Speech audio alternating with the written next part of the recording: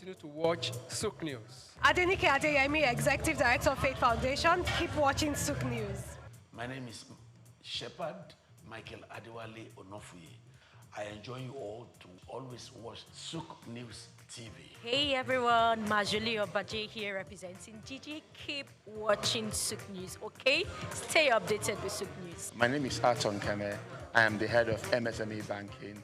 Please keep watching SOUQ News and stay glued to SOUQ News. I recommend that more and more people should watch SOUQ News because they deal with business news. Hi, my name is Amaka Wokolo. I am the director of the Faith Institute at Faith Foundation. Keep watching SOUQ News.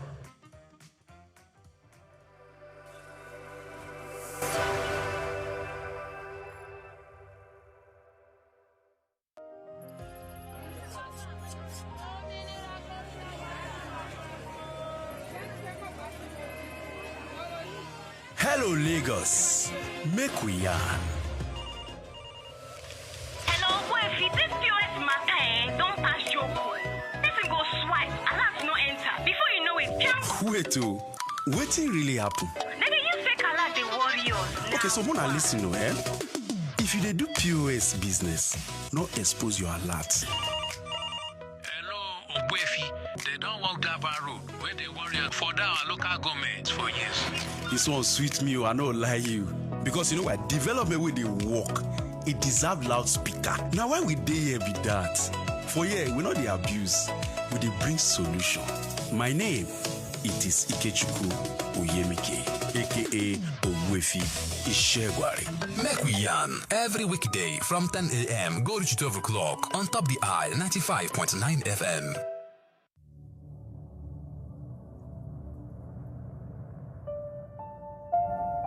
It begins with the ordinary. A shopper walks into a supermarket, picks a product from the shelf, marked 2,000 naira, and gets to the counter only to be told it costs 2,400 naira. To most Nigerians, it's just another frustrating moment at the checkout. But to the Federal Competition and Consumer Protection Commission, FCCPC, it's a violation, one that captures the complex realities of consumer rights and fair competition in Nigeria's fast-moving consumer goods sector. Between March and August 2025, the FCCPC recorded 1,543 consumer complaints within the FMCG sector, the second highest across all industries during that period. The complaints range from deceptive marketing and product defects to poor disclosure of terms and delayed complaint resolution. The FMCG industry, known for its quick turnover and intense price sensitivity, remains one of Nigeria's most competitive sectors.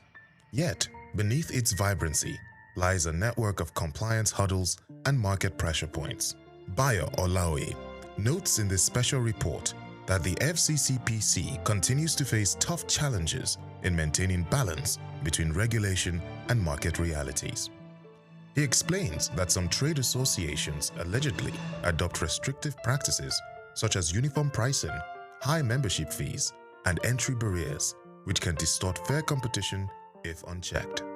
In one notable case, he recalls, the FCCPC sealed a supermarket in Abuja in February 2024 after discovering discrepancies between displayed prices and checkout charges, a clear case of deceptive pricing. According to Olaoye's analysis, Nigeria's Federal Competition and Consumer Protection Act (FCCPA) 2018 provides the strongest legal foundation for consumer rights protection in the country. The Act guarantees the right to safety, requiring that all goods and services sold to the public be safe for ordinary use. Unsafe products must be withdrawn immediately once identified. It also guarantees the right to information, ensuring that consumers receive accurate details about price, composition, quantity, and use conditions before purchase. Where goods turn out defective, the consumer is entitled to repair, replacement, or refund. Sections of the FCCPA further prohibit false representation, bait advertising, and exaggerated claims, with sanctions reaching up to 10% of a company's annual turnover. Olaoye points out that state agencies such as LASCOPA complement FCCPC's efforts, helping consumers access information, redress, and awareness of their rights. Despite these laws, FMCG companies operate under immense economic strain. Rising inflation, forex shortages, and unpredictable input costs have made compliance increasingly difficult. Several multinationals have either scaled down or exited the Nigerian market, citing high operating costs and regulatory pressures. Still, as Olaoye observes, consumer protection and fair competition remain non-negotiable principles for any healthy economy. In 2023, the FCCPC fined a multinational FMCG company $110 million for abusing market dominance and stifling competition. Olaoye highlights the case as a major signal of the Commission's resolve to hold both local and foreign players accountable. Olaoye argues that compliance should not be viewed merely as a legal requirement, but a strategic business investment that strengthens consumers' trust and market credibility. He recommends that FMCG firms integrate compliance clauses into contracts, conduct regular audits, and maintain transparent pricing practices. Predatory or collusive pricing, he warns, can damage reputation and attract severe sanctions. The way forward. For Nigeria's FMCG sector, the path forward lies in collaboration, transparency, and innovation. Olaoye concludes that legal practitioners and compliance officers must continue to bridge the gap between policy and practice through staff training, regulatory monitoring, and transparent communication. I'm Moyosore Adibi, SOUQ News TV.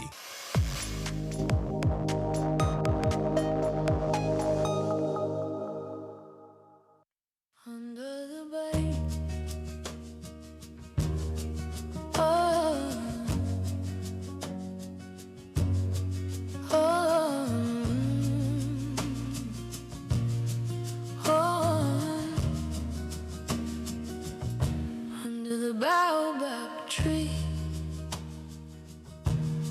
where shadows bend, the earth whispers tales, the wind. Human rights are a fundamental and universal entitlement belonging to every person by birth, designed to ensure dignity, freedom, and equality regardless of race, nationality, or status.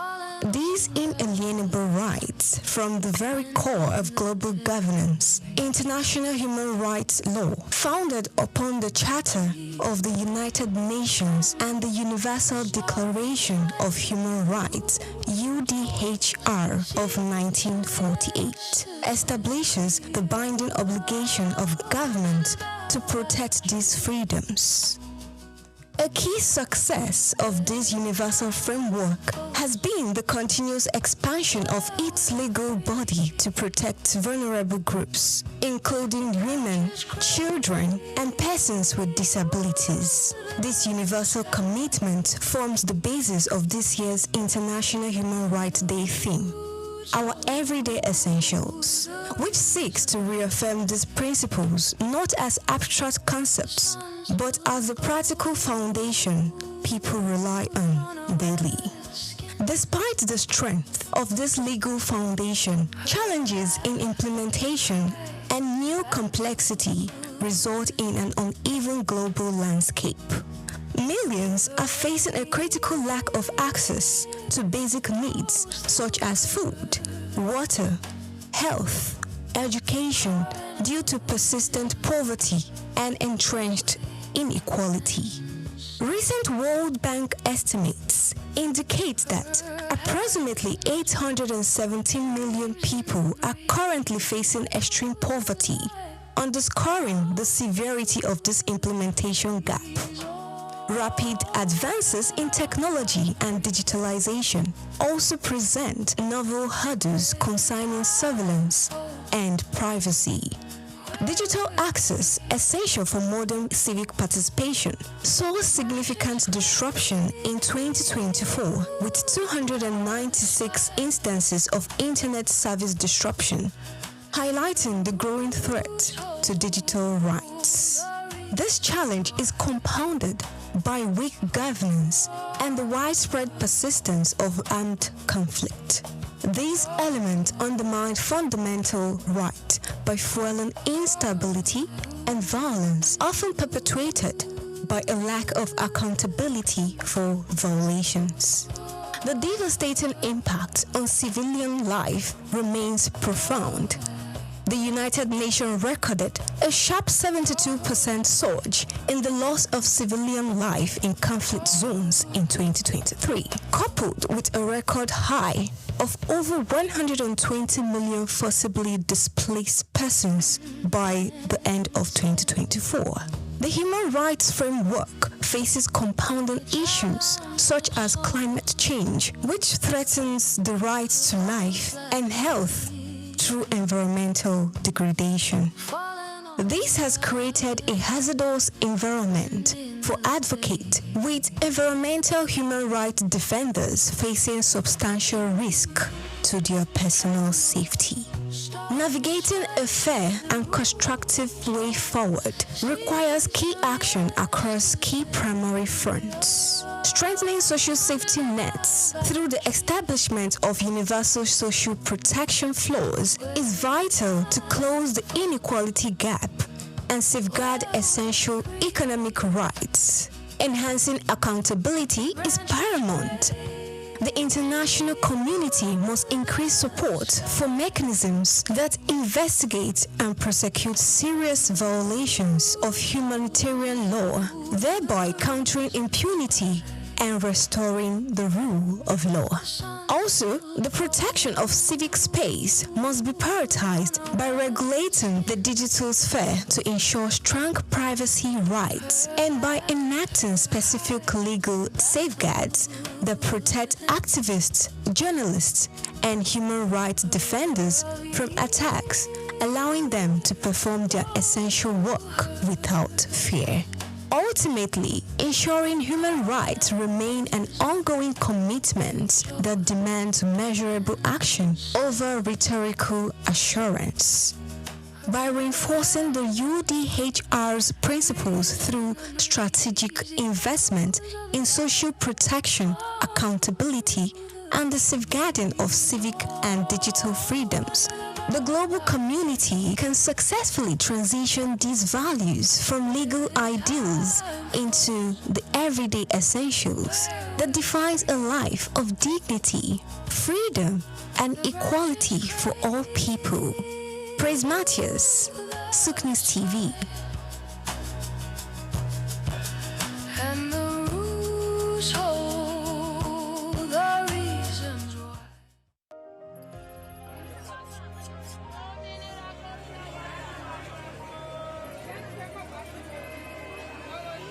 Hello, Lagos.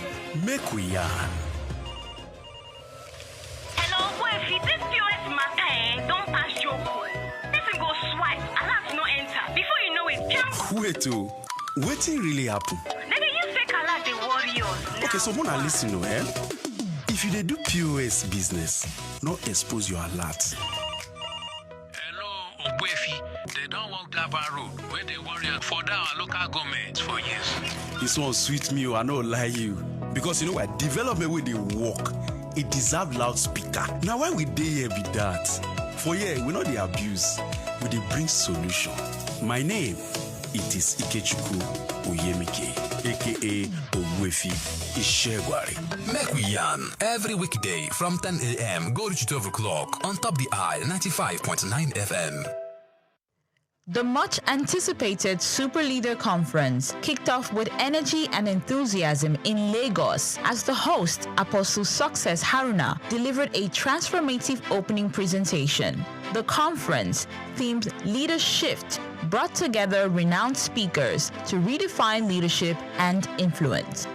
The first speaker set the tone, emphasizing the essence of a super leader, one who communicates effectively, provides resources, recognizes both the strengths and weaknesses of others, and supports them rather than feeling insecure. He also highlighted team building as a critical component of leadership. I said one of the factors is because our marriage is a beautiful marriage for 17 years. So we have been able to model what a good marriage is to the people. Speaking, I have up to 16 people, 14 to 16 people living in my house. It has been so from the day one of our marriage. They've never heard our voice. 17 years together as husband and wife. They've never seen us scream at each other. They've never seen us fight. They've never seen us argue, and they're hearing our voices outside. In 17 years of marriage, with the number, we have never had less than 10 people live with us from the day one of our marriage until this present moment. So what you model as a leader is easily communicated to your subject. That's where The second speaker, Emeka Anslim, stressed that leadership is not about appointment or selection, but about direction. He illustrated this with an analogy. You've created freedom to learn other things. See, guys, is going to learn again while others teach. And when he comes back on top again. Right? Transfer yourself in people so they can take up tasks for you. When you raise leaders, you gain far more people than you can ever imagine in this world. Raise leaders, transfer your values, your nature, your culture into people. This is so important. This is so important. One of the ways by which we become an effective leader. Produce people after your kind. That's what God even commanded. Produce people after what? Produce after what? According to him, effective leadership attracts followership by sustaining the interest of those who believe in and depend on a leader's vision. He emphasized vision, uniqueness, innovation, and creativity as core pillars of leadership. Adding a touch of humor and engagement, the third speaker, Ambassador Victor Walsh Oluwafemi, led participants in a brief exercise before moving into his presentation. He focused on leadership as influence, referencing key individuals who have impacted lives in diverse ways. He reminded participants that learning and education comes at a cost, making the convener's fee gesture invaluable. And I grabbed that message as leadership is influence. Yeah. You can influence people either positively or negatively. And the question I ask people that what has been your influence? What have you been able to do in people's life? Are you able to influence them positively or negatively? I mean, people of us do this a lot. The role of social media. That people as a leader, you need to be cautious of how you portray yourself on social media, right? That's why I went to that handsome man, Uncle Portable. Again, you know, social media has revolutionized leadership influence. However, it must be managed wisely. So we see some crazy set of very young boys, sorry for my language, and some will just come and say, I'm the coach. Of influence. He also advised leaders to be strategic, particularly in the use of social media, emphasizing the importance of knowing when to. The conference was amazing. Leadership was the real deal. You know, it was content rich. All the speakers were very impactful. The points were, you know, very, very valid and practicable. So it was a very big one for me. I'm so grateful that I'm here today. You know, this is the best use of my time today. To realize that to be a leader, a true leader, you have to show your followers what you want them to do. You share your vision with them and also do the work. Let them see what you're doing, they'll be able to replicate. Basically, is for me, is emotional intelligence in influence, in influencing people. So it's so profound for me, and I'm taking that back into my space. The third speaker, he got to identify some types of leaders, and one of them was a transformational leader. That was really awesome. Like, I'd like to be a transformational leader, one that leads and then leave a mark when I'm gone. Yes. And reassess. The conference wrapped up.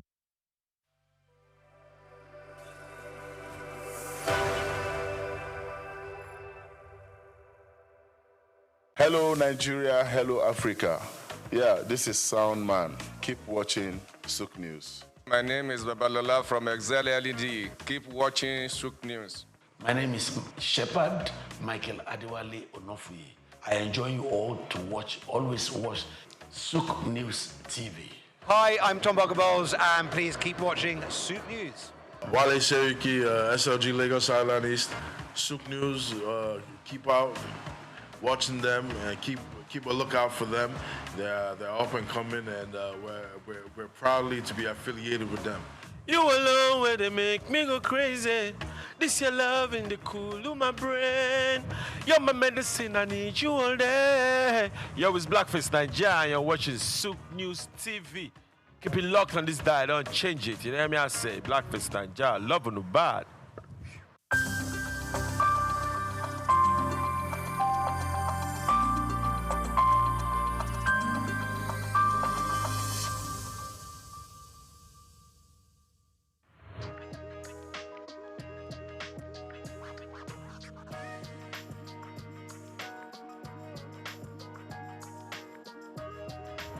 Well, thank you once again for inviting me over.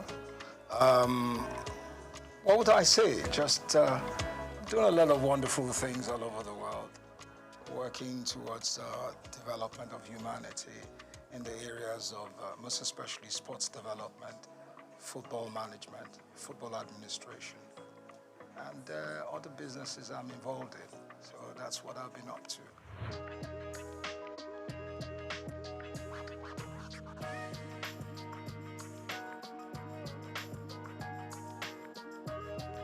Well, basically, the National Sports Commission is there to ensure that sports development is put in a proper perspective. There are a lot of papers, a lot of policy papers, a lot of things that have been put in place. So they need to go into it, look at it, and structure something positive out for the development of sports in the country. I'm sure they have all what it takes to do it, and the zeal and the power to go ahead and put those things in place. That's basically what they need to do. How the implementation is key. And I know, well, one way or the other, they should have the wherewithal to do it. So I wish them all the best.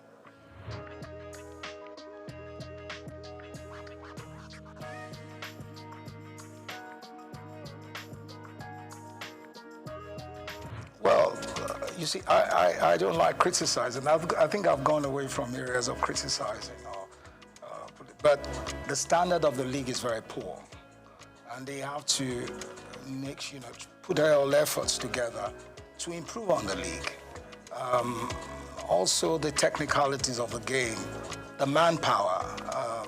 We have to, we're still doing what we practiced 15 to 10 years ago. So it's not changed. So all those things have to change. We have to go away from the mediocre ways of running the game and put in more investment in development of the game itself. Clubs have to be, it's so sad that we in Nigeria prefer to watch the Premier League compared to the Nigerian Premier League. It's a sad story. I remember 40 years ago, you could go to the stadium and watch our local, amateur league, and there were standards. So there's no reason why we can't bring that back. It's the wherewithal, the willpower to do it, and the stem from, having to go away from the area of mediocrity, where we bring in professionalism. We have the people that can do it, without any doubt. But for the system to allow them come in and do those things is another question. How that is going to be done, we've talked about it for many years, but nothing has been done about it. I pray and I hope someday they'll put up the proper perspective and the willpower to do those things.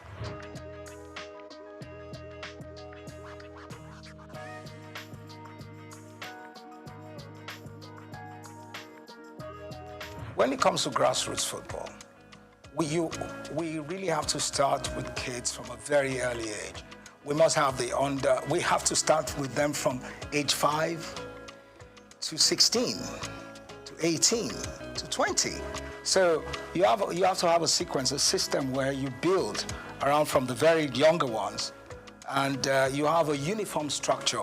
Number one, we have to identify the kind of football we want to play in Nigeria, our type of football, our ethos, what we want to play. And then we can now imbibe that, put it in our kids from a very early age. So from age 5, you go under 5 to under 8, under 8 to under 12, under 12 to under 16, under 16 to under 18. You have those structures in place. And it's spread around the nation. Now, where it's not the under 5 or under 18 where you put a 20-year-old or 25-year-old. We have to have a system where those kids are registered and we can monitor them from a very early age. You understand me? Where we don't cheat, where we bring in the right age and we train them to perform at different age group levels.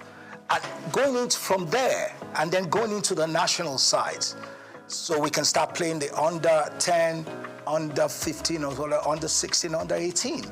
You understand me? So those structures have to be in place, which we don't have today. There must be uniformity. You understand? So if we can do that in the future, we will progress.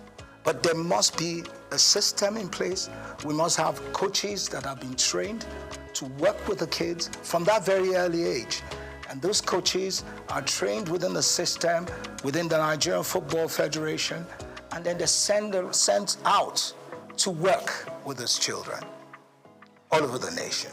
The football academies we have today are only out to sell players. You understand me? So what I'm saying here is where we have, I'm not saying academies shouldn't sell players or not. Those players in the academies, if we have uniformity, should be playing in the league. And then we must have a cap where we say, look, until you're a certain age, you can't leave the country. You must play in that league because we've invested in you. We've invested in those kids. So maybe they will have to play till they're 20 or 18 or 19 where they can now go out, you understand, to play abroad. But there must be a structure in place. And there must be laws guiding it. That's the only way we can excel.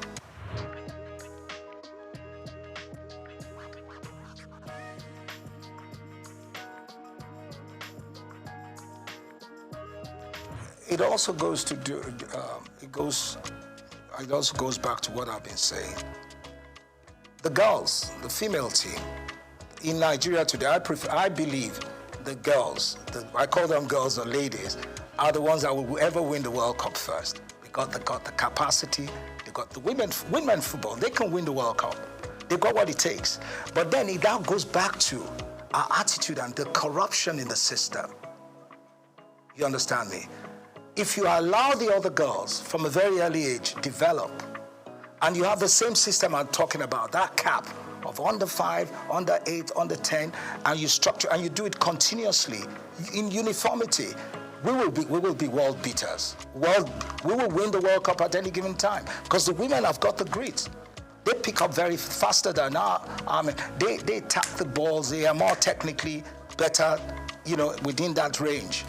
So, but it's for us to develop those things and to take away corruption.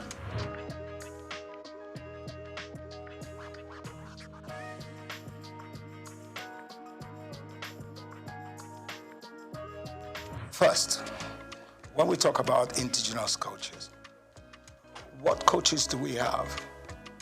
You see, if you don't have a competitive league, a highly professional league, how do you want to get good coaches? You can't get good coaches. The coaches, it's not that we don't have the capacity to build good coaches. We have a lot of talents in this country that can be world beaters, that could be top coaches. I talk to young stars. Young stars will talk to you about the technicality of the game. They're very bright. Even my son, when he talks to me about football, I think he knows the game better than I do today. The technicalities of the game, you understand me? The formations, how players play, back and forth. It's because you've given them the exposure. And we need to give our young stars that exposure. We need to develop them. That's what we're not doing. We have to invest in them. But for now, we have not done that. And what we're doing today is those bunch of coaches we have are not good enough to run the national team at that level of competition.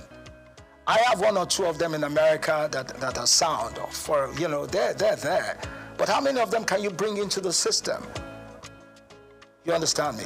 Our local coaches, we need... National Institute of Sports. Now, please, let's forget about the National Institute of Sports. that I use a word is been alarmalized. That's a very poor system. You know, it has nothing. We have nothing there. I'm serious. I'm not running anything. National Sports Institute is a disgrace. So we shouldn't be talking about that. Yeah. If you want to talk about a National Sports Institute, then you go to Australia and other countries and you see what it is. You see the standards. We don't have those things. Ours is archaic. Is it beyond redemption? There's nothing beyond redemption. It can be, you know, we can work on it. We can develop it. We just have a time frame, work around it. See, there's nothing we cannot do in this country. We got everything possible to do it. It's the wherewithal. Do we have that mindset to do it?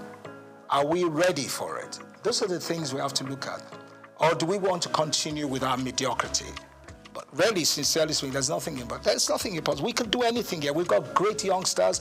We have to remove all this old, archaic way of thinking and then bring in a more modern, professional approach to things.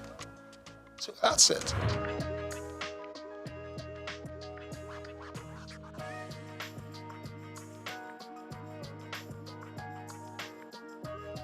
The media is one of the most corrupt anyway, I'm sorry to say. The sports media and all that, the sports writers.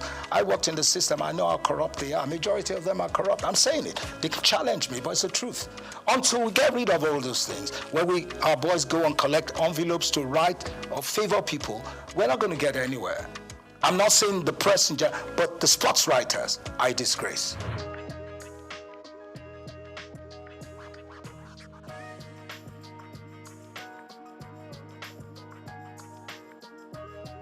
See, the supporters club is not going to do anything or develop football. This is just to travel, get things. Oh, it's fine. It's good to have fans.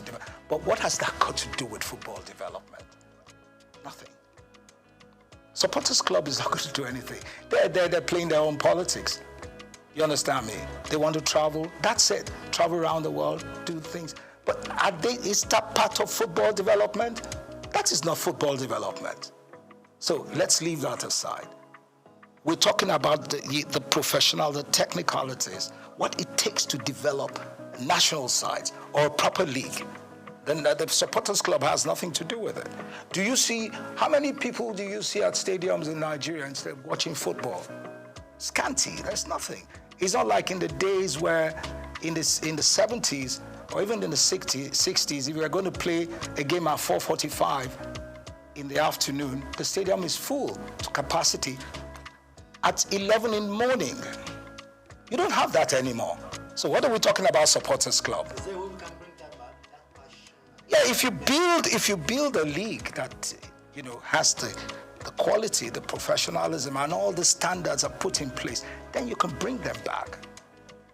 Then you can bring the crowd back.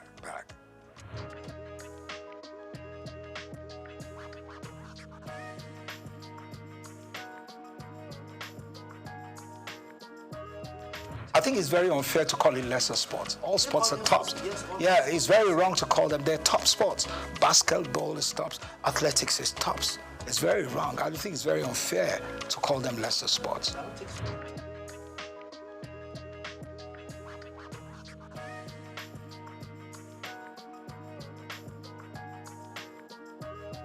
See, bottom line is the politics, the greed. You understand me? We have top talented basketball players all over the world. We could put them together. It's all about management. It's all about commitment. But you don't have those things there. It's about myself. It's all about self-aggrandization. What do I get from this? It's not about what do we do to build these teams or these athletes to be world beaters. Do you understand me? So you're not going to get anything out of it. You will never. It's the bottom line. You'll never ever get anything. So you'll always have factions, you'll always have people fighting. Why do you fight for what? If you can collectively come together to build a system, a structure for basketball, for example, because the girls are tops, they can perform, they can do far better than where they are today. I always tell you, the female teams in Nigeria will always excel in athletics, in basketball and all that. Our male are a bit arrogant and clunky in doing things, but the ladies are always more committed. They've got what it takes, but they need good management. It's not that the men can't do it too, the men can do it, but it all also evolves with good management. Taking away politics, taking away greed, not a situation where a coach is collecting money from a player to put a player in the team, or a member of the football association fighting for their children or family to play in the national team, or a member of government is asking someone to put their kids in the team. No, that's not it. Where is the nationalism? Where's that patriotism? Patriotism. I don't care where you come from. If you're good, you're good. If you're better than my own people, then my own people have to sit down and you let them, the others that can perform. Where would you have quota system in football? Where's that done? Do you understand me? So we have a lot of issues we need to resolve.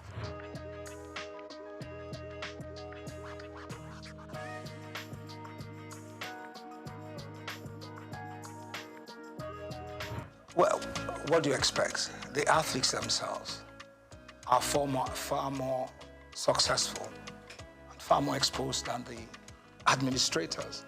So the administrators obviously are always envious of those ones, and they make life difficult for them. Do you understand me? Where you have people that are not competent enough running a system, people that are not exposed, that haven't got the professional ethics to run the thing, that's what you get. Then the greed aspect, which is a standard norm for us in this country. Greed. Where people believe athletics is only, you being a member of the Athletics Federation is all about traveling. You understand me? He wants to travel, she wants to travel. She wants to be in the, what do you call them, in the group of people that are going away. See, you can never get no results. They're all fighting to get something. Then they don't care about the athletes. They want to be in a delegation that is going to travel. Do you understand me? So that's basically it. They're not interested in the development. They haven't got the zeal. You understand me, sir? So once you don't have those things, you can never get anything right.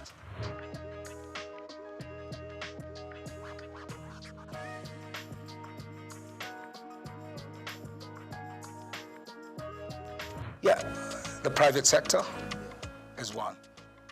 The cricket has more because, government involvement is not as, I think you have more of the private people, interested private people that have gone to schools, top schools, that played cricket in those days. Those are the ones that are promoting cricket. So you're going to get results, you understand me? Because they're far more exposed, they understand what it takes. So the commitment is there. They're using their own funds to push, to develop the game. You understand sport. So that's why cricket is picking up.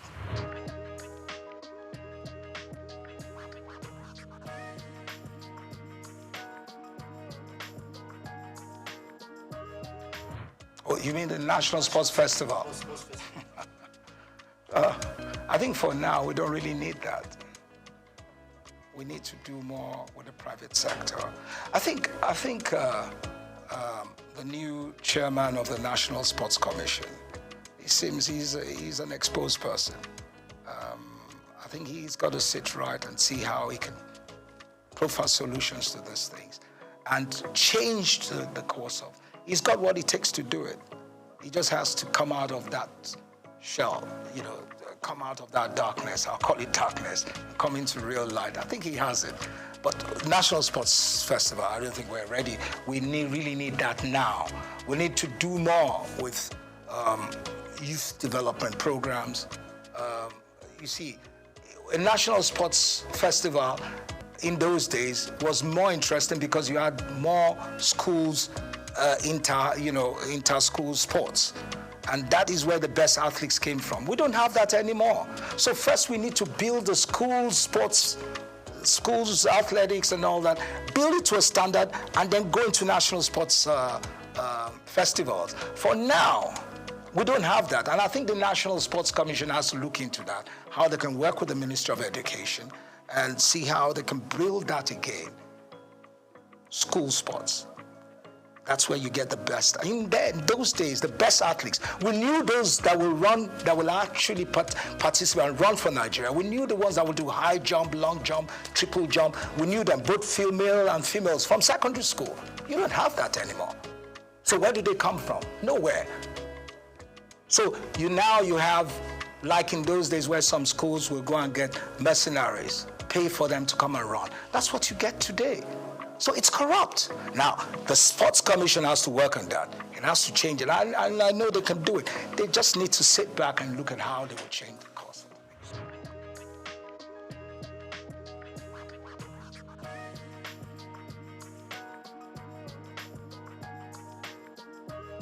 If you want to unite Nigeria with good sports, then you got to give them good results, good teams that can perform.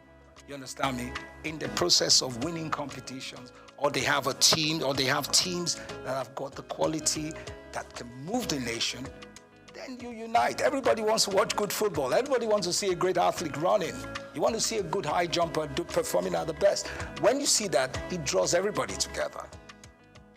If you have a good national team that plays excellent football, look, in Nigeria, when you look at our team, the 94 team, we were the 5th in world ranking. You were talking about ranking, which I don't really. When we really had a good ranking, we were number 5 in the world. The 94 team was number 5. The World Cup 94, we were rated as the 5th best team in the world. And you look at the style of football we played. We developed our own style of football, took it to the world, and we were respected. We don't do that anymore. We have to have an identity. You understand me? Our footballers are not the best. We're good, we're very athletic, we're strong, we're physical. You understand me? We've got to build that kind of football. We are not as technical when it comes to techniques and all that, like the Europeans. But when it comes to the physicality, you understand me, we're better. When it comes to the physicality, the mental strength, we have it. So you have to build around that. You're putting a bit of technical things there, but the main issues is we got to have the muscles, the strength to run any team down. That's the kind of football we should play. We're playing lazy football now. We have to play what we played then, where we run any team down. We can play 2-3 hours non-stop. We never get tired. We don't have that anymore. We can't even string passes. We can't play 2 against 4, 3 against. We don't do it anymore. We're lazy. It's not only the coach. Yeah, the coach and then the association, the federation. They don't have a vision. You have to know what you want to present to the world. It's like any other top team in the world. In Real Madrid, Barcelona, they have their own type ethos, their own style of football. And this is what they sell to the world. We don't even know what we're doing. We have to have what it takes to sell to the world. This is what we want to do. This is how we can perform. This is the style we're going to play. And that style we believe in. And then we build the youngsters from very early to play that same type of football. We have the manual that we can work with. Uniformity. Simple. That's it.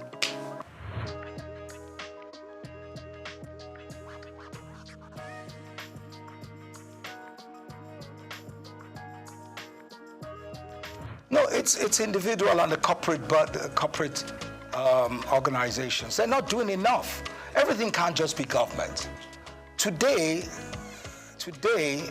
you don't even have Nigerians pumping money into sports like they used to do that. I'm sorry, I don't want to digress, and I don't want to say what my father did. I'm not promoting my family, but I knew how he invested millions of dollars building the national teams. Yeah, his personal funds. You don't get those things anymore.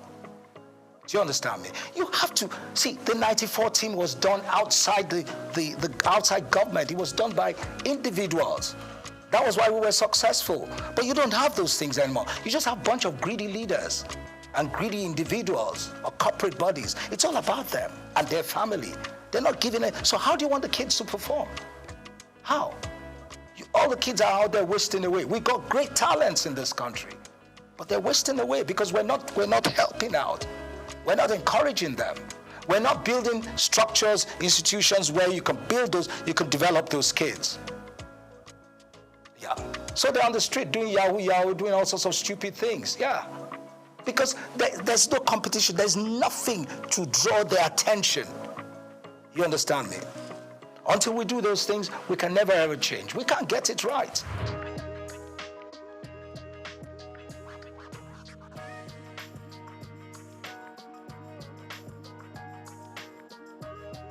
Yeah, well, for me, I don't see any difference within for me, whatever you give to the female teams, you also give to the senior, to men. Because our team, our female team, at the world ranking today, we're tops, we're recognized. So you have to also allow, but for men, anywhere in the world, men always have an advantage. But doesn't mean the disparity should be so much. You give the ladies, I remember when I was the FA chairman, I remember once the female team was in camp, and we went there in Otta. When we found out what they were earning, it was disgraceful. You couldn't even buy their, I'm sorry to say that, what you ladies use, your pads, you couldn't even buy it. I had to tell them, these are women. Why are you treating them like rubbish? They have to be looked after. Because they're going to need more of those systems, because you have more wastage than men. Don't let me go into what I'm saying, but I understand. So the women have to be well taken care of. Yeah, simple.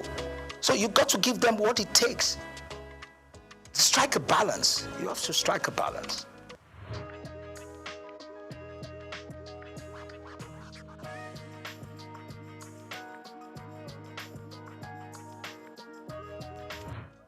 Solutions I'm going to give you, I can't give you a straight off head, right? But really, since first, we have to get rid of greed. We have to go away from all this religiosity in the system, because religion has destroyed the fabrics of a nation. See, being a Christian or a Muslim or whatever doesn't mean you've got to cheat people or lie to people or not show love. You understand me? Or the religious, when I come to religion, the churches, the institutions we have today are not developing education. There must be uniformity in education. They're not developing education. Education is key. But you know what we have today? Half-baked educated youths. Half-baked. And that's the worst you can ever have. And that is key in anything we do. First, to have good leaders, well-structured.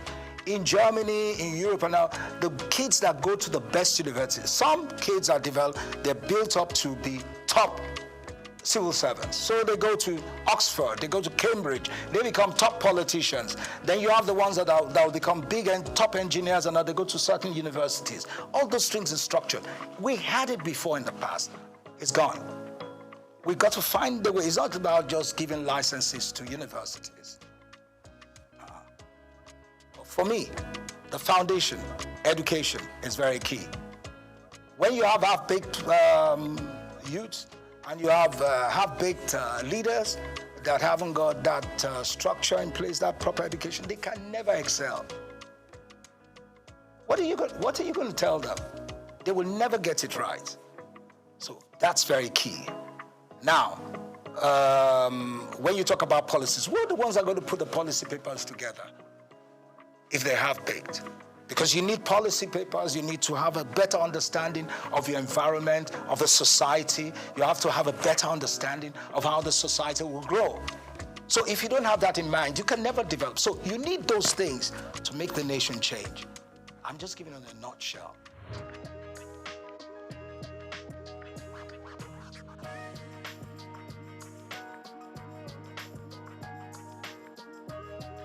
Yeah. You need more commercial, you need more private sector funding, you need more sponsorship, and then, like I said, you need more training. You need to train your coaches. Our referees are the most, Nigerian referees, do you see any referee participating in any African Nations Cup? No. Because, and you're telling me it's the best league. That's the most corrupt league in the world. Because our coaches are not even, our referees are not even allowed. They never invite them for any Nations Cup. So what are we talking about? What does that tell you? What does that tell you? Every match in the MPFL, most times, most of the games, all home teams win. You don't see away teams coming to win. So are you telling me that's a balanced league? It's not a balanced league. It's a corrupt league. So that has to change first. When that changes, you understand me? And also, then other things will follow.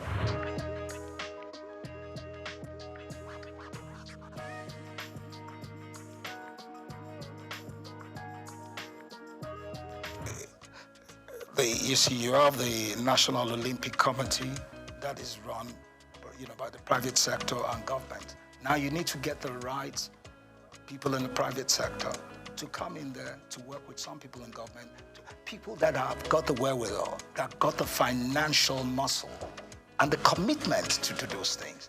Not just people that are hustlers that just want to get something out of it. It's about people that want to give. That's what Olympics is all about. People that give, that are ready to give, to develop Olympians to be world beaters. People that truly want that mood, that soul of Olympics to excel. That's what we need. And that is what we have to work on. And that comes from leadership, that comes from the system, where you choose the right people that have got what it takes to build the Olympic team.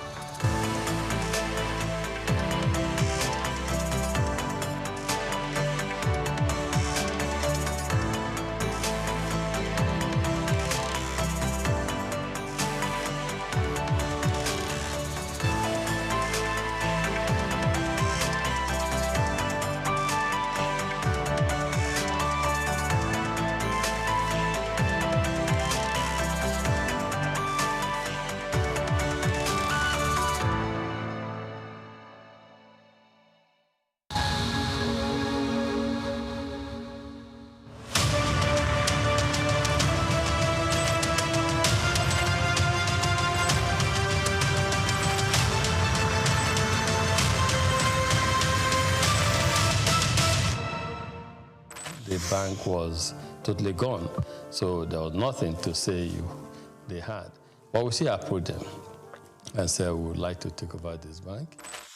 The journey since 1997 has been one thing or the other, and I'm happy that many years down the line we look back and we're happy that we're audacious and bold to make them move at the time. That's why today in UBA, perseverance, resilience is a core virtue, a core attribute, a core value of ours, because we apply that early on in this journey. So that's how it all started. Leadership, according to some Peters, entails vision, enthusiasm, trust, verve, passion, and consistency. If there's one man who graciously combines these virtues, the name Tony Elumelu comes to mind. They say that success to a large extent is dependent on being at the right place at the right time.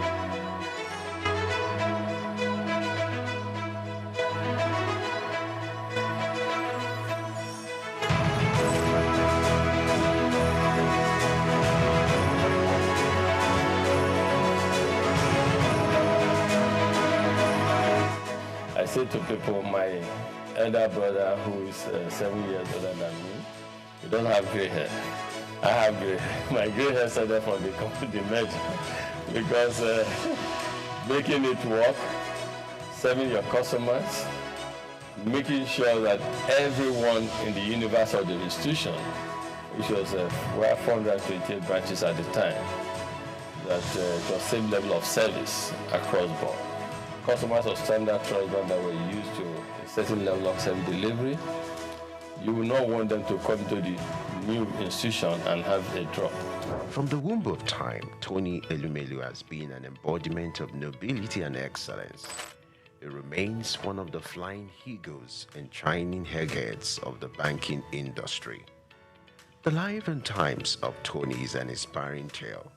He is one Nigeria who is unmoved by material wealth and self-aggrandizement. Tony's noble qualities were on from his humble background. Growing up with 4 siblings in Jos Plateau State, the cowboy of the banking industry who hails from Anocha North local government area of Delta State, Believing in the democratization of law combined with hard work, he began his career as a copier salesman. The Ambrose Ali University graduate of economics also bagged a master's degree in economics from the University of Lagos. In 2019, he received an honorary Doctor of Business degree from Bayero University, Kano. Going to university, I just thought I wanted to be a businessman because my mom's brother, my mom and his brother were just two of them.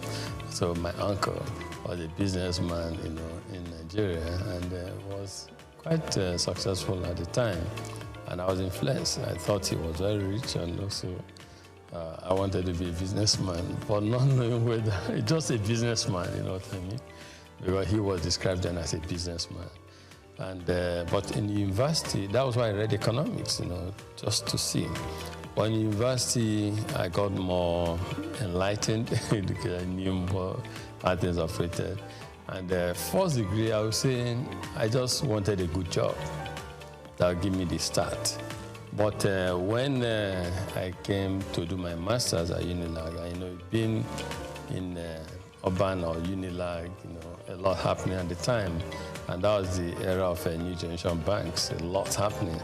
Our friends, in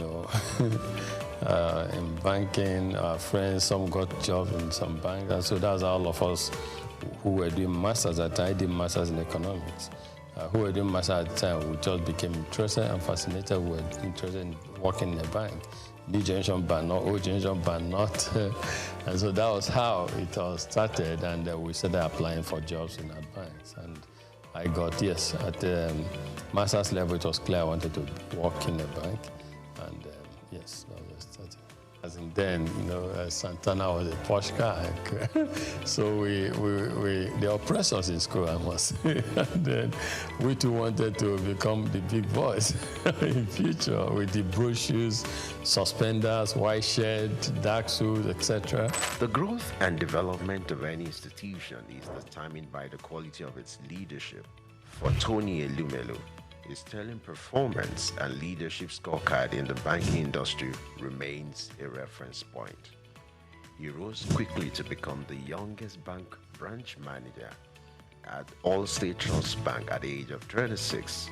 He formed a coalition to acquire a distressed financial institution, Crystal Bank, and became its CEO, an action that earned him and his circle of peers the nickname the Cowboys of banking. In 1997, some of us came together and acquired a distressed financial institution.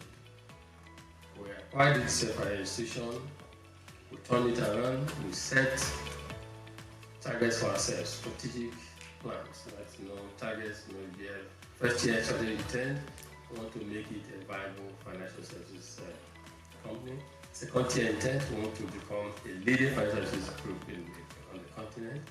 And third financial intent, strategic intent to become a player in the global financial arena. As we all know, there's so much private global capital seeking the right investment destination.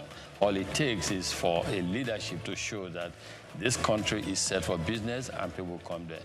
We want to move into an economy where they can invest freely as well as move their monies out when it comes for time for dividend and remittances and repatriation of a dividend. So I will continue to invest because of the signal that we see in the market, because of certain fundamentals that are right. He audaciously led the largest merger in Africa between United Bank of Africa and Standard Trust Bank. Tony's fancy for red tie remains emblem of his appearance. He retired as CEO of United Bank for Africa in 2010. He is presently the chairman of Heirs Holdings, the United Bank for Africa, Transcorp, and founder of the Tony Elumelu Foundation. I can't express how excited I am in words to be here and to be selected among the 1,000. It's the opportunity for me to realize my dreams. So I go into business and start to make my way. It challenges you to do things you never thought you could do. Maybe if you'd have gone to a private school or an MBA, you must have paid a lot to get this kind of, enlightenment. Ça me fait plaisir de voir des frères et sœurs qui veulent se rencontrer, se connaître, les partager et créer un réseau, peut-être le plus grand réseau africain. Vengo de Cabo Verde. Je suis tunisien. Je viens de la République du Bénin. I'm from Edo State, Nigeria. I'm from Ghana. Zimbabwe. Sudan. From Rwanda. Gabon. Uganda. Senegal. Niger. I'm from the Gambia. Welcome, and thank you for coming to Lagos. I'd like to start by congratulating all of you. You have done well.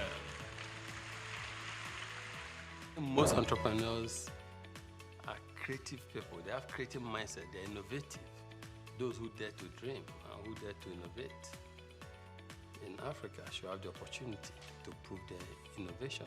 And that is why we have $10,000 for these 10,000 Africans to help prove their concept and prepare them for bigger scale financial support. We don't give because we see it as a moral burden to give, to just give charity. But we want to give people because we want to uplift them. We want them to be self-reliant. We want them to be fishermen. We want them to do what we are doing. We want them to prosper in life, become successful. Tony made a tremendous contribution to giving back to the society. His selfless efforts and huge investment into humanity through the Tony Elumelu Foundation is widely admired as the leading philanthropy empowering a new generation of African entrepreneurs, driving poverty eradication, catalyzing job creation across all 54 African countries, and increasing women economic empowerment. Since the launch of the entrepreneurship program in 2015, the foundation has trained over 1.5 million young Africans on its digital hub. Tony, the Nigerian economist, entrepreneur and philanthropist, holds the Nigerian National Honors, the Commander of the Order of Nigeria, CON, a member of the Order of the Federal Republic, MFR. He has been responsible for creating business that are critical to Africa's economic development. He is a proponent of Africa capitalism, an economic philosophy which advocates for the private sector's commitment to Africa's development through long-term investment in strategic sectors of the economy that drive economic prosperity and social wealth award. He was awarded the Daily Times the Nigerian Man of the Year in 2016. He was honored with the National Productivity Order of Merit Award in 2019. He is also on the list of Time Magazine's 100 Most Influential People of 2020. On October 11, 2022, Elumelu received the National Honor of Commander of the Order of the Federal Republic of Nigeria. Tony, as a staunch professional and chairman of Foremost Bank, may understandably runs a busy daily schedule like that of a bee, but he balances the equation with creating time for sports. His love for lawn tennis and football stands undeniable. My good workout favorite, I think I would say that I like to jump on the sport. You know, I love yoga, as you said. Yeah. But these days I'm trying to get in the group on planking. Tony is not just a champion in the banking hall. He equally balances the equation when it comes to family life. For me, as a family man, though, I try to make sure I balance things. I try to make sure my family side does not suffer. In that process, I was also growing a family, having my kids and co. So, but everything came together. Tony is happily married to Awele Vivian Elumelu, who is the chairperson of Harvey Medical Practice Limited. Vivian also oversees the healthcare investment of his holdings. She holds a Bachelor of Medicine and Bachelor of Surgery degree from the University of Benin. The marriage was consummated in 1993 and blessed with 7 children.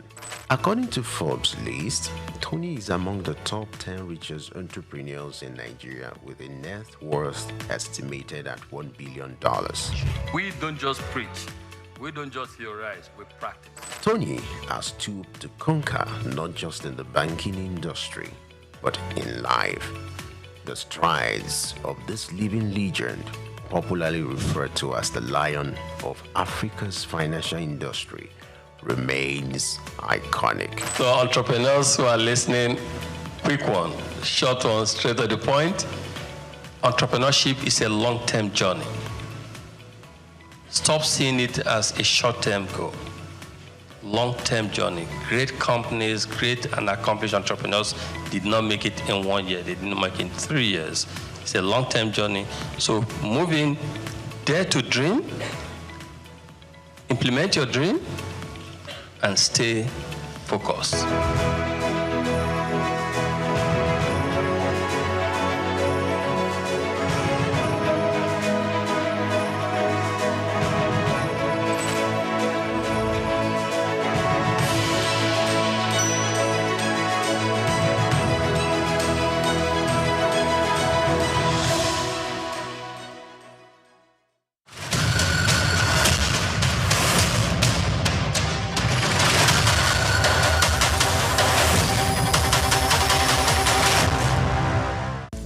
Just what you need right here at Femi Wash Media. Call it the Midas Touch and you wouldn't be wrong. Let us record, produce, mix and master your audio like nobody does. Reach us on our contact today for the best quality job. My name is Shino Ogbadegeshin. I'm the CEO of Gozi Micro Insurance.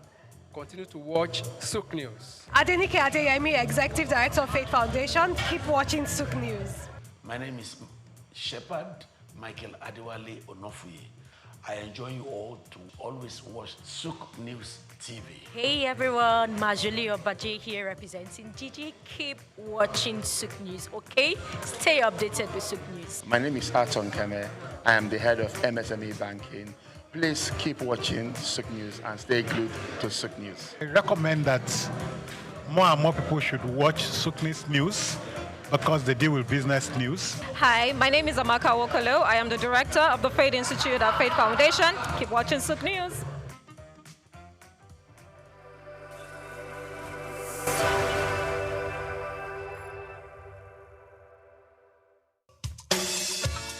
Fellow Nigerians, did you know that constituency and executive projects in your communities are not gifts from your legislators?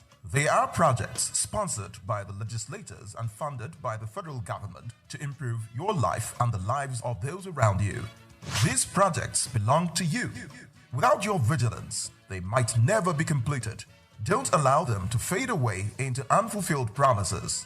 Stand up, take ownership, monitor their progress, demand accountability, and report concerns to ICPC. Call our toll-free line now on 0800-2255-4272 or WhatsApp only on 0806-656-4726. This message is brought to you by the Independent Corrupt Practices and Other Related Offences Commission, ICPC, with support from MacArthur Foundation and the Center for Democracy and Development in Africa, CDD. For years, uncomplimentary features including obsolete books, lack of power supply, leaking roofs, and sparse library infrastructure have become an integral feature of public libraries. Visits to some of these facilities, particularly in Lagos and Ibadan, indicate a litany of pathetic public libraries. Attempts by governments to turn things around have been weak and sometimes non-existent. Expectedly, the impact of this on learning is telling. This is the basis of today's news talk, which focuses on public libraries. An American writer, Sidney Sheldon, once said that libraries store the energy that funds imagination. He added that libraries open up windows to the world and inspire us to explore and achieve and contribute to improving our quality of life. For many years, many young Nigerians have failed to improve the quality of their lives by expanding their knowledge or nurturing their latent reading skills, hence leave most parts of their lives in doubt, contrary to the advice by British novelist and screenwriter J.K. Rowling, who said, "When in doubt, go to the library." Public libraries play a crucial role in a country's educational system by providing free access to a wealth of information and resources through offering a diverse range of books, journals, and digital resources that are essential for learning and research. They serve as a repository of knowledge accessible to everyone, regardless of socio-economic status, in addition to supporting lifelong learning by providing resources for all age groups. Their role in promoting literacy by offering reading programs, story hours, and access to books for young readers is very crucial for early childhood education and developing a reading culture. It is in light of this that the declining state of public libraries and poor management of the existing one, particularly in Lagos and Ibadan, are posing concern to critical shareholders. These concerns are there because of the overreaching effect on the standard of education in the two states, Oyo and Lagos. Most libraries in Lagos and Ibadan share similar attributes. They range from old buildings with leaking roofs, obsolete books, empty shelves, disused tables and chairs, uncomfortable ambience, and overgrown shrubs. Also, while the world is migrating electrically and libraries digitalized to bring them up to speed and make them fit for purpose in contemporary times, most libraries in Lagos and Ibadan are without electricity and manually driven. With fond memories of borrowing books to read in Lagos and returning them to the library in the full care of the other students after digesting their contents, Mrs. Felicia Adeniyi is pained that many years after, school children are longer enjoying such opportunities because of what public libraries have become. For starters, most of the libraries in Lagos State belonging to the state government are in a ruinous state. In its wisdom, the Lagos State government some years ago has turned the age-long library on Broad Street into a drug laboratory or whatever. This reporter used to use the library in the 60s, 70s, and 80s before the politicians decided to change their minds. In Oyo State, the surrounding of the Oyo State Library Board at Dugbe in Ibadan betrays what a reading environment should look like. Inside the facility is equally disheartening. Additionally, makeshift shanties cluster the precincts of the library, making it difficult for visitors to recognize his presence. Random samplings carried out among students revealed a worrying situation. While many of them hardly know where the public libraries are located, some don't even know that public libraries exist. This perhaps explains why the standard of education in the state is on the decline. The reference section, located on the first floor, is lightly deserted, with only one patron present apart from the staff. The shelves are filled with old, dusty books, revealing lack of maintenance and updates. Public libraries in Ogun State are also a worrisome sight. Users no longer patronize the state library. One of the major factors causing this is because the libraries are not digitalized and facilities are in a poor state.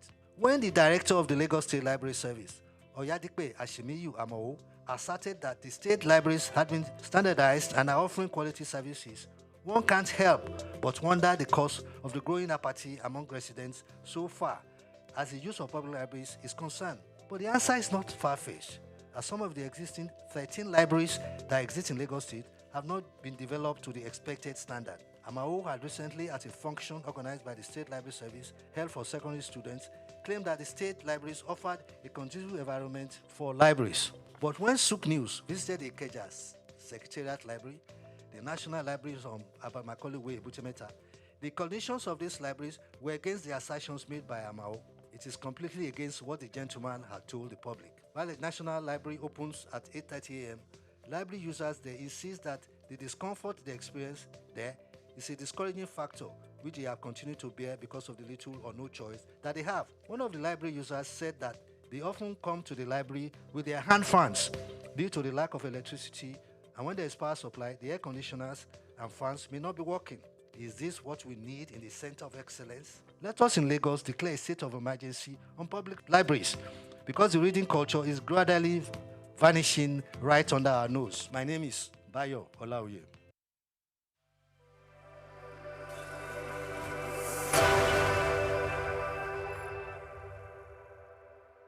Hello Nigeria, hello Africa. Yeah, this is Sound Man. Keep watching SOUQ News. My name is Babalola from Excel LED. Keep watching SOUQ News. My name is Shepherd Michael Adewale Onofuye. I enjoy you all to watch, always watch SOUQ News TV. Hi, I'm Tom Boggaballs, and please keep watching SOUQ News. Wale Seriki, SLG Lagos Island East, SOUQ News. Keep out watching them and keep a lookout for them. They're up and coming, and we're proudly to be affiliated with them.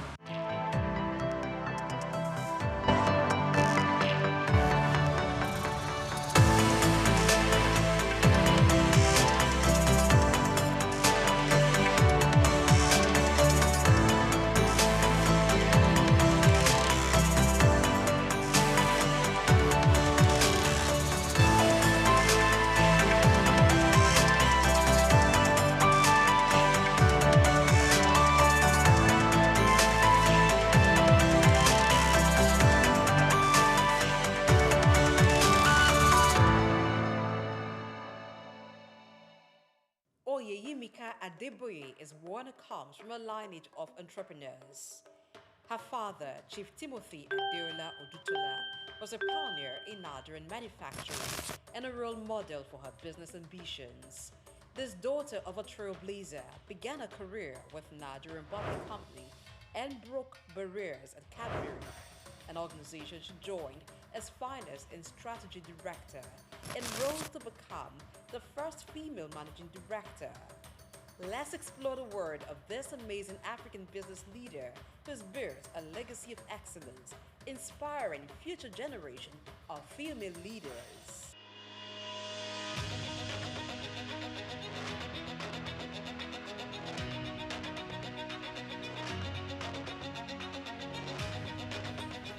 Oyeyimika Adeboye comes from a lineage of entrepreneurs. Her father, Chief Timothy Adeola Odutola, was a pioneer in Nigerian manufacturing and a role model for her business ambitions. Oyeyimika was born to late Chief Timothy Adeola Odutola, a foremost entrepreneur of his time. He was one of the pioneers of indigenous manufacturing in Nigeria, alongside the likes of Alhassan Dantata, the great-grandfather of business icon Aliko Dangote, and Louis Ojukwu, father of Odumegwu Ojukwu, a Biafran leader.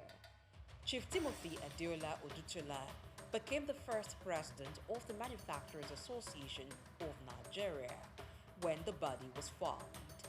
As daughter to the man who created a multi-million-dollar conglomerate, including 3 factories, a realty franchise, a cattle ranch, a 5,000-acre plantation, a sawmill, an exporting business, as well as established Adeola Odutola College and Adeola Odutola Elementary School in Ijebodi, Ogun State.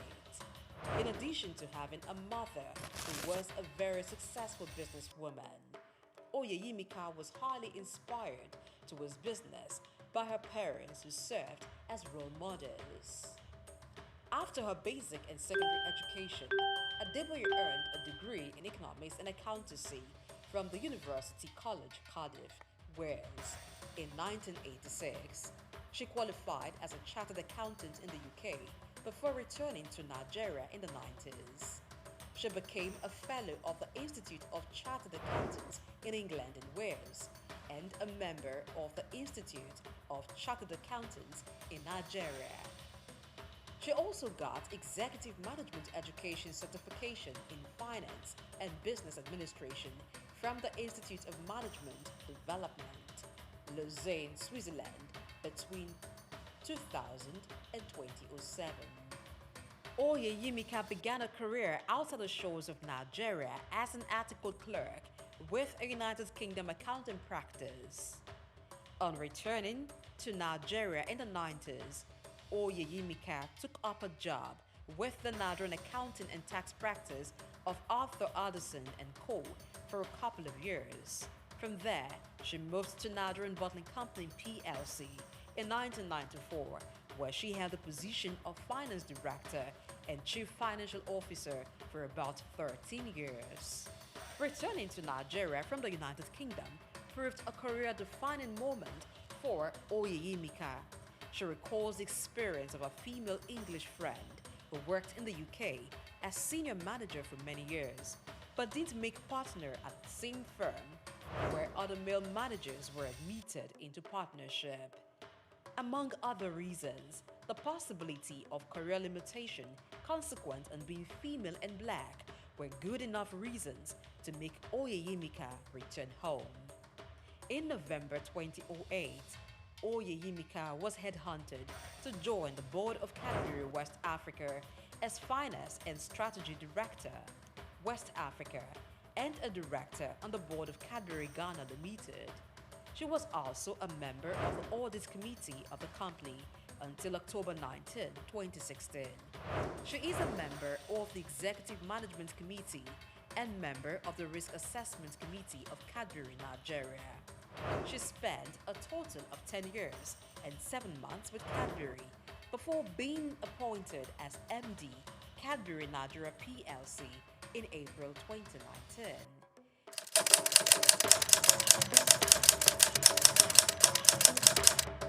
She also became MD, Mondelez Cadbury West Africa. 2 months later, Mondelez International is the parent company of Cadbury Nigeria PLC. After consciously building a career in finance, strategy, and business administration, both in Nigeria and the United Kingdom, for over 2 decades, one can almost say that Oyeyimika had spent all the years preparing for the top. Her appointment as the MD CEO of Cadbury Nigeria PLC is a testament to the company's acknowledgement of fine talents. Position as the managing director of Cadbury Nigeria PLC. In April 2019, she was announced as the successor to Amir Shamsi. By this development, she became the first female MD of the company in its over 50 years of existence. It's very important as you're growing your careers. You come here, you learn a lot, and this is a fantastic initiative, by the way. You come here, you learn a lot, and then you go out there, and you're wondering what next. What I always say to people is don't limit yourself. You must never limit yourself. I gave you a statement. I said I'm a finance person. Today I'm a general manager. I did not learn general management in school. So whatever you're learning here, I'll call it a drop in your learning pool. Okay? You spend a year here, you learn something.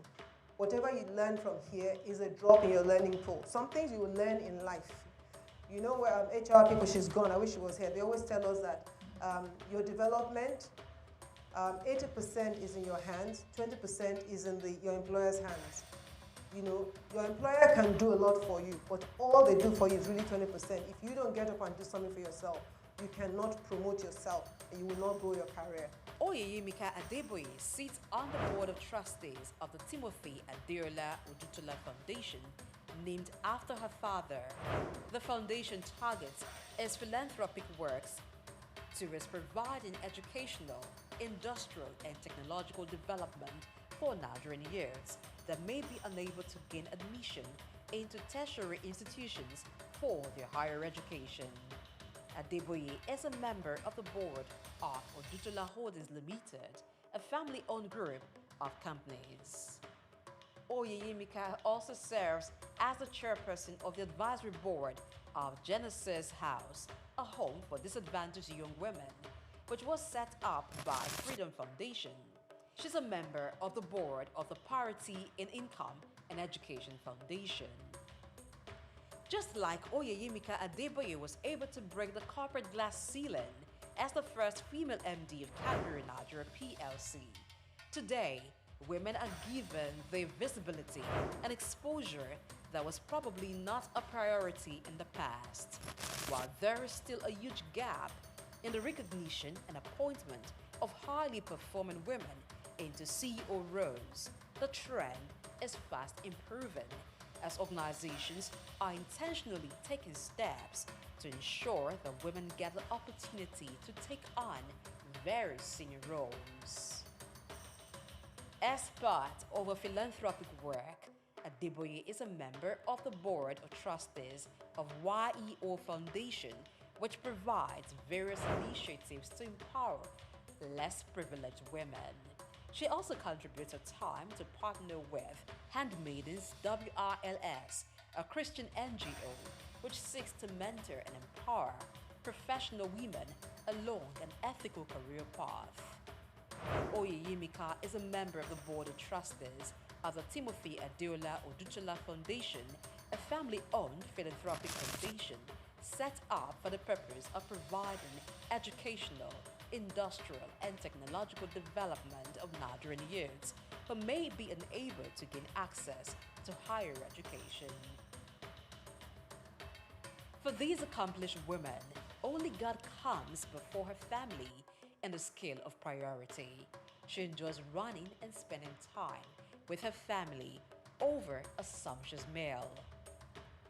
Oyeyimika Adeboye's values are shaped by faith as a Christian. In an interview granted to Punch newspaper, Oyeyimika admits her faith-based values, which borders on integrity, is key to decisions she makes and work ethics. Just do what you need to do and do it well, to your best, again, Ms. Aoshika talked about it, to the best of your ability. Do your best. What do I want to say? Yes, I said, talked about it. I said, be ready to make sacrifices, but be mindful of your priorities. I want to talk about priorities. As a Christian, you know, and as a mother, as a wife, there's some things in my own life that I know are important. You know, when you're talking about work-life balance, so many things would try to tear you apart. You know, you have to have your priorities. So I took my priorities right. I said, in any decision, in any situation I face, I stick my finger out and I say 3 things. The first thing is my faith, my God. So if anything at work is going to take that away from me, I'm really willing to give up that work. You know, and I say it boldly that as a Christian, if I have to compromise my faith, then it's not worth it. Growing up in a home with strict moral upbringing, she recounts her disciplinarian father never failing to apply the rod when it was necessary, as well as her mom. These values have shaped Oyeyemika's character and decision-making. The journey of Oyeyemika exemplifies dedication, talent, and the importance of breaking barriers. She continues to inspire future generations of female leaders. There's never telling where this wonderful, amazing woman is going next as she continues to break corporate ceilings.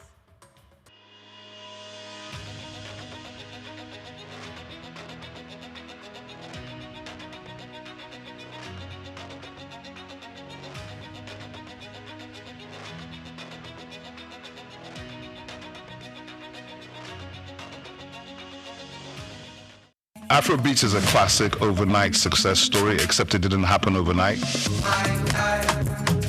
I'm happy to be here.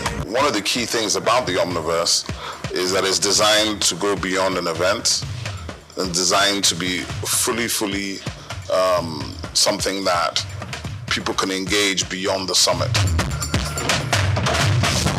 The point being that Nigeria has so much to bring to the world in terms of these things, but we will be bringing fresh energy, fresh ideas, a fresh engagement, and we're obviously open to collaboration. But hip-hop, this never dies. What's the difference between Thor and Shango? Thor is approaching $50 billion in revenue. Shango's broke somewhere outside Lagos. And that's a lack of imagination on our part, Africa, and they're all Nigerian. So to be seen and to be noticed is very hard if you're not in the place where all the noise is being made.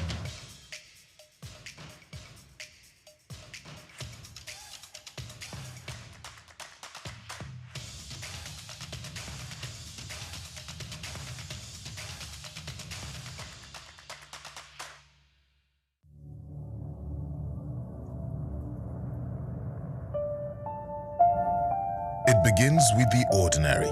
A shopper walks into a supermarket, picks a product from the shelf, marked 2,000 naira, and gets to the counter only to be told it costs 2,400 naira. To most Nigerians, it's just another frustrating moment at the checkout. But to the Federal Competition and Consumer Protection Commission, FCCPC, it's a violation, one that captures the complex realities of consumer rights and fair competition in Nigeria's fast-moving consumer goods sector.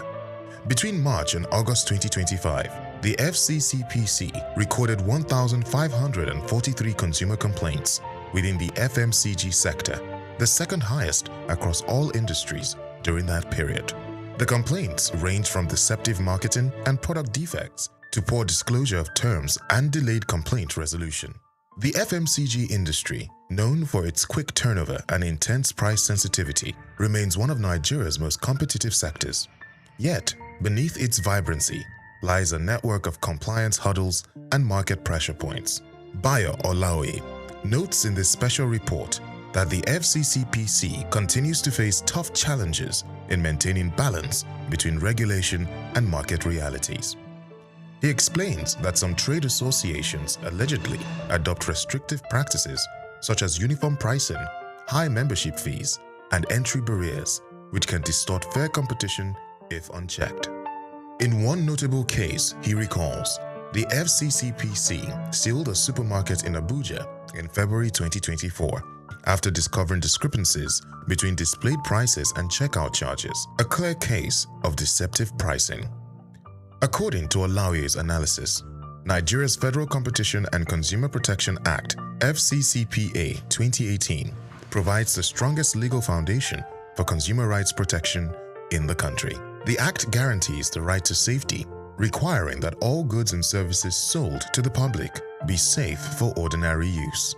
Unsafe products must be withdrawn immediately once identified. It also guarantees the right to information, ensuring that consumers receive accurate details about price, composition, quantity, and use conditions before purchase.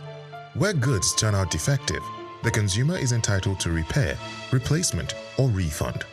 Sections of the FCCPA further prohibit false representation, bait advertising, and exaggerated claims, with sanctions reaching up to 10% of a company's annual turnover. Olaoye points out that state agencies such as LASCOPA complement FCCPC's efforts, helping consumers access information, redress, and awareness of their rights. Despite these laws, FMCG companies operate under immense economic strain. Rising inflation, forex shortages, and unpredictable input costs have made compliance increasingly difficult. Several multinationals have either scaled down or exited the Nigerian market, citing high operating costs and regulatory pressures. Still, as Olaoye observes, consumer protection and fair competition remain non-negotiable principles for any healthy economy. In 2023, the FCCPC fined a multinational FMCG company $110 million for abusing market dominance and stifling competition. Olaoye highlights the case as a major signal of the Commission's resolve to hold both local and foreign players accountable. Olaoye argues that compliance should not be viewed merely as a legal requirement, but a strategic business investment that strengthens consumers' trust and market credibility. He recommends that FMCG firms integrate compliance clauses into contracts, conduct regular audits, and maintain transparent pricing practices.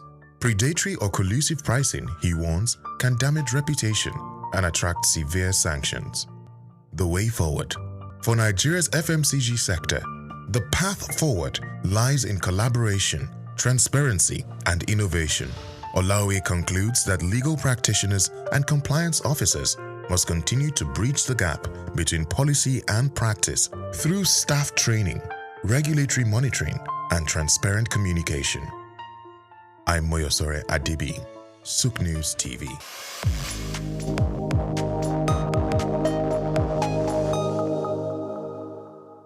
My name is Ogbadege. I'm the CEO of Gozi Micro Insurance. Continue to watch SOUQ News. Adenike Adeyemi, Executive Director of Faith Foundation. Keep watching SOUQ News. My name is Shepherd Michael Adewale Onofuye. I enjoy you all to always watch SOUQ News TV. Hey everyone, Majuli Obaje here representing Gigi. Keep watching SOUQ News, okay? Stay updated with SOUQ News. My name is Aton Keme. I am the head of MSME Banking. Please keep watching SOUQ News and stay glued to SOUQ News. I recommend that more and more people should watch SOUQ News because they deal with business news. Hi, my name is Amaka Wokolo. I am the director of the Faith Institute at Faith Foundation. Keep watching SOUQ News.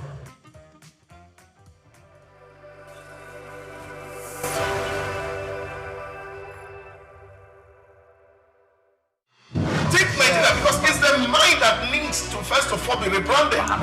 Idris said he's going to be putting Nigerian labor, Nigeria content and materials first. If you say Nigeria first and it is just us down here that, are pushing that agenda, it's going to be a big struggle. Do you think Nigerian firms, Nigerian organizations should start looking at getting their staff involved in this market or buying to keep for their staff? Within this side, let's also learn citizen diplomacy. See something. This is SOUQ business landscape.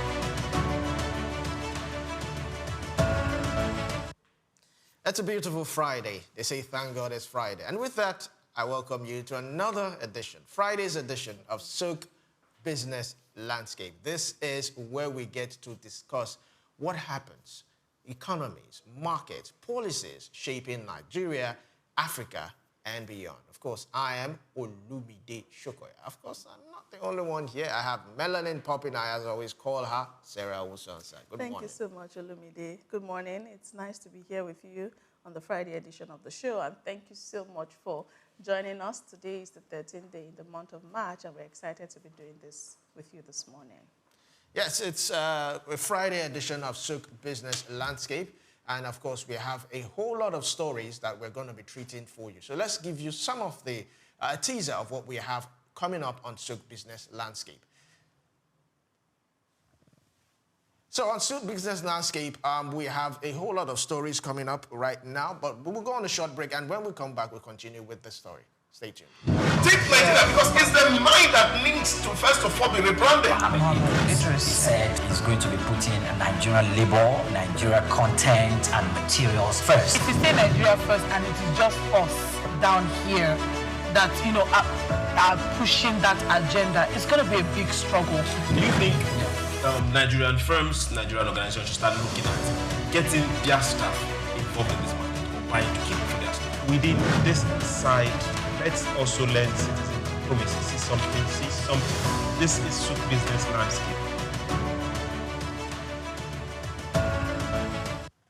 Welcome back to SOUQ Business Landscape. Now, don't forget, you can also follow us on all our social media handles at SOUQ News TV. Drop your comments. Whatever stories we're discussing today, if you'd like to take part or give your own view, we would like to hear yours. So let's give you some of the updates coming up this morning on SOUQ Business Landscape. We'll be tracking strong investor demand in Nigeria's debt market, a fresh decline in crude oil production, growing concerns about crude-backed loans, and the country's rising dependence on imports. We would also examine the latest rail transport data, which what says about mobility in Nigeria and how Lagos' booming short-let market is reshaping real estate and why regulators are investigating alleged airline ticket pricing. Plus, development in global energy markets as the United States allows limited shipments of Russian oil to reach buyers. Beyond the headlines, the key question remains, what do these developments mean for Nigeria's economy, businesses, and investors? We also have Dr. Idahosa Osamante, who will join us virtually. Good morning, Dr. Idahosa. Good morning, Olumide. How are you today? I'm fine. And how are you doing? Yeah. All right. So let's start off with the first story. Central Bank of Nigeria, CBN, recorded strong investor demand at its Treasury bill primary market auction held on Wednesday, March 11, 2026, with a total subscription reaching 2.78 trillion naira, far exceeding the 850 billion naira initially offered. Auctions results show that the Apex Bank eventually allotted 933.92 billion naira across the three tenors on offer, representing about 9.87% about the amount originally placed in the market. Now, the oversubscription came despite a lower stop rate on longer dated tenure, signaling strong liquidity and financial system and sustained investor appetite for government securities amid prevailing market conditions. So let me start with you, Doctor. This is quite interesting, but my question now is, are investors investing in government bonds and auctions because it is safer, or what other underlying factor could be causing this? Well, I just want to believe it is people's confidence on what is happening in the Nigerian economy. It's become a fertile ground for people to invest. People are investing and they are getting value. And therefore, people will continue to put their money in there. It's as simple as that. A lot of people elsewhere float bonds and they are not subscribed. But here, consistently, you find that a bond that is 100% oversubscribed tells you the kind of confidence that people are reposing on your economy. I think that's the only way to explain this, that the Nigeria economic soil is so fertile, it's producing so much results. We're seeing that there's also growth that's happening on the capital market, so it's not just the bond that is doing well. So all around, the economy is ready for foreign and local investment. And people will continue to subscribe. And then, of course, we can grow and catch up with other bigger economies in Europe and be the real dominant economy in Africa. Okay, so Doctor, one of the key interpretations, like I noted here, of this is that there's a monetary policy impact. And what this simply means is it may reflect tight monetary policy by the central bank, which pushes investors into fixed income instruments. Let's have your perspective on this. Do you see that coming to the fore? Yeah, I don't want to take it that it's because CBN monetary policy is forcing people into fixed investment. I don't think that is what it is. If you look at the way the CBN has run, I think they focus on their regulatory program, and they seem not to dictate what happens in the capital market. Investments are personal and individual decisions. People want to put money where they feel they are safe, and they also feel that, of course, they are going to make good return. So what the bonds that are being floated suggest is because the value are nice and they are okay.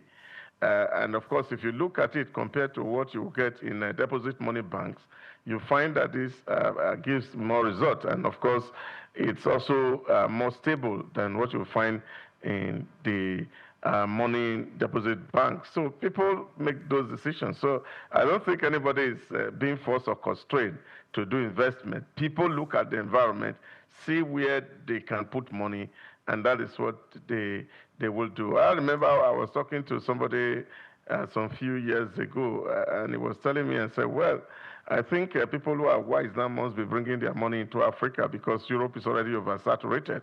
So people will put money where they see value. And for me, it is a confidence that people are seeing that if I invest my money, I'm going to get a return, and also it's safe. And the government has also demonstrated and proven that it's able to pay back or pay up whatever accrue to these investments.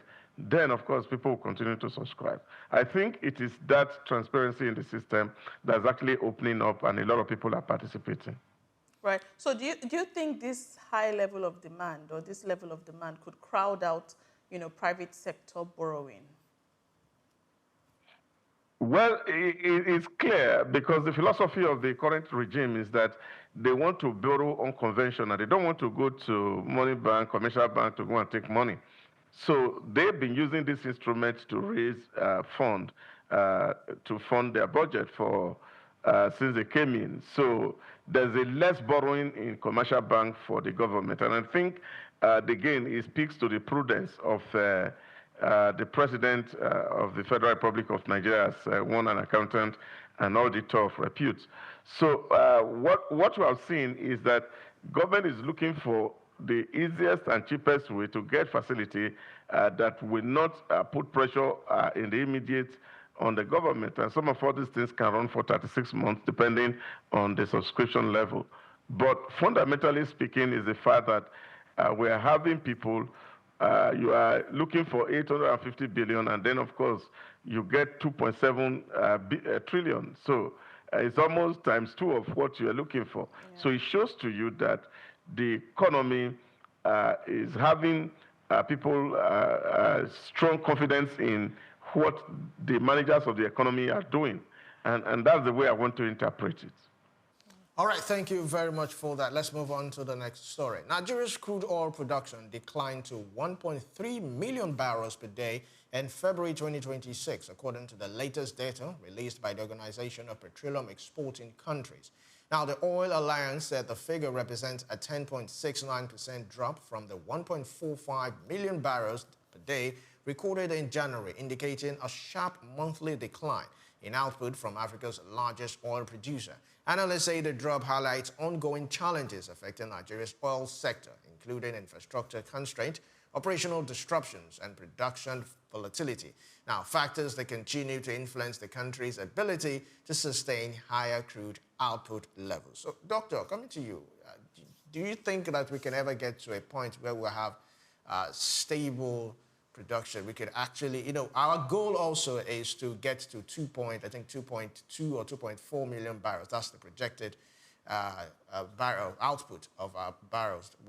Nigeria is projecting. Also, Dangote is projecting, I think, about 1.4 million barrels. That's what he's also projecting. But looking at everything going on within U.S., Israel, Russia, and all, beg your pardon, Iran, the war going on and every other thing, and how it has affected us, because it shouldn't have affected us. We had, so much, if we were drilling so much, we had a whole lot going on both in the upstream and downstream. But with this decline now, what is the projection? Let's also, I want to also link it to our budget, because this is what we use to project our budget. Yeah, I think the data falls short of government projections in the 2026 budget. We cannot, at this point, be doing 1.3 million barrels per day. That will grossly distort the implementation of the 2026 budget as is being proposed. So I feel that whatever thing that government need to do to be able to ramp up this production, we must have to do them immediately. It's quite very important and fundamental. Yes, of course, things happening in Iran and Israel or the Middle East generally should not affect us, but I don't think it's like that anymore.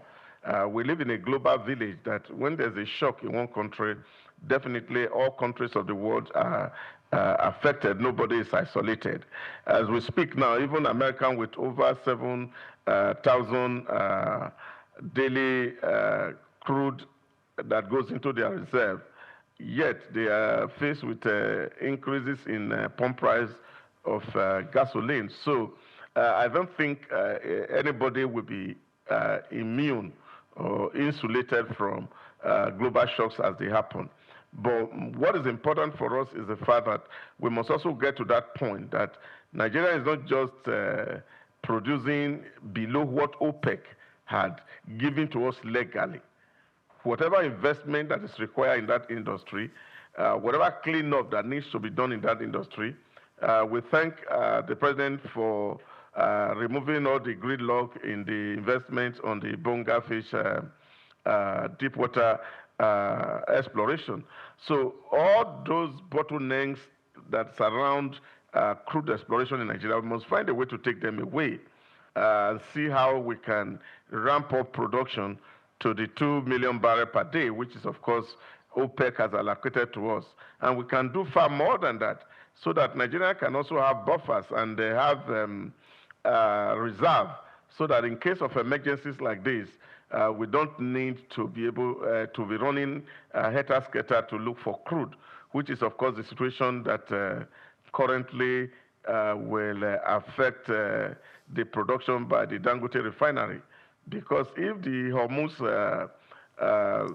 channel is not opened, then, of course, which means Dangote can get inflow of crude from the U.S. or other places where it sources its crude.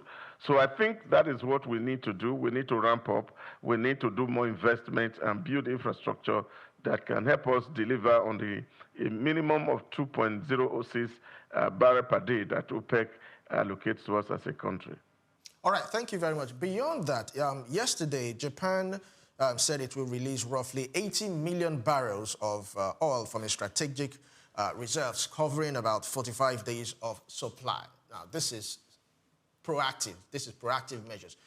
What mechanisms, what policies can be put in place so that we have this kind of proactive measure, so that whenever, whoever goes to war, whatever happens, any global shock, we have something that has been kept away. We are not just relying on what Dangote is going to offer us or oil importers.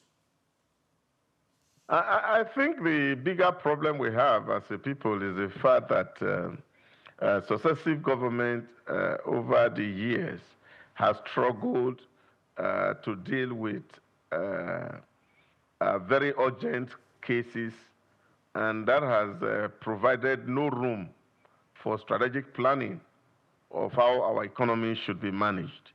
And you know, when, of course, we are always fighting fire, there's one problem here to be solved. And Nigeria has been through that accident of history from 1960.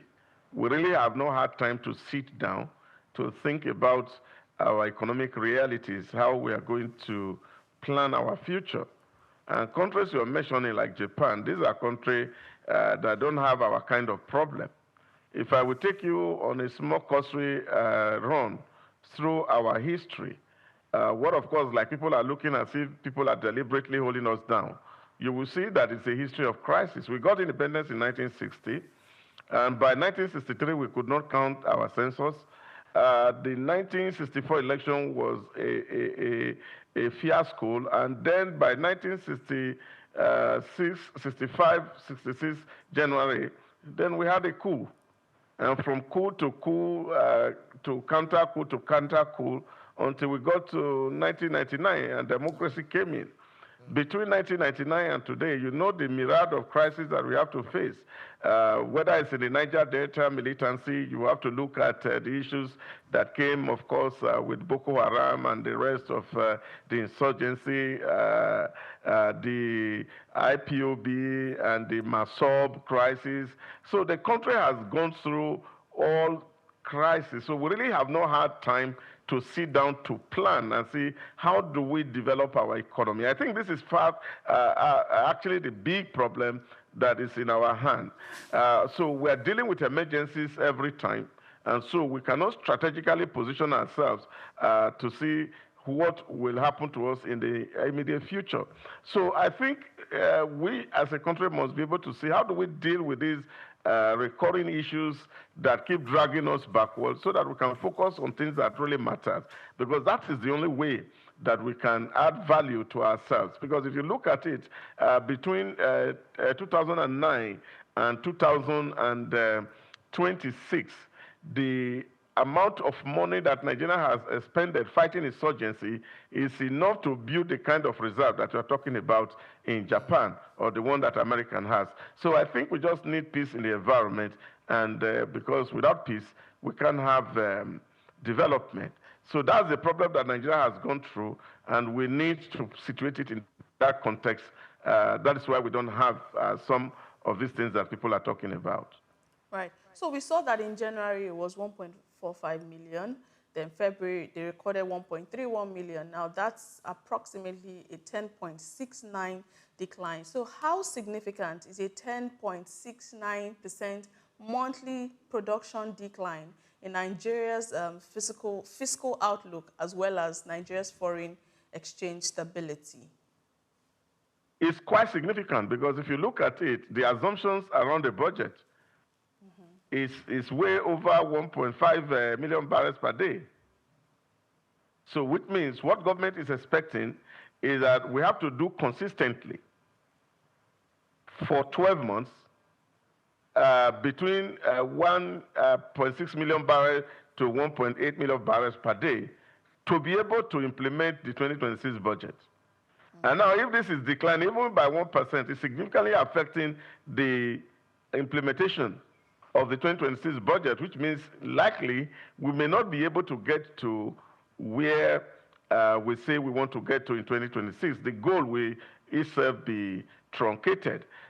So it's significant to that extent, because if it is something now that we're producing above our benchmark for the budget, then of course we'll say, well, we can still manage and cope. But right now, we are already way below, and then we are going further down. And I think that is why state governments are also concerned now. A lot of stakeholders are concerned and saying, what can be done to see that we stop this drift? And then, of course, we can implement our budget as it is proposed. So, Doctor, do you think the recent investment in the upstream oil production can help reverse this trend? Yes, of course, that will, but it's not something that is immediate. It's going to take time for that to mature. Yes, government has agreed and said, yes, we can do that right now. We don't know that if that can happen this year or next year even. So it will take some time for that investment to crystallize into daily production. So yes, it's going to affect it in the long run, but in the immediate, I don't think that investment will add value right now. What we need to do is to say, how do we strengthen the infrastructure that we have? How do we stop leakages? How do we protect the pipeline that people are not vandalizing it, because there are still news of illegal refining of crude happening in the Niger Delta. How do we stop those activities, even with the humongous amount that is paid to security agents to keep the pipeline safe?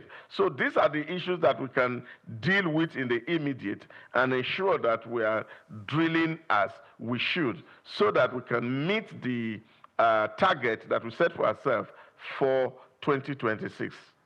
All right, thank you very much, Doctor. I have two questions. So the first question, I know you've always said that all our refineries should be sold, and we've invested so much in it and we've not seen any. So if we can, manage our refineries, can we at least have oil reserves? Let's, invest in that. Do you think Nigeria should be looking into that?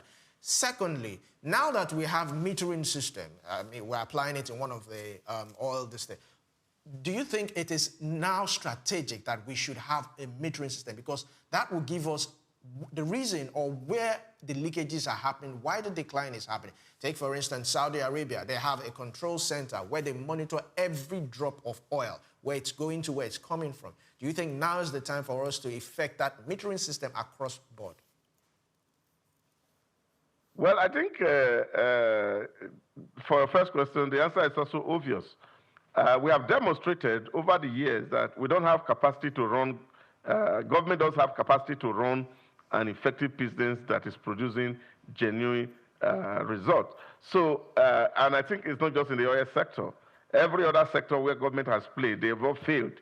And if we have failed in all sectors, so what is the rationale for us to continue to say we want to build refineries that we are going to manage ourselves?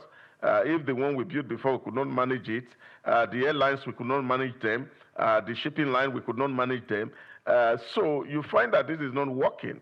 And when you look at the things that are working in Nigeria, you see that they are the things that government has partnered with people to do, like the LNG that has worked. Government is not involved. All that government does is that it takes its own dividend at the end of the day. And you see that that arrangement for the liquefied natural gas has actually helped Nigeria a great deal and has bailed us out in some very severe financial constraints. So for me, those are the arrangements that will work. What I was saying is that if you look at it, refineries that were built in the 1970s and the 1980s, those technologies are obsolete, and trying to fix them to fit into today's operational reality would just be a waste of money, which we have done for well over 20 years, and we have not seen results. There's so much money that has been pumped into whether you call it turnaround, maintenance, refurbishing, and the rest of it. It has not worked. So why not scrap it and build a new one or empower private sector to participate and build new refinery that can work? So we are not ultimately relying on politics to determine what happens around there. Because the real reason why government run businesses does not work is because the considerations are more political. You are not going to get the best hand to run it. You are going to look for your brother or sister who you feel that is entitled to be helped to go and run that business. And then if you have an incompetent person run your business, they run it down. But if this is done by private sector, they are not going to look for brother or sister. They have to look for competence. Whether they are found in Nigeria or elsewhere, they will bring them to come and run their business. But politics will not allow us to do that, and that has made all government investment to fail, whether it's in the telecom sector, where even those who are playing in the GSM environment now are making so much huge of profit, but we could not play there. So this is the point I'm making. We don't need to say we have a refinery owned by the government. But government, because they are regulator, can create a reserve and build tanks where they can store crude. Because it's joint venture.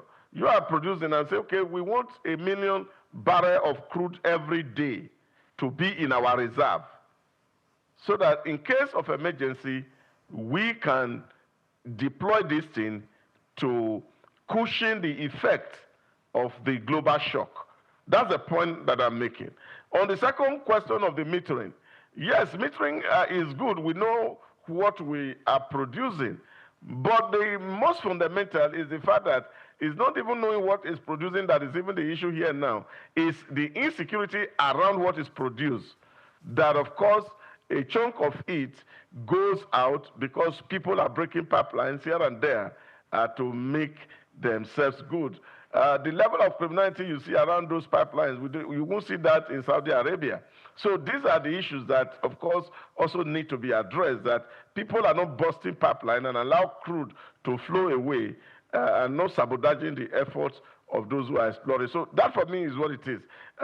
We have to deal with criminality, which is a lot moral and ethical, having people who understand that this is government assets and infrastructure, and government infrastructure needs to be protected, and the people who live within where those installations are ensure that government have adequate information of the people who are sabotaging those efforts. So security is important. But to what extent that the agency that government has recruited to oversee oil installations in the Niger Delta are doing their work, I think it's also something that needs to be evaluated. Maybe the National Assembly also should allow their committee to review the activities of this company and see if they're actually adding value or not. All right, thank you very much for that. Let's move on to the next story. Now, state governments have called for a forensic audit of Nigeria's crude oil-backed borrowing arrangements, warning that the opaque crude for loan and oil swap deals could weaken the inflows into the Federation account. Now, an earlier report indicated that the Nigerian National Petroleum Company Limited, NNPCL, pledged about 272,500 barrels per day of crude oil under multiple crude-backed loans agreement, valued at $8.86 billion. $8.86 billion. Now, the figures emerged from the analysis of a report by the Nigeria Extractive Industry Transparency Initiative, alongside the company's financial statement, raising concerns among state officials about transparency, accountability, and the long-term fiscal impact of the deals. Coming to you, Doctor, how transparent are Nigeria's backed resource loans? I don't have the data, so I won't be able to say how transparent. But I think it's an issue that worries everybody. I remember 2 days ago at the screening of the new Minister of State for Finance, one of the issues that he raised was people asking how we're going to accommodate the shock that happens when, of course, there's volatility in the pricing of oil. And I remember he was trying to answer to say that there's something we can do which to from sell some of our crude so that we can have stability and then it will not affect budget implementation. And I remember that the Senate President jokingly telling him, I said, well, we don't want to go into that argument today because if we enter that argument, we will not live here. We know that you are competent. But you see, the previous regime actually has front-sold our crude, and up to today, we didn't see the money and the rest of it. And I think this is a concern for a lot of the stakeholders. And of course, it's quite important that we know what obligations that the government has entered into. And this is where people talk about transparency and accountability. That when government is entering into a covenant with other states or other actors who may not be non-state actors in terms of signing contracts, we must ensure that the general public has details of those contracts. And so it removes those cloudiness where, of course, people think that things are done in the darkness and you are not able to see through what is happening. I think this, again, speaks to the trust deficit in the system, to tell you that even the state governments are not sure that the federal agents are doing the right thing, and they are now beginning to suspect, and that's why they are calling for a forensic audit. Yes, I think it's the right thing to do. Those who manages the Nigerian assets must always open themselves up to such. They don't even need people to pressure them. They should have consistent auditing of their operations and practice and let Nigerians know what they have done, what is the term of that agreement that was entered into, how long is the agreement going to last, what was the value that came into that agreement, who were the major beneficiary of this value that Nigerians received. Now, all these things should be done transparently, and then, of course, can help build trust in the system that is already lacking in trust. So for me, state governments, they have the right entitlement, because if that is done, what they get from FAC or allocation monthly will be better. And if they have even seen that there's a situation where they have been shortchanged in the past, they can also recoup whatever that is outstanding, and then that can help also further the development in the state. But let it be known that federal government alone cannot handle the issue of dealing with development in Nigeria. The state have huge function and role to play. And if they must play that role effectively, the state must be well-funded with cash, and that is what I think they are trying to push, so that the federal allocations can be a lot more handsome.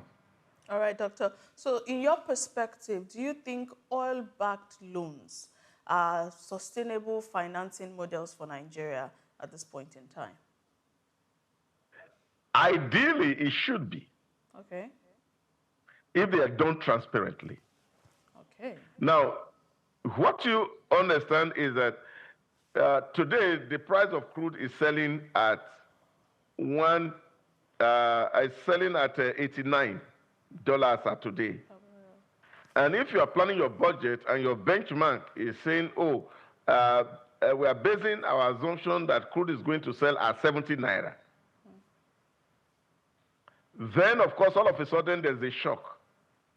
And then the price of crude goes down significantly.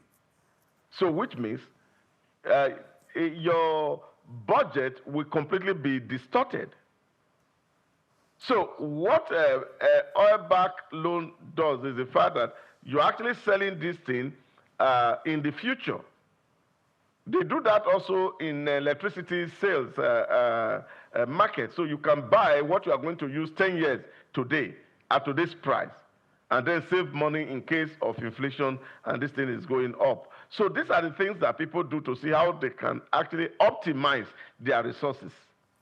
But I think the bigger problem here is that the one that was done prior to this time, there was no transparency in it. And I think that was what the members of the Senate were speaking to 2 days ago, that it was not done transparently, but rather it puts Nigeria into a quagmire that the current regime is finding way to wriggle out of this trouble, which of course led to that declaration that subsidy was no longer viable.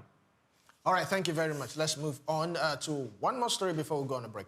Nigeria's import trade in the fourth quarter of 2025 remained heavily concentrated among a small group of partner countries, underscoring the nation's continued reliance on external suppliers for essential goods and industrial inputs. Now, data released by the National Bureau of Statistics, NBS, show that total imports during the period reached 17.25 trillion naira, reflecting the scale of domestic demand for foreign products across multiple sectors of the economy.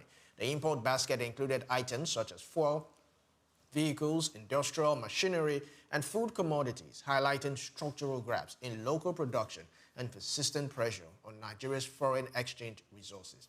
Now, Doctor, realistically, how can we move from import dependent into production, heavy production and manufacturing nation? Well, two things are required.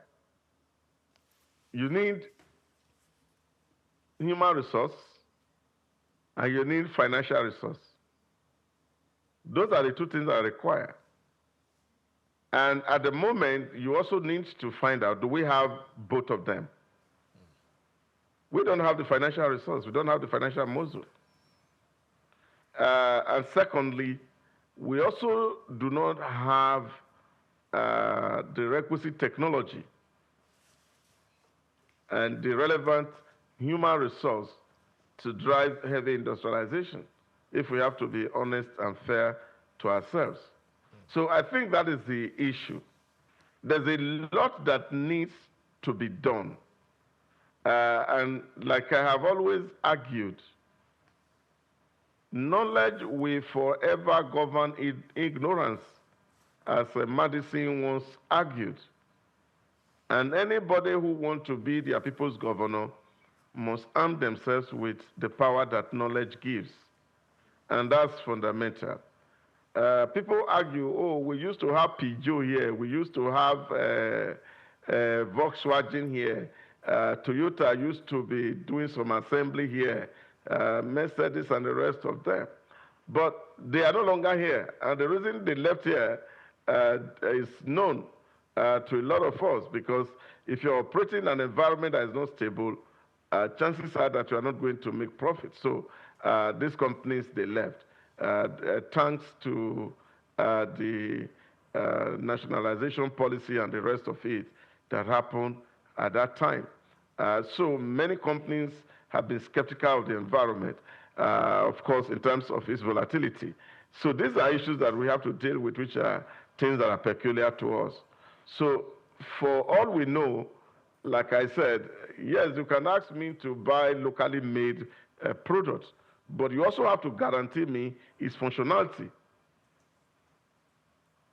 And the reason why people have to resort to things that are imported is because it's not just because it is made abroad, it's because it's also more price friendly in most of the cases. I have argued here using the rice argument. Imported rice we're selling cheaper than locally produced rice. Why? Because the technology to produce those rice are better off elsewhere than we have here. So if I must eat rice and I can find the local rice selling at 900 naira per bag, and I'm seeing foreign ones selling at 600 naira per bag, as an intelligent consumer, I will not go and buy the 900 because I want to be patriotic. When government is not putting money in my pocket to buy what I want to buy. So people buy things of value.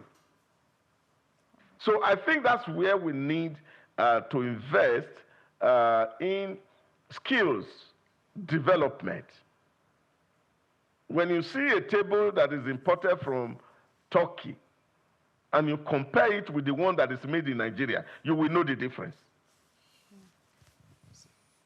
So if I want something good for myself, I want to invest in the thing that I need. So that has nothing to do with patriotism, like many people argue. So what is important? How are we going to upscale the things that we do here? Even common driving on the road. If a Ghanaian driver has a driver license, he can get to UK and drive immediately. But that does not happen to Nigeria. It's not because the United Kingdom hates Nigeria, but because our drivers are not trained. Anybody walk into road safety and get a driver's license and get out. So these are the things that we have to fix. And if those things are fixed, and we are not in quick fixes, then we can then be competing with other countries of the world.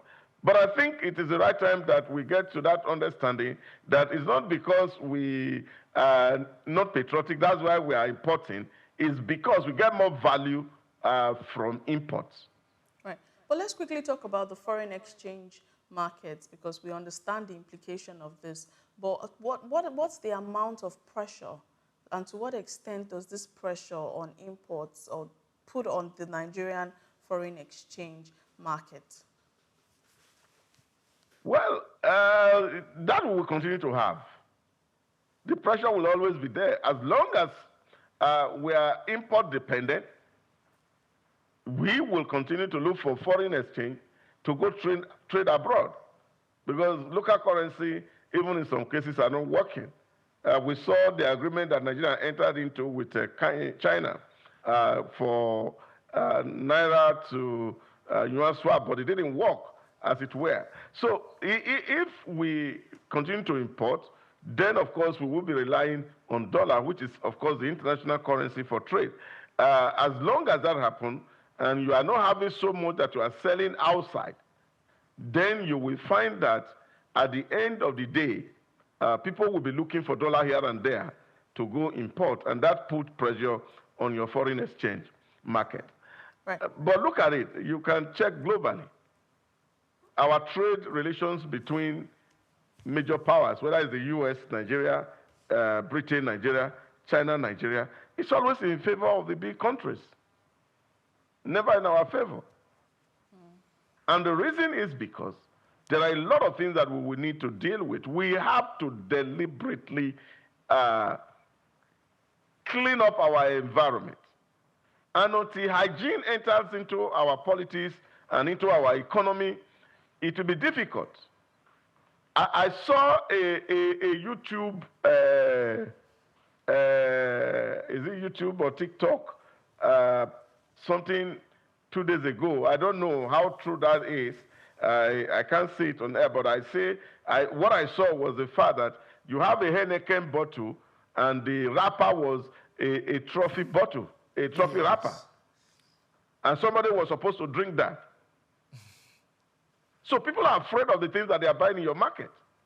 And so, you see, that, of course, will make people to say, oh, let's buy from where we can trust. So I think that's the issue that we need to deal with. All right, Doctor. Usually, imported product is supposed to create some sort of competition with local product. I mean, that is what it's supposed to create, not dominate. If you look at rice, what happened with rice and everything, at a point it was a competition and all that, but now it's more of dominance. What can be done to ensure that there's fair competition between imported products and locally made products? I have made this point time without number. There's nothing to be done except that you have to improve your research. All our agricultural institutions have to be empowered to do research. How do we increase the yield of our rice?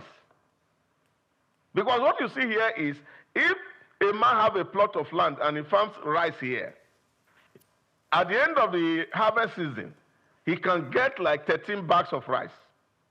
But if another man with the same energy do the same farm elsewhere, he can have 30 bags of rice. Now, when you factor in the cost of production, you will find that it will be cheaper there. And there, they are also not relying on cutlass and hoe to farm. And here, where you are relying on cutlass and hoe to farm, which means, of course, you are going to need more hand in the farm than what machine will do.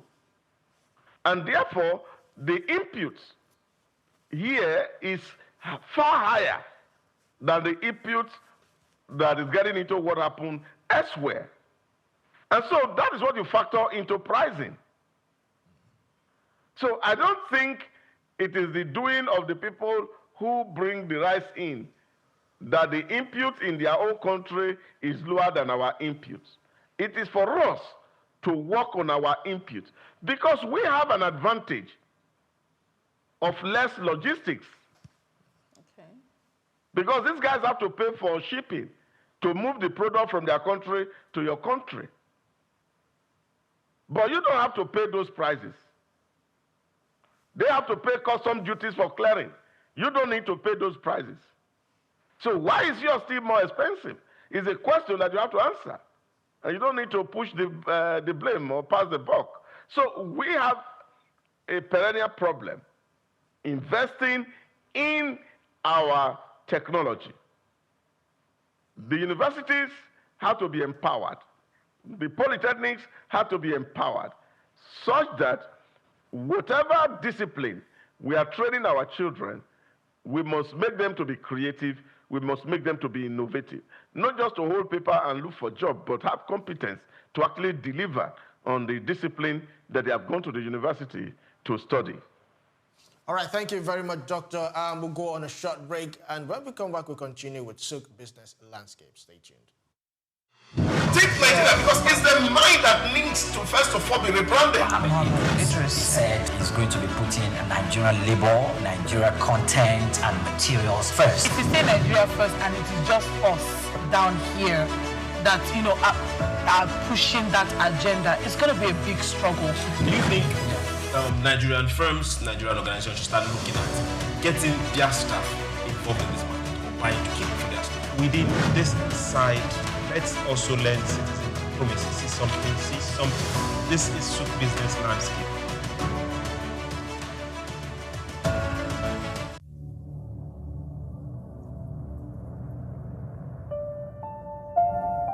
It begins with the ordinary.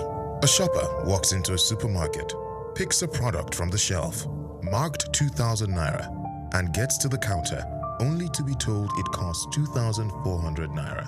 To most Nigerians, it's just another frustrating moment at the checkout. But to the Federal Competition and Consumer Protection Commission, FCCPC, it's a violation, one that captures the complex realities of consumer rights and fair competition in Nigeria's fast-moving consumer goods sector.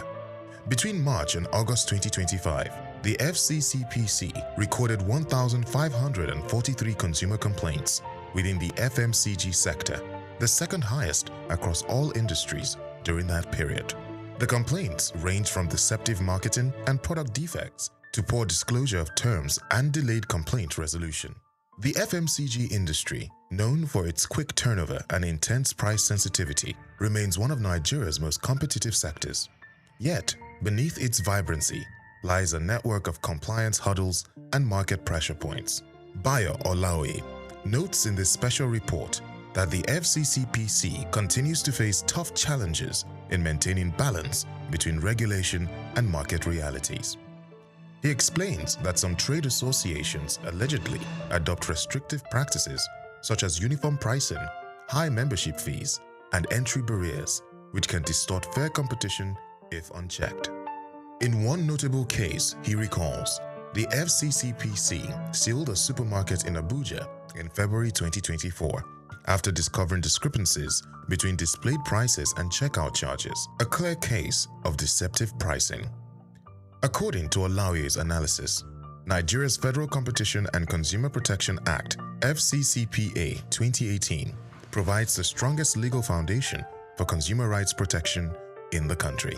The Act guarantees the right to safety, requiring that all goods and services sold to the public be safe for ordinary use. Unsafe products must be withdrawn immediately once identified. It also guarantees the right to information, ensuring that consumers receive accurate details about price, composition, quantity, and use conditions before purchase. Where goods turn out defective, the consumer is entitled to repair, replacement, or refund.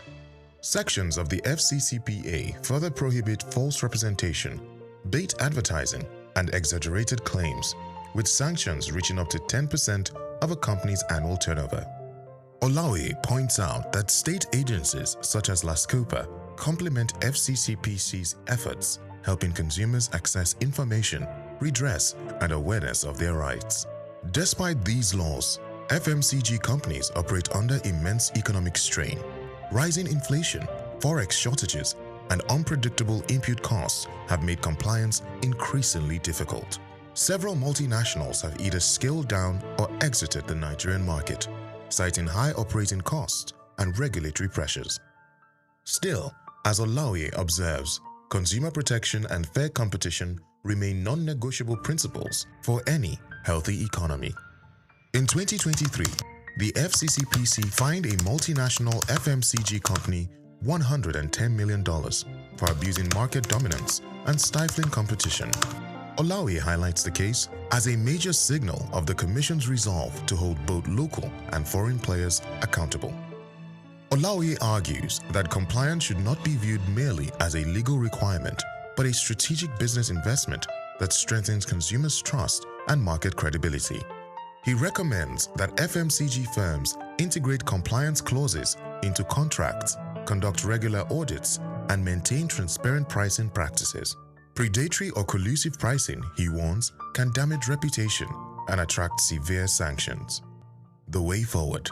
For Nigeria's FMCG sector, the path forward lies in collaboration, transparency, and innovation. Olaoye concludes that legal practitioners and compliance officers must continue to bridge the gap between policy and practice through staff training, regulatory monitoring, and transparent communication. I'm Moyosore Adibi, SOUQ News TV.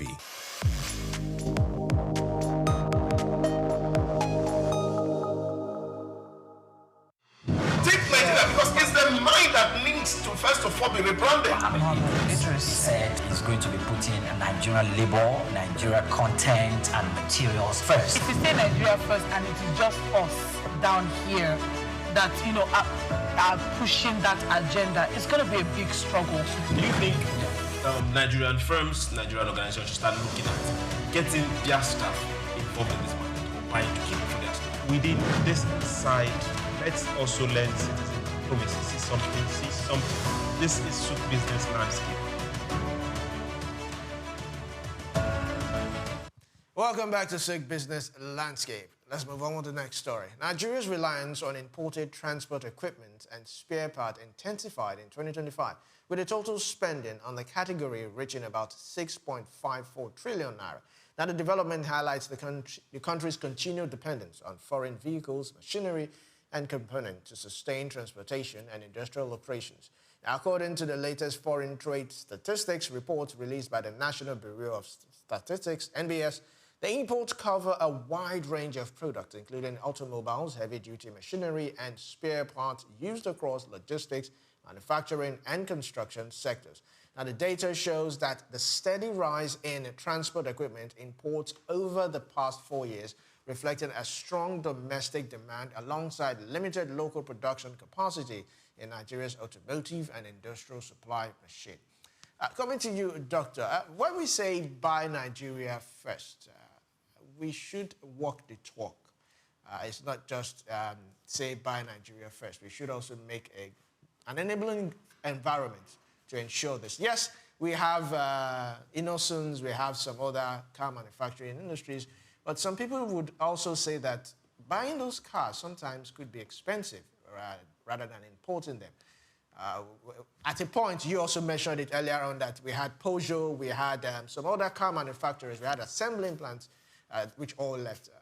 What is really happening? How can we, because if you go to Ladipo right now, it's a big market. What Ladipo generates as revenue, it's a big market. But still yet, we import parts, automobiles, special automobiles. How can we get over this? It's a big problem. I can't say with every exactitude that this is the solution to the problem of buy Nigerian first.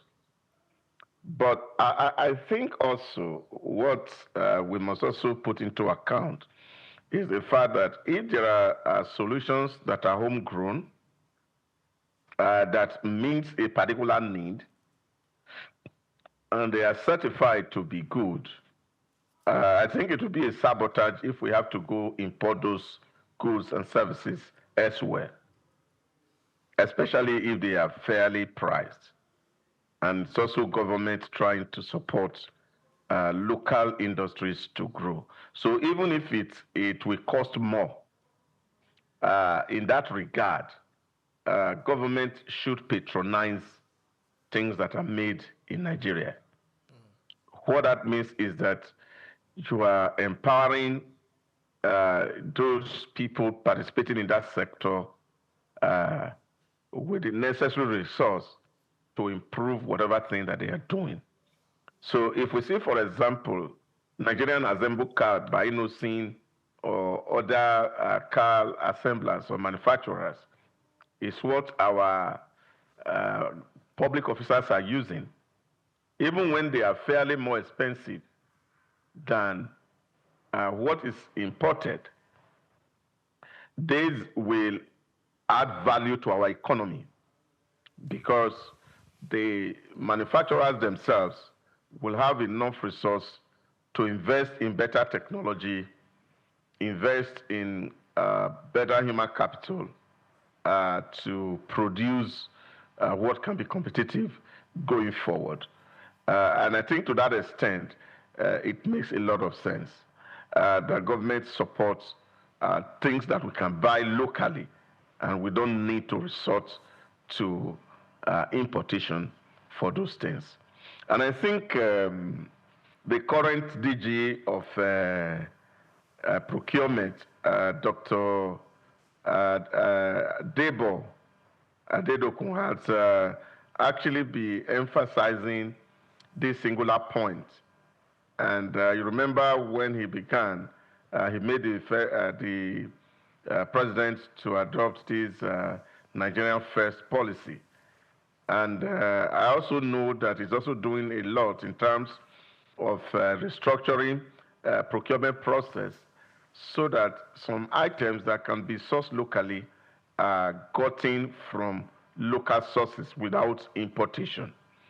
They're also trying to do some level of community procurement, whereby some certain things that are found within a given community are actually gotten from those communities. All those efforts are government initiative to see how we can support the daily production of these individuals who have invested in our economy. Government must find a way. It can be a form of subsidy to them. But really, value should be the key word here. If we buy something locally, we find value for it. I am not a fan that everything we use, we must produce it in our country. I'm not a fan. The UAE model, for me, works. You bring in anything, anywhere, as long as it has quality and it serves the market, people sell it. Those who have capacity can produce locally. And so they just become a trading center. And they have one of the best living standards across the Middle East and Africa. So for me, is where do we get the best of value? And how do we support our locals to be able to produce value? And that's why I keep talking about government investing in soft power. And for me, soft power here is research. That the people who are actually studying mechatronics in the university, studying mechanical engineering in the university, electrical engineering university, electronic engineering university, computer engineering university can actually come together to build a system that can be better and cheaper than what we can find elsewhere, as long as a lot of resources are under our feet. So that, for me, will work. Yes, Nigeria first, but I hope it will not give us too many of headache. Recently, I was listening to skits, and somebody was saying that, Nigerian government itself has given up on electricity, so they are now using solar. And I asked myself, if government had to pay close to over 100 million to get electricity to SOUQ, and then they find a cheaper means, then of course they are saving money for the nation. That's what it means. And that's what prudence is all about. We cannot, because to say we want to rely on the things that we can do and endanger ourselves to a very that large extent. But ultimately, if we invest in research and development, then our nation can catch up with other nations of the world, and then we will not need to go elsewhere to buy it. Then we have pride in the things that are locally made. It's almost safe to say Nigeria has limited automotive manufacturing ability, because even vehicles that are, locally assembled, so most of the time we still need to import some of these components, and there's an automotive policy. So why, in your perspective, why do you think the automotive policy in Nigeria has not significantly reduced import of these automobile parts? We don't have a functional steel industry. We have not been able to leverage even crude processing,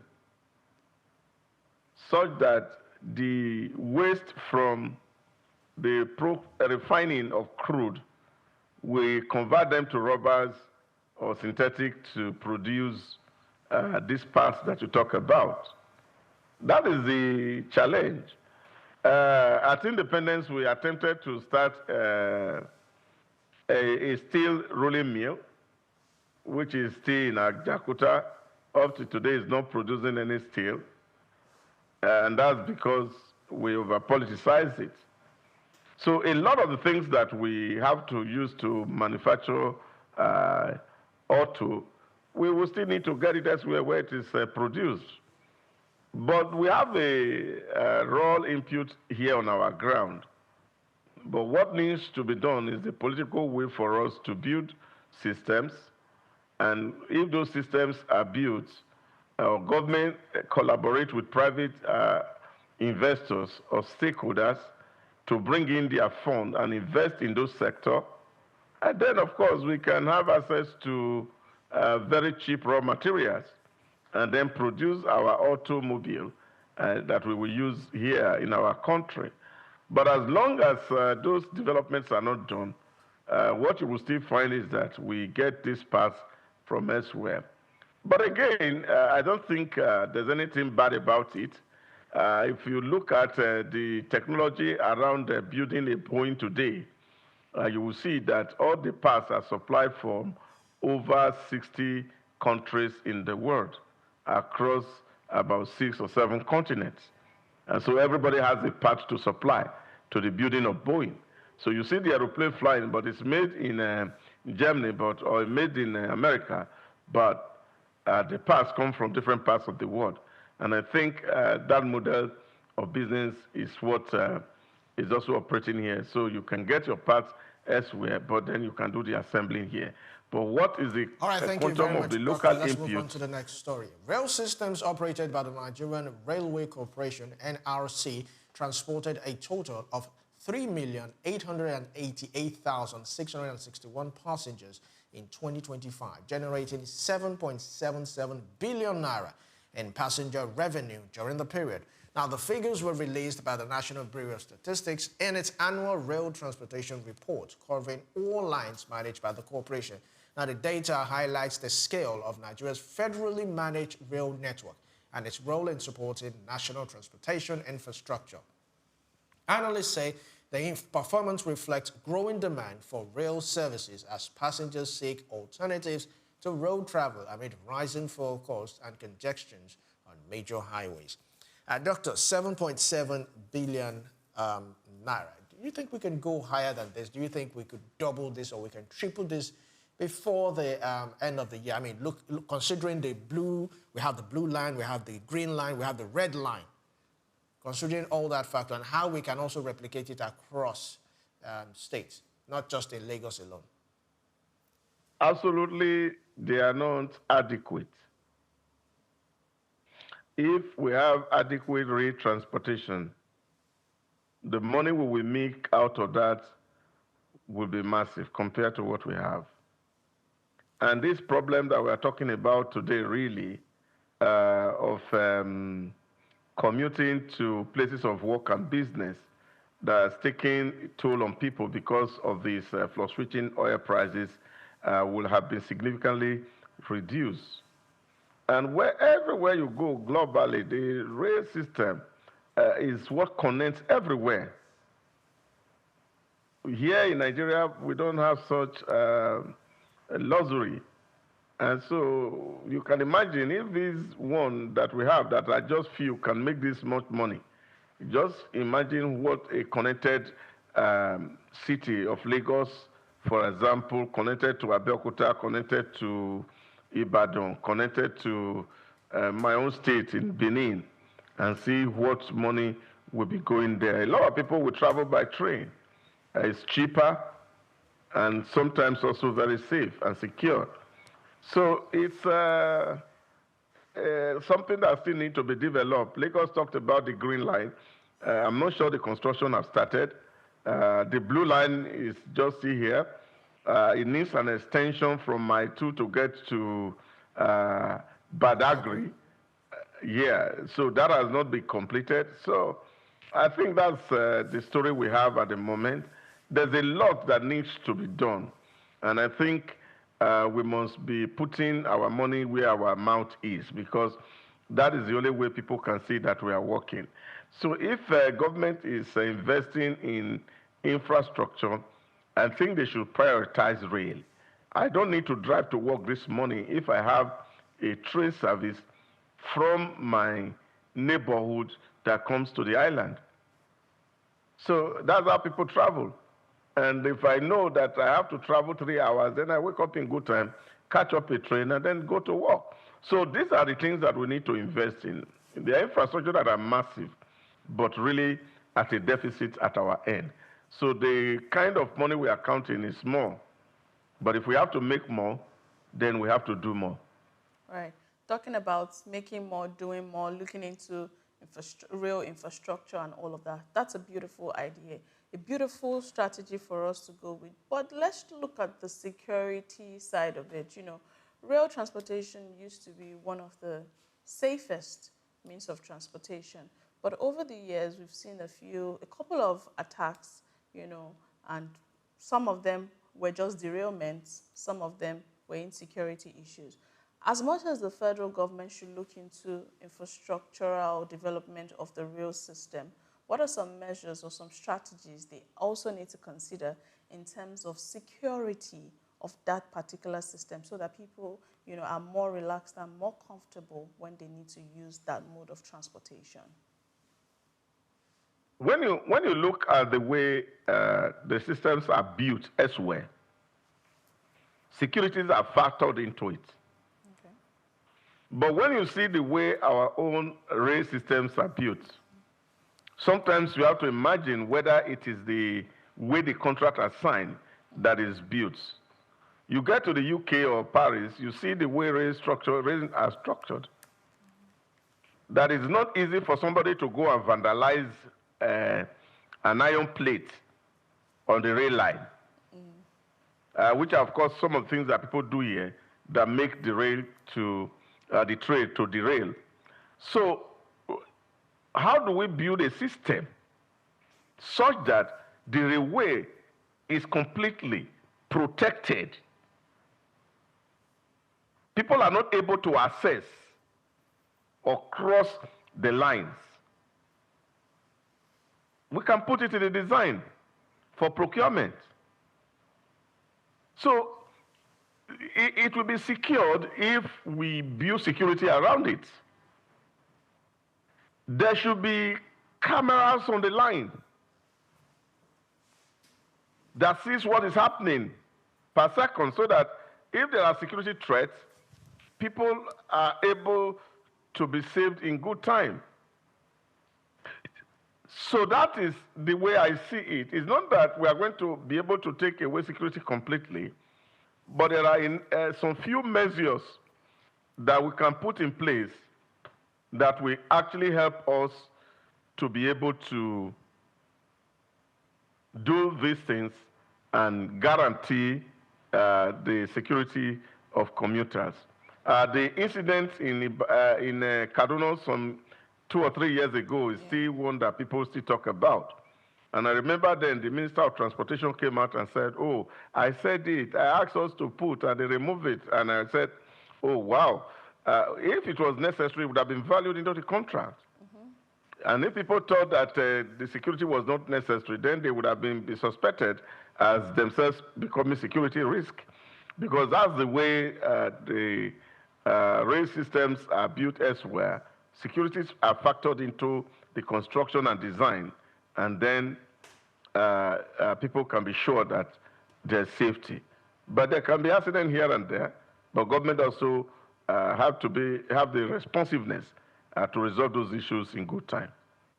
All right, thank you very much for that. Let's quickly move on to the next story. Lagos short-let market generated an estimated 281.03 billion naira in revenue in 2025, reflecting sustained activity in the city's fast-growing short-term rental sector. Now, the disclosure was contained in Lagos Short-Let Market Report 2025, published by Adala Development and Research, released in March, providing fresh insight into the performance of the city's short-stay accommodation segment. Now, although the figure came slightly below the 300 billion naira revenue projection made in the firm's 2024 report, analysts say it still highlights a maturing market where demand remains strong despite rising competition and expanding property supply across Lagos' rapidly evolving short-length ecosystem. Coming to you, Doctor, looking at real estate and all that, short-let, we have the Airbnb and the rest of them.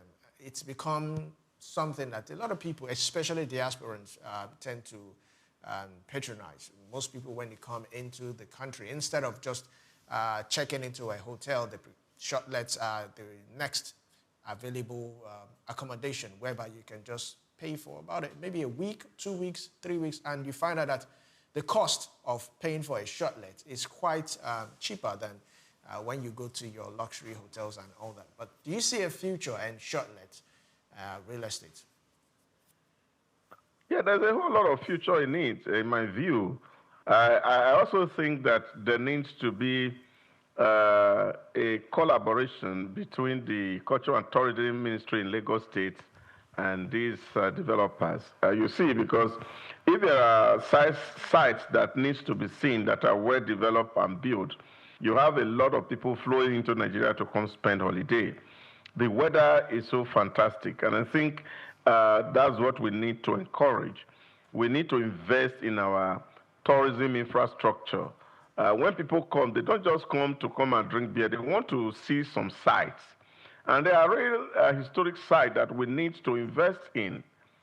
Take, for example, government has not sufficiently invested in the Badagry, Aziz, and see how people can come around those places and have good stay if they come to look out for how slavery started. Those stories are not told enough. If you see people who go to South Africa, they want to go to Nelson Mandela's house and see what has been done around that place. Stories are told around that place, and you see investors flowing in and coming in. Because the people who will service this short stay apartment are people who are foreigners or strangers who are coming into town. And to that extent, we must create that ecosystem that will make people to come into the state and spend some time, whether it's holiday or even for business, and they can work, have a place that they said, okay, I'm coming to do business. There's an international market where we can get things this and things are getting well, or I'm coming for tourism. I want to come and learn Lagos. I want places are there. And then, of course, the state is investing in developing this infrastructure and then also putting them online for people to see, to say, oh, which places can I visit in Lagos? Historical places that are memorial. Then we can see their pictures online, we can see their videos online, and then, of course, that will attract a lot of people to come. But like I say, at the beginning of this show, Nigeria is a fertile soil for economic prosperity. We have not scratched the surface. There's so much that still can be done. And I think if government will open these doors, creating the right ecosystem, we can make much more profit than even projecting at the moment. All right. All right, so let's quickly move on to the next story, and which is the last story for today. The Federal Competition and Consumer Protection Commission has reportedly found 5 airlines guilty of colluding to fix ticket prices during the 2025 Christmas and New Year festival period. Now, the disclosure was made by Sunday Diary, Special Advisor on Media and Public Communications, to President Bola Ahmed Tinubu in a post shared on its official X account on Thursday. Now, according to the statement, the findings followed investigations into complaints of unusually high airfares during peak holiday travel season, raising concerns about anti-competitive practices within Nigeria's aviation sector. Doctor, we spoke about this last year, how air tickets, always go up during the Christmas period. And you also made some comparisons about flying from a particular African country to Europe or to US, which is quite cheaper than flying from Nigeria to that same destination. And now 5 airlines have been found guilty of this. This is quite an applaud to the Federal Consumer Competition Commission for this initiative. But do you think what mechanisms, what policies, what enforcement, or what should be put in place to make sure that this does not happen this year? December this year, we do not experience the same hike in airfares. I don't think these issues are issues that have to do with law or policy. You cannot legislate righteousness. It has to be imbibed. It has to be internalized. And I think that is where we have a lot of challenge. The level of wickedness in the heart of some people. Government can't make law for everything. As humans, we are supposed to be self-regulating. If truly we embody what is called humanity. But that seems to be absent completely. And that's why we're talking about the things that we talk about today. If you go to other climes, I don't think it's the law that is the fundamental around people doing things well. Here, you know what they call share landlords, who serve quit notice because they must collect from another person agreement that are never written. Commission. So these are the situations we face here. And so it's not just in the airline, it's in every sector. You go to check yesterday when Dangote increased the gantry price of petrol to 175. All the prices of vehicles that went up, now they have reduced 100 naira. Go and check whether they have removed it. We always have opportunity to exploit other people, but that is not what true humanity represents. And I just think that we need to be a people of value, people of ethics, do things that are right. Okay. Maybe if deterrence also become one way of dealing with these issues, government can also as well enforce some of the already existing provisions of the law against these people. And if they are found wanting by law, those who need to be decertificated, then they have to be decertificated. Okay. And then those who need to do a refund, they have to do a refund. And if that is done and the company suffers some loss, maybe in the future, they will not resort to that kind of practice. All right. Very quickly, about unfortunate. 60 seconds, Doctor. Can you tell us some of the strategies that can help to enhance healthy competition in Nigeria's aviation sector in about 60 seconds? What I see is the fact that government needs to review its policies if the aviation sector has to be competitive. There are too many taxes, too many agencies collecting money from airlines. And so airlines are also suffering and struggling to breathe. And I think that's a fundamental. Once we can do that and reduce the taxes, and then, of course, the airlines can get more money, then you'll find that we can become much more competitive. Except that, we will still be around where we are, because government, you are taking so much money from them. And, of course, they're also looking out for ways to maximize whatever profit that they can get from the system. All right, thank you very much, Doctor, for your insights on SOUQ Business Landscape this morning, and thank you for joining us on SOUQ Business Landscape. Thank you so very much, Olumide. Sarah, thank you. Thank you for joining us. Enjoy the rest of your weekend. And that's it on SOUQ Business Landscape for this week. And that brings us to the end of this week's edition of SOUQ Business Landscape. From government borrowing and oil production challenges to infrastructure expansions and global energy development, today's stories highlight the complex forces shaping Nigeria's economic future. The key takeaway here is policy decisions, market dynamics, and global events are increasingly interconnected, and understanding those links is essential for businesses, investors, and policies alike. A big thank you to everyone who made this possible, from the cinematographers to those, the fiction makers, those in the MCL, the production room, everybody, the producer, the director, the head of TV, everyone that made this. But a bigger thank is to you watching, clicking, liking, sharing all our contents on social media. Thank you very much. We will continue this next week. I am Olumide Shokoya. And I am Sarah Owusu-Ansah. Have a fantastic weekend. Think like that because it's the mind that needs to first of all be rebranded.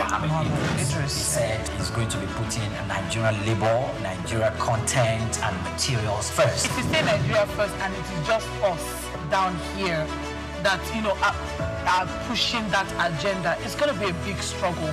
Do you think Nigerian firms, Nigerian organizations should start looking at getting their staff involved in this market or buying to keep for their staff? Within this side, let's also learn citizens promises. See something. This is SOUQ business landscape.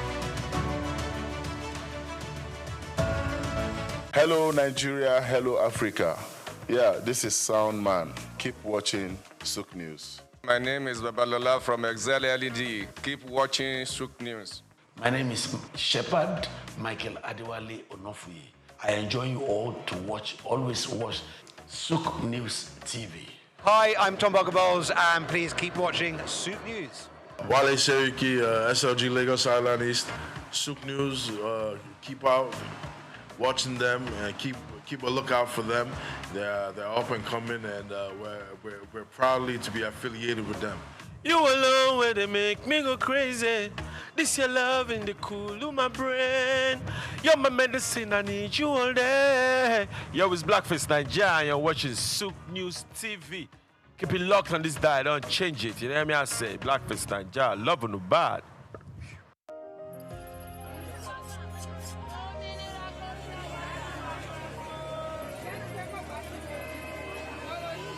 Hello Lagos, make we yarn.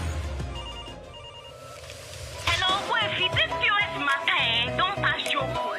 This go swipe, alert no enter. Before you know it, jump. Wait, wetin really happen?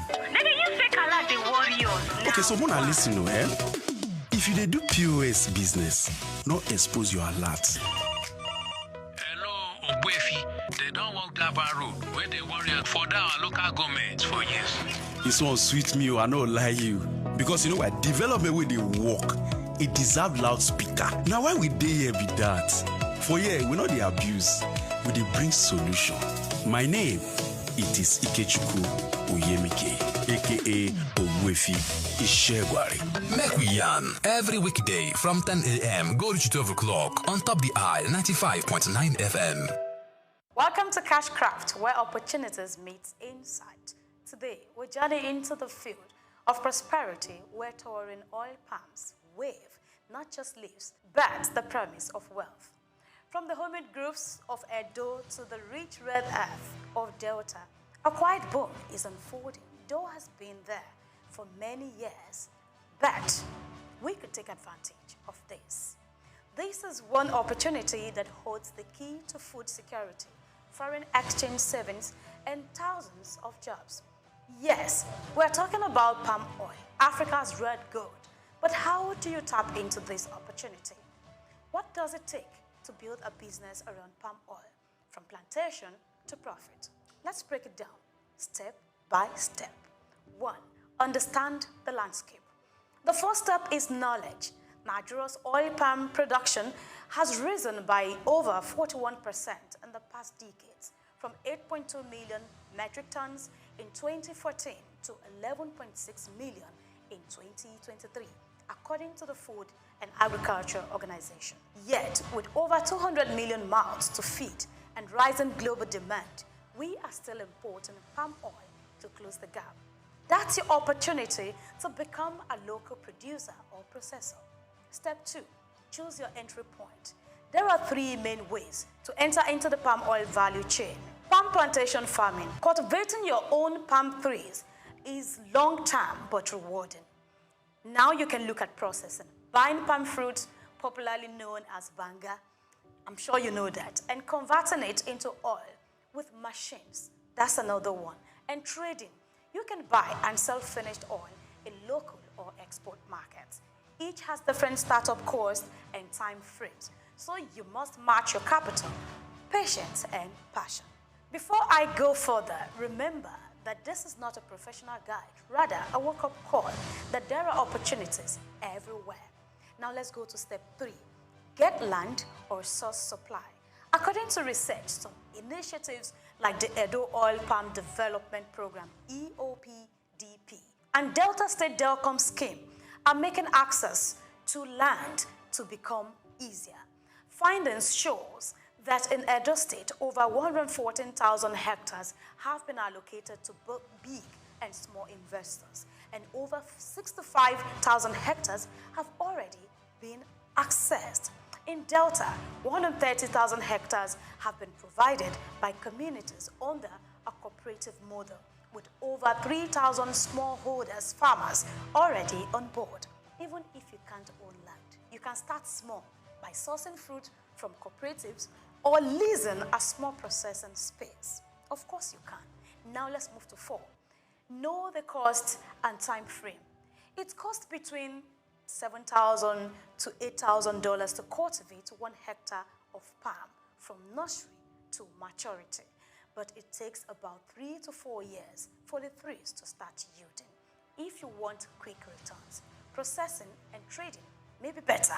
You can buy a small-scale palm oil milling machines for 1.5 million to 3 million naira, or even less if you join a cooperative or lease. So let's go to step 5.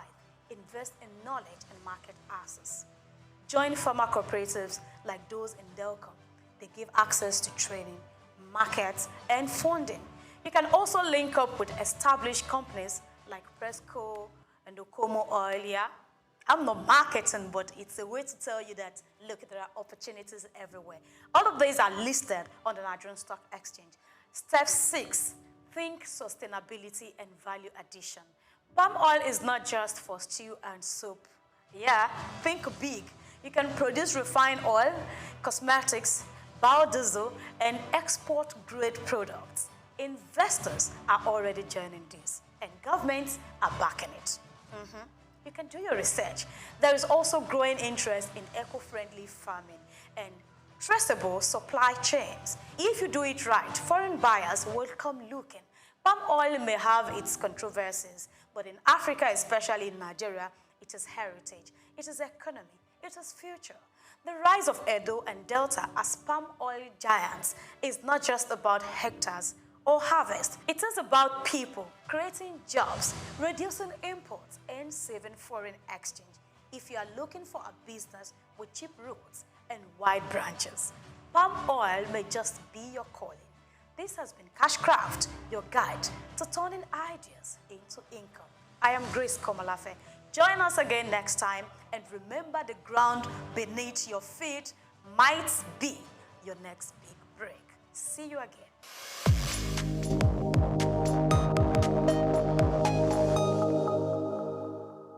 Hello Nigeria, hello Africa.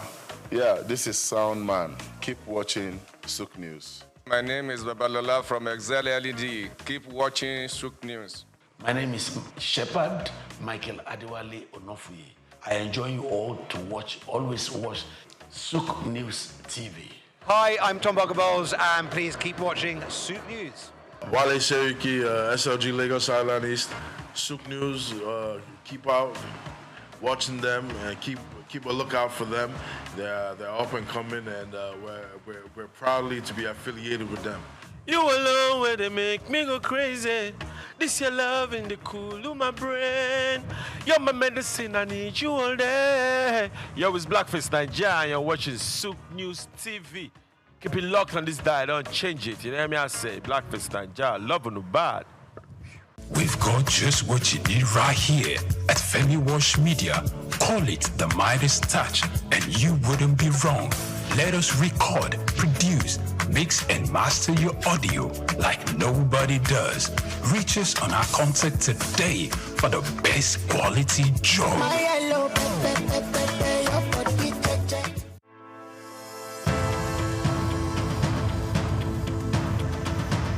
Nigerian leather industry has a storied history, particularly in the northern parts of the country where the art of leather farming and crafting has been perfected over centuries. Traditionally, leather was used primarily for functional items like sandals, bags, and saddles, with little emphasis on fashion.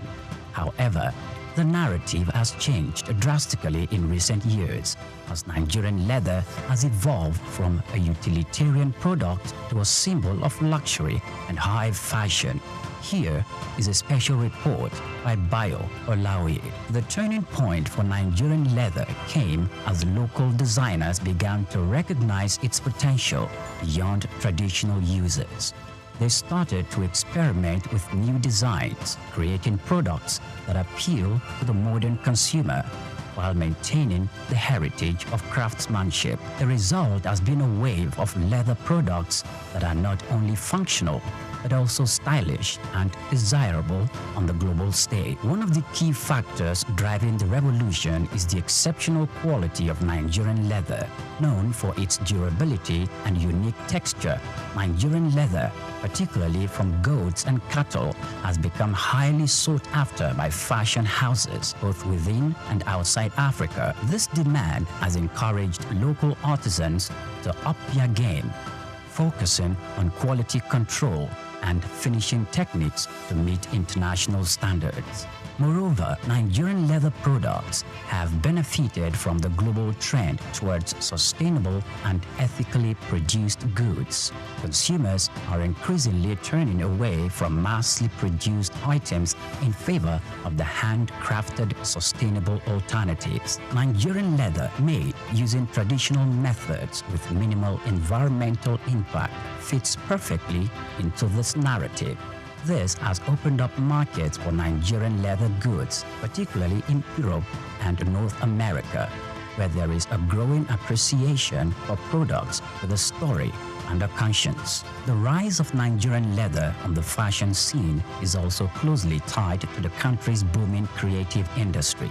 Fashion designers, many of whom had gained international recognition, are incorporating leather into their collections and innovative ways. From sleek handbags and bespoke shoes to stylish jackets and accessories, the Nigerian leather is becoming a staple in high fashion. This trend is not only boosting the profile of Nigerian fashion, but also creating new opportunities for economic growth.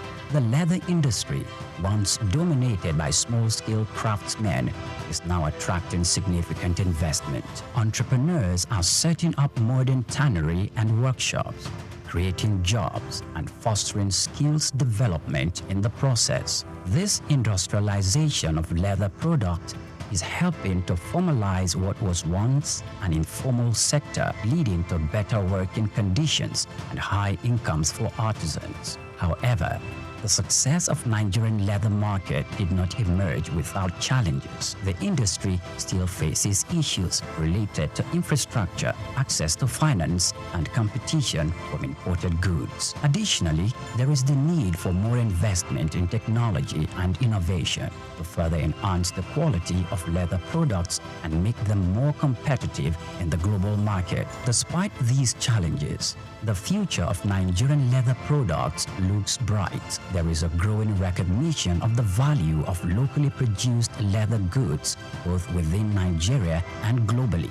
This is evident in the increasing number of fashion shows and trade fairs dedicated to promoting Nigerian leather products, as well as the rising demand from international buyers. The evolution of Nigerian leather from a utilitarian material to a symbol of high fashion is a testament to the creativity and resilience of the Nigerian artisans. It reflects the broader trend in the global fashion industry towards sustainability and craftsmanship. As the world continues to embrace African fashion, Nigerian leather is poised to become a major player on the international stage, offering a unique blend of tradition, quality, and style. This is just the beginning of what promises to be an exciting new chapter for Nigerian leather.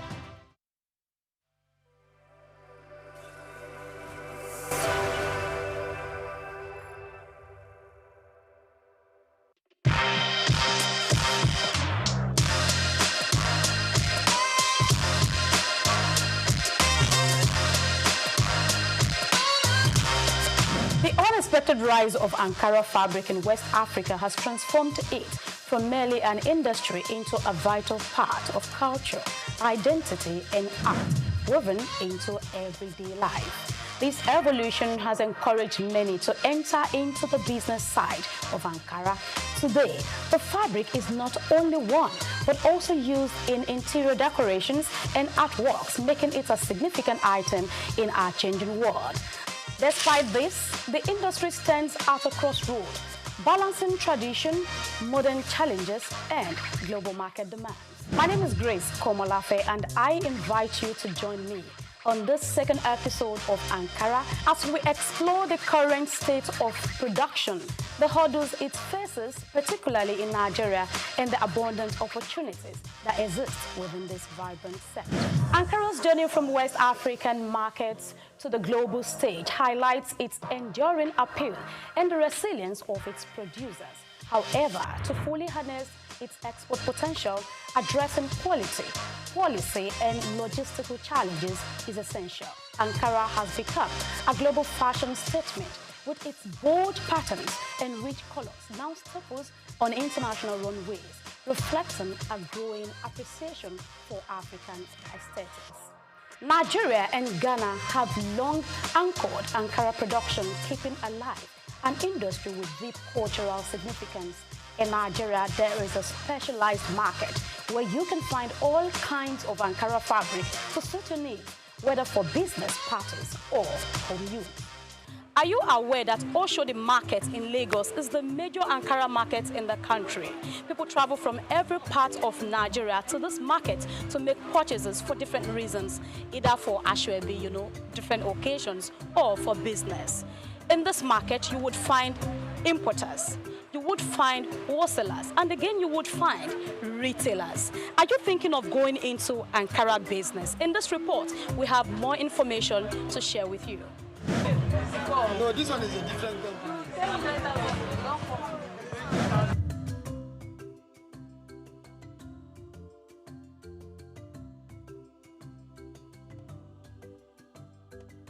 Despite Nigeria's rich resources, skilled workforce, and a large domestic market eager for Ankara fabric, the country has struggled to capitalize on this potential.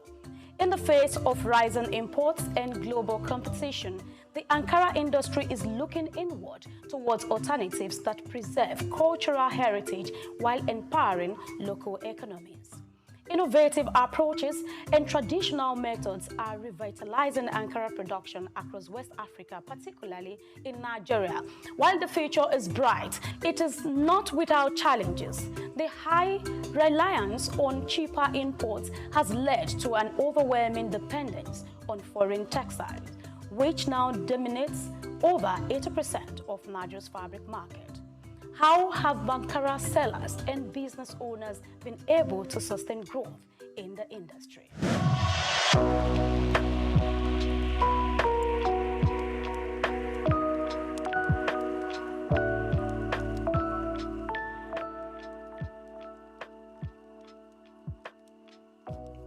What kind of Ankara do you sell? Big or small? We sell big, small, and medium range. I think this is the first person I'm meeting that sells 3 categories of Ankara. I've met people that does medium and small. I met someone that does just the small. So good to know that you are doing 3 categories, big, medium, and small. So why did you decide to go into a full-blown Ankara business? Because any customer can walk in now and request for small one. I will attend to the person. If you want medium, I have. If you want big one, I have. You don't want to lose anybody. I don't want to lose anybody. You like money. I'm people man now. I suppose like money very well. When someone is alive, where is going to be saying? So for now, things are so high. When I'm still in this business to my master, that time it was 700 or 600 like that. So things start increasing every day. So that is the problem we have. The customers are complaining. This thing are complaining. Both people that are coming from far journey saying that after this, there's no much gain on it again. So that's the challenge we have. Long before Ankara became a global phenomenon, West African textiles were celebrated for their craftsmanship and cultural significance. with Nigeria being a key player. Today, Nigeria's textile industry has faced significant challenges over the past few decades, despite the country's rich potential in cotton production and a historical legacy of vibrant textile manufacturing. Once a leader in the sector with over 180 textile mills in the 1970s employing more than 1 million Nigerians, the industry has been in decline since the 1990s, grappling with issues such as smuggling, high production costs, outdated machinery, and inconsistent government policies. Instead of boosting the Nigerian textile industry, interest in importation continues to rise. With a renewed interest in textiles, including Ankara fabric, local production remains low. An influx of cheap imports surged over 100% to 365.5 billion naira in 2022, undermining the demand for locally produced textiles. As Nigeria strives to engage in the business, the high cost of importation negatively impacts their efforts. The situation is compounded by rising energy costs and a depreciation in currency, leading Nigerians to depend largely on imported Ankara to meet the demands of customers. Importation business now is a help. It's very, very expensive. Just last month, the clearing of the goods was about 6 million naira. Overnight, it turned to 14 million. Should we stop selling Ankara? No. We have to go on, move.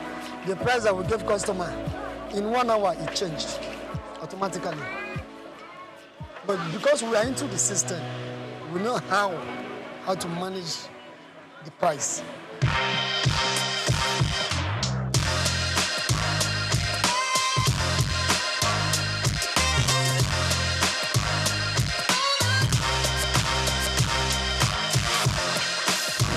As customers become more conscious of their environmental and social impact, the demand for sustainable and ethically produced textiles is on the rise. Ankara, with its deep cultural roots, is uniquely positioned to lead the way in this movement. The global market for Ankara is expanding, with new opportunities emerging beyond West Africa. However, tapping into these markets requires strategic planning, quality assurance, and effective marketing. Actually, like, person want to do the business, it depends. If you have the money, because this business now it's all about money. Capital intensive. Capital. No amount of money that is enough. No amount of money. If you have 10 million, 20 million, 100 million, you can start up something, because when you check this one now, this nylon now, for one nylon now is almost 48,000 or 37,000. So when you now calculate 1 line, 2 line, 3 lines, so you can see that there's millions of money. So if you want to go into the business, if you have the cash or you have the power, it's a nice business, but you must have money to rotate the business.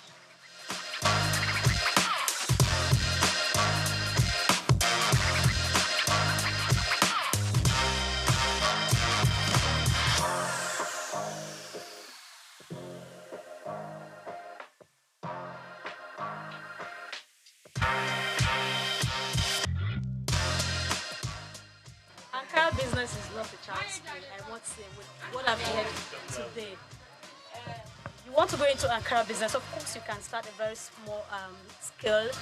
Do not say no to small beginning, do not despise little beginning, but I must say, if you want to do a big time Ankara business, it's not a child's play, you must be ready for it, I tell you. So for instance, you have this line, like I mentioned earlier, you'll be having this pack, this pack goes for about 40-something thousand, and you're having a couple of them. So you see 1, 2, 3, 4, 5, 6, 7, 8, 9, 10, 11. I mean, the number you keep counting. Did you see? Same colors, and we're having different designs. It's not a child's play. Millions of naira goes into this business, and you can see this is Oshodi, where Ankara business takes place, the real business. This is where it happens. Yes, from all over the states in Nigeria, they come all the way to Oshodi to do their biddings in Ankara business. The Ankara industry, a cornerstone of West African culture and economy, is deeply influenced by government policies, Yet, the implementation of these policies is not without its challenges. Bureaucratic delays, corruption, and inconsistent enforcement often undermine their effectiveness. The success of the Ankara industry is intertwined with the government's actions. Thoughtful policies and effective implementation can drive growth. Moreover, regional and international trade agreements such as the African Continental Free Trade Area AfCFTA offer new opportunities for expansion and collaboration. The future of Ankara lies in the hands of the next generation. Young innovators are reimagining what Ankara can be, blending tradition with modernity and driving the industry forward.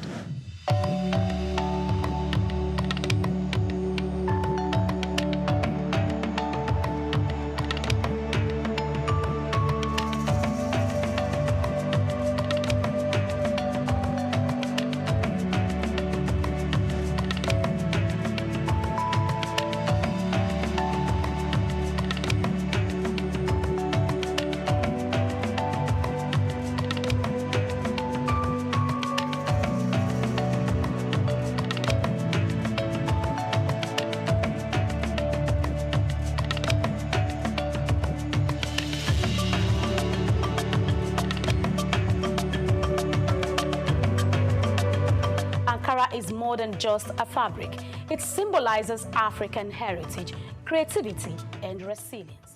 As we look to the future, the potential for Ankara is limitless if the industry embraces innovation, sustainability, and global collaboration. The journey of Ankara is far from over, and its story will continue to inspire generations.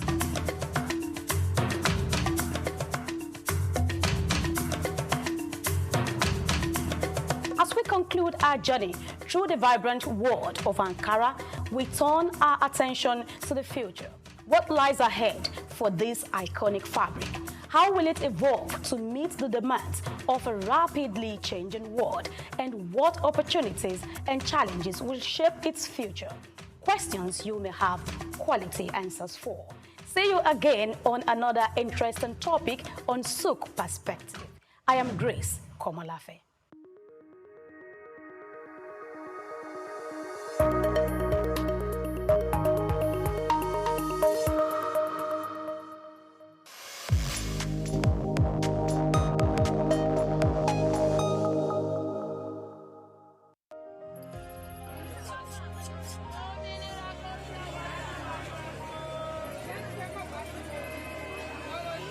Hello, Lagos.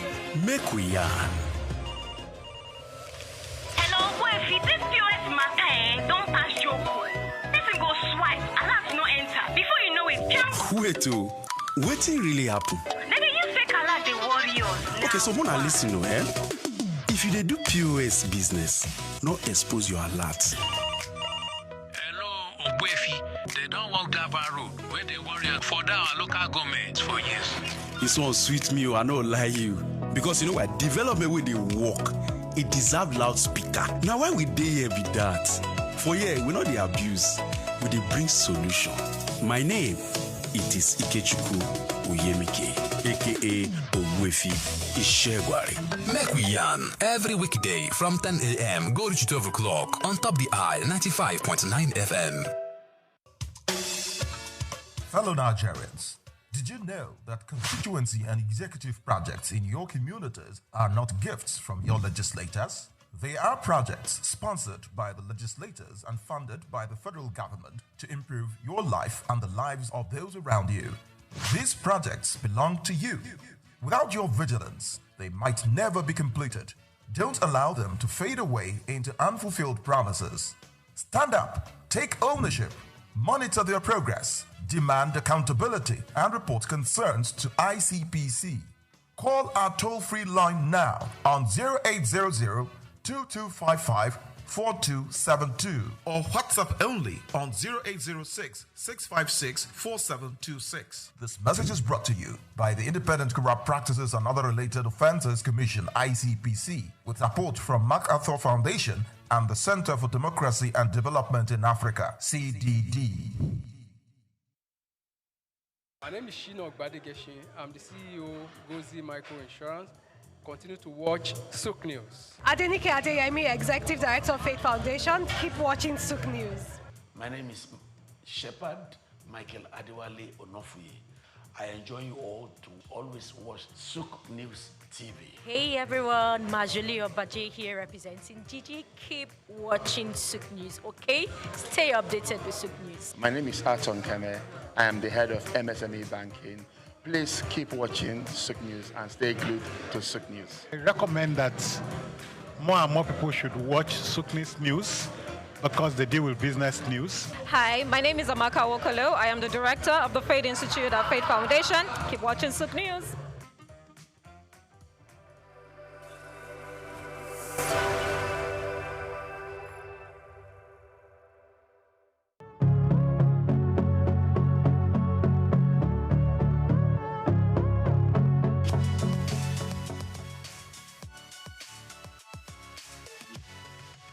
Well, Supporters Club had been there for 66 years when it was founded officially, but those who funded it were just doing it for the fun. We just come to the field, drum, sing and go. Nobody gave them any recognition. But I joined them in the year 1977. Well, I paid 2 naira to join.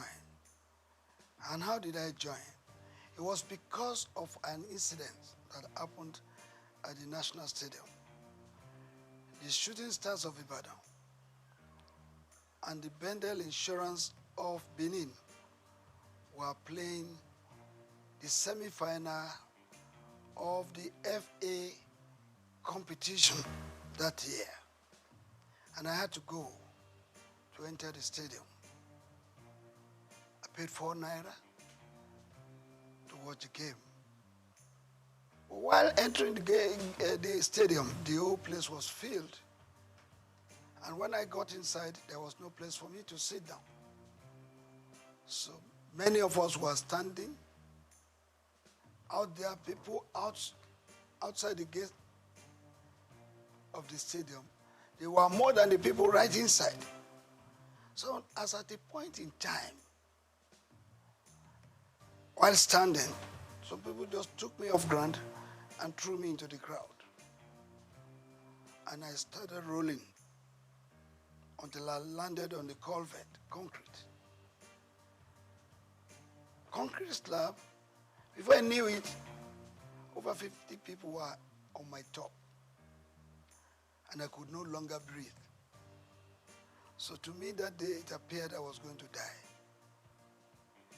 But through the grace of God, I was able to wriggle out myself of that position.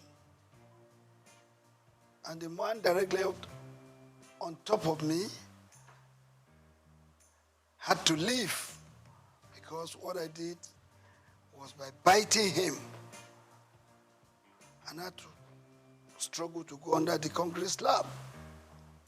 And I was right there for the first half of the game, 45 minutes. I was right there under the concrete slab. I couldn't watch the game. It was the breeze that was coming from the outer part of the stadium that saved the situation. After the first half, you know, people will get up to go to the toilets, to go and buy drinks and meet their friends. I had the opportunity of coming out, and a good Samaritan gave me a small place to sit. Even at that, I was very unconscious. I was not comfortable. But the game ended. It was a drawn game. When the game ended, everybody left the stadium. But because I wasn't very comfortable, I had to wait in the stadium for like an hour and a half before I left. So when I left and I got home, 9 p.m. network news, breaking news. 32 people died in the stadium that day. What informed my decision to say, I will not go to the stadium again until I have the best way to go into the stadium without being killed, maimed, or injured. And I decided to move with those people, and I joined them.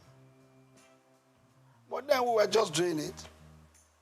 Maybe 20 of us, 15, 30 of us, we meet under the trees of the National Stadium, and we go home. And since that period, immediately I became a member, I introduced what they call flag bearing. When from 1977 to 1990, every Nigerian team that came out of the tunnel or goes out there outside Nigeria to play, you will see the Nigerian green, white, green flag being carried by one person. It's me.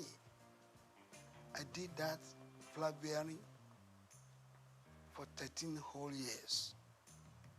Whenever the team is played,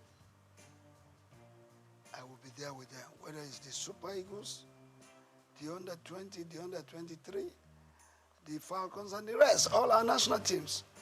Even our club sides going out to play Continental. When you see the green, white, green of Nigeria, I used to be the one carrying that flag. So I was with them, and I rose within the ranks from being an assistant secretary to becoming the national secretary and also the chairman of the disciplinary panel of the Nigerian Football Supporters Club. And by 1990, I was voted to be the chairman. That was when the thoughts of registering the club came. So when you hear that the Nigerian Football Supporters Club founder officially, because of its registration, I did the registration.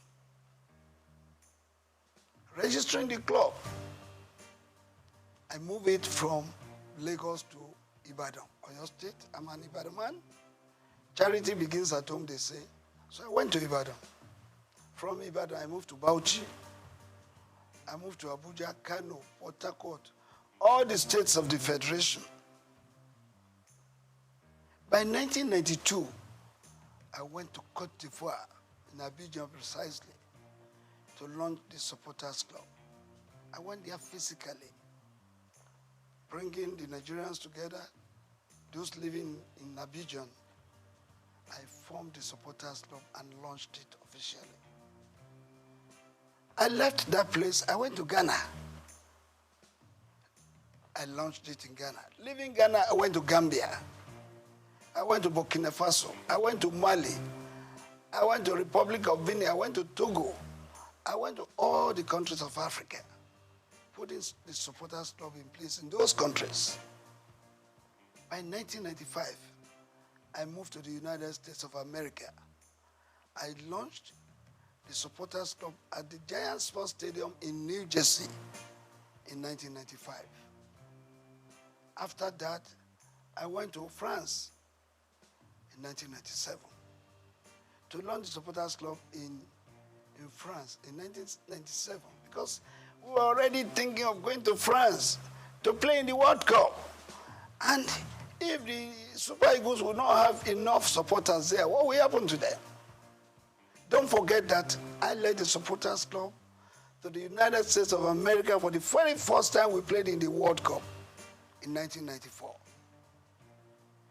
I was at the Copa America in 1995. That was when I had the opportunity of launching the Supporters Club in America. In 1996, I led the Supporters Club to Atlanta in 96. And the winning of the trophy, the gold in football event, made possible by the Supporters Club, support of the Supporters Club. Because when you listen, when that match, you remember that we played a match with Brazil in the preliminary stage, and we lost 1-0. But we had the opportunity again to meet them during the semi-final. And during the semi-final, Brazil had given us 3 goals. We were trailing 1-3 at the interval. And when the second half came up,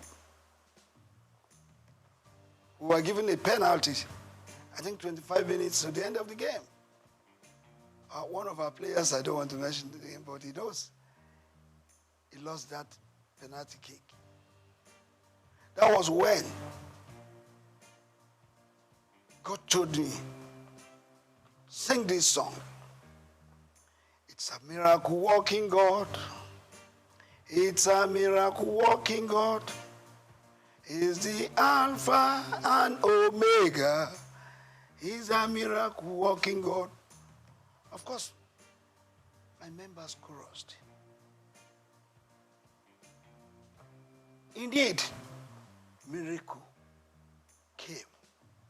We scored the second goal. And the then Minister of Sports, Chief Jim Nwobodo, came to our stand and said, let it go. I heard you guys singing, it's a miracle working God. It's like God is going to make a miracle to happen today. I said, yes. And we continued. I changed the song. I have a Father who never fails. I have a Father who never fails. I have a Father who never fails. Who never fails. Who never fails. Forevermore. Amen. Jesus never failed. Amen. Jesus never failed. Amen. Jesus never failed. Jesus never failed. Jesus never failed. Forevermore. We scored the third goal. Then another song came. Boya chukuna gaza. Boya chukuna gaza mere. Messiah yobiuma. Boya chukuna gaza. The match ended and there was to be the extra time. And that time it was a sudden death rule.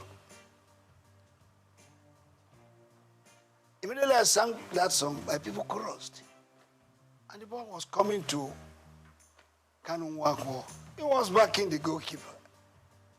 Chested the ball, raised it up, turned around and tapped it to the net. And that was the 4 goals the Nigerian team scored against Brazil. And they started crying. And I decided to form another song.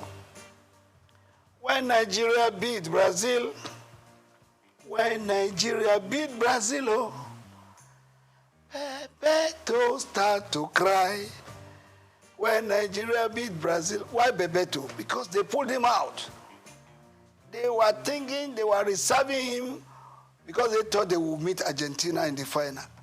Unknowingly to them, that they will be beaten, they don't know.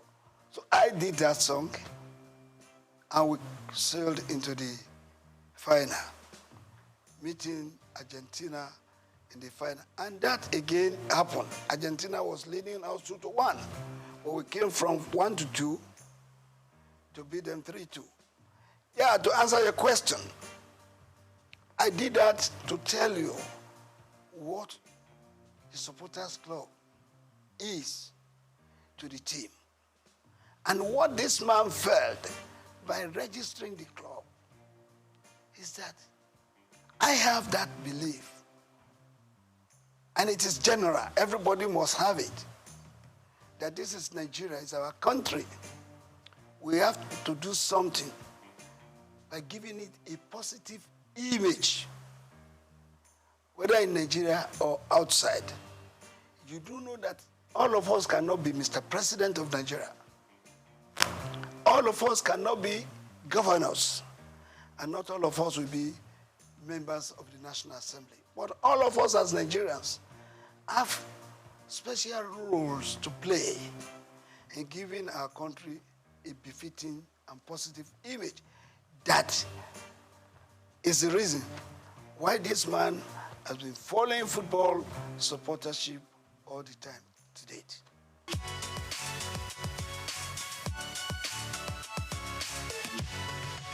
Well, I want to tell you, like I said earlier on, the grace of God has been the secret. The other secret is that my members, I get them reoriented to believe in my vision. All of them supports what I was doing. They all love this country. They want to contribute their own to the good name of Nigeria. That has been the secret.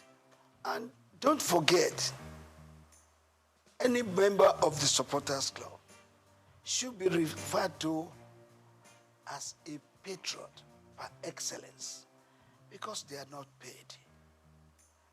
They are not giving any allowance. They use their time, their money, even at the risk of their lives to support the cause of Nigeria through supportership. Well, majorly, it is funding. The challenges is funding because if you have to support the team, yes, they are playing in Lagos, you may not spend much money. But when they are playing in Enugu, they are playing in Uyo, they are playing in Abuja, you need money, no matter how. But come to think of you traveling with 100, 200, 300, 600 supporters outside Nigeria. They will not go by road. They will go by air. It's a lot of money that we need in running the supporters club. So our main challenges has been that of funding. But I can assure you that God has been good to us. We have had some philanthropists, some organizations who have come to assist us by way of supporting us, giving us a lot of money. And if you will not mind, I will have to put it on record that the very first company that supported Supporters Club was Coca-Cola. Coca-Cola did it for 2 years. They could no longer do it. Then, for 1 year, MTN did it. They could no longer sustain it. But later, we got Globacom. Dr. Mike Adenuga Jr. has been the brain, the backbone, the sponsor, and the financier of the Supporters Club for several years, doling out millions from 50 to 60 to 100 million of naira, and even in dollars.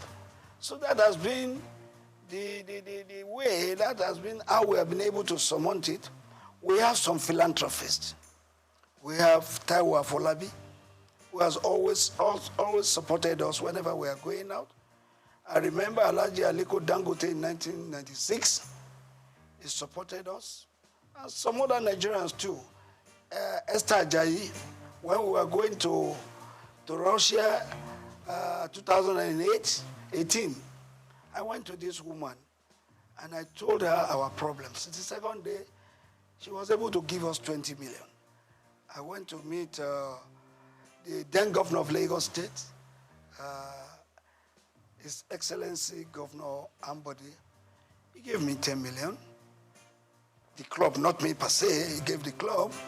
And then when we were going to Brazil in 2014, that was the very first time any government supported us. We went to Brazil. Before going, I visited the then president, Dr. Goodluck Ebele Jonathan.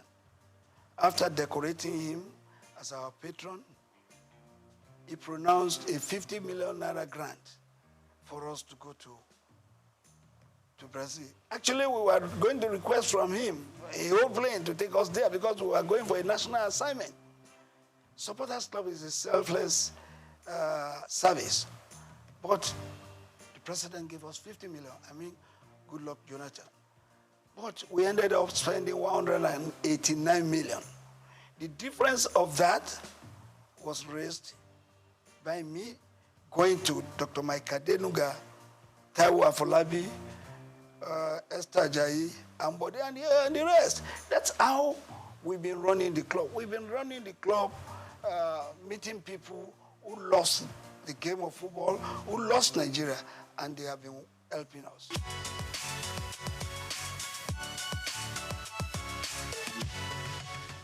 Well, very, very unfortunate. It's a story I hate to be talking about all the time because I've said many things about it more than 100 times. Supporters Club had been there for several years. And Dr. Rafiu Ladipo was the national chairman for just 10 years, from 1990 to 2000. I left that position in 2000. And then somebody else became the national chairman. And that was Alhaji Waidi Anderile Yusuf, who was the chairman for 8 good years. After him, there was Otumba Olatunde Bashonu. He was there for 4 years. And there came a time when one Mr. Vincent Okumagba acted in that capacity for 3.5 years. And there was one little mistake, misunderstanding, because people will not want to wait for their time. And all I told them is, please, go through an election.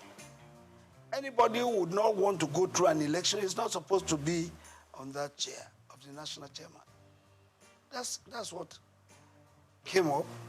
And the then NFF believed that there could be 20 arms of supporters clubs in Nigeria. It could even run to 100 units. But it's unhealthy. You cannot have a situation where your team is playing right on the field and you have different corners where you have the Nigerian supporters scattered all over the field, singing in different voices. It's not good. But look, I've been able to manage it because God has told me that supporters must not die. Supporters club will not die. I have to be patient to let them see reasons why the supporters club should go and support the teams with unity. As a unit, go and support the team. But if you have funded your own, maybe you have registered your own, you have your own office, you can stay in your office. Manage your office the way you want to manage it. But when it becomes a national assignment, you are going out to represent Nigeria. All of us as supporters must come together to support Nigeria as a group, supporting one team. Not when you have some people in angle 90, some people in angle 180, some people in angle 360, some people in angle 60, supporting one team. It does not go well. There's nothing you are going to achieve from this. I remember when we were in Russia, and my members have gone in. I normally wait for all of them to go in before I will finally go in. So when I was going in as the last person, I entered the stadium, and I saw them, some people up there, I saw some people on the left, I saw some people on the right. And when I was going to meet the band boys, some of their security men came to me, in Russia, and asked me where I was going. I said I was going to meet my people. They said I should bring my ticket. And when they saw the ticket, no, you can't go there, go there. That place is not yours. Your seat is downstairs there. How do I coordinate the activities of my members? This is what we've been telling them. Supporters Club must be united. They must come together, sing together, cheer the team together, and let us have a befitting result. When the referee and all the match officials see a group of people, even if you are 200 or 300, converging in one special place together, in your uniforms, in your green and white, and you are singing, they know you have come to support your team. So it takes them every reason to want to do the game better. Well, when you are not there, In a capacity crowd of 90,000, we had 5 supporters here, 2 there, 7 there. When the Argentines were about 87,000 in the field, singing for their team. So I believe that the supporters club must be together. I've been able to manage it now, up to now. The national chairman of the supporters club as we speak is Reverend Samuel Ikpeya. He coordinates the activities of the supporters club in Nigeria. While worldwide, I'm the president general because we have supporters club in all the other countries of the world. And when we come together, there must be one person. There must be the head. We have the president of the supporters club in Cote d'Ivoire. We have the chairman of the supporters club in UK. In all Francophone countries, the head of the supporters club is called president. In Anglophone countries, the head of supporters club is addressed as Mr. Chairman. So the president general is not just what we just came out with. It's because there's a need for it. That's why the president general worldwide comes up. Well, I have told you a lot of people don't want to wait for their time. And when you don't wait for your time, what do you lose? You lose much. There was going to be an election. And I called all of them, go and pick your nomination papers for the election. But some of them would not want to because they want appointments. And I don't believe in appointments because we have a constitution in the supporters club that says everybody and anybody who wants to be an officer must contest for election. I insisted that there must be an election. Some people would not want an election because they know probably they believe they cannot win. They decided to say, oh, let's go our way because we don't want election. That's it.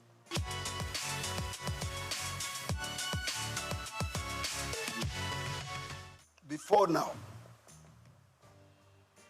up to about 8 years, 10 years ago, the Super Eagles were really super. But in the last 8 years, we have not been there. We have not been doing well. Don't forget that in 1994, Nigeria's team, the Super Eagles, were judged to be the 5th best in the world. What is our ranking now? 37th in the world. Even in Africa, what is our ranking? So the Eagles of the last 8, 9 years ago, no, they have not done well at all. I want anybody to tell me what did we win in the last 8, 9 years. Don't forget that in 1980, we won the Cup of Nations right here at the National Stadium. In 1994, we were in Tunisia. We won it. In 2013, we were in South Africa. We won the Cup of Nations.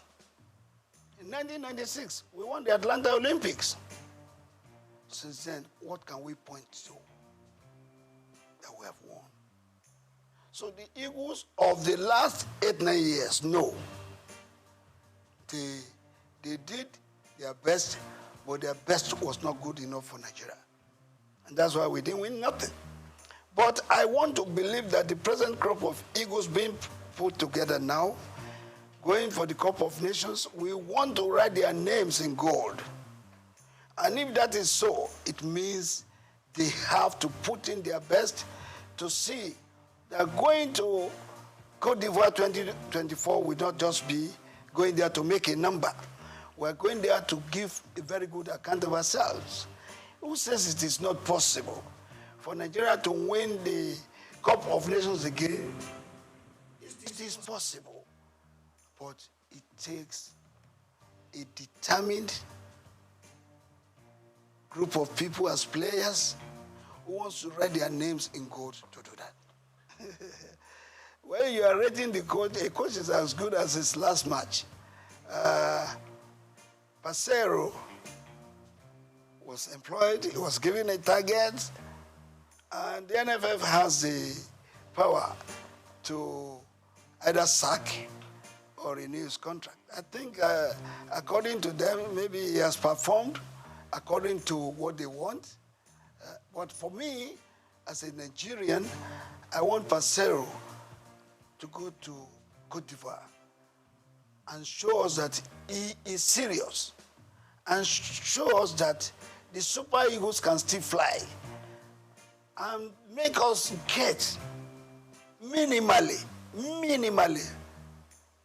play in the semi-final of the Cup of Nations. Anything short of that, no.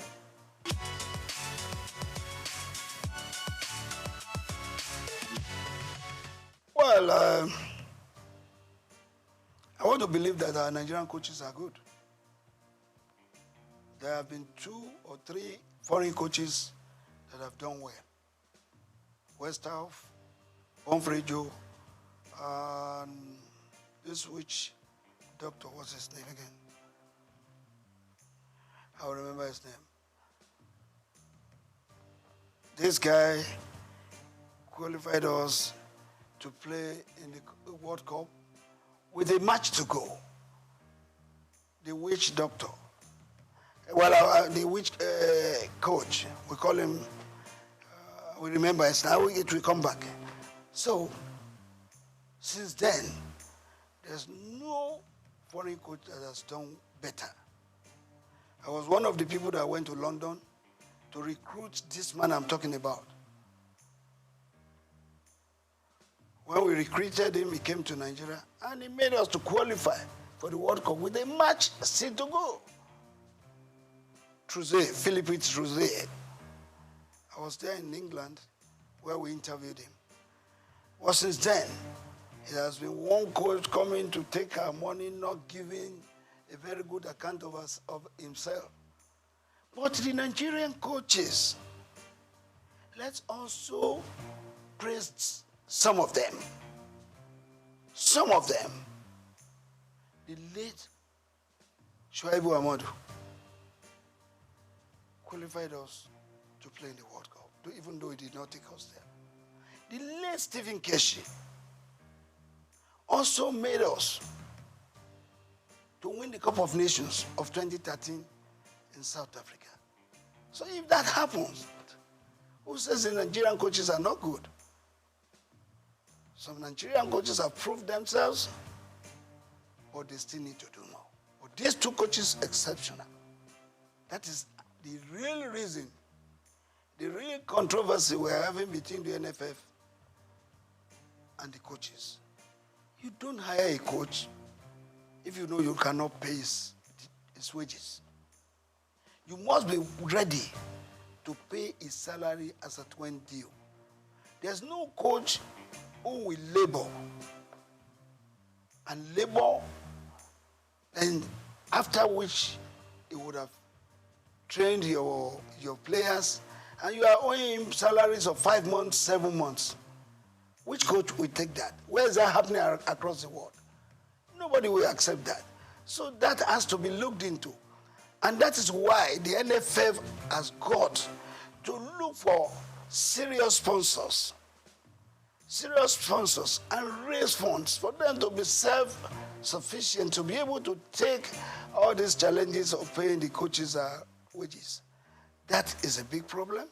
And I think the present NFF board, led by Ibrahim Guzo, will look into that, look for sponsors, serious sponsors who are interested, not just interested, but who are genuinely interested in the Nigerian game and in the Nigerian nation. You may be interested in the Nigerian game, but if you are not interested in the Nigerian game, Nigerian nation, you may not give what it takes to do. You must have the love of this country at heart, and then love the game also.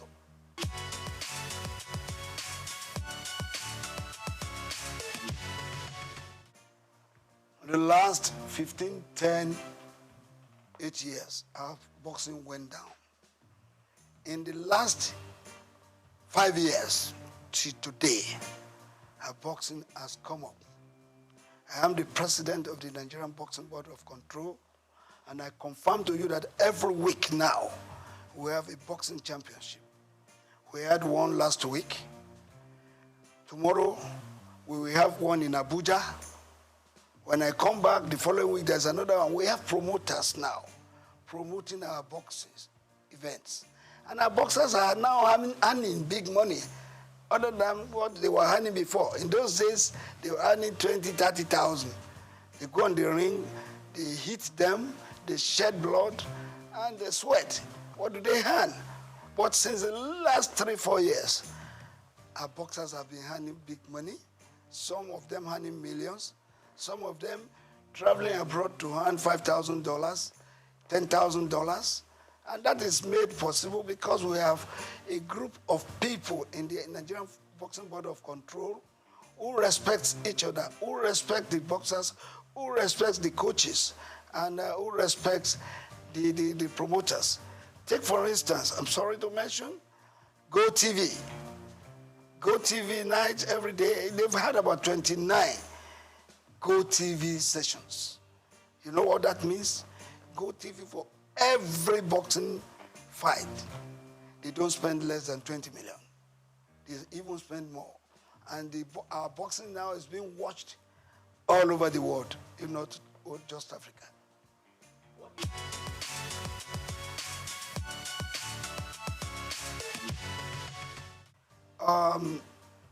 A lot of things have been said about this. We have sent memos. We have sent advice. We have met with the people in charge severally. I've had to write to put the Minister of Sports, the National Assembly, and the rest. How can we develop our sports? It's very important. Without grassroots development, you won't be there. As a matter of fact, Kanu Nwankwo happens to be a product of the Nigerian League. J.J. Okocha, product of Nigerian League. Finidi George, Emmanuel Amunike, and all of them played in the Nigerian League. How many of our Super Eagles players, those that are playing for us now,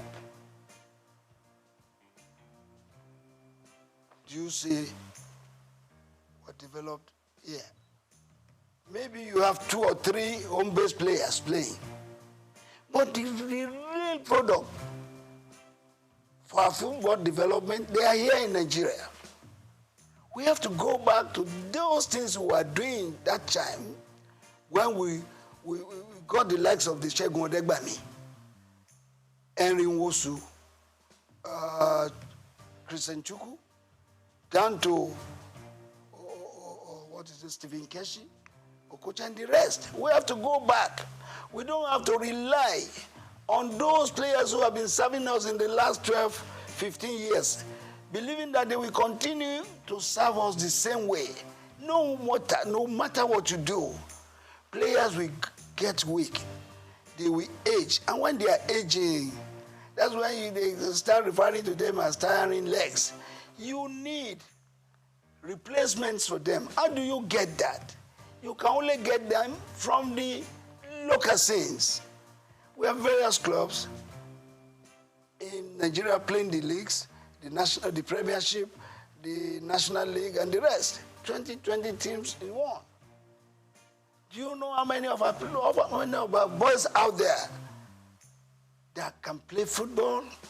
If we harness them, bring them together, and give them the right training. Of course, let me ask you, how many of our club sides have feeder teams? Feeder teams, they are very important to the development of the game. When you have a junior player playing the feeder team and is maturing, bring him to replace a tiring leg. In the senior team, how many of those teams that we have can boast of feeder teams? How many of them can boast of their own fields? Perhaps we have about 3 clubs that are privately owned. But others are owned by governments, state governments. And state governments, what do they use them for? For political gains. And if it is political gains, well, it's off it. Let's do football like it is done elsewhere. Football is big business. People are making billions of dollars in football.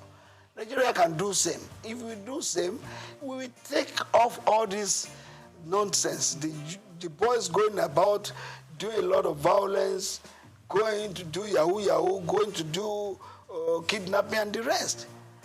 You will have all of them looking forward to becoming millionaires and billionaires in future. And of course, becoming employers of labor apart from fending for their families.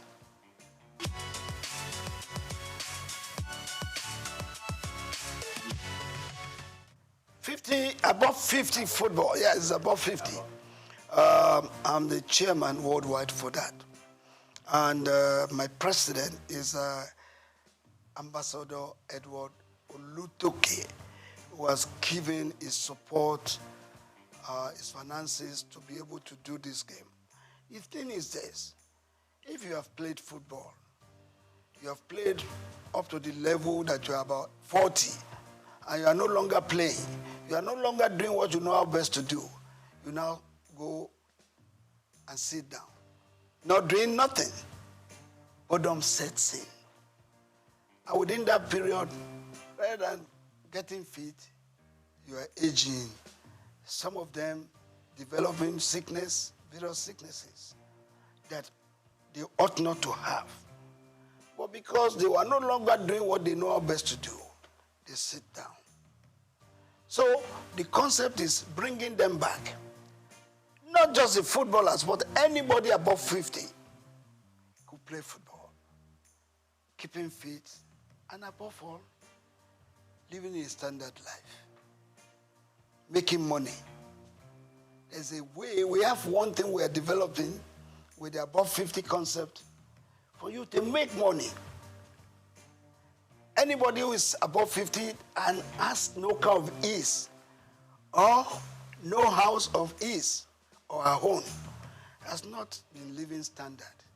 So above 50 concept is not just to play football alone, but to help you to keep fit, to keep you healthy, and make you to live standard life and make money. That is what we are doing. And as I speak with you, Brazil has embraced it. Mexico has written to us that they will want to play with us. The last competition we had 8 clubs. Ajegule, Surulere, Redeem, Etiraikate, Abeokuta, all of them, they came to play at the National Stadium. And the prize, the winner's prize was 5 million, which was paid instantly. The second place was 2 million, while the top place was 1 million. And we put a lot of money in organizing that.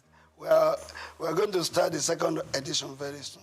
We are now having clubs from Benin, Edo, where people from Abuja, people from Kwara registering to be part of the above 50 football.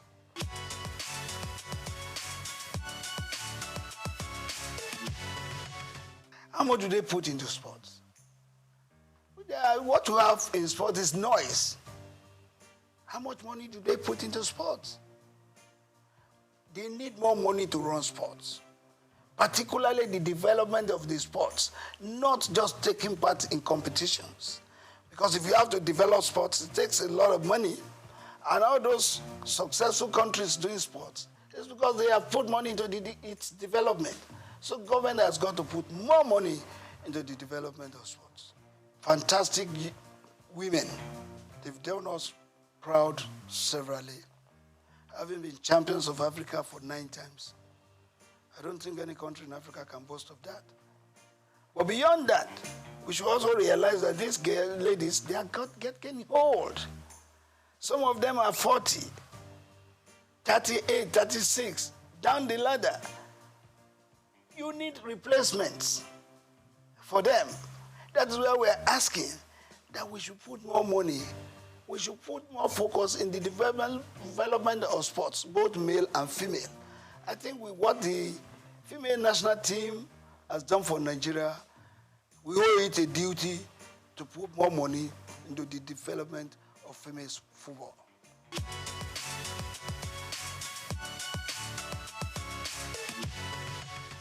I'm not thinking about that. If I want to, I would have been in politics, party politics. I would have been there, and by now I think I would have been something else. But no, I chose to be part of giving an image to Nigeria, a good image, positive one. Take, for instance, if you go out of the country, you get to the entry point of any country, and you speak of our sports, they give you a wide latitude for you to go in. Well, you say when you get there, you speak sports. They ask you, where's Kano? Where's Kocha? Where's Finidi? Where's Amokachi? That means they recognize Nigeria sports. In fact, that's the only thing we can be proud of right now. Every other thing we talk in diversities. But when it comes to sports, every one of us were together. If the Nigerian team is playing and a Christian has to pray, and he say, I pray that the Super Eagles wins today's match, in Jesus' name I pray. Even the Muslim will say amen. So together in sports, we are in this country, football and sports is a lifeline, particularly football. Football unites not just the states, it unites the country, it unites the countries of the world. So I believe we can do much more in promoting and supporting our sports so that we get the best benefits, as we say. First and foremost, I want to use this opportunity once again to congratulate him on his appointment. I've met him twice now, and I'm going to meet him soon again. And why am I going to meet him is to advise him on what I think from my own views and from what I've seen to improve sports. First, we have talked about it. The development of sports is key. Not just the taking part in competitions. Because if you are not developing sports, you are only taking in competition. If you don't win, what happens? But if you develop sports, one, you are helping the youth. Two, you are helping the nation. Three, you are growing the economy. And thirdly, you are removing restiveness and restlessness of the youth in the society. I want us to advise the minister to key into the development of sports from the grassroots. Let's go back to the schools. Let's go back to the rural areas. Football is played everywhere. Go under the bridges, you see people playing football. Let the minister put in place, through the NFF, a consortium of coaches that will go to these schools, that will go to these corners. Everywhere in Nigeria, you have talents that can be helped, sponsored, and nurtured to stardom. Once we do that, our sports will improve. And let the minister put his feet there on ground and say, every club that is playing in the Premiership and the National League must have their feeder teams, must have their own fields and other infrastructures to make them develop sports. Thank you very much. I want to pray for this organization to continue to thrive, to continue to blossom in making money, because without money, this kind of things that I hear cannot be sustained. So God will grow you the more, and your business will continue to flourish.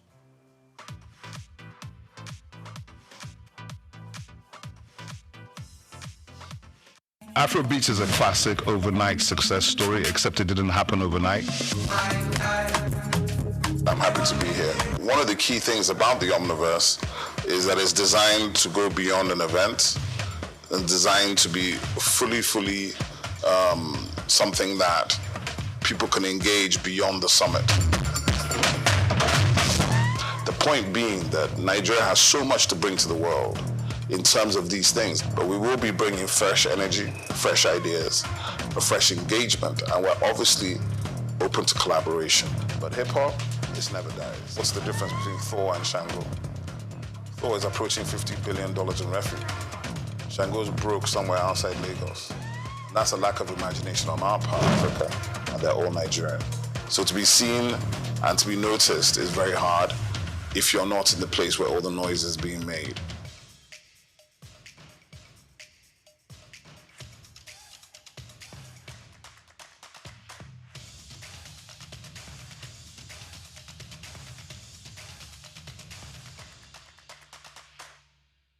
We've got just what you need right here at Femi Wash Media. Call it the Midas Touch, and you wouldn't be wrong.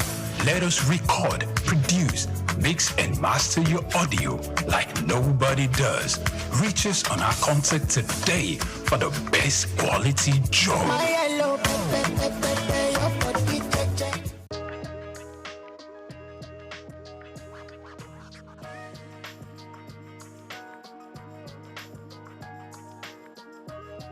Okay, thank you so much.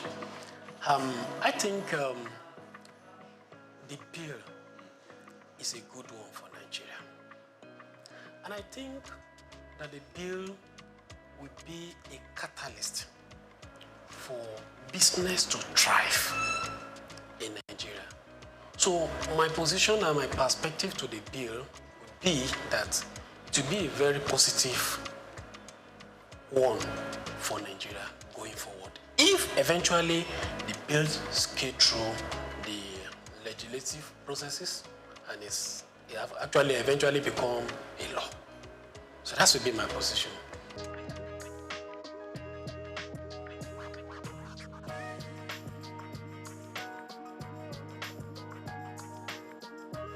Thank you. Yeah, the bill will help business in different areas. Let me mention, for instance, the payee is part of cost for a business. It's part of staff cost. And for especially small businesses, which are the major backbone of the economy, the bill is proposing a reduction, that is proposing tax exemption for some category of lower staff cadre, which in essence is a cost reduction for businesses. So by that, it will help the business to thrive. Also, many people will come, by virtue of that, employ more people, which will bring a robust activity for the economy. And at the same time, there's some category of people that their tax will also be reduced compared to what is currently in operation. So it is a positive atmosphere for business. And when you look at it from the perspective of VAT too, you also see that there's going to be zero tax on some product. There's also going to be a tax exempt on some products, especially for masses, people, low-income earner. So some certain products, they're going to be exemption. There's some certain product that's going to be zero tax rated. So by that, it will bring a more robust business activity. So by it, and then it will have positive effect on business and economy in general.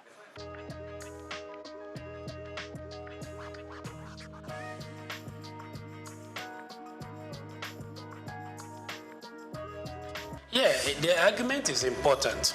It's very, very important. But when you look at it, fix and fix, the small business, it will encourage more small business. And also, even the 50 million turnover is not a small thing for business, though it is still small relatively to the economic activity. But it is a plus, right? And again, for business that their activity are more than 50 million, then it's good that they should pay tax and contribute little as company income tax back to the economy. Now, if their taxes are used judiciously, then it will bring more infrastructure to the economy. Then there will be development in the country. Then we'll also be able to look at the advanced country. We envy them, we look at them that they are infrastructures in places, then these things are not cheap. They are not cheap. So, but the main focus for now is that is in a positive trend. It's a positive trend. I encourage that the bill should be passed and implementation then should be followed so that it will bring a positive effect to the economic generally and the business will thrive going forward.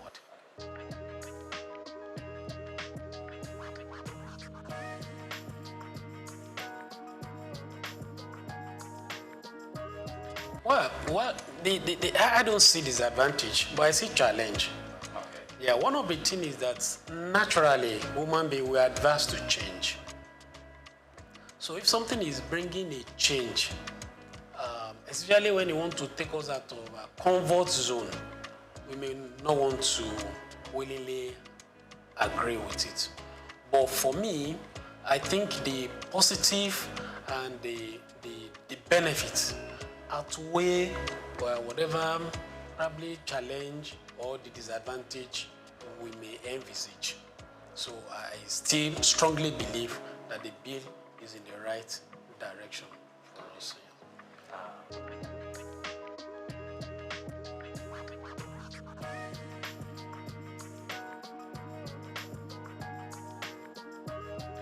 Oh, okay. I think from the angle of the value-added tax, what I would like to say in that area is that it will help the lower income earners because, like I mentioned earlier, that there's some products that's going to be zero rated, which means that there is not going to be tax VAT on them. There are some that are totally tax VAT exempted, so which means that, and these products, they are products that commonly is everybody really, but more of a masses low income earner will know with the VAT that will have been paid on it will have been an impact on them, then it's taking off. So I think from that perspective is also a good and a welcome one. And it, compared to what was proposed before, a general increase in the VAT rate across board. So this one is narrow it down to a particular area. So wherein it also exempt or puts zero rated on some product that are commonly used by the masses. So it's a positive direction. It's a good one.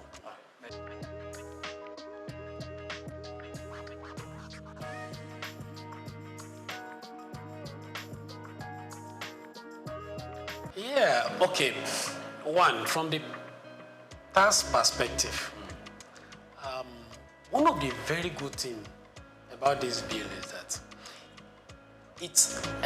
it allows that you claim input VAT. VAT is what you sell, what you buy. So the net effect of it is what you remit. Then this bill also helps to claim some expenses which currently is not in operation. So it's a positive one. Then again, you mentioned the increase in the VAT going forward. Well, let's appreciate that the increase is going to be gradual. That's one. Then two, let's also remember that the VAT, some of these products, they are not going to be with VAT again. That with common people like me and you, transport, there's not going to be VAT on it. Rent, no VAT on it. Food item, no VAT on it any longer. And many more. Health, no VAT on it any longer. So you can see that the VAT is going to be increased gradually, but it's not across board. So those basic that we know is every day is already been taken care of. So I think it should give it to the people that work on this bill.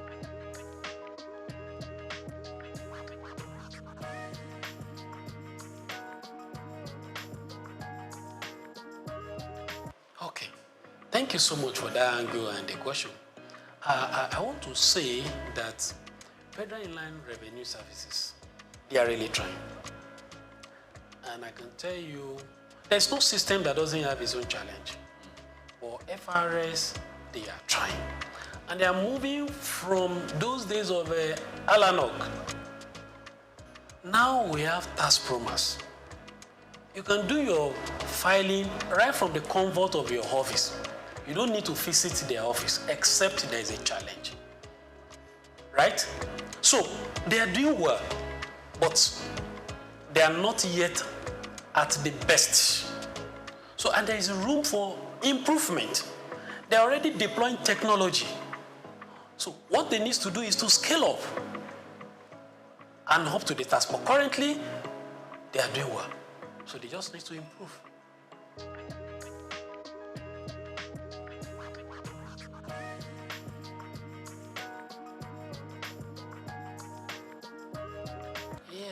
Well, it depends on the perspective you look at it.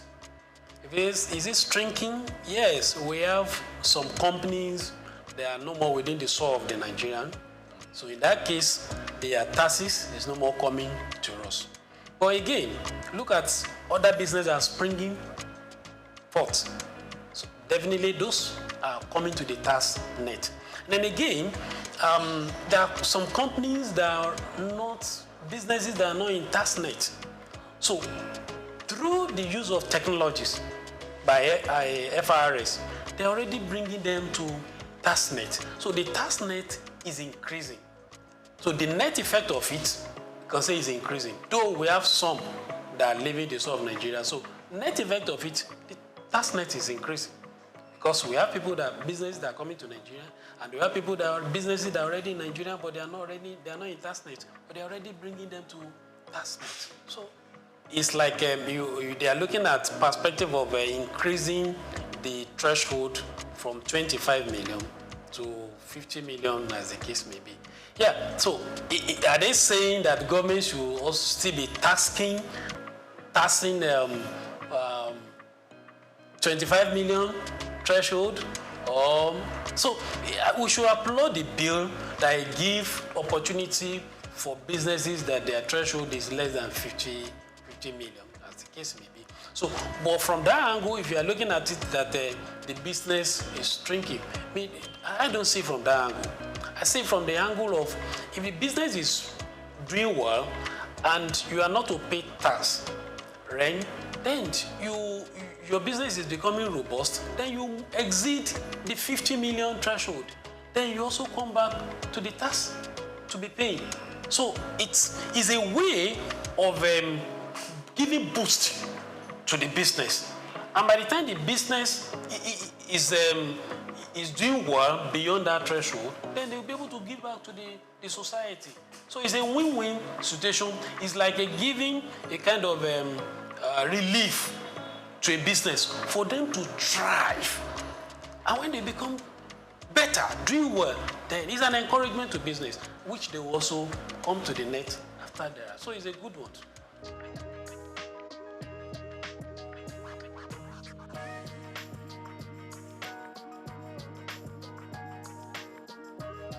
The chairman of the year. The chairman.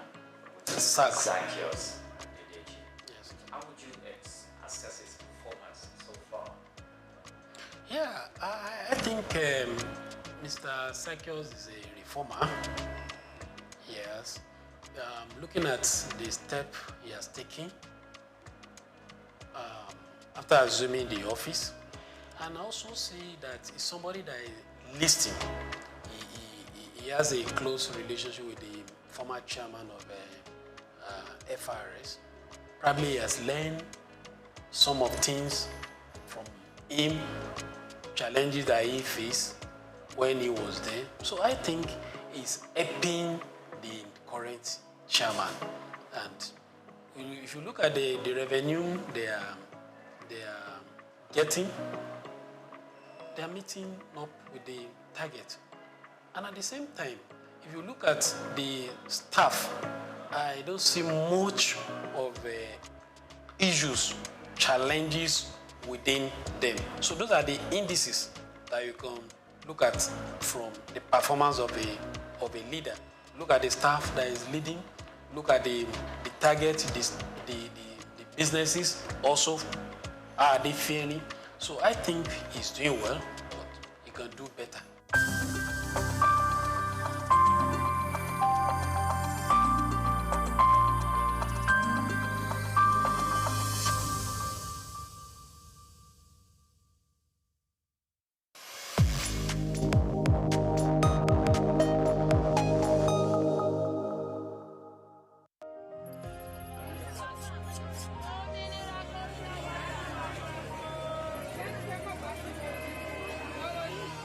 Hello, Lagos. Make we yarn. Hello, Wefi, this POS matter don't pass your call. This go swipe, alert no enter. Before you know it, jump. Wait, wetin really happen? Maybe you fake alert the warriors. Okay, so Mona, listen, if you dey do POS business, no expose your alert. Hello, Ogbefi. They don't walk that road where they worry for our local government for years. This one sweet me, I no lie you. Because you know what? Development where they work, it deserve loudspeaker. Now why we dey here be that? For here, we know the abuse. We dey bring solution. My name, it is Ikechukwu Oyemike, aka Ogbefi Ishegwari. Make we yarn every weekday from 10 a.m. go to 12 o'clock on Top the Eye 95.9 FM. We've got just what you need right here at Femi Wash Media. Call it the Midas Touch, and you wouldn't be wrong. Let us record, produce, mix, and master your audio like nobody does. Reach us on our contact today for the best quality job.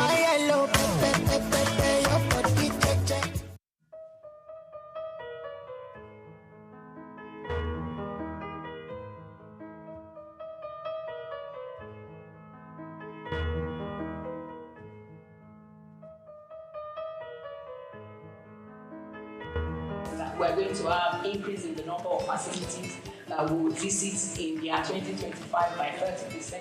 That would have improved compliance and enhancement of data-driven decision making using data analytics. We're going to strengthen collaboration between our partners, and we're going to have 25% increase in our compliance rates by carrying out the key strategies. We want to expand our monitoring coverage. We want to enhance our digital infrastructure by integrating a secure online pathway. We also want to include the e-learning platform and our mobile platforms on the digital infrastructure. We want to strengthen our community engagement and build capacity of both the farmer staff and our partners. We want to drive innovation and research. This year, we want to carry out research on quality of care. In doing all of this, we want to make the health facilities in Lagos safer by leveraging on technology and ensuring that all our processes are data-driven. Thank you very much. Thank you very much, Dr. Noriede, Dr. Nibo Shinowo, Dr. Veronica Iwayemi, and Dr. Abiola Idowu. Your Excellency, the Governor of Lagos State, Mr. Babajide Olusola Sanwo-Olu, the Honorable Minister of State for Health, Dr. Isiaq Salako. Taking us further in the comparative study, I want to especially welcome a professor and consultant medical parasitologist at the College of Medicine, University of Lagos. He coordinates the International Malaria Microscopy RDT Quality Assurance Center, as well as the country's World Health Organization malaria specimen collection sites in the College of Medicine, University of Lagos. Ladies and gentlemen, please let's put our hands together for Professor Wellington Oyibo for the very short comparative study. Thank you very much. Thank you very much, His Excellency, Executive Governor of Lagos State, the Honorable Minister of Health, here represented here by the Minister of the State for Health. Ladies and gentlemen, first of all, this is historic for us. This is a path we have planned, prayed for, and we are happy that this is happening. Mr. Governor, thank you for all that you do and for making this happen myself. I'm so happy and grateful to the Honorable Commissioner of Health. He has told the story.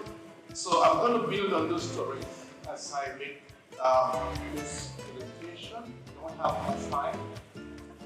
And part of the whole thing is the advances that Lagos State has made for over 2 decades. The world is hearing it, and then the signature of this project through the impact project itself, which is calibrated around the impacts that this project will be for Lagos State. My slide, please. So what we know about malaria, in the 15th century, why was it called malaria?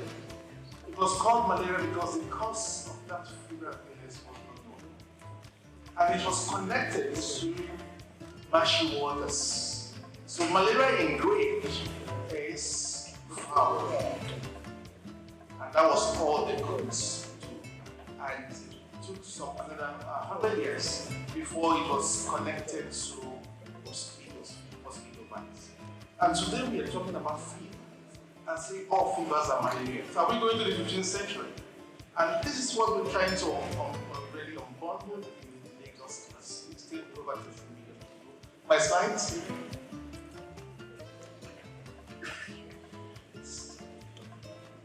So if fever is still malaria, we go back to the 15th century. And then, of course, for evidence base, meant that we will have to quickly provide the evidence. Yes. So the horrible complaint just pull it out from here.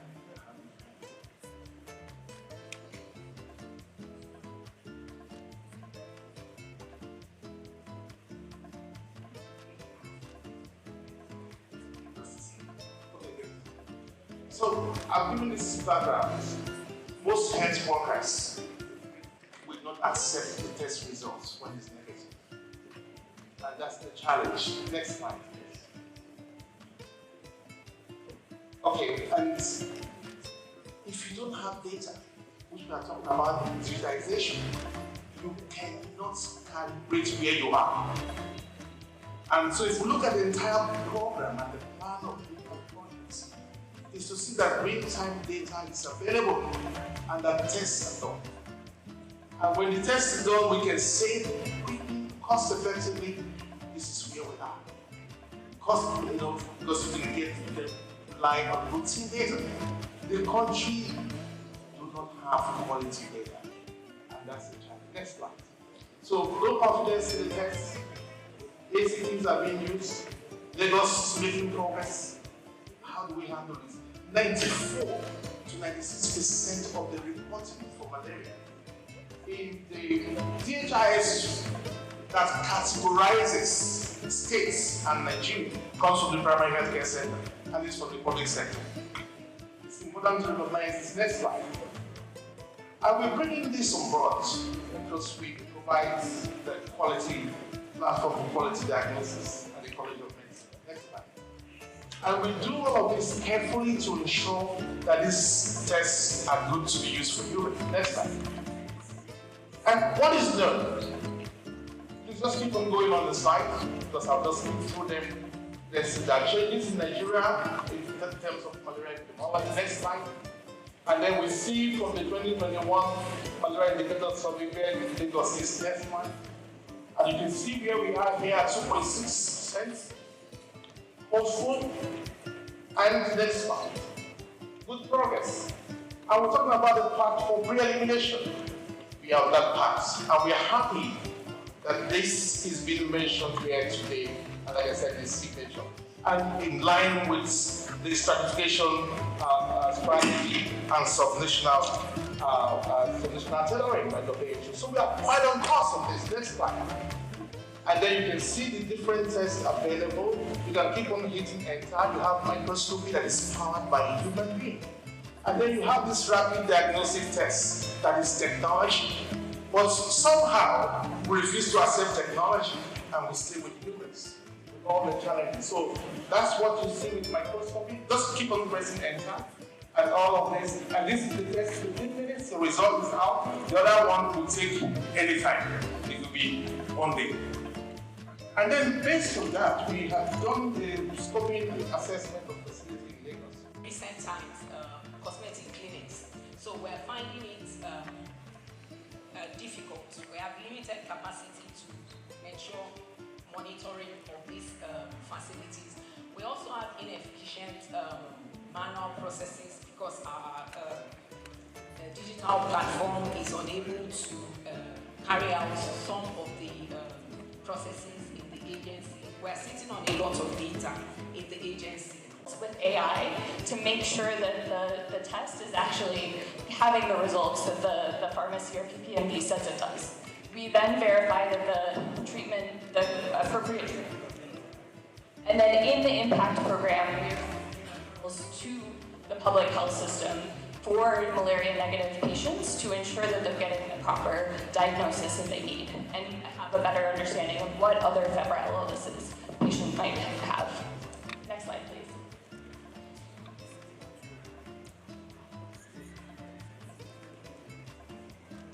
Next slide. Okay, so I'll just talk briefly about all of the other partners that are working on this as well. So we are working closely, of course, with the Lagos State Ministry of Health, which envisioned this work and brought us in to support on this. With NMEP, which is overseeing the work and providing technical oversight. With WHO, which is providing, again, technical support and facilitation. And then importantly, with our private sector partners as well. So PCN, which is doing quite a bit of the regulatory oversight and ensuring the quality of care in a pharmacy setting. With SFH, which is enabling the supply chain. And then, of course, with LASHMA, which is to go quickly into the final results on why this is improved quality of care. Oh, okay. Sorry about that. So the work is providing network expansion, innovative financing, integrated health systems, supply chain resilience, comparative research, and regulatory reform, leveraging all of these different partners that we've mentioned to ensure that patients are able to access quality care and that the data is being provided back to Lagos State to help improve regulatory support, policy, and other things. I mentioned the partners that we have here already, but we're very grateful for all of the work that they are providing to ensure that there's quality of care in the private sector. And then finally, one final slide. To reinforce what Dr. Wellington said earlier, the work that is being done is also to be supporting with testing, understanding the difference between rapid tests and microscopy, to support on policy reform to ensure that rapid tests are always done before treatment for malaria in Lagos State. Thank you all so much, and we're very excited to be a part of this. Thank you very much, Dr. Jessica Venon, the CEO, Maichemet. Ladies and gentlemen, taking us further, Nina Obulafo. Thank you very much. Thank you very much, sir. Your Excellency, sir. We're very happy that this is happening today. So just believe me to do something unique in terms of our focus for malaria control in Nigeria. To do this, I will call on Dr. Dao, Country Director for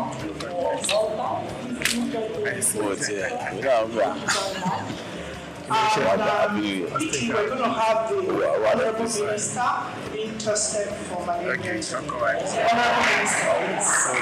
Thank you very much. This is showcasing the main focus for malaria control in Nigeria, which we refer to as the 3 T's. Your Excellency, the first T stands for tests. We cannot overemphasize or we cannot underscore the importance of that. The second T, sir, is for treatment.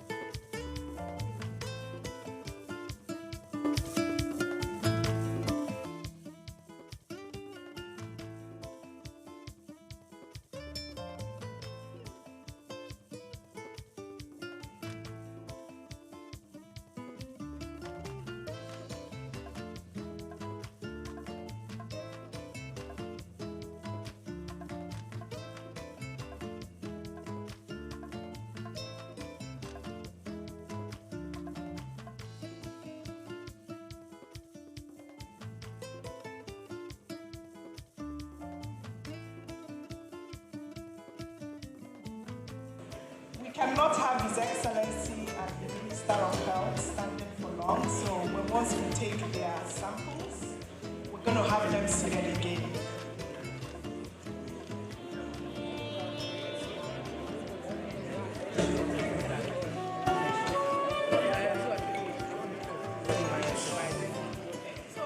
Dr. Walter on stage to come and quality check what is happening, sir, please. Thank you very much.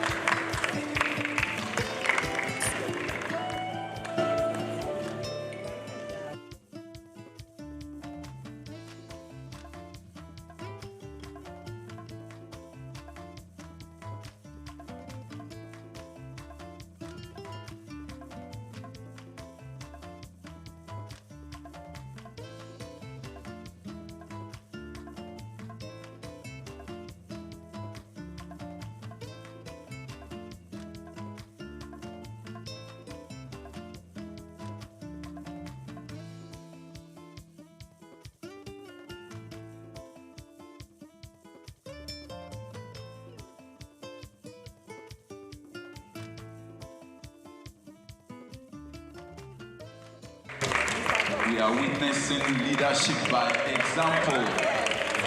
Leadership by example by Mr. Governor, Mr. Babajide Olusola Sanwo-Olu, as well as the Honorable Minister of State for Health, Dr. Salako. Please, let's appreciate them. That is the way to go for every one of us all. Thank you very much, Your Excellencies. So again, this is the way to go for malaria control program in Nigeria. The pre-elimination in Nigeria could commence in phases. We could commence pre-elimination in Nigeria in phases. Thank you, Your Excellencies. Thank you. So back to the fourth bullet on my slide. Your Excellencies, pre-elimination in Nigeria could be commenced in phases. It could start with the states, Lagos State, for example, and we could go geopolitical zones. So I was sitting with my sister, the Commissioner of Health from Ogun State. So the fever for pre-elimination have started. So I also want to say that it stands on Lagos State to make sure that this pathway for pre-elimination is properly done. The National Malaria Elimination Program is waiting to take the experiences and the processes that Lagos will use to achieve elimination to be replicated in other states. Your Excellencies, it's important to note that right now we have a couple of states under 10% prevalence in the country, and those states are Anambra, Kwara, and Rivers States. So what is happening in Lagos that has been flagged off today, it's like NMEP, it's poised to take what these processes and experiences are to states like that. Thank you very much. Thank you very much, ma. Let's appreciate her. Thank you very much. Thank you very much. Mr. Governor, sir, Minister of Health and Social Welfare, Professor Mohammed Ali Pate, who has been ably represented here today by the Honorable Minister of State for Health, Dr. Isiaq Adekunle Salako. A round of applause for him, please.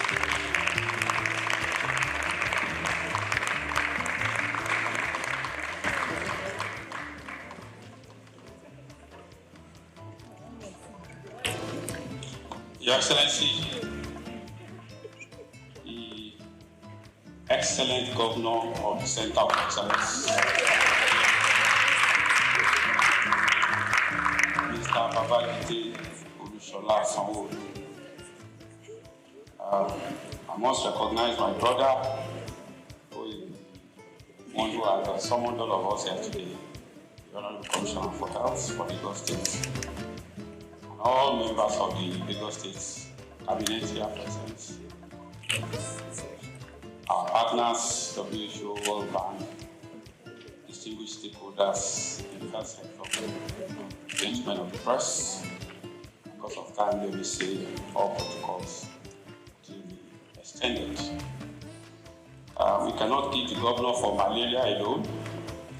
He has to attend to water, to road, several other things, so I will shorten my speech But I must say that today I'm wearing two caps. You will not see it physically.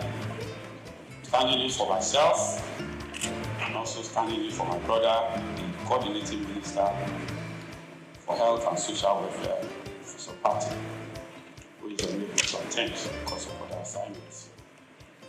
I am most delighted to be at this auspicious occasion of the launch of the Pathway to Malaria Pre-Elimination and Digitization Program in the Center of Excellence, Lagos State, led by His Excellency the Governor, Mr. Babajide Sanwo-Olu. I recall that Lagos State pioneered intensive malaria case management in the early 2000s through the Eco-Free Malaria Initiative under the leadership of now our President, President Bola Ahmed Tinubu, the then Governor. I am most delighted to be here today to be part of another pioneer initiative now under Governor Babatunde Sanwo-Olu as Lagos State takes the lead in the agenda to end malaria by 2030. Your Excellency, the Federal Ministry of Health and Social Welfare is elated with this giant stride, which aims to improve malaria diagnosis, case management, and accurate tracking of cases through the integration of digital health solutions in the form of real-time electronic reporting systems, all targeted at further reduction in the burden of malaria and its eventual elimination from our land. This momentous project will not only set the track for malaria pre-elimination in Lagos State, but in Nigeria at large, thereby once again making Lagos State a trailblazer. I want to emphasize that this project is in line with the renewed hope agenda of President Bola Ahmed Tinubu and the renewed vigor for the Federal Ministry of Health and Social Welfare on the Rethinking Malaria concept that was launched in April 2024 and is aimed at fast-tracking the malaria elimination goal through strategic shifts. We have continued to make progress in this regard, and the inauguration of the advisory on malaria elimination in Nigeria, AMEN, the development of pragmatic costed plan of action, the expansion of permanent healthcare facilities, training of frontline health workers, and the initiation of domestication of affordable medicine facilities for malaria to make malaria treatment more affordable are all testament to the progress we are making. Your Excellency, distinguished ladies and gentlemen, the Ministry is taking these steps in order to reverse the undesirable trend of being the highest burden malaria endemic country globally, accounting for 37% and 31% of cases and deaths, respectively. I am confident that Lagos State possesses the needed attributes that can help drive Nigeria to malaria elimination through such case-setting initiatives like this program. Furthermore, Lagos has been consistently the lowest malaria prevalence state in Nigeria, as evidenced from all the malaria indicator survey conducted in the country, with the most recent result in 2021 showing 2% prevalence, hence indicating a tendency of attaining pre-elimination when concerted and consolidated efforts are put in place. I wish to report that the challenge of let me use this opportunity to call on all stakeholders not to relent on their support towards this impactful intervention, which will contribute significantly to the drive at eliminating malaria from the world. Nigeria is ever committed to this drive and will continue to toe the path of global best practices. I wish to assure all Nigerians and our partners that the change in the policy of the United States government with respect to global health funding will not adversely affect our malaria elimination programs and other public health initiatives, as President Bola Ahmed Tinubu GCFR has approved a robust mechanism to ensure adequate and cost-effective funding for our public health programs. I call on all state governments to to join hands with the federal government to ensure that our country becomes self-sustaining in the funding of our public health programs. Before I end this address, let me commend once again and appreciate His Excellency, the Governor of Lagos State, Mr. Babajide Sanwo-Olu, and his health team, led by Professor Akin Abayomi, for initiating and executing this laudable innovative project. I wish to also sincerely appreciate all the partners, World Bank, WHO, all the implementers, especially for providing the needed human resources, technical support, and the funding for the implementation of this initiative. I wish all of us a successful launch of this impactful project as a springboard for the elimination of malaria from our country. Thank you, and God bless the federal government.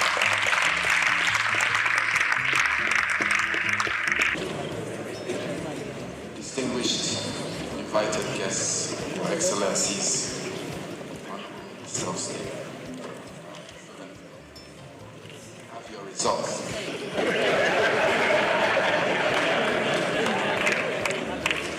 To say that Honorable Minister of State, we will not be confining you in a bed in Lagos. Your result is negative.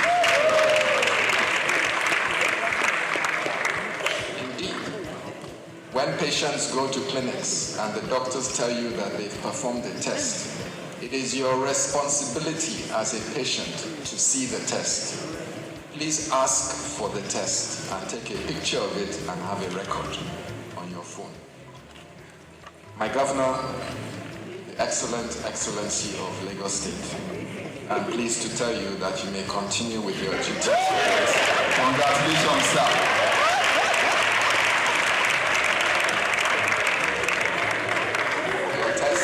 Negative, in line with the low prevalence of malaria in Lagos as well. Chart a course. Thank you very much for your support, both the Honorable Minister and our Governor and members of the Lagos State Executive Council. Mr. Governor, if you would like to approach the podium to give your keynote and to launch a pathway to malaria elimination in Lagos. Practitioner himself and a strong politician, Dr. Isiaka. Thank you very much for finding out. Members of the State Executive Council, especially Professor Akin Abayomi, and Special Advisor on Health. Thank you very much. Other cabinet members, all the permanent secretaries in the Health Ministry, and several of you that are here. Thank you very much for taking our time. The Country Director for the World Bank, Dr. Diop, the Country Representative for the WHO, Dr. Walter, all of our partners that are here, MyShamed, Impact, SFH, the National Malaria Organization, our friends from our neighboring state, the Honorable Commissioner for Health in Ogun State, thank you. All of our health practitioners, stakeholders that are here, gentlemen of the press, ladies and gentlemen. When you are asked to come forward and conduct a test that you did not psych yourself for, what will happen is you quickly raise, your brain will raise back and say, have I been feeling unwell? What is going to happen? It just brought us back 5 years during COVID, and they said that they're going to do a COVID test. It was like, the heart was going to open and you don't know what will be the outcome.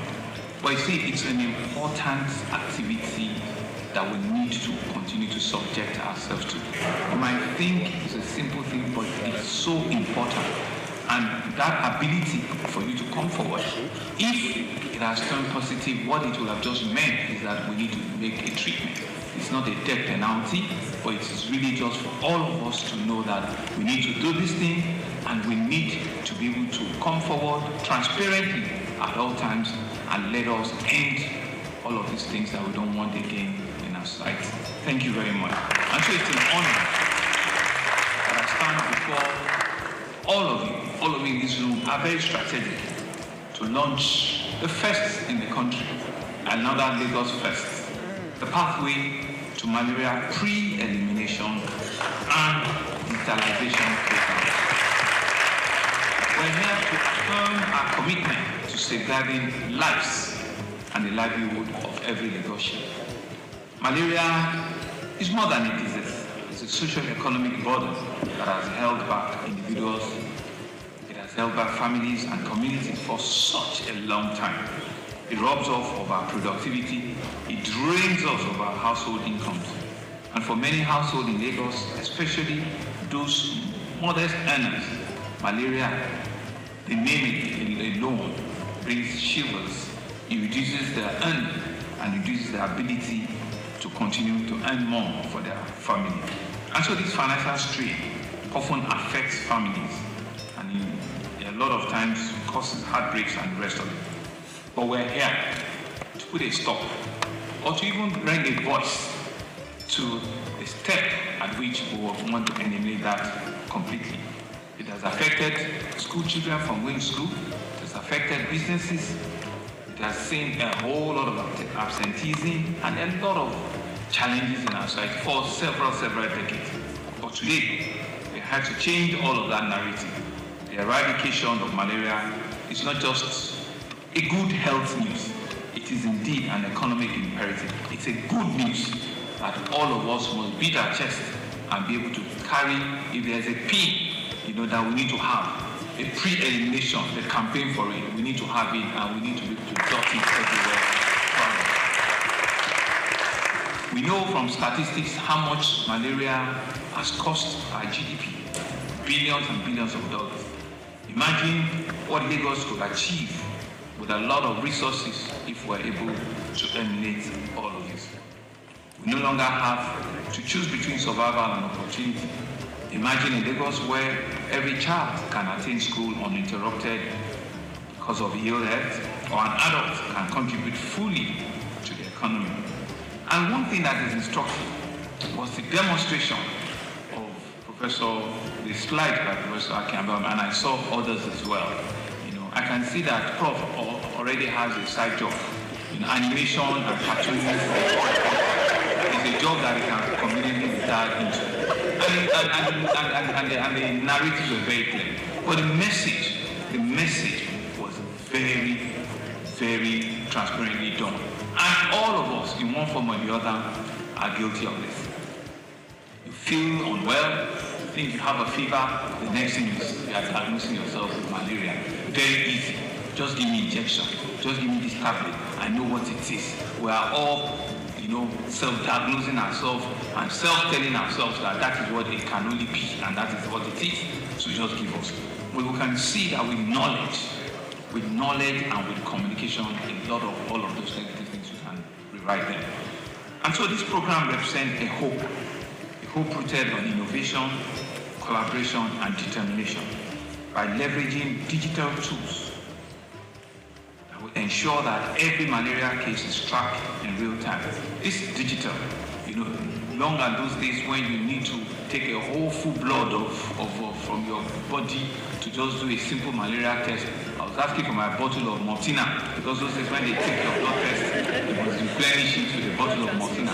But you can see that with just a small prick, and in no time you can actually. That's what digital life, has done. And so it has helped us by strengthening partnership with the private sector. We will expand access for quality care. It will help communities to have the knowledge and resources.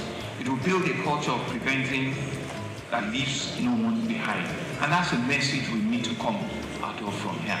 All of us sitting in this room must immediately turn ourselves into an advocate, into a cheerleader to be able to carry this message forward, to be able to tell everybody that needs to know.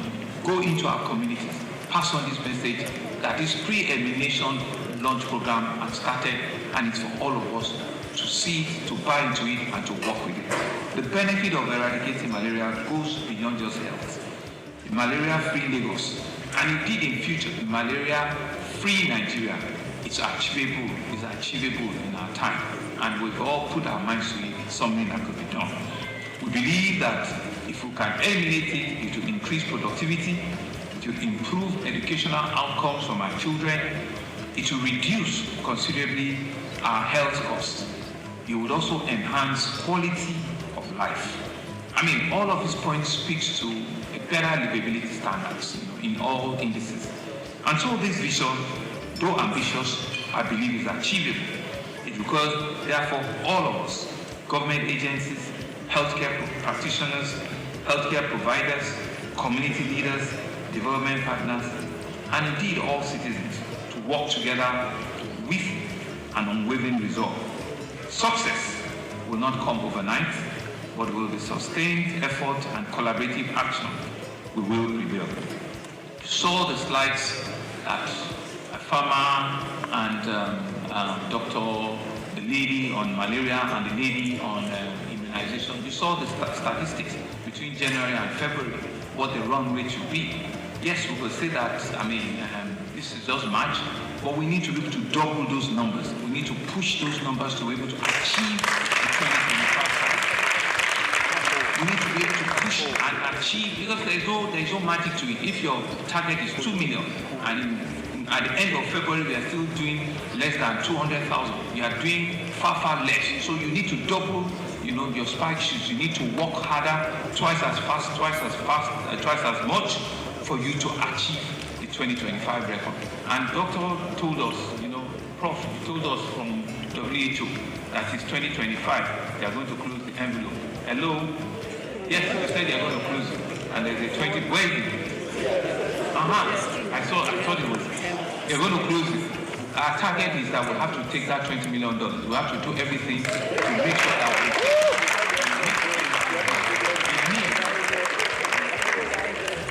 we'll meet the criteria very, very quickly. Because if it's something that we've all said we want to do, then everybody must be on the same page. And I want to commend the farmer and all the ladies that came forward transparently to show us those data. And what we need to do is we don't need to wait in October before we now cry. We need to be able to track this thing on a month-on-month basis. So I want to thank all of you. I want to thank our partners, the World Health Organization, the World Bank, the National Malaria Elimination Program. Our community pharmacists are here. All of our pharmaceutical associations are here. Thank you very much. Our various private and public hospitals, and all of you that are here for your valuable support in making this initiative positive.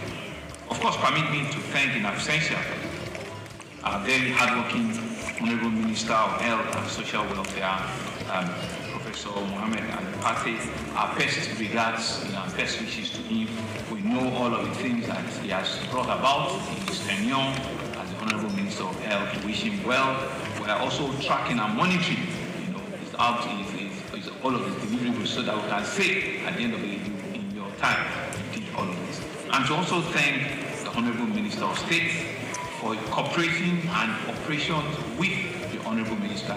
We believe that if you do all of these things and you do them well, your time, your time in that ministry will be written in gold, and Nigerians will forever be grateful, because we know that you are pushing everything to ensure that we save over 1 million lives, and you're doing so many things, so many big health initiatives. I want to wish you well.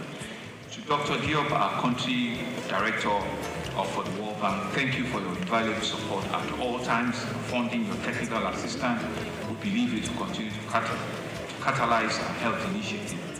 To our country director on the Bill and Melinda Gates Foundation, Mr. Uche, whose organization's investment has been pivotal to malaria control. We say thank you.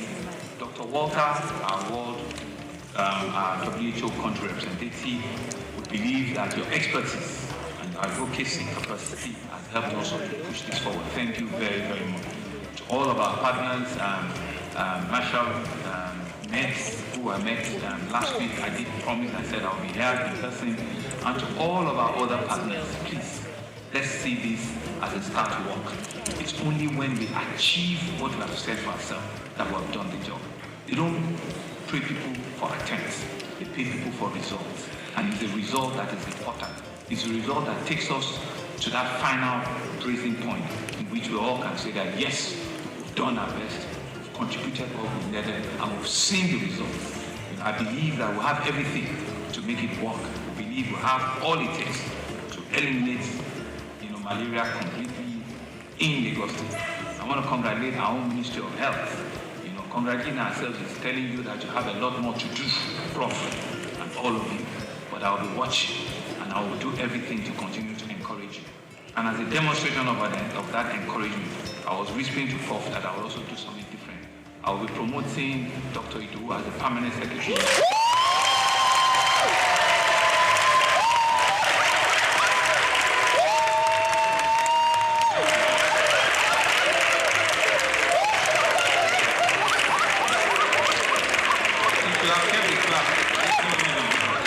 You don't know what you've done. By clapping means that she's going to work twice as much.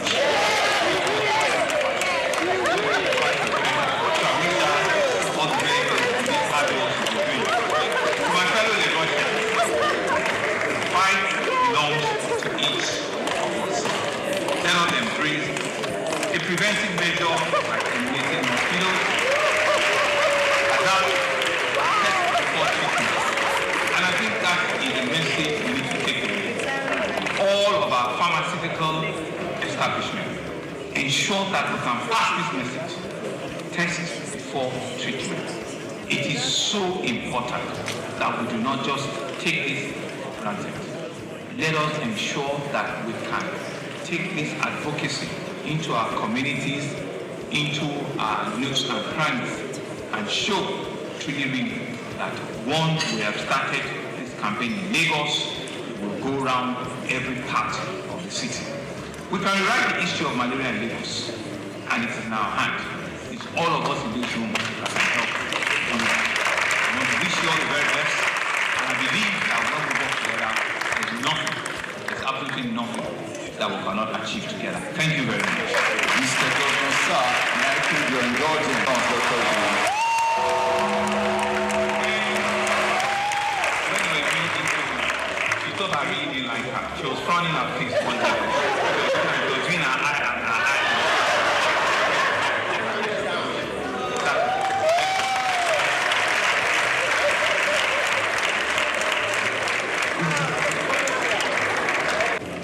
This pre-examination launch of malaria from Lagos State.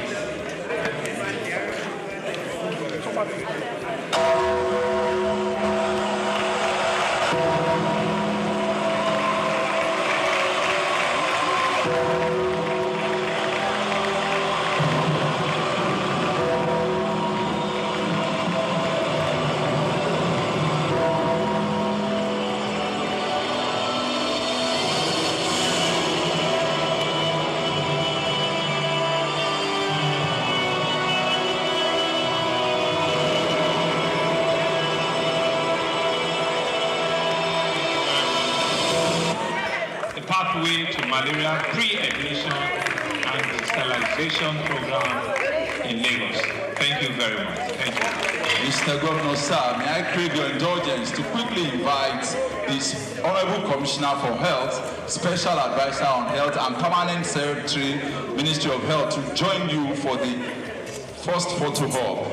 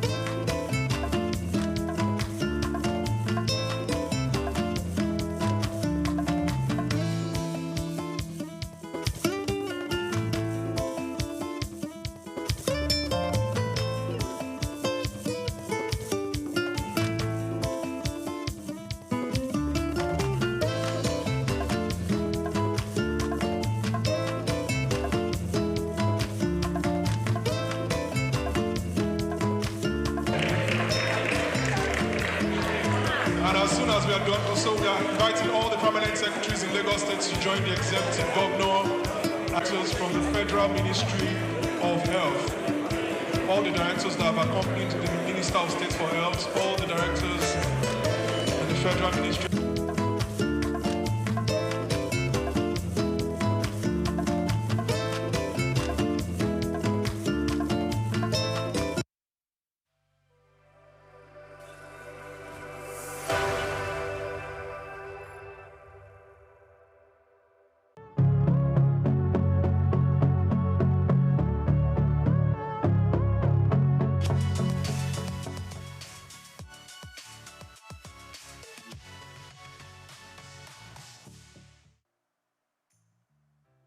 In 1957,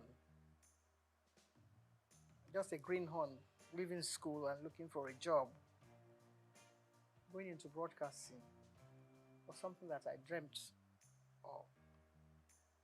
But that's only meant going into radio, because my old school, Holy Child College, still on the same site in Obalende, 2 streets away from the old NBC. I still can't forgive whoever changed the name to something else that is being called now FRCN. Because if the BBC remains BBC 100 years after the founding fathers, dreamt of starting television, radio from, all the war years, learning a bit from America. It all started from America. Because we were taught about all this. Every time they took us from school to take part in, school's debates on radio, we just walked across. It's all in Obalende and Ikoyi, Balende/Ikoyi. So I dreamt of doing something along the line. And then one of my teachers left us high and dry and went to be a news reader on radio. Marie Tabio, who later became Mrs. Irikefe. Then we had people like Tung Adedoyin and Eno SOUQ. We used to listen to them on radio on the old, you wouldn't know anything about that now, the rediffusion. It was just, a little box in your home, and everybody looked forward to either listening to the 7 o'clock news in the morning or 6 o'clock or 7 in the evening. So that was all all I had to do with broadcasting. And who was going to take me there was another matter altogether. Who would take you, little 16, 17-year-old girl, into broadcasting? But one had been bitten by the bug then. So, and only God knows where whatever dream you had was going to lead to. We read poetry, we did radio show, stage shows in school. Catholic schools were very good for that. And my old school, just celebrating 150 years of its existence, just down the road from here on Broad Street. The nuns, they were all white nuns. No Nigerian nuns at the time that we were growing up. So all the dream they had, this kind of dream that we have now, going to England. But they were coming here to teach us. So I had learnt a lot of poetry. I had taken part in Festival of Arts, and I had gone to the biggest hall we had then was at King's College, which is also down the road. Means of transportation was your SS foot. No BRT, no bicycles or whatever. So we did it all just walking around and learning from our teachers. And of course, our mentors were the nuns, like I said. So in my wildest dream, there was no way that I was thinking of going into anything like broadcasting. That is going back to answer your question. But they had a lot of plans for the girl child. And not along the religious lines now.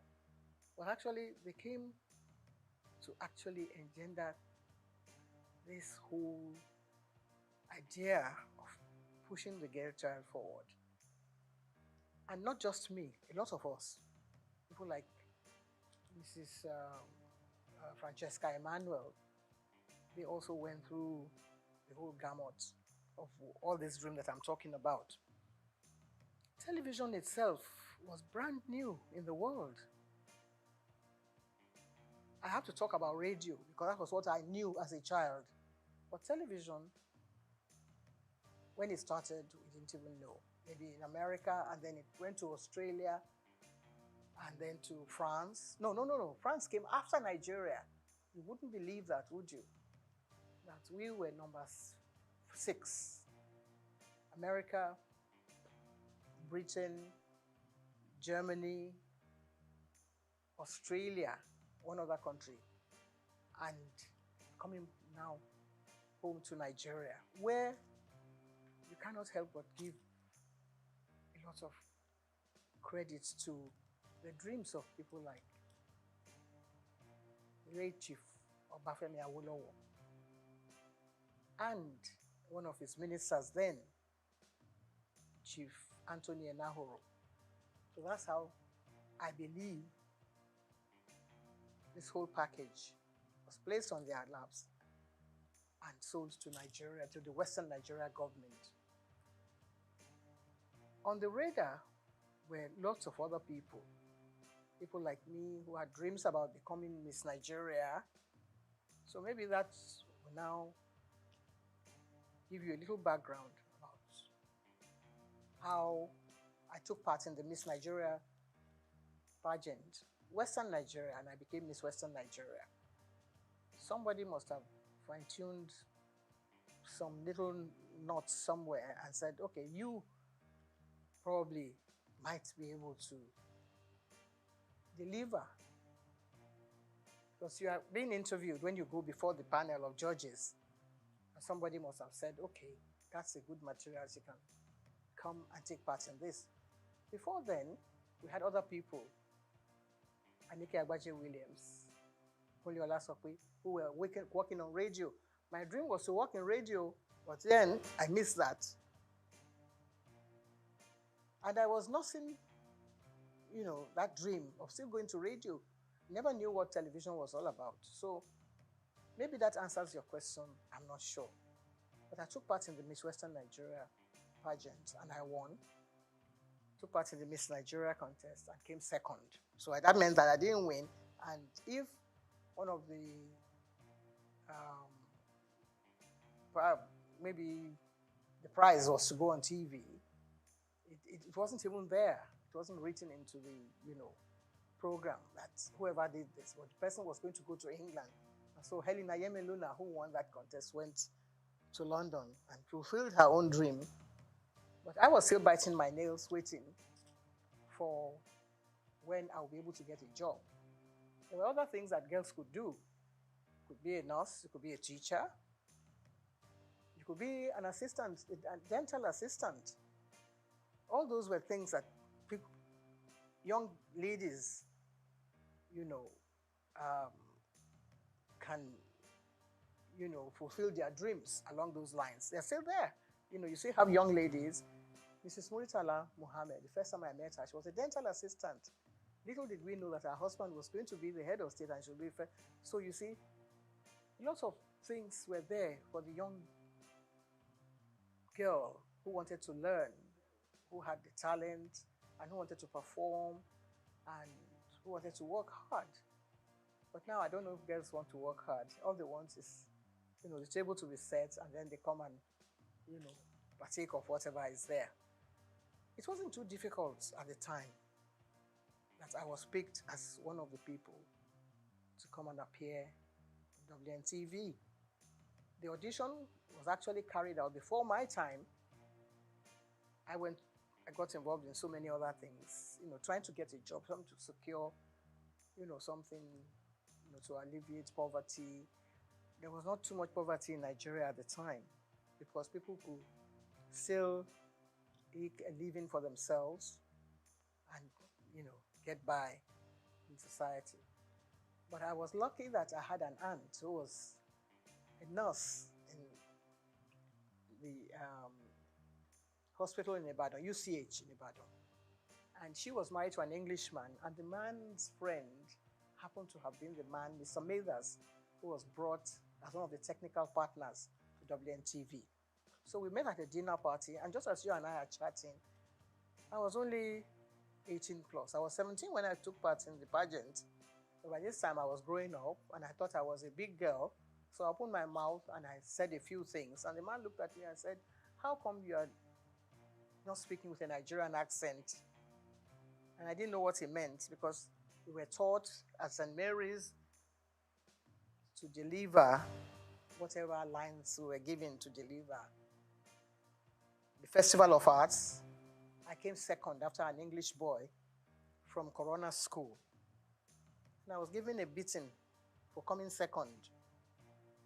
Not because I didn't perform well, but because I forgot to curtsy. And one of the judges, I think, who was then Mrs. Abayomi, Lady Abayomi, said that I delivered my lines very well. If I were the Lord of Tartary, I would do this and that and the other. So I came second. And when I got back to the school, the nun, Sister Marieta, said, "You were not paying attention." So whatever you do in life, you have to be consistent. You have to perform well. The way we're trying to do now, we were trying to project your voice and whatever it is you have to offer with a lot of humility, not trying to show off or to project your own image, or whatever message you have to deliver, you have to make sure that it is well delivered.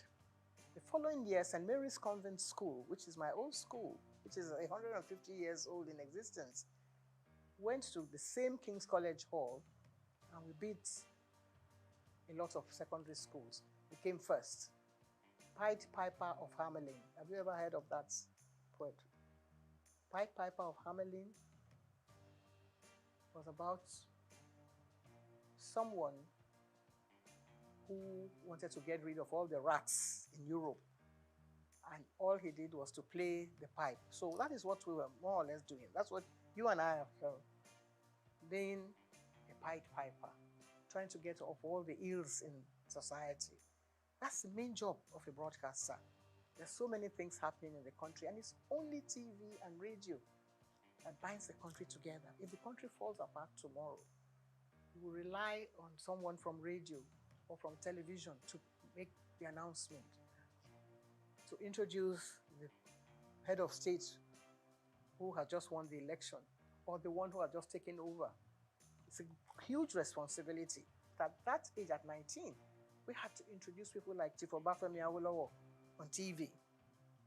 We had to introduce people like Akintola, Oladoke Akintola, as the premier.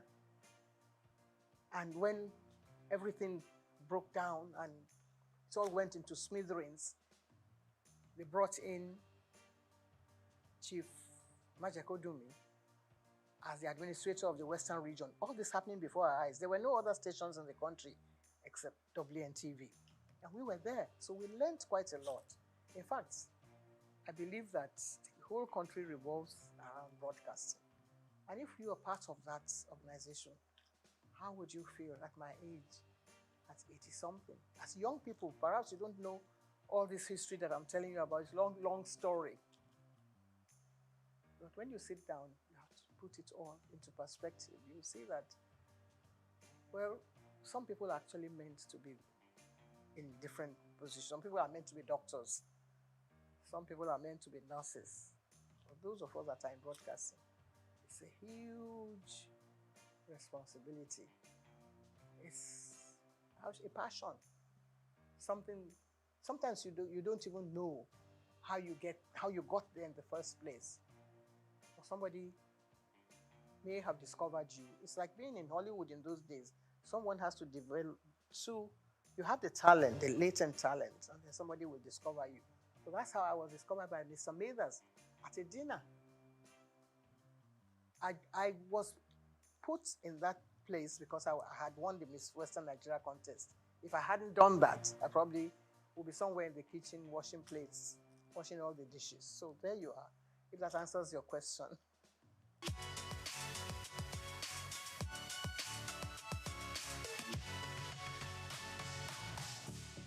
Well, there's no one that actually picks someone and puts you plonk without, I mean, of course, if you don't have any experience on the job, you have no business being there in the first place.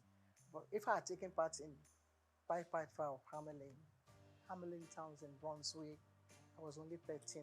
By famous Hanover City, I was speaking like an English person. When I was only a Nigerian, little girl being nurtured, by my mother, who was a seamstress, how would you ever get there? But you already have that background, that solid background on the rock, as it were. So, by the time I was ready to go on TV, I had learned from all the other, people that I mentioned their names earlier, like Anike Agbaje Williams. And I wouldn't say it was easy, because you always have that, butterfly fluttering in front of the camera or wherever.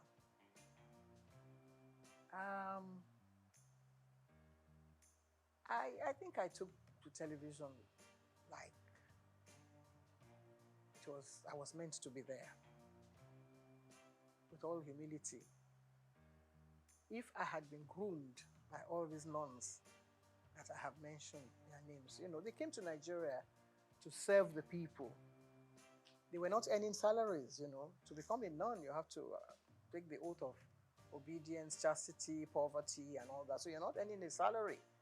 But whoever is there now is thinking of how much money he's going to get from whatever take comes from here, there, and yonder.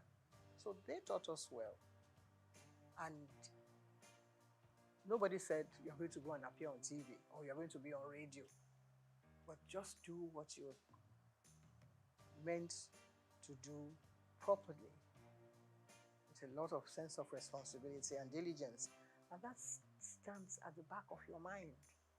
That goes everywhere with you, wherever you go in life. Even when I was nursing a sick child, my late son was a sick child. And I was meant to take part in Verdict 79 with my colleagues Kerry Ahmed and Adamu Aogi. They all came with me to the hospital, which is just next door here. And then we came back and mounted the podium and continued our business as if nothing was happening. He didn't die at the time, of course, but the job must go on. That is always there at the back of your mind. So my first night, I wouldn't say that I didn't have any jitters, that I was not nervous. But I was able to deliver, and I think that was the staying power. That was what kept me going, because other people came on board. I was not the only one. All the members of the board had their own, little nephews and nieces that they wanted to project on TV. They all came and they couldn't make it. But Anike and I kept going. And if you gave me a script now, I think I would try and... We didn't have too many, what do you call it then, teleprompters. But I was very good at, I had a photographic memory. So I was able to get hold of the script, and in less than 60 seconds, I'll be able to deliver it straight to the camera. That was one of the assets that I had also, which was God's gift. It's not by own might or whatever you think you have. You have the talent, of course, but also there has to be some other little bits of gifts that will help you to project the image of a professional.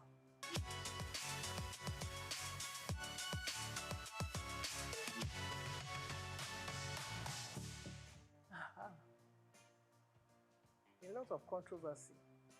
There is hardly any TV, radio, movie personality that can scale through that without any, because people are watching, people are trying to find their own little, bits of criticism here, there, and yonder. You can't be a goody, 2 shoots without, any, how shall I say it, problem here, there, and yonder. So everybody has their own way of looking at people. People say, well, what has she got to do? She went to take part in Miss Western Nigeria the other day. So what's the big deal about her? And then somebody will still add their own salt and pepper here and there. But I was lucky that I was being nurtured by someone like T.O.S. Benson, who was then our Minister for Information. And he felt that, everything should not stop here. There were things happening in America. He made sure that my name was there. I was at the inauguration of President Lyndon Johnson. And we commanded a lot of attention there, myself and my colleague who came from Lagos, the station in Lagos. And for the president to notice that there were 2 black people sitting behind him at his inaugural ball, I think it was very overwhelming for me, because not many black people had invitation to that event. But Charity Adadevo and I were there, and he stood up and shook our hands where we were sitting behind, 3 rows behind the president. Then Kennedy had died, and we were still not seeing, we were still feeling very hot about, the loss of Kennedy. And here was the new president coming up. We were not particularly keen on being welcomed by him. But then, things like that happen to you, and it makes headline news. 2 black people, they didn't even say Nigerians. They thought we were from Ghana, because some journalists came around and said, how is your man Nkrumah? And we said, no, our own Prime Minister is Tafawa Balewa. They never heard of him then. But then they had to go and carry out their own study and find out who Tafawa Balewa was. And of course, the whole country was very proud of us that we went and actually stole the show at the inauguration of President Lyndon Johnson. So many other things happened. When I came to London, the British Information Office, they were trying to look for someone to host their program. That just happened to be around, so they picked me to host their program. But you don't ad-lib on any of those stations. Everything is written out. The questions, even your answer will be written. You can change it around a little bit, but they make sure that you said the right thing at the right time. So that was how we were able to gain attention. German television also invited us because they were interested in Nigeria. See how the German Chancellor came to Nigeria. That was what happened at the time. In 1963, we had just gained, we had just become a republic then, from being an independent station in 1960. By 1963, we then became a republic. And we were chosen to go and appear on German television in Berlin. And they wanted a little bit of culture. So Benson had his own band. So we were chosen to go and represent Nigeria then. Nobody knew who the ambassador was, but they wanted to know who was presenting something on TV. So that's how important television has been. And that, in fact, we were the first television in the whole of Africa. The very first station, WNTV, that was a call signal. WNTV, first in Africa. There's nothing like that now. Nobody wants to know whether you are first or second. But the station that is being run in Nigeria, I think, has the largest number of stations than any other country in Africa. We have about 21 stations. And now it's still still counting, and yours is coming on board, and so many others. I think next to America, Nigeria should have been the best country for television broadcasting in the whole world. There's not so many countries in the world that has as many stations as Nigeria. We only have to put our heads together. We only have to find joy in whatever we're doing. Sometimes when it's raining, people say, oh, it's raining, and they feel very bad about the rain. But if you look closely, behind that rain, there will be sunshine, there will be something else coming on. You see some silver clouds coming during the rain, but Nigerians don't have the patience to wait for that kind of thing. That's what television teaches you. If you're in the studio, you don't know what's happening outside. You just get on with the job. That's what we were taught. We were taught not by Nigerians. Even when we started, we couldn't go on air and ad-lib. There was always someone there, Mr. Blackledge, to write the script. And if you can commit that to memory and deliver it, they're home and dry. It's not everyone that has a gift, not everyone that has a talent. It's God-given. And if you listen as a child at 17, 18, 19, at my own age, I learned from school, and I was able to impart this into the job. So within a few months, we got double promotion, all of us, because we were doing very well. Anika Agbadi was excellent. Last was superb. And so many other people reading the news. We were the first female to read the news. Women were not allowed to read the news. Nigeria started it. BBC wouldn't allow a woman to pick up a script and read the news. We were already there. So that's how we were able to gain this global attention that you mentioned.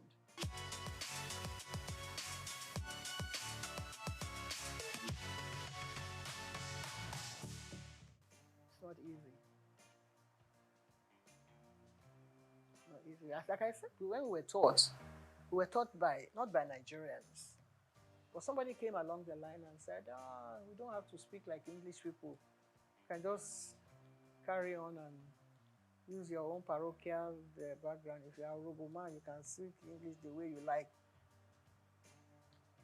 That was his own idea. Because he didn't believe in us doing all this la-di-da and trying to, say things the proper way. But that watered down the standards a bit. Because then everybody, maybe he had a relation who wanted to appear on TV, and he wasn't allowed to because he couldn't speak like Ikenanda Goba or Bojalalade and things like that, or Friday Fode or Mike Nahuru. So somebody must have gone to him and said, because he doesn't speak like any of those people who were taught by, foreign teachers, people who had learned, people who knew what a DJ, we had a Bible then, that you had to pronounce your words correctly. So he came and said, now that I'm DG, I'm not going to tolerate all this, your English way of speaking. And some other people, of course, that watered down the standards. That's not our own making. We were still ready to continue the way we were doing, but then they pushed us to the background. But there were others who were able to perform well. Ruth Benamesia, Opia, Sienna Weber, and of course Bimbo Oloyede, who was born in England. If you already employed those people to deliver the goods and to present your programs, you're not going to sack all of them because they speak with English accent. I don't see how that can be an offense. You cannot be, guilty of speaking English well, like the English people. But they then brought out other people. And you had the head of presentation. I became head of the presentation after I came under Guba. And you're trying to prepare your roster. You wanted to put such people online to read the network news.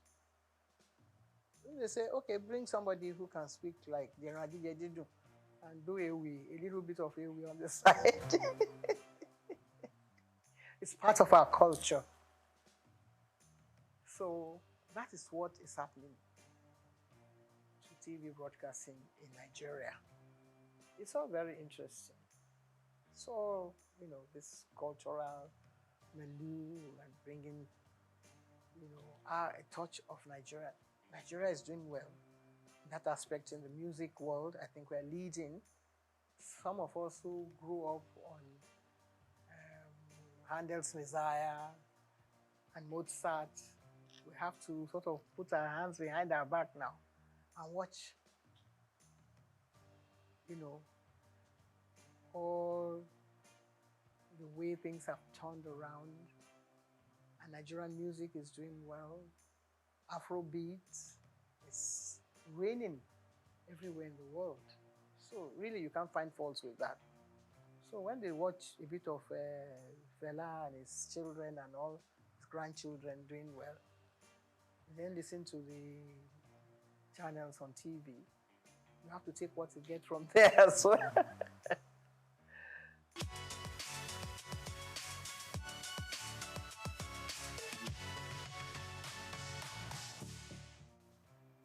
If somebody can wake up one day and say, why should your station be called the Nigerian Broadcasting Corporation? I say it should now be Federal Radio Corporation of Nigeria. Tongue twisting. Takes a long time to come to terms with. If everyone wake up in the morning and say, this is Nigerian Broadcasting Corporation, you have a call signal. Da da da da da da da da da da da. This is the Nigerian Broadcasting whatever. How are you going to put that, into context with the new one? First of all, when you wake up, you don't know whether you are even coming out from the right side of your bed or not. You're going to have to face your audience and say, we are no more the Nigerian Broadcasting Corporation. We are now Federal whatever, which you don't even know where the man, who came up with the idea. He didn't even consult you, didn't even put it to test. If the British corporation, they are going to change from BBC after 100 years, they will ask the whole nation, they will say, where are we going to take this from? They will ask everybody, they will do a census, they will do all kinds of things, carry out all kinds of tests to see whether people will accept it from them. No. Nigerians are very hard and cut and dry. This is the way I want it. I'm the head of state, so I can change everything now and, all of you can start marching forward and march back again. Soldier go, soldier come. I think Fela would have been a good head of state for Nigeria because he would have got some people marching the right way. So, I think that is what has happened to this country. But we will still settle down. The soldiers that have been marching since, they will do attention one day. And then we'll be able to sort ourselves out gradually. I think we're going through the right process now. People are beginning to find their own feet. If things go around, price of goods go up, Nigerians will find a way to come to terms with that. When we were growing up, everything was done. We won't say according to the colonial rules and regulations, but at least there were standards that were set down for you and things that you had to toe the line. This is the proper way to do things. But if somebody says, no, let's turn around and turn it upside down.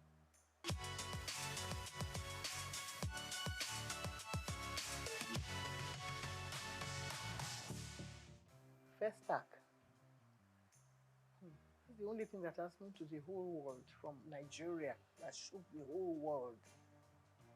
That brought everybody attention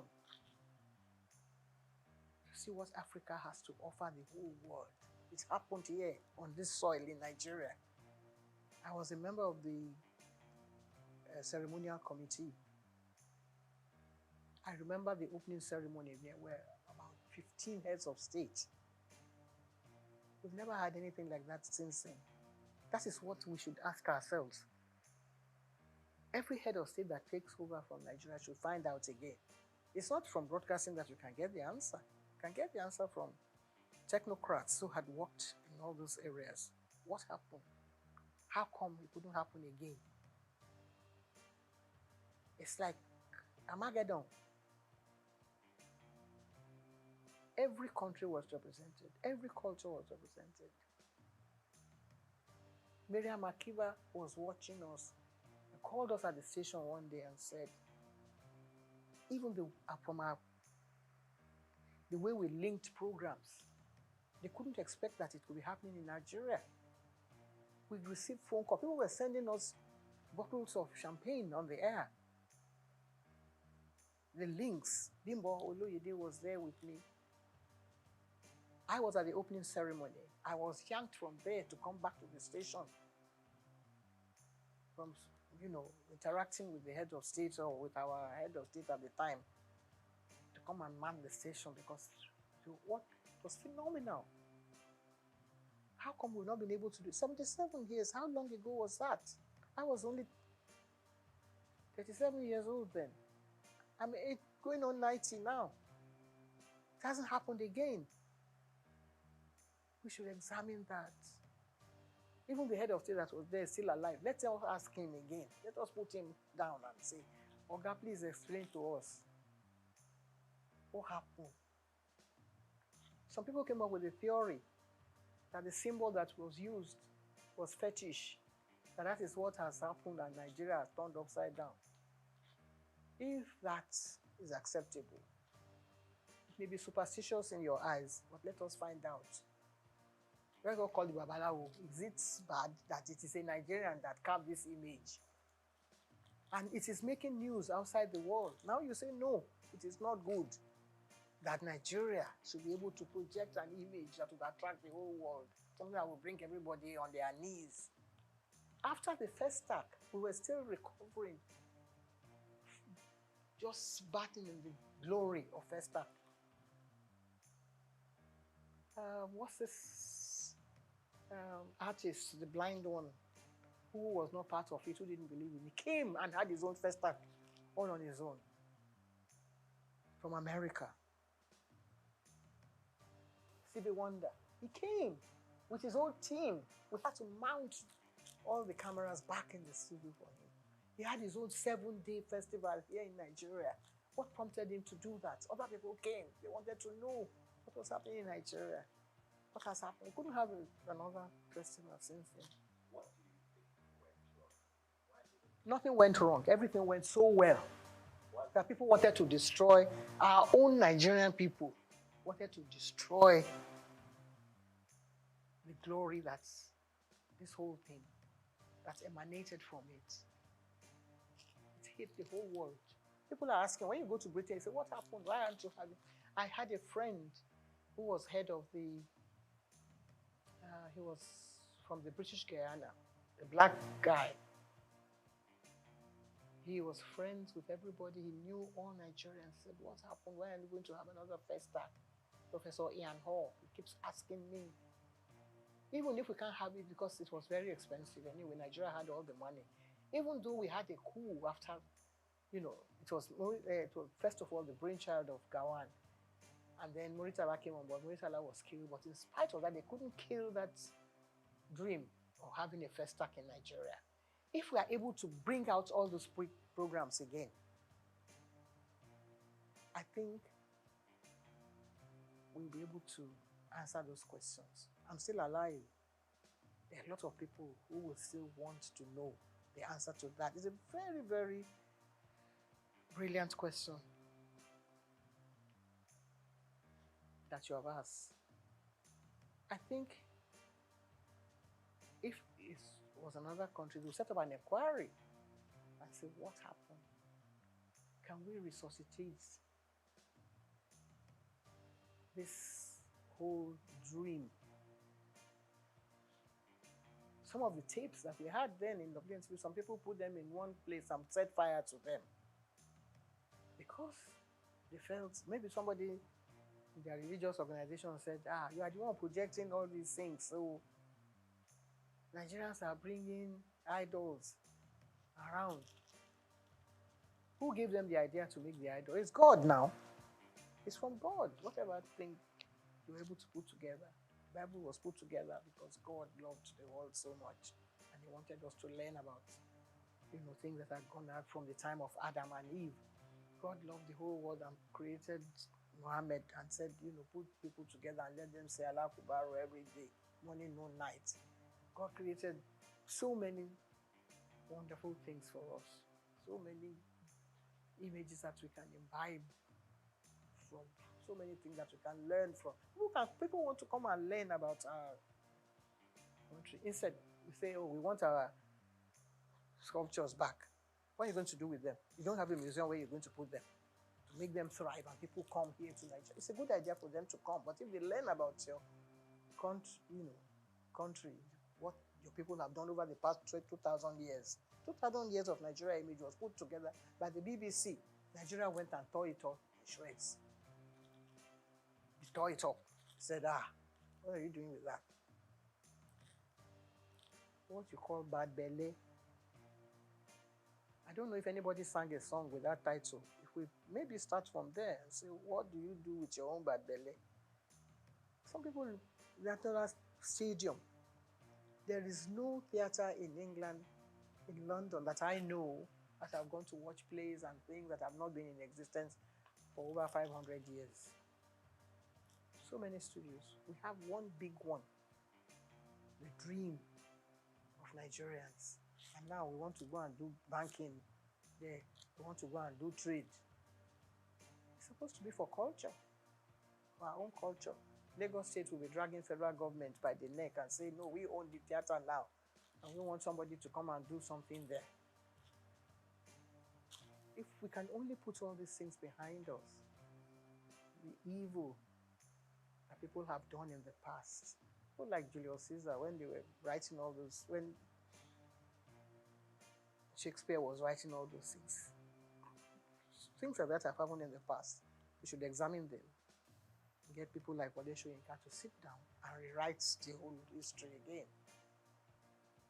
If they ask me questions like you're asking me now, I will be there to answer. Because I saw it all unfold before my eyes. The image of Nigeria will come tops. All the stations in Nigeria should get involved and do stories on this question that you've asked me. A very salient question, and I love it so much.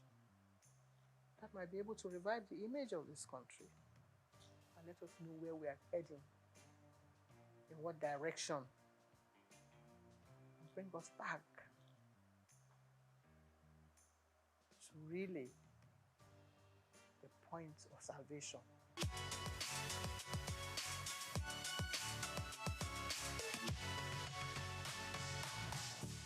Well, I haven't seen it. I must have mentioned it somewhere. I think on one of the channels. When they was trying to build the scandal around it, and I said, and I tried to put the record straight. That wasn't really what happened, and that it was from. I think it was from a book that was written by one of the wives that said that I was party to his breakdown of their marriage. And I was trying to put the record straight that wasn't really the true picture. I have due respect. I have to, bow wherever I come in the presence of a president of this nation, past, present, or even present, yes. I hope I'll still be around when we have others coming on board. But I was taken aback that the head of state would ask me a question that, because in the past, we were in the studios when the head of state came, and we were given scripts. If there had been, there had been several coups, and it's always the presenter or the station, like that, the managers that take the brunt of the whole, the issue when things like that happen. You don't know who is coming. You don't know how many jeeps are going to be coming in. You don't know how many, what you call their, all those heavy equipment that they drive in as they are coming into the studio. You don't know where they are going to shoot the station down. Nobody knows that. It's only the people who have worked during that period that can relay those experiences. Sometimes you're at work in the morning, by the time you come back in the afternoon, the government has changed. And if you haven't got maybe your ID card, you won't be allowed into the station, or somebody can throw you in or into jail. So all this had happened in the past. Nobody has told any of these stories. People like Segun Lushola or Dr. Kolade. Somebody might come and say, so has happened. I was driving my former husband to work in the morning. I dropped him at the station. By the time I reached home, there had been a coup. Murtala had been killed. And they were under siege, the whole station. Just imagine that kind of scenario. You know, things like that had happened in the past. But Nigerians don't have that sense of history that wants to sit down and say, well, we want to ensure that it doesn't happen again. Of course, we'll pray that it doesn't happen again. And you wake up in the morning and somebody is announcing something else, different from what you have. A colleague of ours had been, you know, pushed into something that he wasn't aware of. Those are kind of situations that have happened in the past. But this one, we were all dressed in ceremonial costume and trying to, you know, I was the only one that was asked to stay in the presidential, what do you call it, special area that is demarcated for head of states on issues like that. And all of a sudden, the president is following me all about. And I said, this is getting too close for comfort. And I said, what's your name again? I said, my name is Julie Coker. I was trying to play innocent, that I didn't know what was happening. He said, hey, how much did this your dress cost? Can't happen. Sorry, sir. I don't think I'm the proper person to answer that question, sir. Yeah, you don't have answer. It's a bit unprofessional. I mean, not in the profession per se that we mean, but I wasn't prepared for that kind of thing. So I must have given a rude answer to that. And then, before I knew it, Adelanwa, who was then the head of Navy, came to me and said, you have been very rude to the president. The president said, he asked you a question and you couldn't answer. I said, good morning, Mr. President, sir. Because when we introduce them on TV, that's how we introduce them. We're now going to be addressed by a new head of state, Mr. So, sir. And I said he should go and ask the president of SOUQ. I'm sure he has a record of what the question is asking me can be answered, better answered by the president of SOUQ. If he finds that unbearable or rude, then either that one is not doing his work well or I'm not doing my work well and I don't belong here. But I carried on regardless. Shortly after that, another top army officer, Joseph Garuba, that one was the tallest man next to Ufwe Bonye, or the one from Mali. And he said, Julie, I know you can be rude at times. I said, not on this occasion. This is a wonderful occasion for the whole nation. And I'm trying to be my best behavior. And he said, the president said, I'm being very rude to him. He said, I know you, maybe you can say things. And I said, no, I never. He asked how much the dress cost. And I don't think I have an answer, which may contradict what will be on record if you really examine it thoroughly.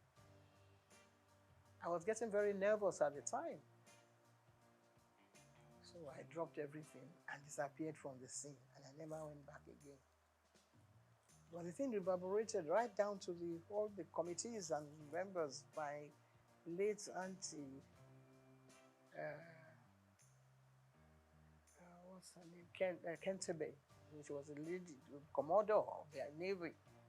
She said, Julie, I think she heard that she was going to be sacked that day because the naval officer sent to her and said, you are the one that did this. And I said, can never, God forbid, can never reach me because I'm not in the forces. I'm doing my own job here as a professional broadcaster.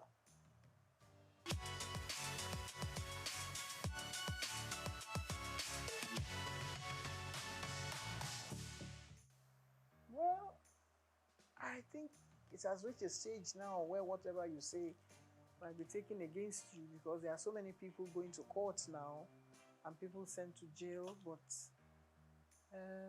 things were not as bad as they are now because some of the gory stories we hear and people being, penalized and sent to jail, I think it has reached an astronomical level that it's something that's actually,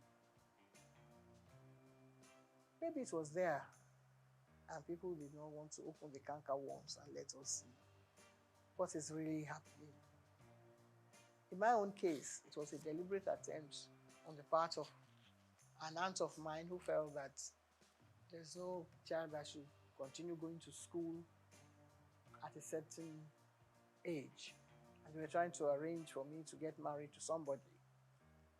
And it's a tradition of our people, in Delta, to find out whether the girl is still a virgin. Then they go and look for one old man.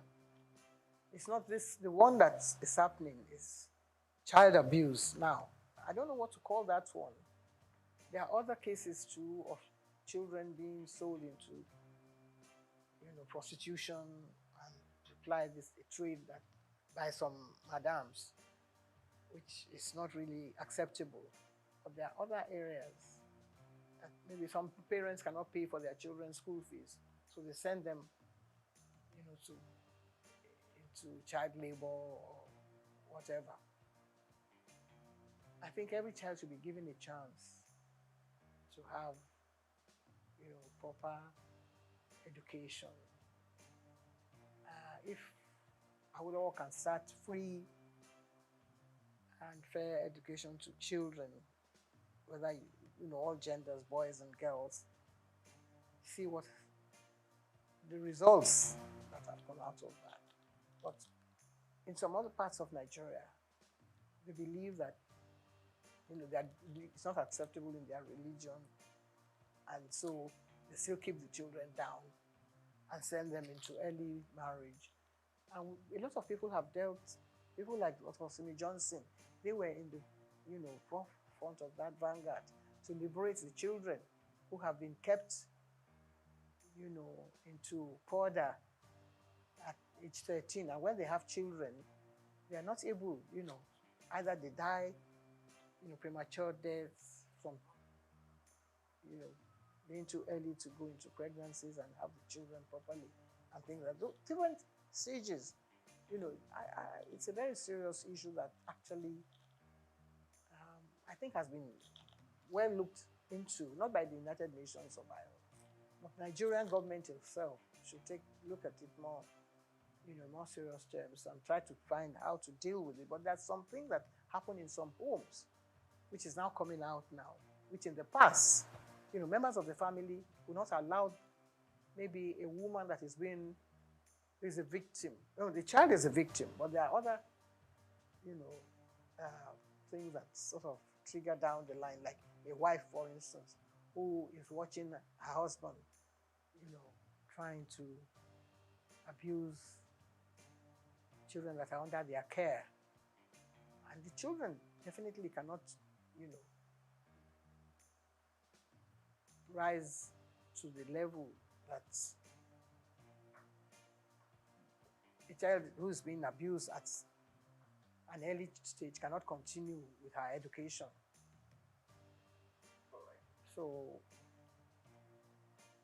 I have been involved in issues like that because I was affected as a 13-year-old when an aunt of mine felt that I should stop going to school. But I was rescued by another aunt.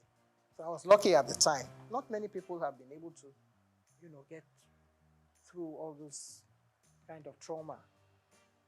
I was lucky that just at the time, the man was busy talking to some other people, and it's like somebody being kidnapped and another person coming to your rescue. So I was lucky at my own, to escape that unscathed and get on with my life. If I hadn't gone through, maybe I would have been having 13 children. It's good to have children so that the population will multiply. But then you have to make sure that the children are able to, get on with their education. And when you educate that child, you're able to look after other children. I've raised so many children in the process, because I was able to earn enough money to take care of members of my family. And that is what everybody should sort of, try and rise up to that challenge.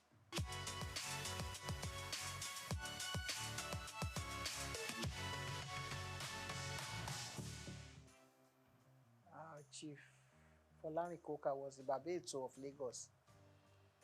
So, and I used to accompany him to the palace of Yekon. And someone then said, well, Yeto, why don't you let... He wanted his wife to be the Yeto, but she rejected it. She said she didn't want to because, she thought they were going to perform some fetish. This is really fetish. My brother now turned to me and said, Julie, do you want the title? I said, no, it's not for me to say, because I wasn't terribly keen. But he said he was going to carry out all the preparations. And I said, well, if you're going to do that, why not? And the late Oba Adeyinka Yekon graciously offered me the title. I accepted and went through the ceremony. So I've been a Yeto of Lagos now for getting on 40-something years. We only have one majesty in England. And that is one of the oldest institutions in the world. Some other countries are getting rid of their heads of their traditional rulers. France doesn't have one, for instance. There are some countries in Europe, I think in Finland, that still have, kings and queens and all that. But Nigeria, every little village, every doorstep has one title. This is the palace of the so. It wasn't like that in our own time. You had only one Oba in Lagos. Now you have so many. You have several Obas. This one claiming this and that. It's Osa. It's whatever. After a while, there's going to be a clash. Maybe not in our own time. So if they're playing traditional roles, somebody will lay claim to some title that belongs to somebody else and another one. There's no end to it. So let them stay the way they are now. If they want to multiply, that has nothing to do with me because we don't have any say in that. It's not, because you can say now that this station is trying to sell this idea to be propagating an idea that should not be. I don't think anyone should play any constitutional role. If each one has its own, in the states at the state level, they take it, I think it's rotated. After a while, one steps down, another one takes over at that level. If they want to go and attend a meeting at the House of Assembly, that's up to them. But at the federal level, I think, no. No. I don't approve of it at all. Because then you have some woman coming on and saying that he's the one that is entitled to the title. It's not, I don't know whether any African country actually accepted that sort of thing. So Nigeria shouldn't start. Nigeria at certain points in any of these things. Once Nigeria starts, other people will start. And before you know it, the whole thing will skyrocket and another war starts. We have enough problem on our hands as it were now.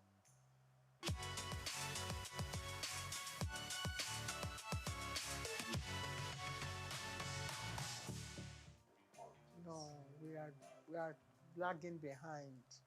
It's such a terrible shame that we only have about 4 women in the Senate. It's ridiculous. We seem to be dancing backwards. In that regard, I think that is we're falling short. Totally. There was a time when there were more. There don't have to be more women in the Senate. I think there should be maybe 50%.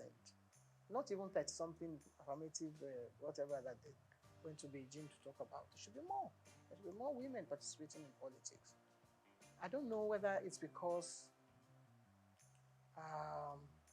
no. I don't want, I just believe that we should have more women in politics. Because women are more sensible. Women are glamorous, they come out looking beautiful, but their contribution to national issues, I think, more. Look at a man who went to beat up somebody in the house the other day. He says he's a hero. Hero of where? That kind of man should not be allowed to even come and address the press. Maybe the press find it funny humorous to feature somebody like that. There's no woman that will come on TV and speak like that. If you examine every single one of the men, they all have different issues. Some of them have issues about wives and men and things that they have been doing, or they are corrupt and they have been taking money, dipping their hands into different coffers. No woman would do that. I think women are more, serious-minded, and they address issues the way they should be addressed, and they will take more care of issues that affect the nation, girl-child issues, health issues. The men don't even care about health issues. They don't even want to know what's happening. The men even wear bigger agbadas than when they are going to the house. First of all, they should cut down on the amount of clothing that some of them wear. They spend more time thinking of their image, how they're going to appear. Since television has now gone into the chambers, you find that they spend more time, on things like that. And it's ridiculous. We watch other countries, the way their parliamentary issues are being addressed. We're not learning anything from that. We shouldn't be learning from them. They should be coming to learn from us if we're doing the things we're supposed to be doing properly. But if women are really at the forefront of all this, I'm sure that they'll be able to calm all those hot issues that erupt sometimes in the houses.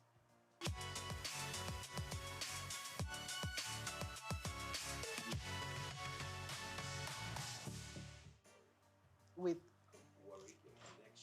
worry, my mother.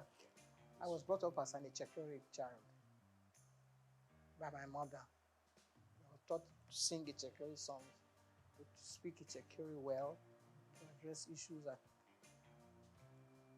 affects the people of worry. My stepfather, who also had a hand in my upbringing, was an Ichekiri man. So I think that takes care of all those things. Well, I was brought up in Lagos, so I have this dual kind of nationality, and I knew my father came from Egba land, but I didn't have much to do with him. I only have connection with the family, like, Toye Koka, who was my uncle, who took care of me as well, but he was too busy doing other important things. But occasionally when they're having issues in the family, I'm invited like a stranger. But because I speak Yoruba very well, and I passed all my exams, and I used to do all my programs in Yoruba in Ibadan in those days on radio, WNBS. So I can still hold my head high in that regard. I think I function very well. It's like the King of England. He sometimes goes home to his Greek family. When, Prince Charles, when he was prince, he used to go on holidays with his family from the Greek side. And nobody And in fact, it looks like some of them sometimes when they are together. So yeah, I think it's allowed.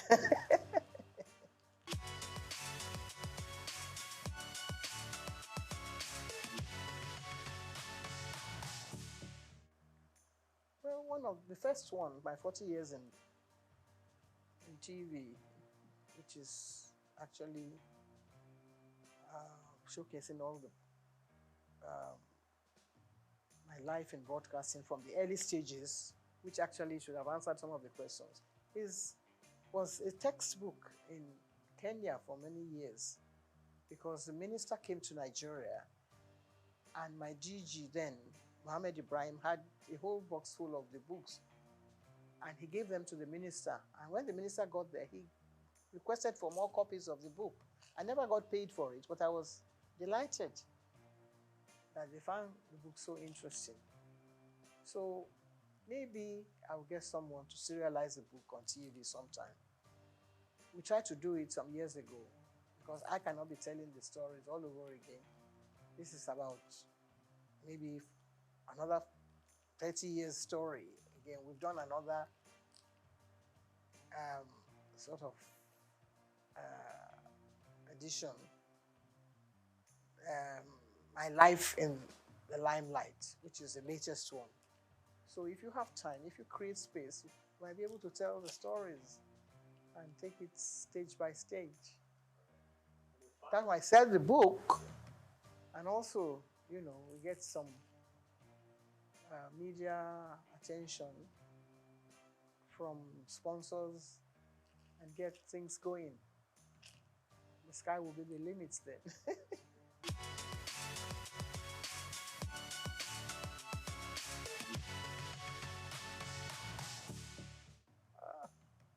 Well, eat well,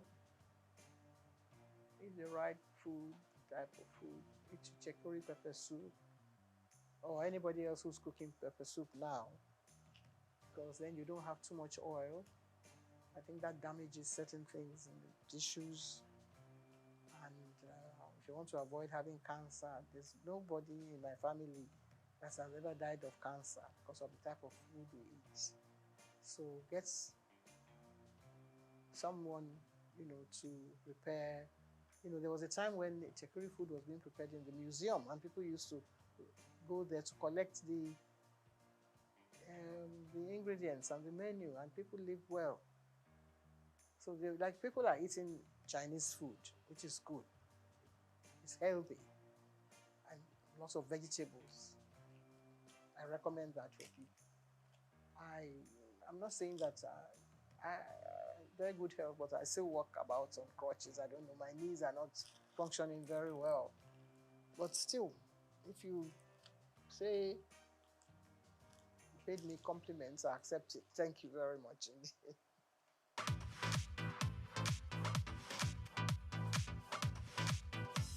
My name is Shino Ogbadegeshin. I'm the CEO of Gozi Micro Insurance.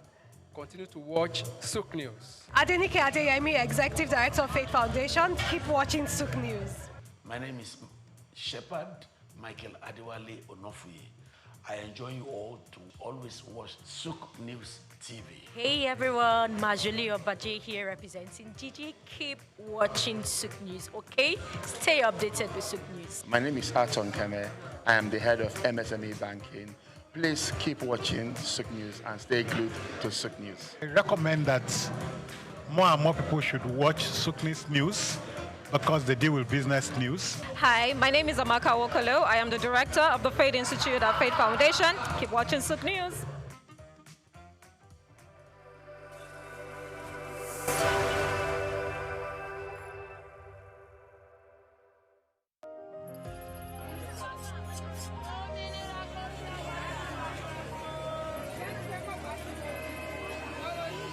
Hello, Lagos. Make we yarn. Hello, boy, if this POS matter, don't pass your code. Person go swipe, alert no enter. Before you know it, jump. Wait, wetin really happen? Then they use fake alert, the warriors. Okay, so Mona, listen, if you dey do POS business, no expose your alert. Hello, Ogbefi. They don't walk Dava Road where they warriors for our local government for years. This one sweet me, I no lie you. Because you know what? Development with the work, it deserve loudspeaker. Now why we dey here be that? For here, we know the abuse, we dey bring solution. My name, it is Ikechukwu Oyemike, aka Owuefi Ishegwari. Make we yarn every weekday from 10 a.m. go to 12 o'clock on Top the Eye 95.9 FM. Senegal stands tall as one of West Africa's most stable and forward-looking nations, a country where tradition and modernity blend with remarkable harmony. With its strategic location on the Atlantic coast, Senegal has long served as a gateway for commerce, diplomacy, and cultural exchange across the continent. From the historic island of Gorée, an enduring symbol of the transatlantic slave trade, to the vibrant streets of Dakar, pulsing with art, music, and entrepreneurship, Senegal's story is one of resilience, evolution, and pride. At the heart of Senegal's progress lies its democratic maturity. Often hailed as a beacon of stability in the region, Senegal has consistently demonstrated peaceful transfers of power and a robust civil society. This political foundation has allowed the country to focus on critical areas of development, including education, health, infrastructure, and innovation. The government's plan, Senegal Emergent PSE, launched in 2014, outlines an ambitious path towards sustainable economic growth, infrastructural development, and social advancement, positioning the nation as a rising force in West Africa. Senegal's economic landscape is diverse and expanding, from agriculture and fishing to digital services and energy.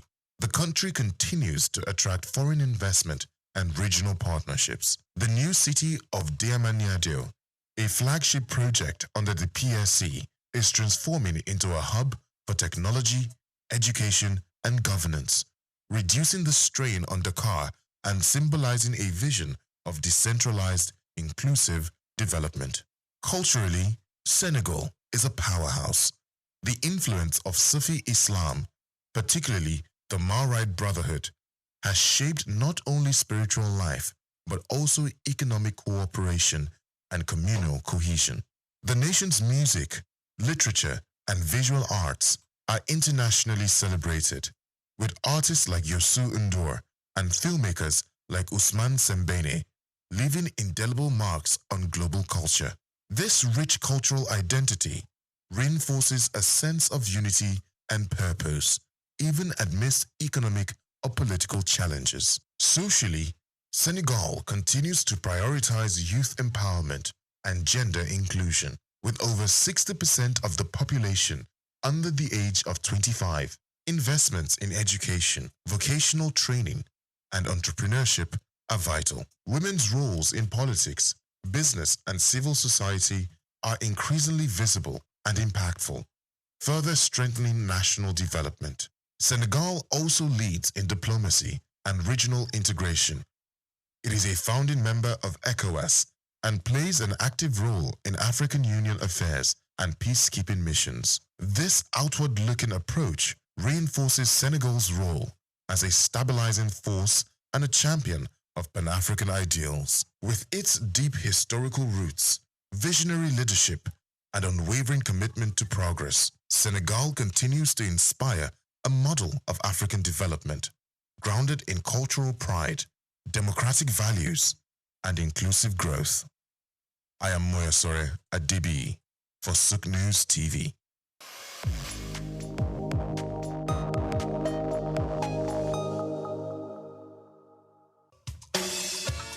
Fellow Nigerians, did you know that constituency and executive projects in your communities are not gifts from your legislators? They are projects sponsored by the legislators and funded by the federal government to improve your life and the lives of those around you.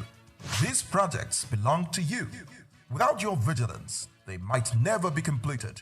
Don't allow them to fade away into unfulfilled promises. Stand up, take ownership, monitor their progress, demand accountability, and report concerns to ICPC.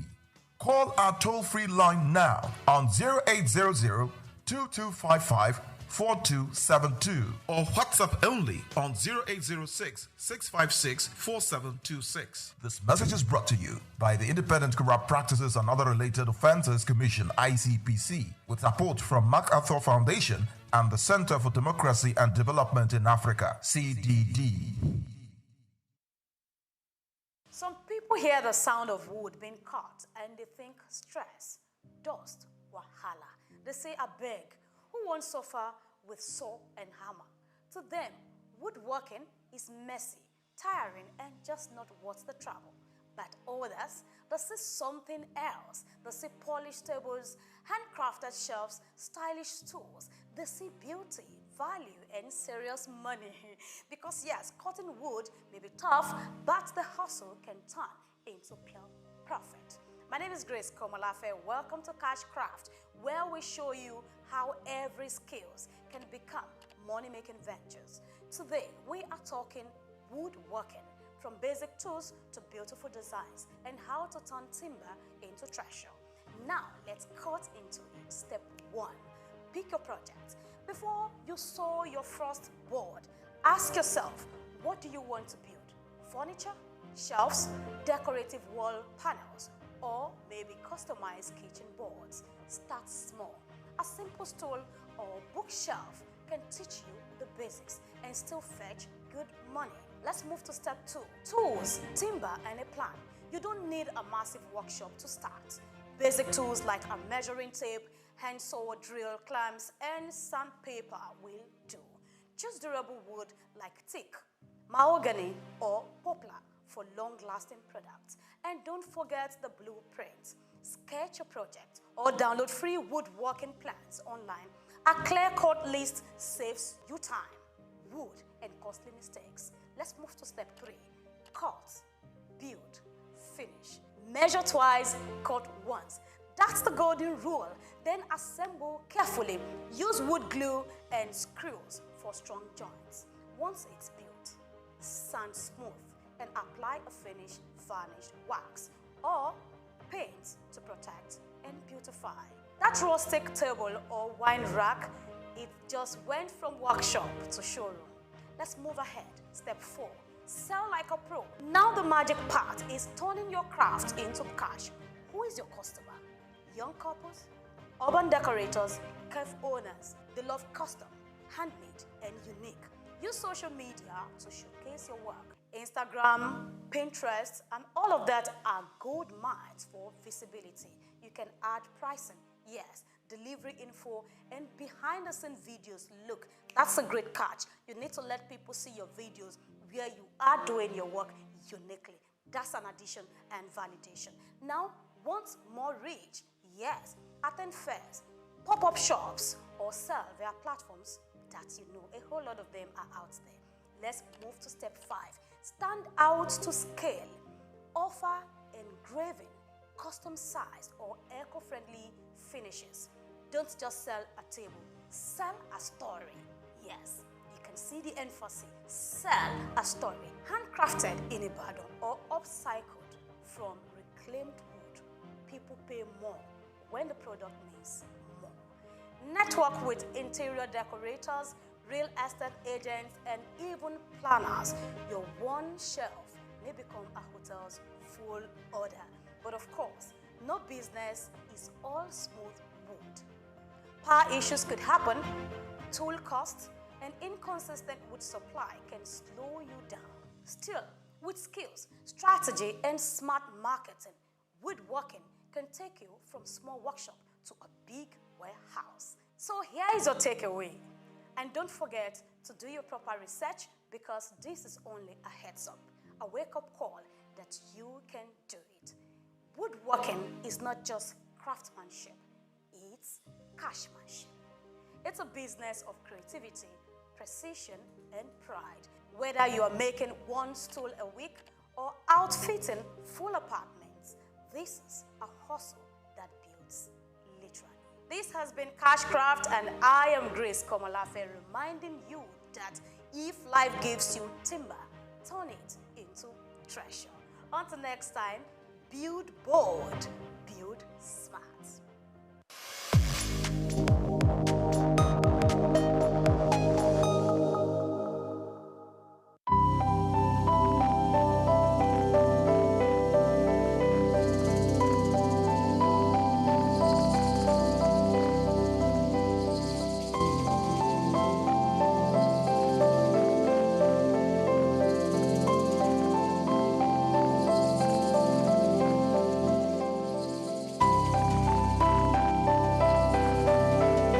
Trafalgar Square, established in 1844, is a symbol of British naval history and a popular cultural spot in London.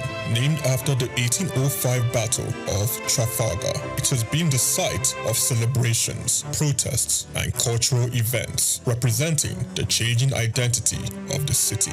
It houses several landmarks, like the Nelson Column, St. Martin in the Fields Church, and the National Gallery. The Nelson's Column, a tribute to a naval hero, is the main feature of Trafalgar Square. Standing 52 meters tall, completed in 1843, it honors Admiral Horatio Nelson's victory at Trafalgar. The column is topped with a statue of Nelson, and 4 bronze panels at its base show scenes from his battles. Surrounding it are 4 large bronze lions added in 1867, symbolizing British power.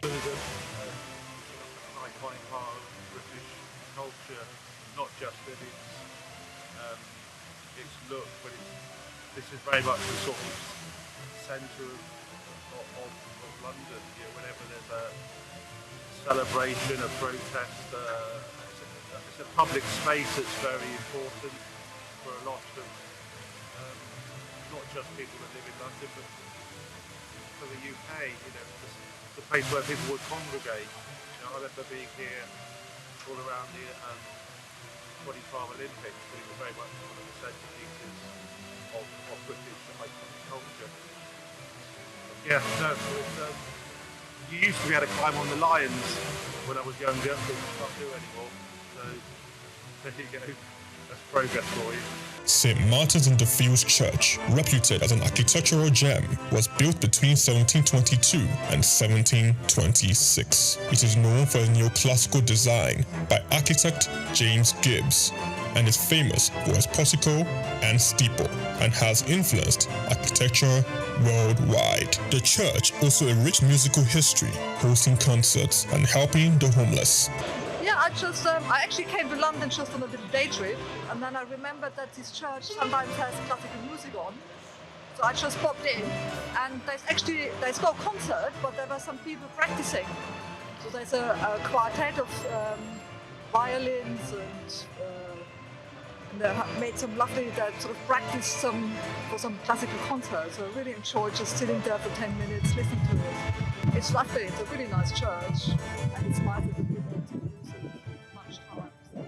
So we used to have a nice cafe as well.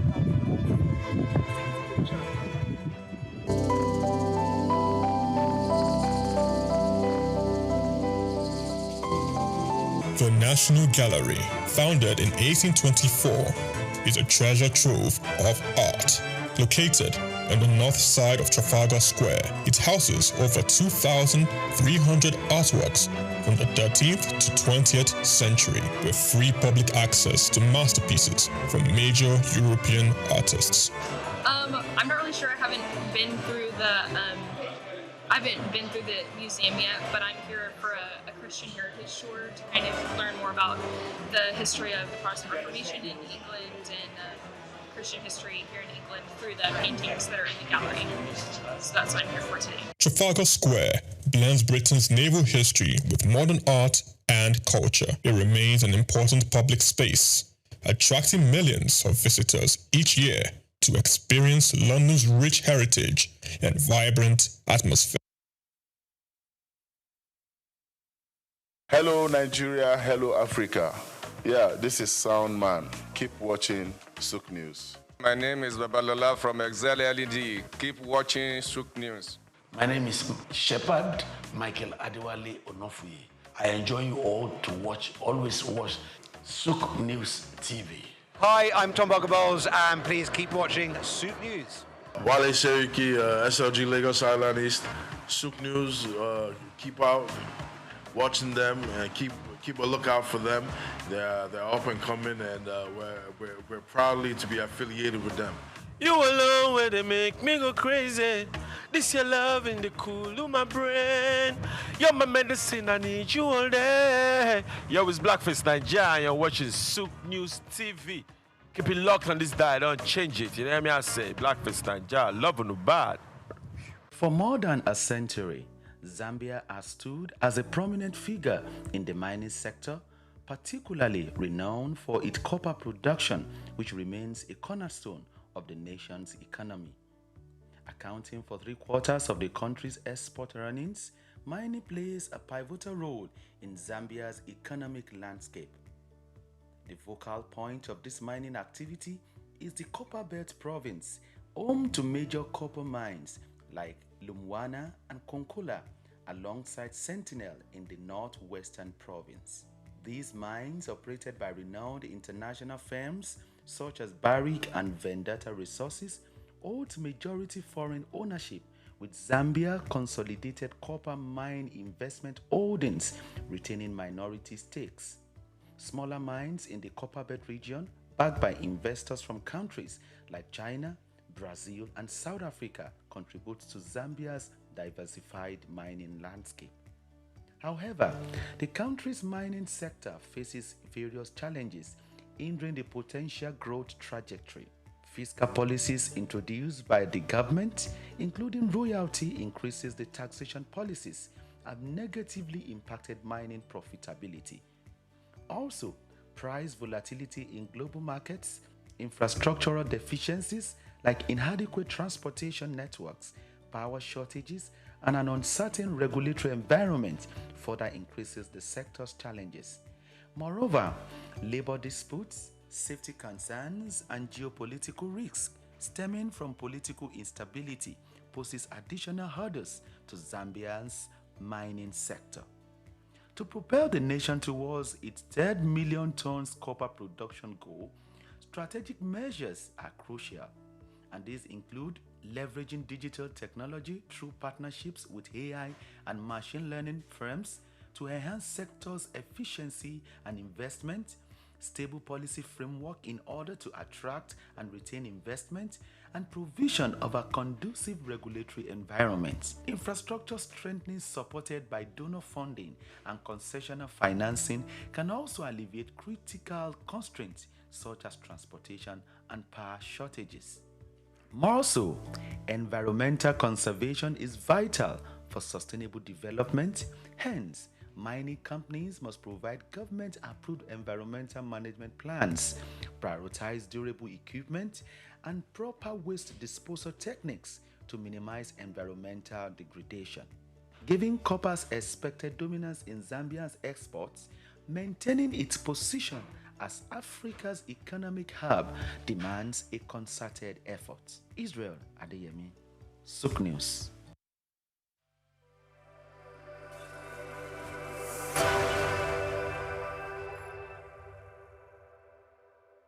Afrobeats is a classic overnight success story, except it didn't happen overnight.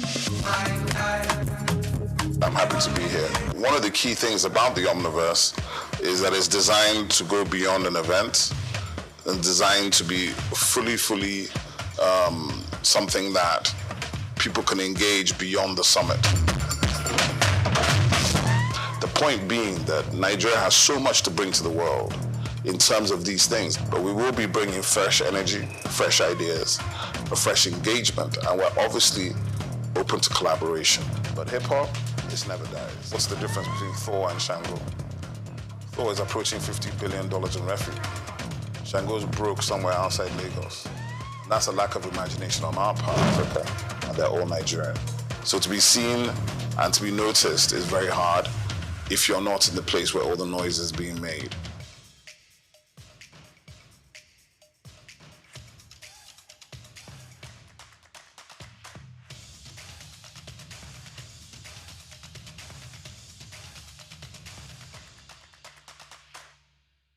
My name is Yinka Babalola. My name is Ijoma Pelokoro. My name is Joshua Hassan. I am Rotarian or Mosunde Lawson. It's Ife Yunwarita Ejeze. My friends call me Ife. My name is Rotarian Lola Dare. I'm inviting you to keep watching SOUQ News. It's the right station to tune to. I like SOUQ News.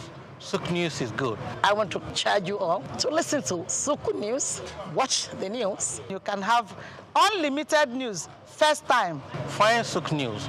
Be with SOUQ News. Never switch off. You are better for it. SOUQ News is the real thing. Listen to their coverage and you'll be glad you did. Turn to your YouTube, turn to your Instagram, turn to all your digital channels and look for SOUQ News. Keep watching. Keep watching. Please, guys, keep watching SOUQ News. We've got just what you need right here at Femi Wash Media. Call it the Midas Touch, and you wouldn't be wrong. Let us record, produce, mix, and master your audio like nobody does. Reach us on our contact today for the best quality job.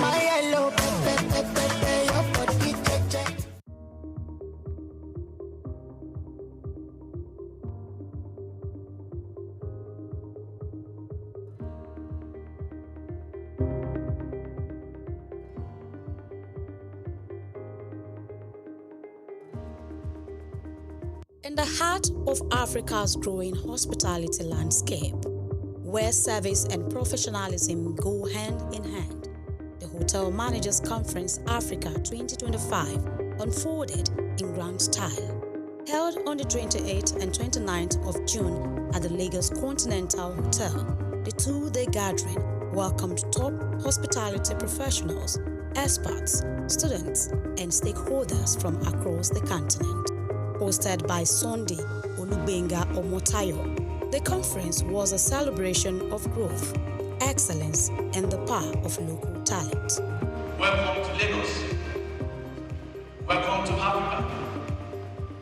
Welcome to the future of hospitality. In this room is the strong and brilliance of Africa's hospitality industry.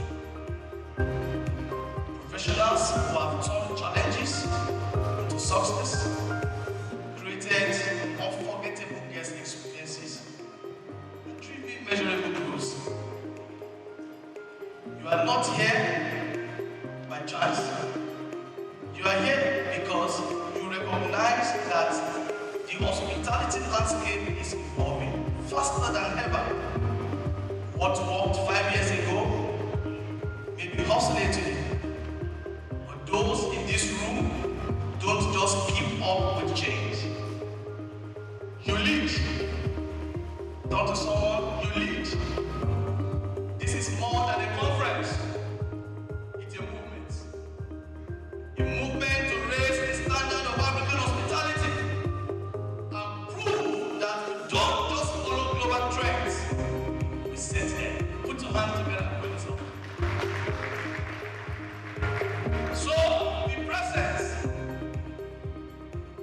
Don't be distracted. I've seen distractions already. Hard questions. The first professor of hotel management and tourism is here. Professor Basil Babalola. Walked up to him and said, I asked him hard questions. Dr. Belinda is here. Who's a big name when it comes to hospitality in the world. The global player. Hard. Build connections. Make at least 10 friends, not old one, not new friends from different countries. They are in this room. Welcome to Hotel Managers Conference Africa 2025.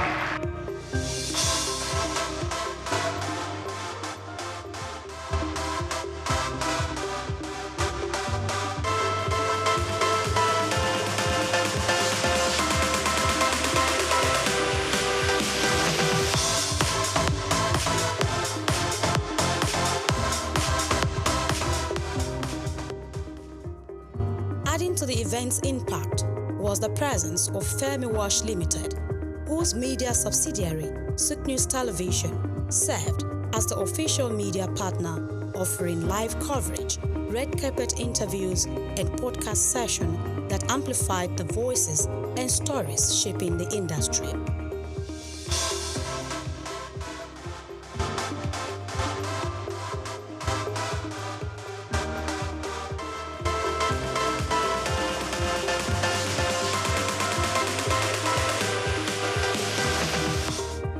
One of the event's high points was a series of insightful keynote sessions that tackled key challenges and emerging trends in hotel management.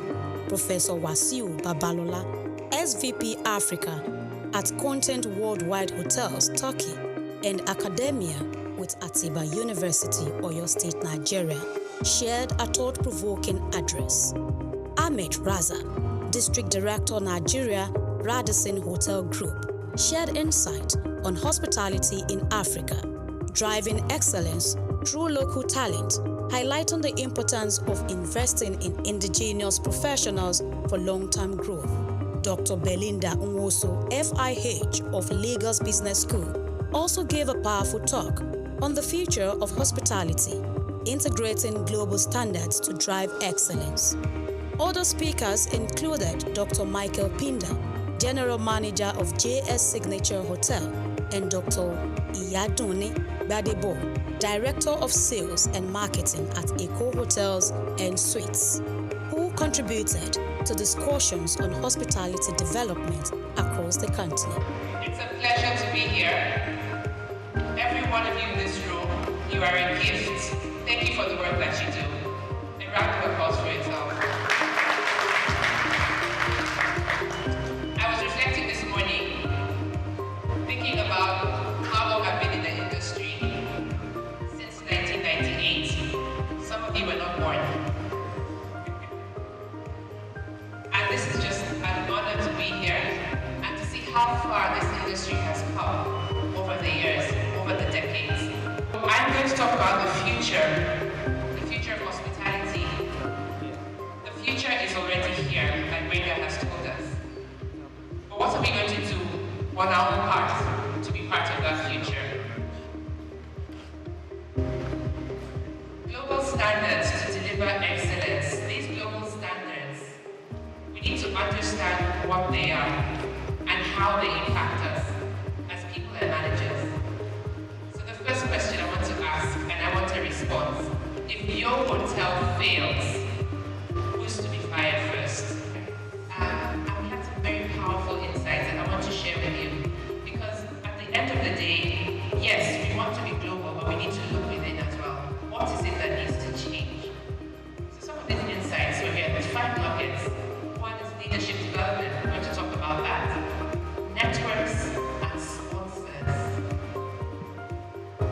Global currency. Very, very important. Personal integrity. The fact that I put it forth doesn't mean it's not the most important. And finally, human flourishing. I will speak about that.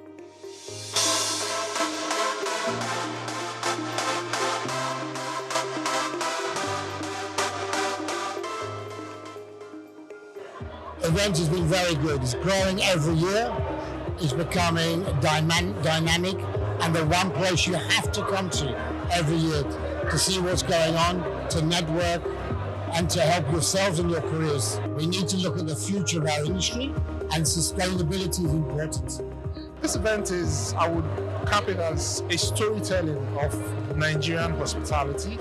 Started with various events in different parts of the country, and now it has now metamorphosed into Hotel Managers Conference Africa. So we're here to tell the story of the African hospitality sector. It's been an awesome experience. Sincerely, from yesterday we had the keynote speaker, Dr. Belinda from Lagos Business School, and she spoke quite a lot, and what actually still triggers in me is team strength and individual strength. And then today we now had Dr. Duni, who from Eco Hotel, Director of Sales and Marketing, and she spoke about storytelling. My first time was last year, and this is my second time of attending HMC, and I can tell you for free, it's been very insightful. I want a situation whereby the hospitality industry will not be a dump of where anybody can just venture into. I want it to be a place where people that know their onions dive into the system. Coming here today, I discovered that there is a whole lot to learn, and I've been learning. But what has really amazed me is the fact that Mr. Benga has been able to put this together and to ensure that there is no competition amongst hoteliers, but a synergy, and for people to work together to see that the hospitality business in Nigeria and in Africa is projected to the outside world. Being here, I think it's a wonderful thing. Hopefully we can expand it to other African countries and just unitedly just bring Africa up. We're not just here tonight. Okay. We are actually the head sponsor. Nice. So we didn't just come in first.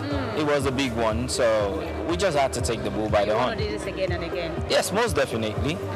HMC has come to stay already, and HMC is actually a big one. So yeah, why not?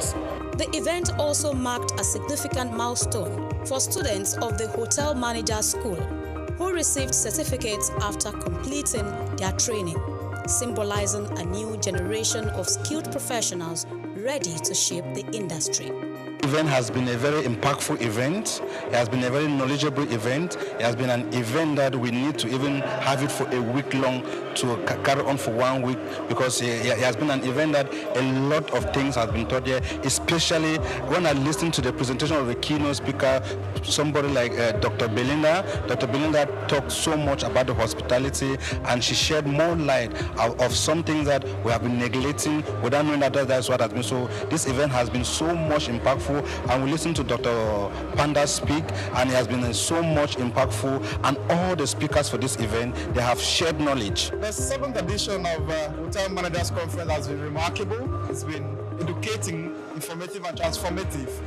And it's just been a wow. And a big shout out to the organizer, the convener, Mr. Lubenga Sunday Ombatayo, the veteran consultants. This is my second time in this event, and I am very, very happy to be here, because here it's an avenue to express and get more experience, especially in the hospitality industry. We believe in growth, and I want to see the hospitality growing from this level to the next level.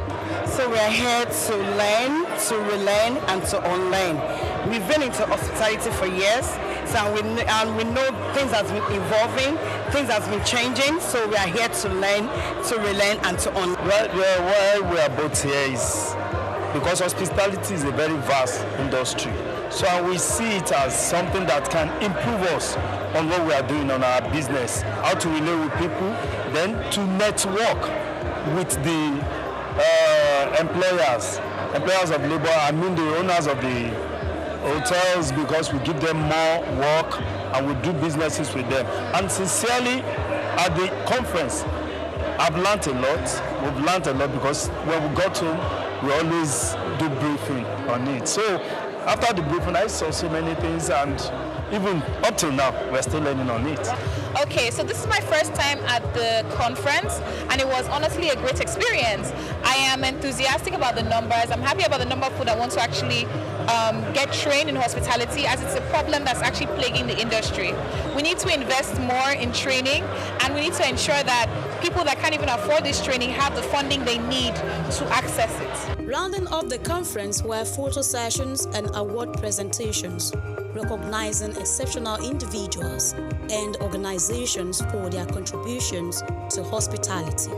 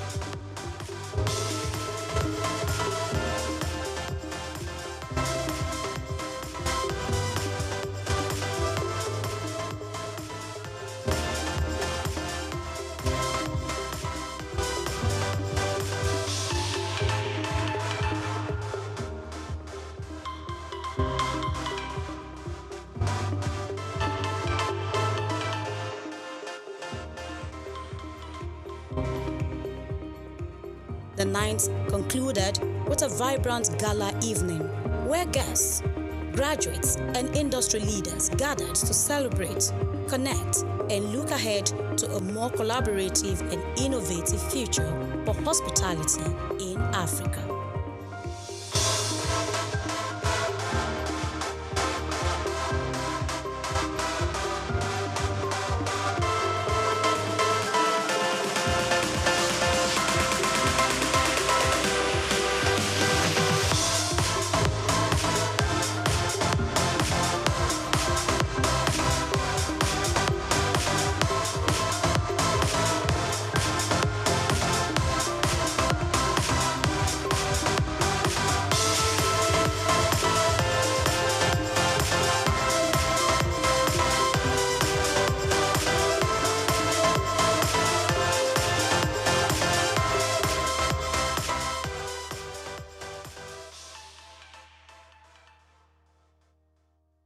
Grace Komolafe, SOUQ News TV.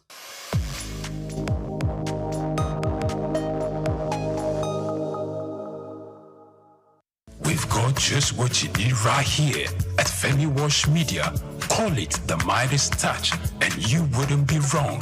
Let us record, produce, mix, and master your audio like nobody does. Reach us on our contact today for the best quality job. My name is Becky Elijah. I'm from UBA, so keep watching SOUQ News. Hello, my name is Emmanuel. Keep watching SOUQ News. Esther Ashimi, keep watching SOUQ News. Keep watching SOUQ News.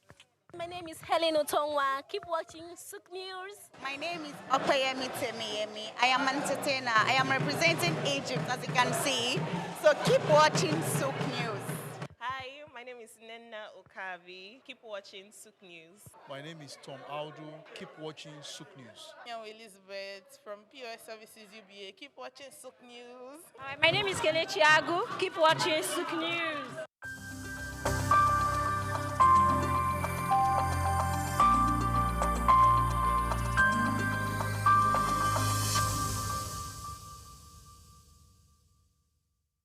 Congratulations on the new channel, and I'm happy to be here. The Omniverse is imagined as a collaboration platform. So it's a platform that, as the name suggests, is bringing together ecosystems. So it's like an ecosystem of ecosystems, aggregating aggregators and community leaders who are able to bring together their communities together to a platform. So the summit in itself was, while it was a big event and a heavy lift for us and the team. And I have to thank our team of volunteers. We had a team of about 40 full-time core volunteers that delivered the Omniverse. So one of the key things about the Omniverse is that it's designed to go beyond an event, and designed to be fully something that people can engage beyond the summit. So we will be launching our digital platform. We have about 70 community partners already, including a number of government institutions. So to answer the question, there's public-private partnership within the Omniverse. There's regulators, there's government departments and agencies, there's ministries. But more importantly, there's diverse sectors across the economy coming together with the understanding that tech is the biggest enabler for development across all sectors, and that if we can drive collaboration, we can scale. So that's the ethos of the Omniverse. Collaboration is the superpower that we're trying to bring to the fore. That operating in silos has not paid us, but if we come together, understand that technology affects every sector, then we think the Omniverse is here to stay. Nigerian companies, Nigerian associations, global associations, and when I say associations, it's from things like the Nigerian digital artists who have 3,000 members, right, in the NFT community, the Visual Artists of Nigeria, the Society of Nigerian Art, the AfriLabs, which is the biggest innovation hub network on the continent in 54 African countries, ISN Hubs, which is our core partner, which is the biggest innovation network in Nigeria, innovation support network, with something like 189 hubs in 30 states in Nigeria.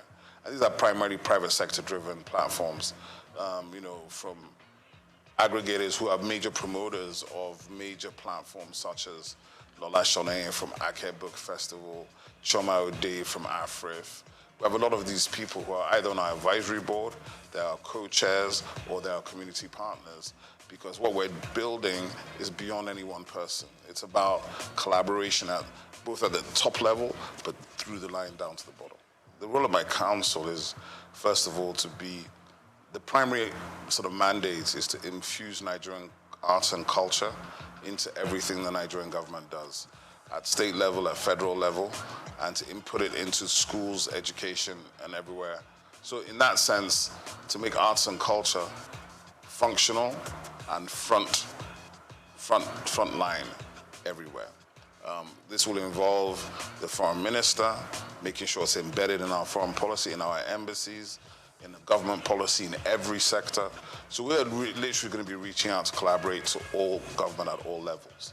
All other agencies, MDAs, ministries, federal government and state government institutions, to see how we can find common ground. Because obviously we don't necessarily have a lot of money, but I feel we represent the real crude oil of Nigeria, which is the IP that the Nigerian people create. That IP they create, even if you valued it at $100 per Nigerian, that'd be something like $20 billion. And I believe each Nigerian is worth more than $100. So my own estimation, it's limitless, right? So what we have to do is we have to rethink how we imagine ourselves, rethink our own possibilities, and therefore from there, take off by pushing that agenda. But it's not an agenda for me alone. It's actually an agenda for all of Nigeria. Because when we put it front and center, it means we're putting the Nigerians front and center. And we put the Nigerians front and center, I think we win. I think historically you will find that the federal government and the governments of Nigeria have not funded heavily these sectors. They funded the heavy industries, the military-industrial complex, heavy infrastructure. But the funny thing is, whilst Africans will say, oh, this is grammar, what are you people talking about in arts and culture? What you find is that the West, right, for 500 years has dominated the world. How have they dominated the world? Through narrative. Okay, but what do we complain about? Narrative. But we haven't invested in narrative. So if you don't invest in telling your own story and owning your own story, why are you complaining about how you're perceived? So I think it's counterintuitive, and it's about time. And I'm very pleased and very happy that Nigeria now has a full ministry focused on this one specific issue. Because the truth of the matter is, we are older than time itself. We come before Christ. We come before the entire Western hegemony. We are actually the origins of everything, of innovation, of technology, of science, of education. But if we don't believe it ourselves and we don't express it, how can you expect anybody else to believe it? Well, I think the difference is that as a creative entrepreneur, there's really nothing to stop me, right? I can take all the risks. I don't have to worry about anything. I can decide, win or lose, we're doing this thing. But of course, as a public official, I have rules and regulations I have to go by. I have a boss. I report to people, and I have KPIs I have to deliver on. So there's a big difference in that regard. There's a difference in bureaucracy, maybe a difference in response time, but there certainly will not be a difference in my personality. So I think it's really about how you perceive what these things are. For me, it's an elevation, obviously, and it's a privilege and a pleasure to serve at this level, to do something that I believe in, to do something which is that I believe in Nigeria. I believe in Nigerians. I know our ability. I think we are world class. I don't like all this, it's good for Nigeria. I hate that. So I think for me, that is what's important. And to have the opportunity to try to deliver on some of the things we've been trying to do from the private sector for the last 25, 30 years. So there's nothing new for me in that regard. But of course, the position is new. Being in the government is new. But with a lot of support from friends, family, professional colleagues, and other people in the industry, plus my co-DGs and the minister, hopefully we'll do well. We're under the Ministry of Art, Culture, and Creative Economy, and that's very, very powerful because it means Nigeria itself has taken a decision to own the agenda. Hopefully I have a good time, have a good tenure, and I don't make any enemies. And well, for me, if you leave a place and the people that worked with you have good things to say, if they feel better about their work and about themselves, and if the brand that you're now leading is now appreciated by the people for what it does and how it brings it to the table, then I've done my job. I think Afrobeats has already established the fact that we are originally Nigerian. Some people say arrogantly Nigerian. And it was intentional. We built this thing, and it was intentional because We're not going to ever apologize for being Nigerian. We're not going to apologize for being black. We're not going to apologize for being African. And that's front of mind. Because, when you do show business, you have to validate it. So we validated the show maybe at least 10 years ago. So now we're in the business phase. So when you see the exit of Maven Records with UMG, you see Iwaju coming, Comic Republic with Universal Studios, you begin to understand where we're building to. And when you think about where we're coming from, where there was no infrastructure, no funding, no support, and I think part of what we hope to do with government at this time is, because we come from the sector, we can collaborate with everybody in the sector. We don't have to talk at them, we talk with them, we build with them. And together, I think it's limitless. Nigerians like to say the sky is your limit. I think it's limitless. There's no limit to the whole situation. One of the things I talk about all the time is what's the difference between Thor and Shango? Thor is approaching $50 billion in revenue.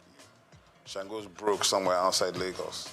And that's a lack of imagination on our part. That's a lack of us delving into the richest thing we have, which is our mythology. Our mythology is endless. If you look at the Marvel universe and the DC Comics universe, the Orisha are basically the same thing as the X-Men. But the Orisha, some people are still afraid of them, whereas the X-Men are north of $100 billion in revenue. So I think we have to understand and reimagine our mythology, our history, our stories, and how to bring them to the world in new formats. It's not just film, it could be live action, it could be gaming. There's so many different ways to action these things. And when you do them and you do them right at the right level, as Iwaju is beginning to show you, our stories have always been world-class. Our characters are world-class. What we have not had is the resolve and the confidence to finish. I think that is coming now. For me, I think it's still the fact there's more to do. My young brother, Misan Harriman, is nominated at the Oscars, the first Nigerian nominated for a director for a short film, because I know what that will do for the next generation of Nigerian directors, right? So for me, there's still more to do. There's so much more to do. When we see our first $100 million movie in the global box office, we need to celebrate it. When you win a Grammy, you need to celebrate it, because these are stages that we were locked out of. The technology and new media has allowed us to invade these spaces we were not even invited to. But now we're beginning to enter them and dominate.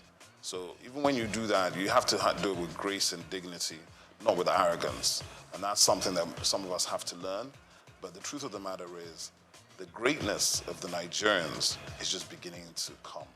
And I feel strongly that this century, we're already in the African century, and the soft power that we hold here is what will define the future of the century. I think the most important thing, the first thing to think about is IP protection, because the minister is working strongly, intellectual property. The US, if you take the state of California is probably in the top 5 economies in the world, and 70% of the economy of California is driven by intellectual property, by 2 core industries: Silicon Valley, which is coming out of Stanford University, and Hollywood, which of course is the music and film industry. Now, that is for anybody that says, oh, what is this thing that they're talking about? We don't understand it, it's grammar. The grammar is the money, okay? The narrative is the money, the story is the money.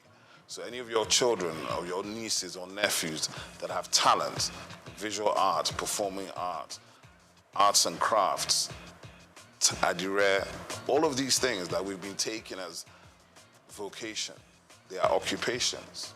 They are extremely valuable. And with digital technology and platforms, we can scale these things and generate incredible revenue. The point being that Nigeria has so much to bring to the world in terms of these things. I think Nigerian cuisine is going to be on the level of Chinese and Indian cuisine worldwide in the next 10 years. And if you understand that, then you understand that the Indian restaurants in the UK, as far back as 2009, were generating more money than the UK automobile, shipping, and steel industries combined. That's just restaurants on the high streets. So that is why we must invest and we must put our energy into this sector, because this sector will provide the jobs, provide the revenues, and provide the global dollars that everybody's looking for. Oh, I think it hasn't even started. The Maven Records deal is giving you an indication of that. The reason why that valuation of $150 to $200 million has been done is because of the upside potential of Rema, who's 23, and Arya Starr, who's 20. So they're looking at the fact that in 10 years' time, these guys could have generated $1 billion each. you understand? So it's a safe bet when you already have a built global talent at 23, when it normally takes years and years and a lot of money to build the talent, right? So what has happened is that we Nigerians have been able to build global talents, global following, with a percentage of the money it takes people in other places to do the same thing. So because of that, the value and the valuation is much bigger, right? So I would say the Afrobeats wave, it's not even a wave. It's been going for 15 years already. So when you encounter it is when you encounter it. If you think it's an overnight success in 2024, that means you were not around in 2008. 2006, I'd say it's a good time to think when the sort of continental, because we took Africa first, working very closely and collaboratively with South Africans, Ghanaians, and Kenyans. Then we started going into Asia and the UK and America on the black, what I call the Nigerian chitlin circuits, moving through the Nigerian communities. And then by about 2010, begin to come into the mainstream with Oliver Twist and all these kind of records that break globally. And now you have gold records from Oliver Twist in 14 countries. And now, in a situation now where an artist like Ashake can come out of Lagos, speaking a language that is not known to most of these people, and generating, selling out arenas. To become an arena artist, let me tell you, there are only 4 or 5 arena artists from Africa, and they're all Nigerian. Don't take it for granted.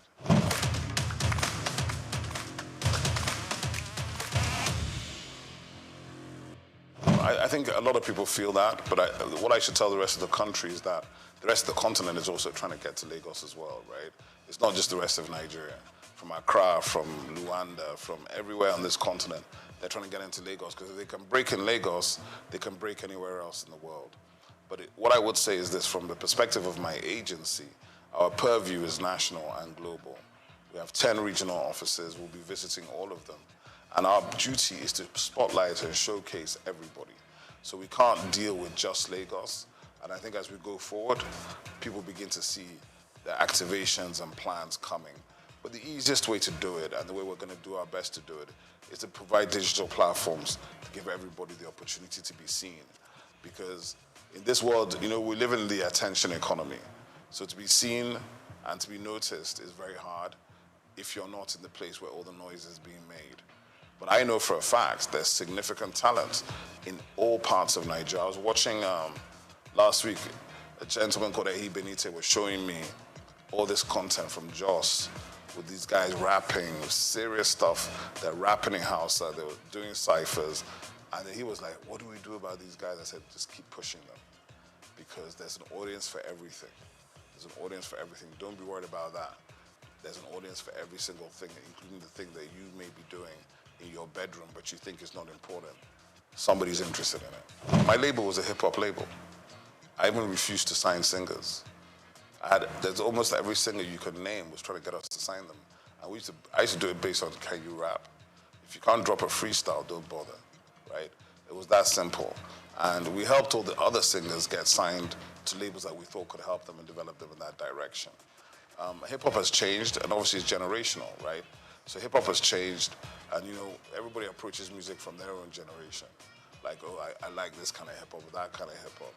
What I feel is that Afrobeats became overwhelming, and it overwhelmed every other genre here.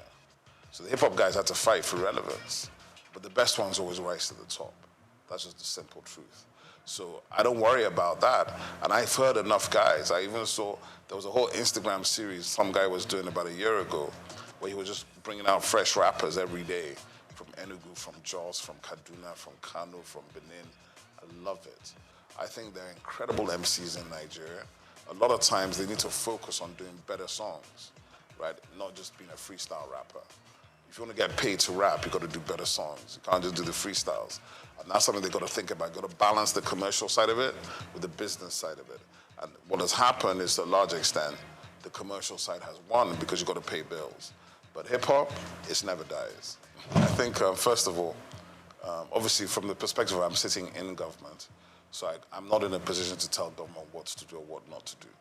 But what I can say is this, is that the agency, my agency has will be the home for the music industry, for performing arts, visual arts, fashion, gaming, recreation, festivals, culinary arts, film and television.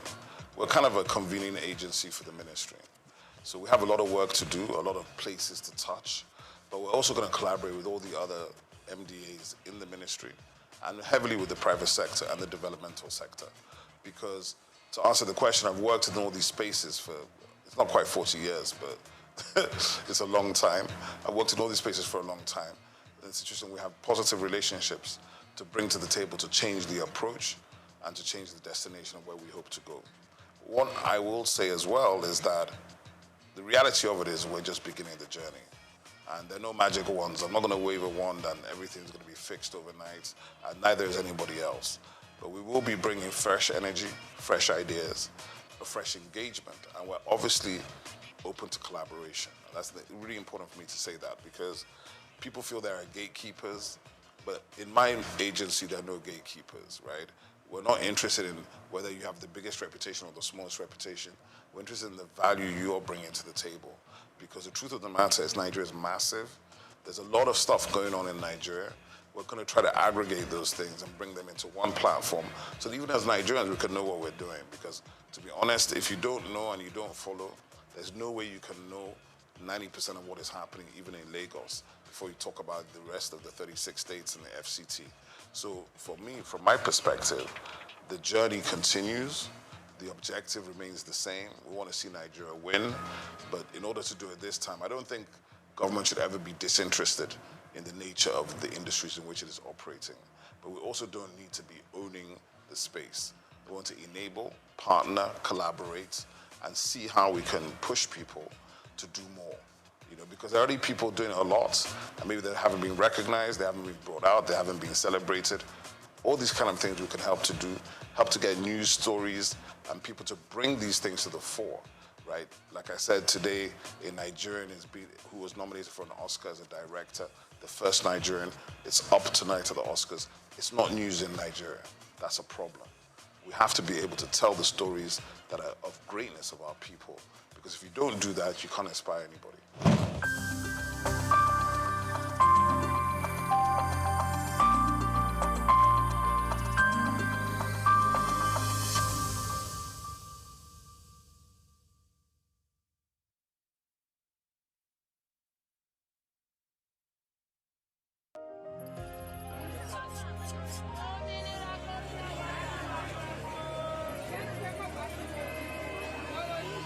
Hello, Lagos. Make we yarn. Hello, boy, if this POS matter, don't pass your call. Person go swipe, alert no enter. Before you know it, jump. Wait, wetin really happen? Maybe you fake alert the warriors. Okay, so Mona, listen, if you dey do POS business, no expose your alert. Hello, Ogbefi. They don't walk that bar road where they warriors for our local government for years. This one sweet me, I no lie you. Because you know what, development with the work, it deserve loudspeaker. Now why we dey here be that? For here, we know the abuse, we dey bring solution. My name, it is Ikechukwu Oyemike, aka Ogbefi Ishegwari. Make we yarn every weekday from 10 a.m. go to 12 o'clock on Top the Eye 95.9 FM. My name is Yinka Babalola. My name is Ijoma Pelo Okoro. My name is Joshua Hassan. I am Rotarian or Sunday Lawson. It's Ife Rita Ejeze. My friends call me Ife. My name is Rotarian Lola Dare. I'm inviting you to keep watching SOUQ News. It's the right station to tune to. I like SOUQ News. SOUQ News is good. I want to charge you all to listen to SOUQ News, watch the news. You can have unlimited news, first time. Find SOUQ News. Be with SOUQ News. Never switch off. You are better for it. SOUQ News is the real thing. Listen to their coverage and you'll be glad you did. Turn to your YouTube, turn to your Instagram, turn to all your digital channels and look for SOUQ News. Keep watching.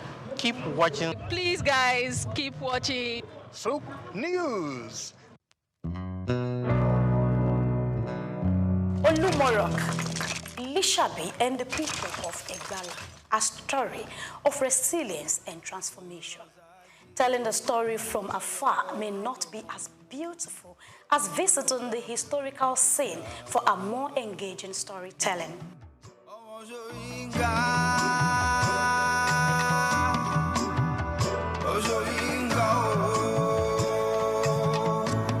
I welcome you to the foot of Olumo Rock. So climbing the rock is in two ways. Either you go through the panoramic elevator or the stairs, but whichever way you choose to go through, I'm assuring you are going to land at the topmost part of Olumo Rock safely. So Olumo Rock is like every other rock you've ever climbed or know about, but it plays an important role in the life of the people of Egba during an intertribal war between the Egba and Old Oyo Empire.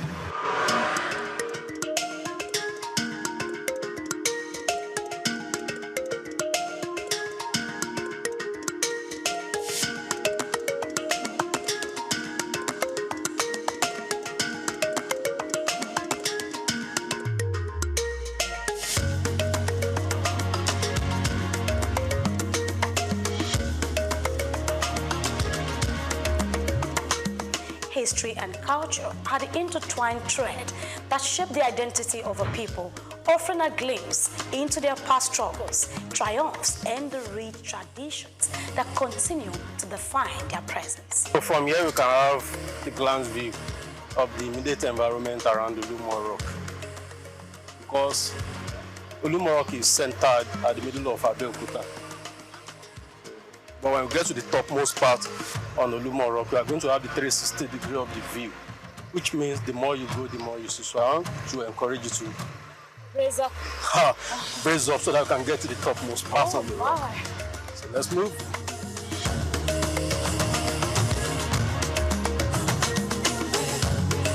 History is what we bring to you today. What is the connection between Olumo Rock, Lishabi, and the Egba people? My name is Grace Komolafe, and this is SOUQ Perspective. Let me take you on an inspiring journey through the history of one of Nigeria's most significant landmarks. Come with me. I welcome you to the first level on Olumo Rock. Thank you. So this is the first level on the rock. Olumo Rock is in 3 stages, from the ground floor to the first landing scape. I want to inform you that you have climbed 120 stairs to come this far. Can you give yourself a round of applause for that? And I'm sure you are fit to climb to the topmost part in Olumo Rock. I'll try. That's great to know. So the first level of Olumo Rock is called Lishabi Garden. Lishabi Garden is named after one of our past warriors called Lishabi Agbungu Akala. Lishabi was one of the warriors that fought for Egba to gain their freedoms from Old Oyo Empire. It is a natural garden set aside for people to take relaxation after climbing the first level of the rock. Also at this spot, we have 2 trees that we can talk about. The first one is Dongoyaro tree. This is it here. Dongoyaro tree. English call it neem tree. It botanicizes as Adirata indica. If you get from its leaf and cook cassava and drink, it kills malaria. And if you drink from its stick, it clears bad breath from mouth. Also, its name is derived from an Hausa face, which means tall boy, Doko Yaro. This is a flamboyant tree. Its botanic is Dilonis regia. It produces some lumpo. Look at the branches. If you get from those brown pods, there are some seed inside it. When it dries up, if you tap or shake, give a kind of sound sheke sheke. And that was where the Yoruba derived its name from. That is why we call it pansheke in the Yoruba land. The pods serve as a natural musical rattle for traditional dancers, nursing mother to play with, before the invent of tambourine and some other musical instruments. When we go up on Olumo Rock, we are going to turn and visit all historical places. There are some shrines and worshippers around Olumo Rock. They are not harmful. They are here to showcase our cultural and traditional heritage. So I wish you a pleasant trip as we rock.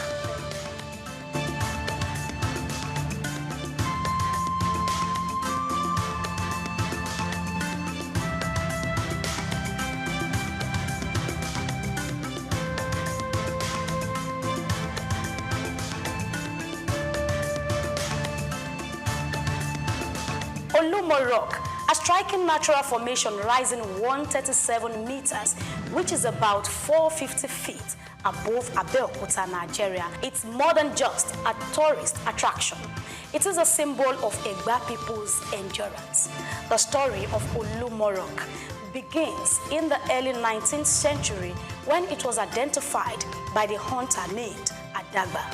Though details on how Adagba discovered the rock were limited, it is well documented that the Egba people facing oppression under the Oyo Empire sought refuge here.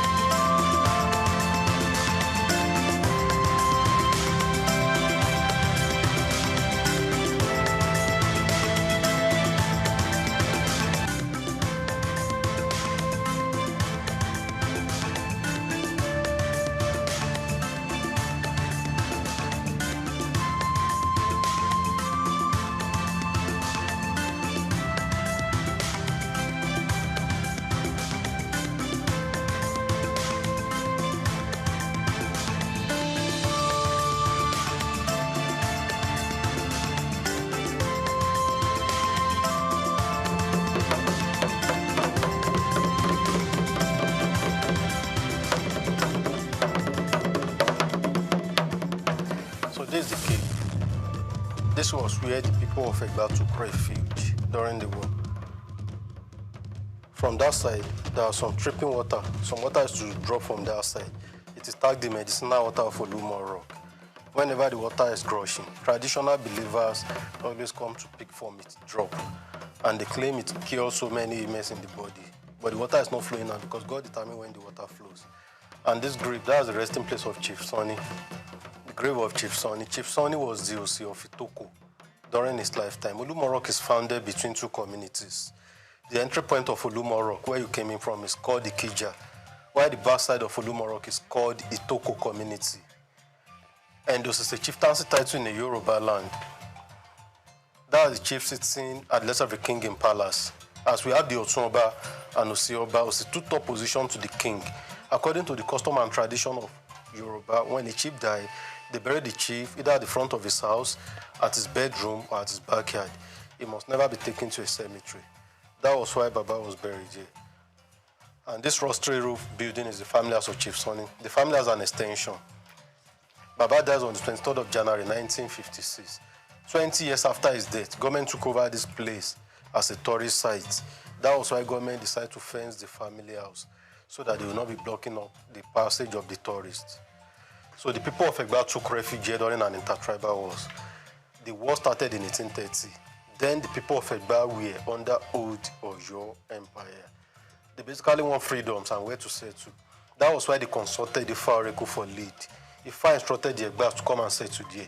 On their way coming down, they met a man on the road. The name of the man is called Adagba. Adagba was a great hunter farmer. He was the one that discovered Olumorok during his hunting process. During those periods, the entire city of Abeokuta was thick forest.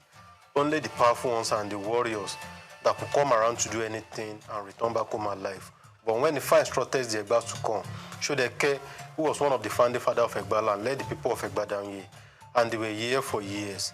During their stay, they took the natural suspension shape of the rock advantage and built their rooms. The rock is naturally standing. They only took the advantage of the shape and built their room. So the rock served as the roof of the room. 4 of the rooms they built has collapsed, remains only that. Those are the signs of the fallen rooms. That was where they kept wives and children. Men and warriors will surround the rock so that the enemy will not gain access to this place. All these holes you are seeing on the surface of the rock, that was where they do their grindings. Like we use blenders now, Yoruba call it Oluata. So the process of their grindings make the holes deep like this. After the war in 1833, the people of Egba from Ifa Oreku to confirm maybe they should leave this place to go back to where they came from. Ifa told them to keep on dwelling here, that this is where God has put an end to their problems. And that's how they derived the name to the rock, Olufimo. Olufimo means where God put an end to all our tribulations. Ibiti Oluwa fi ogun wàhálà ti dààmú ayé wa mọ̀ sí Olufimo. But people later shorten it to Olumo to gain a very short word. Another meaning to Olumo, Olu in the Yoruba land means God. That's God Almighty. Mo means mode or molded. The people then believe that God benevolently molded the rock for them so that they can take their refuge under it. Oluwa ló mọ̀ fún wa láti fi ṣe ibi ìsádi kúrò lọ́wọ́ ọ̀tá. God molded the rock for our refuge. So when they came out from the rock, Others were asking the Egbas of their whereabouts, and they told them he hid herself under the rock. Under the rock or beneath the rock in Yoruba means Abe Okuta. And that was how the name got changed from Egba, and they started referring to them as Omo Abe Okuta. Also, the popular city of Abe Okuta started from here. So if you have been anywhere around the town and you have not visited here, you haven't been to Abe Okuta. The name Olumo is derived from the Yoruba words Olu means God and Mo meaning molded, signifying God-molded rock. This reflects the deep spiritual connection the Egba have with the rock, seeing it as a divine creation that shaped their destiny. Today, the rock remains not only a historical site, but a place of cultural rituals, including annual sacrifices. Over here, we have the main shrine of Olumo Rock, the main shrine of the rock. The main shrine is a local temple where the people of Egba worship and make sacrifices to the deities of Olumo Rock. Olumo Rock is an historical monument. It's also a symbol of Egba unity, strength, and unfailing protection. Because under the rock, the people of Egba took refuge during an intertribal war.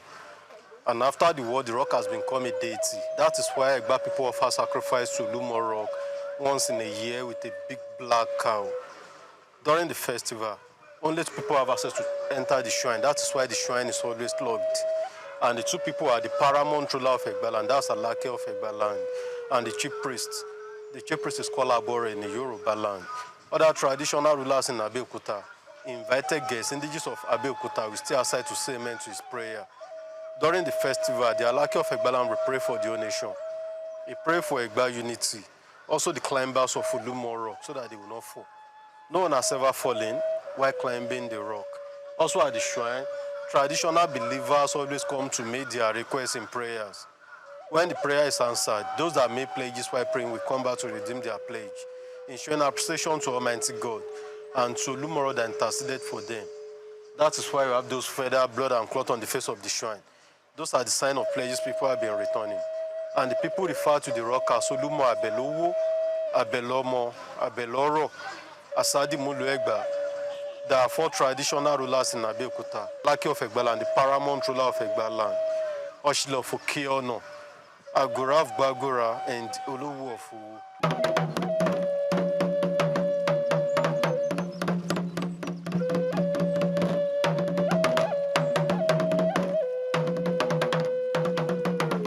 Traditional believers always come to make their requests in prayers.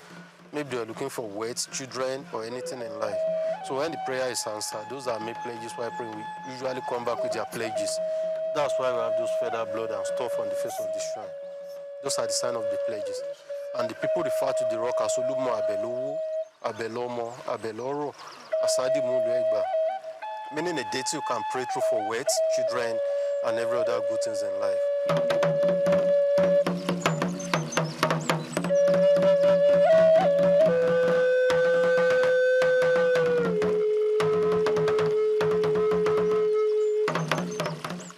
You might be wondering about the historical issues between Oyo and the Egba people. How Oyo to exert control over them. The western region of Nigeria, primarily composed of Yoruba descendants, was dominated by the Oyo Empire, a powerful political entity that rose to prominence around the 15th century. By the 18th century, Oyo had become one of the largest and most influential states in West Africa, known for its sophisticated governance, military strength, and expansive trade networks, controlling neighboring kingdoms, including the Egba. The governance of the Oyo Empire was centralized under the Alaafin, the king, who was supported by a council of advisors and provincial governors. This structure enabled the empire to maintain stability and enforce laws across its vast territories. At its peak, Oyo thrived economically through agriculture, trade, and craftsmanship, establishing itself as a vibrant economic hub. However, its involvement in the transatlantic slave trade created significant instability in the region, leading the Egba people to seek independence from Oyo's control. Who is Lishabi?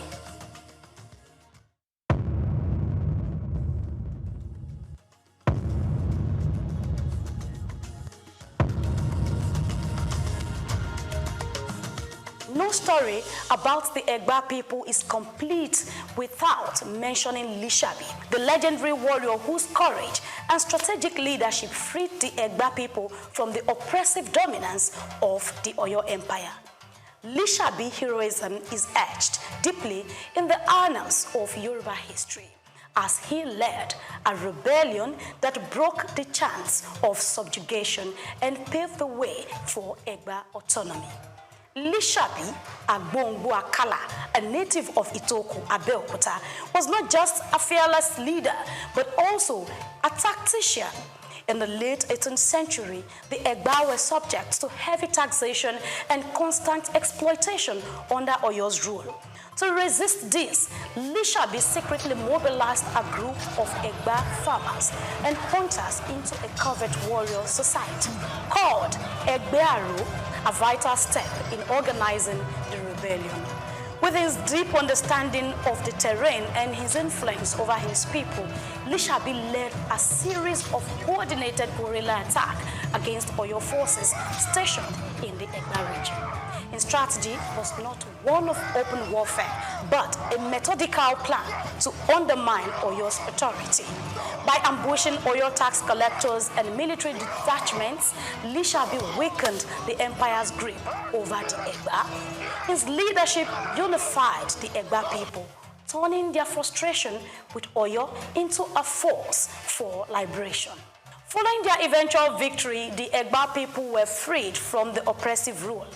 In 1830, this newfound freedom led to the establishment of Abeokuta, meaning under the rock, a city founded under the protective watch of Olumorok. Olumorok provided both a literal and symbolic refuge as it sheltered their people during their struggle for independence. From this safe haven, the Egba built a thriving community rooted in agricultural trade and craftsmanship, becoming a key cultural and economic hub in the region.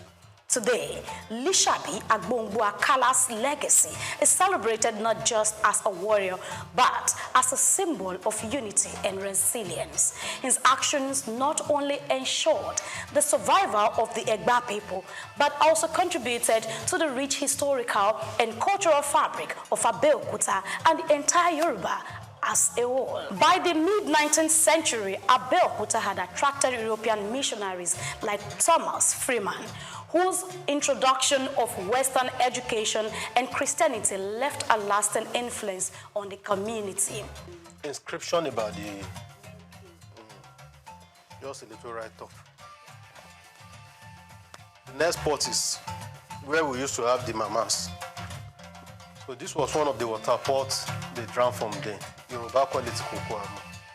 And with water storage and preservation, water point is as good as water from the refrigerator, but it has been cemented for proper preservation. The Yellow Risha, they are here as the custodians of the rock, and people do come to them for spiritual consultation and a whole lot more. So this is a crown tree. Crown tree. Yoruba quality Gia cocoa.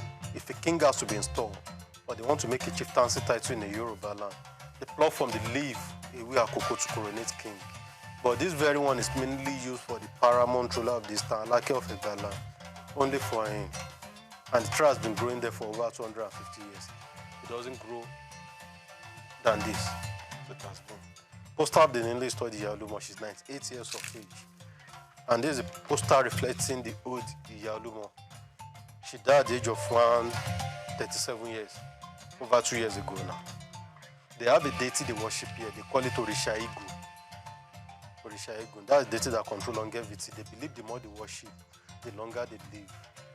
So they have other deities around. One of such is Orisha. Ojubo Obaluaye. Obaluaye is the deity that controls chickenpox and measles. Yoruba call it Shopono. So if chickenpox or measles is striking all over, they do consultation from here. So whatever instruction they get, so once they follow it, everything that comes up will disappear out the go. So that's Ojubo Obaluaye right there. And this Ogun, God of Iron, the famous God of Iron. We have a baobab tree. Baobab tree. B-A-O-B-A-B. In the eastern part of Nigeria, they call it Afon Apunwa. In the northern part, they call it Koka. Here in Southwest, we call it Gyoshi. It botanica is Adansonia digitata. The encounter of the tree is that traditional believers always come under to pray for protections. Because there's an adage in the Yoruba land that goes those. One do ikapa, apa okapa, one do ikai Gyoshi, apa okoshi, one do ika konga oshi binukosi. Meaning there's no way you can wrap your arms around the tree. It is impossible because of its massiveness. That's why traditional believers always come under to pray for protections.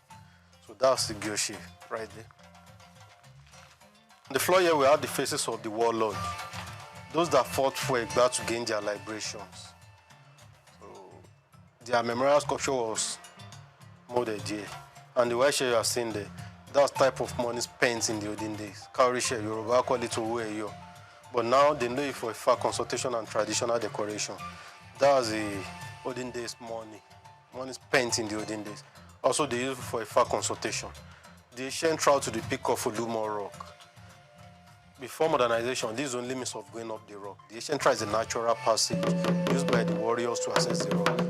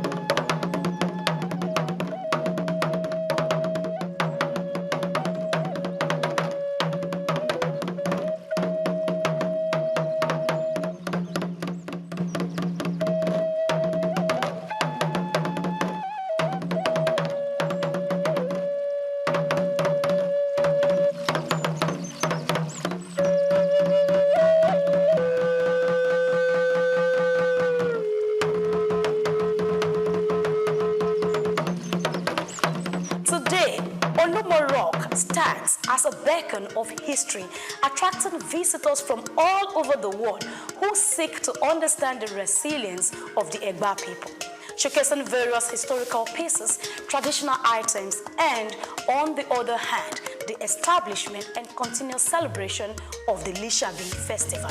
In the evolution of the Egba from warriors and hunters to craftsmen, traders, and national leaders, their history illustrates the power of unity and determination.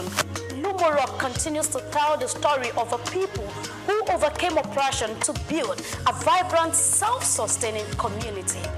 I welcome you to the topmost part in Lumorok. From here, you can see almost everywhere in Abeokuta. And the height of the rock is 137 meters above sea level. That's about 449 feet.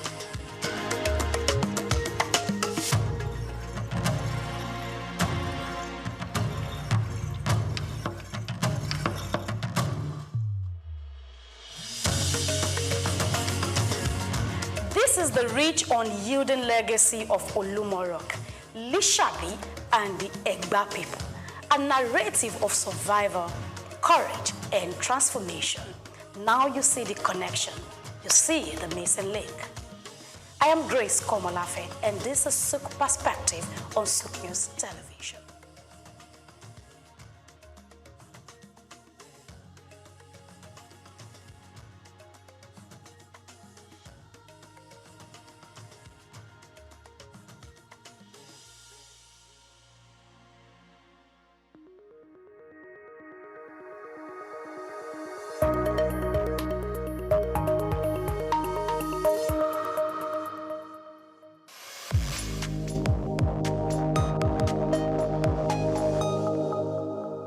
Afrobeats is a classic overnight success story, except it didn't happen overnight. I'm happy to be here. One of the key things about the Omniverse is that it's designed to go beyond an event and designed to be fully something that people can engage beyond the summit. The point being that Nigeria has so much to bring to the world in terms of these things, but we will be bringing fresh energy, fresh ideas, a fresh engagement, and we're obviously open to collaboration. But hip-hop, it never dies. What's the difference between Thor and Shango? Thor is approaching $50 billion in revenue. Shango's broke somewhere outside Lagos. And that's a lack of imagination on our part, Africa, and they're all Nigerian. So to be seen and to be noticed is very hard if you're not in the place where all the noise is being made.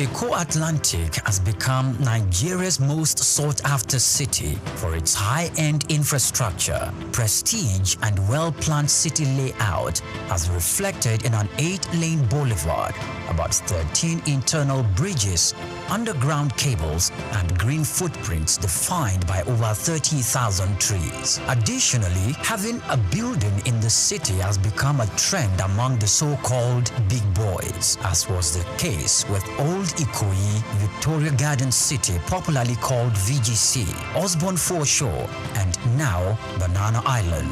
In this special report, Bayo Olaoye states that this talk of I belong and the prestige mentality has also spread to the big firms. Before now, Kingsway and Ozumba Mbadiwe used to say that Victoria Island were the go-to locations for high-rise office buildings. These locations are home to iconic developments such as Kingsway Towers, Heritage Palace, Fanfa Towers, the Wings and the Waves, among others, making them Nigeria's equivalent of Silicon Valley.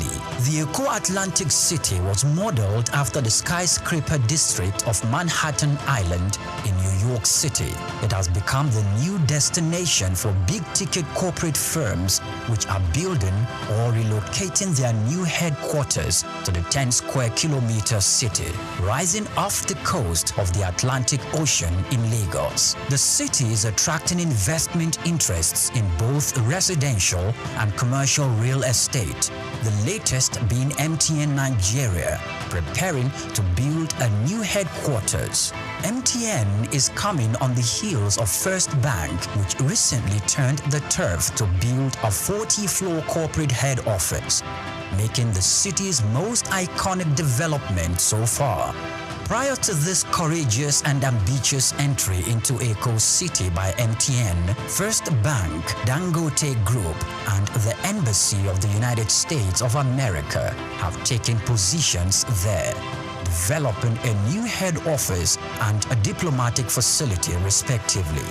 Much earlier, a co-development company had occupied the city as the developer of the Azuri Towers, offering both residential and commercial facilities for high clients and corporate bodies. Arkland Property Investment and SOUQ Homes are also in the city, developing A&A towers simultaneously. These are the residential developments that will be standing on the 22nd floor and the 33rd floors respectively. Other developments are the Pan-African Towers by Periwinkle Residences, Eco Pearl with Champagne Tower and Eco Pearl Black Tower, Amni Towers and Ani International Petroleum Development Company, and Louisville Towers by Total Energy Staff Cooperative and Multipurpose Society. Louisville will comprise 300 residential homes spread between 2 towers, a world-class sporting center and a club, retail outlets and other facilities. It is designed to employ modern technology to achieve smart living and high standards. Eco Atlantic is an exclusive luxury city with superior infrastructure that appeals to the kind of investors we have seen in the city so far.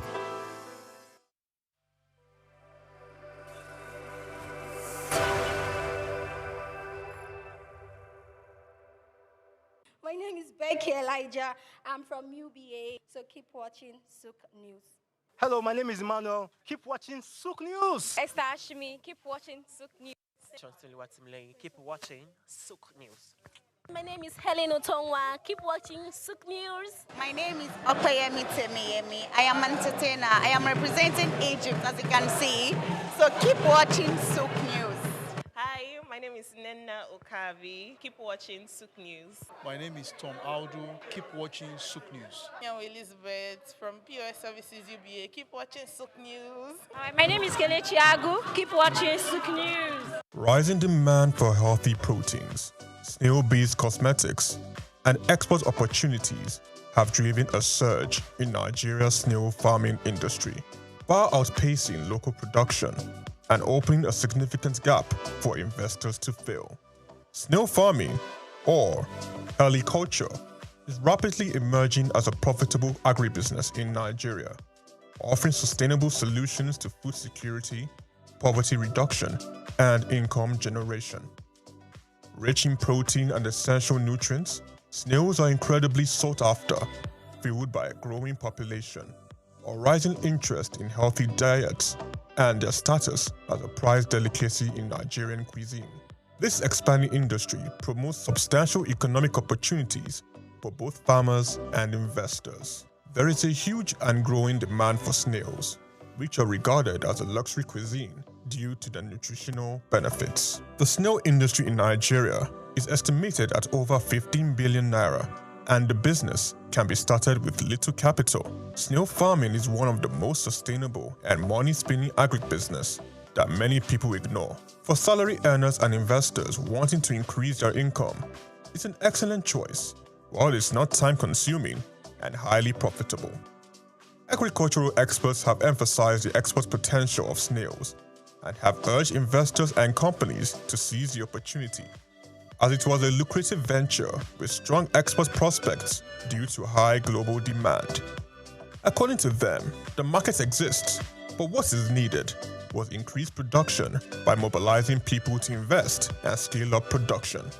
Snail farming is emerging as one of the most accessible agribusiness opportunities in Nigeria due to its low capital requirement and high profit potential. With an initial investment as modest as 50,000 to 100,000 naira, the business offers the potential to grow as high as 5 million naira annually. Setting up a small farm is both affordable and straightforward. Basic materials like corrugated sheets, baskets, old tires, or wood are sufficient to construct a functional snail pen.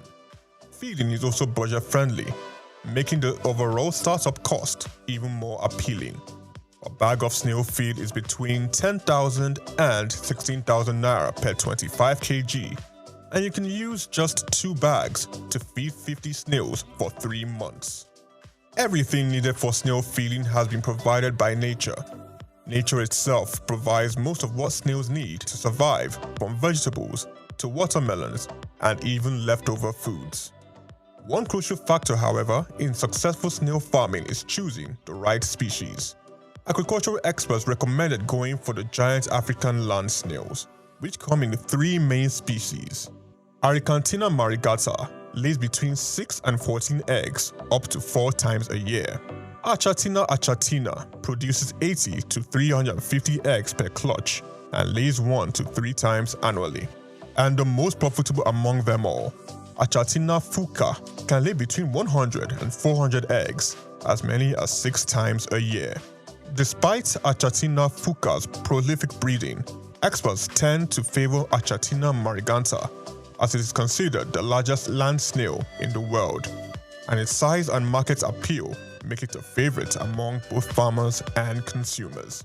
According to experts, Achatina achatina also remains a strong choice, particularly due to its adaptability to the African climate.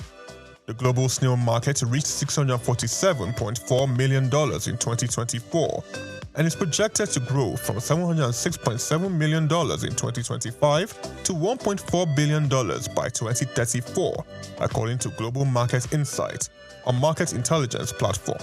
France leads global production with over 300,000 tons annually, followed by Italy and Spain producing 20,000 and 15,000 tons respectively, solidifying Europe's dominance in the snail farming industry. Chiki Okulu, SOUQ News TV.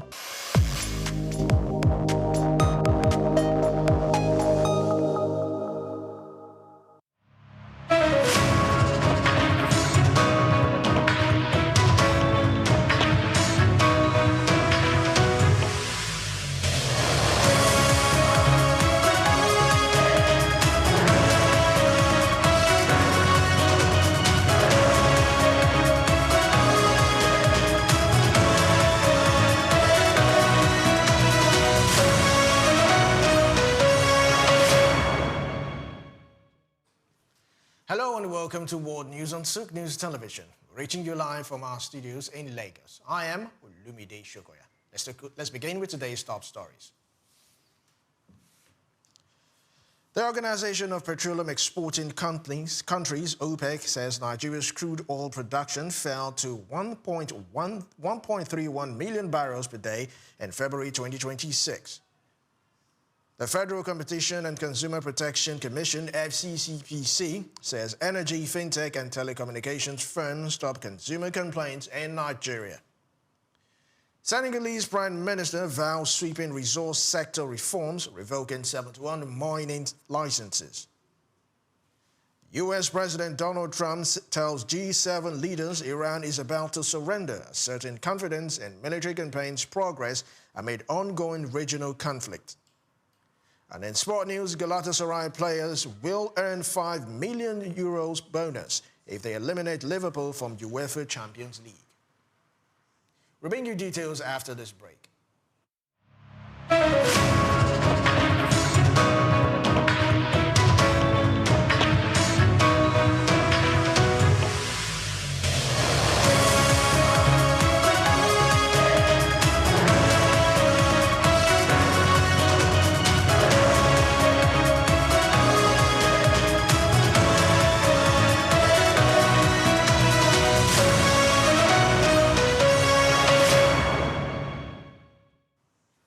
Nigeria's crude oil production declined to 1.31 million barrels per day in February 2026, according to the latest data released by the Organization of Petroleum Exporting Countries, OPEC.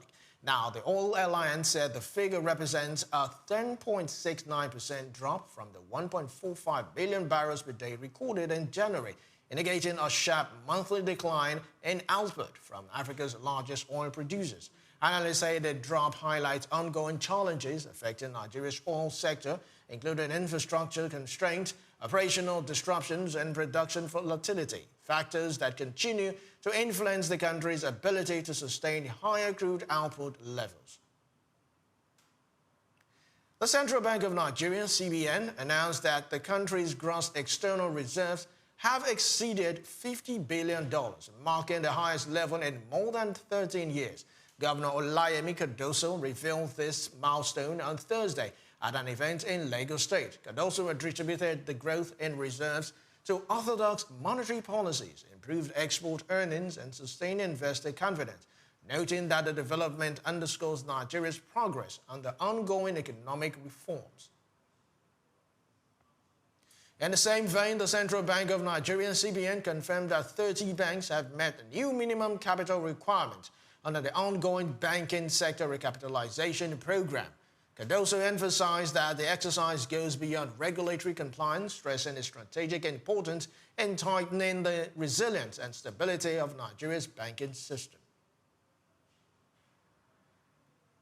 Now, the Federal Competition and Consumer Protection Commission, FCCPC, has revealed that energy, fintech, and the telecommunication firms, banks have the highest in consumer complaints in Nigeria. Executive Vice Chairman Tunji Bello said during a briefing at the SOUQ Presidential Villa, Abuja, that the Commission has received thousands of complaints across these sectors, recovering from 20 billion naira for consumers of March 2026. Bello added that between March and August 2025, the Commission resolved more than 9,000 complaints and recovered over 10 billion naira for Nigerians, highlighting its ongoing efforts to protect consumer rights. The federal government of Nigeria has initiated steps to increase fuel-grade ethanol production, aiming to cut dependence on imported energy and ease pressure on foreign exchange reserves. Minister of Budget and Economic Planning, Abubakar Atiku Bagudu, disclosed this during a capacity-building workshop for stakeholders in cassava bioethanol value chain development project held in Nasarawa State on March 11 to 12, 2026. The project targets production of fuel-grade ethanol from cassava for blending with premium motor spirit, PMS, providing a domestic solution to support the country's energy security and reduce petrol importation costs. State governments have called for a forensic audit of Nigeria's crude oil-backed borrowing arrangement, warning that opaque crude for loan and oil swap deals could be weakening inflows into the Federation account. An earlier report indicated that the Nigerian National Petroleum Company Limited, NNPCL, pledged 272,500 barrels per day of crude oil under multiple crude-backed loan agreements valued at $8.86 billion. Now, the figures emerged from an analysis of a report by the Nigeria Extractive Industry Transparency Initiative, alongside the company's financial statement, raising concerns among state officials about transparency, accountability, and a long-term fiscal impact of the deals.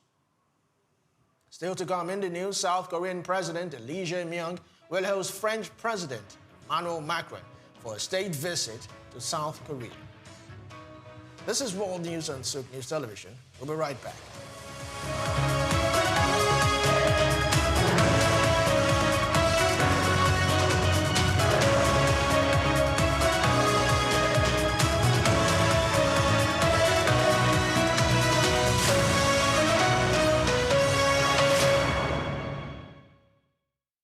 Anthony Onyemaechi Elumelu was born on the 22nd of March 1963 in Jos, North Central Nigeria, to Susanna Dominic Elumelu, originally from Delta State. Tony earned a degree in economics from Ambrose Ali University, where he laid the foundation for his future career, and then furthered his education at the University of Lagos, where he obtained a master's degree in economics. His academic journey also includes attending the Harvard Business School, where he completed the Owner of President Management program, equipping him with advanced business management skills.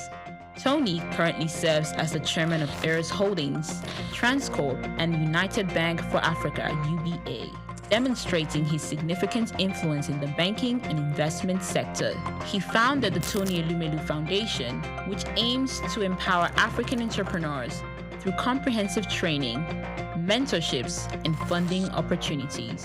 In addition to his professional achievements, he's also a family man, married to Dr. Adele Vivian Elumelu, and together they have 7 children. In 2020, his efforts were acknowledged when he was named one of Time's 100 most influential people in the world. Anthony Elumelu's net worth is estimated to be around $700 million. A testament to his successful ventures and strategic investments. Elumelu continues to be a driving force in the business world, advocating for sustainable economic growth and empowering the next generation of African entrepreneurs.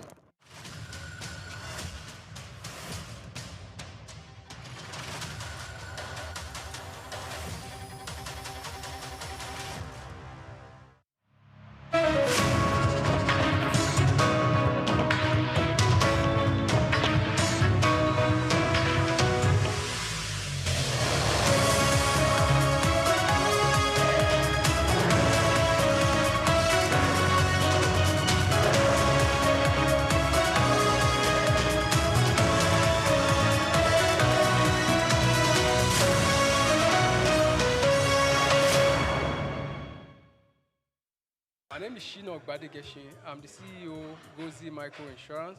Continue to watch SOUQ News. Adenike Adeyemi, Executive Director of Faith Foundation. Keep watching SOUQ News. My name is Shepherd Michael Adewale Onofuye. I enjoy you all to always watch SOUQ News TV. Hey everyone, Majuli Obaje here representing Gigi. Keep watching SOUQ News, okay? Stay updated with SOUQ News. My name is Aton Kene. I am the head of MSME Banking. Please keep watching SOUQ News and stay glued to SOUQ News. I recommend that more and more people should watch SOUQ News because they deal with business news. Hi, my name is Amaka Wokolo. I am the director of the Faith Institute at Faith Foundation. Keep watching SOUQ News.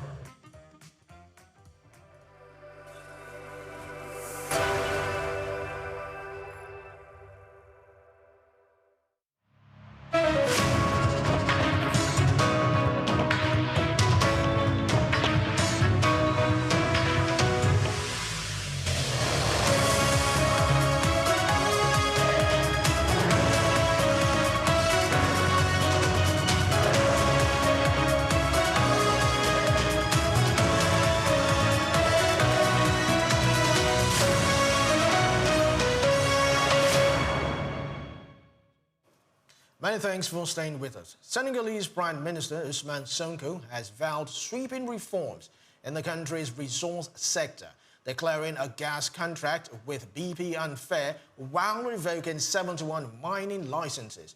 Now, the government also ordered the freezing of bank accounts linked to a major subsidiary of the Indorama until it settles about 380 million euros owed to the state. Now, the action represents some of the most decisive steps yet taken by the administration that came into power in 2024, promising to audit and potentially renegotiate Senegal's natural resource agreement as part of efforts to strengthen public finances.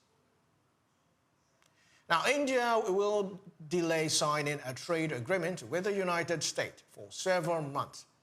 The postman follows the new investigation launched by the administration of Donald Trump into what is described as excess industrial capacity among trading partners. The move introduces fresh tensions into negotiations that had previously showed down progress after early understanding between both countries last month. Now, officials in New Delhi had initially hoped to conclude an interim agreement in March. The proposed arrangement was expected to be followed by a comprehensive deal later, after Washington agreed to reduce tariffs on Indian imports in exchange for trade commitments from India. Now, Vietnam recorded the largest trade surplus with the United States in January, surpassing both Mexico and China, according to the latest official U.S. trade data. And the development reflects a sharp increase in Vietnamese exports as direct shipments from China to the United States declined. The figures highlight shift trade dynamics as companies adjust supply chains and sourcing partners amid ongoing global economic changes. Vietnam has increasingly become a key manufacturing and export hub, serving U.S. markets. Hanoi and Washington have been negotiating a potential trade agreement for months. However, talks remained unresolved due to a large trade gap and a disagreement over tariff rates proposed on Vietnamese goods. The United States is preparing a major arms package for Taiwan that includes advanced interceptor missiles, with proposals awaiting approval from Donald Trump. Sources say the agreement could be signed after the president's scheduled trip to China later this month. Valued at about $14 billion, the proposed deal would represent the largest arms sales ever to democratically governed island, which has faced increasing military pressure from Beijing in recent years. Officials say the package is aimed at strengthening Taiwan's defensive capabilities and enhancing regional security as tensions continue to rise across the Taiwan Strait. Turkish Transport Minister says a Turkish-owned vessel that had been waiting near Iran has been cleared to pass through the Strait of Hormuz after authorities received permission from Tehran. Abdulkadir Raluglu told newsmen that the clearance came after diplomatic engagement with Iranian authorities, allowing the vessel to safely navigate the strategic shipping route amid heightened regional tensions. He added that Ankara had issued the highest level security warning for the strait and maintaining contact with Iranian officials regarding the situation of 14 older Turkish-owned ships currently in the area. Now, South Korean President Lee Jae-myung will host French President Emmanuel Macron for a state visit to South Korea from April 2nd to 3rd. Now, the visit is expected to strengthen diplomatic and economic cooperation between both countries. The two leaders will meet on April 3rd for an official welcome ceremony, bilateral summit talks, agreement signings, and a state luncheon. Officials say the meetings will provide an opportunity to deepen ties across key sectors. Discussions are expected to focus on trade, investment, and collaboration in emerging technologies, including artificial intelligence, quantum technology, space development, and nuclear energy, alongside broader regional and global security issues. Still to come in the news, Poland will use a European Union program to finance defense spending, despite a presidential veto blocking the scheme. We'll bring you details and more after this break. Stay tuned.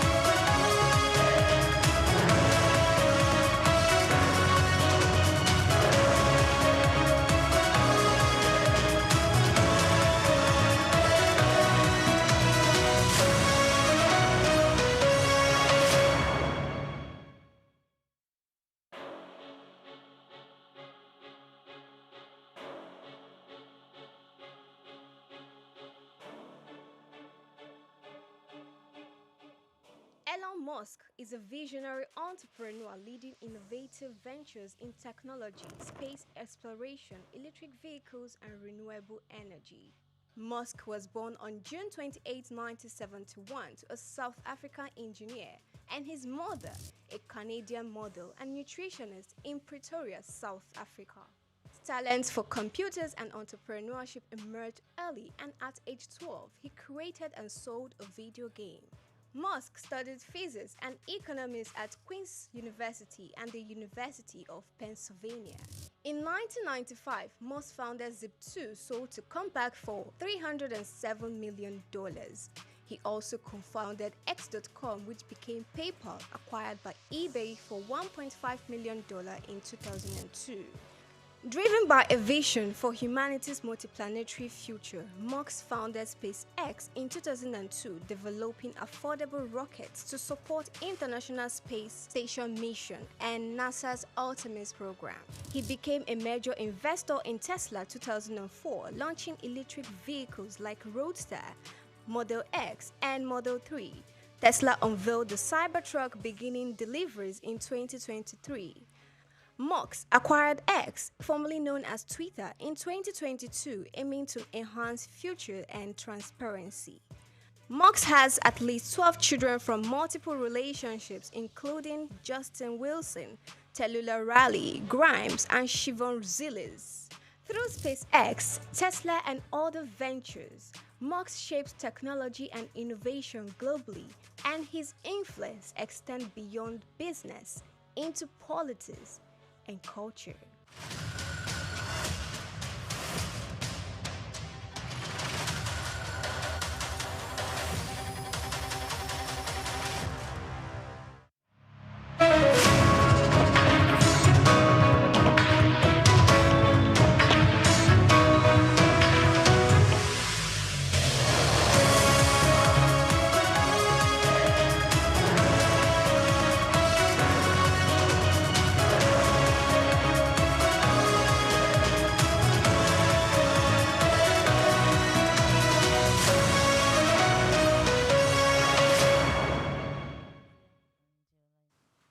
Welcome back to the World News. President Donald Trump told leaders of the Group of Seven during a virtual meeting on Wednesday that Iran was about to surrender, according to a report citing 3 officials from G7 countries briefed on the call. Now, according to the report, President Trump told allied leaders he had nipped the issue in the bud while highlighting the outcome of the military operation known as Operation Epic Fury. The remarks were reportedly made during a G7 call on Wednesday morning, where the U.S. president briefed allies on development linked to the ongoing conflict involving Iran and the broader security situation in the Middle East. Air freight rates have surged by as much as 70% on certain routes since the outbreak of the United States-Israel war in Iran, as conflict restricts flights, blocks some ocean shipments, and pushes up jet fuel costs. Now, routes connecting South Asia to Europe have been particularly affected due to closures of Middle Eastern airspace and ongoing security concerns, which have disrupted standard cargo operations. More than 100 container shipments remain stranded around the critical Strait of Hormuz, further compounding logistic challenges in the region. Industry stakeholders warn that elevated air freight rates and constrained shipping capacity could continue to pressure global supply chain, raising transportation costs and affecting delivery schedules for businesses reliant on timely import and export. Now, oil prices continue to climb on Friday, heading for weekly gains despite the United States issuing a 30-day license, allowing countries to purchase Russian oil and petroleum products stranded at sea. Now, the move aimed to ease global supply concerns, but has not stopped the upward trend in crude futures.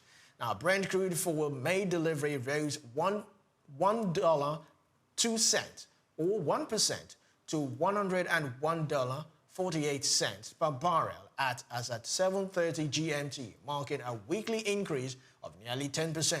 Meanwhile, U.S. West Texas Intermediate crude for April delivery increased by 94 cents or 1% to $96.67 per barrel, poised for a weekly gain exceeding 6%.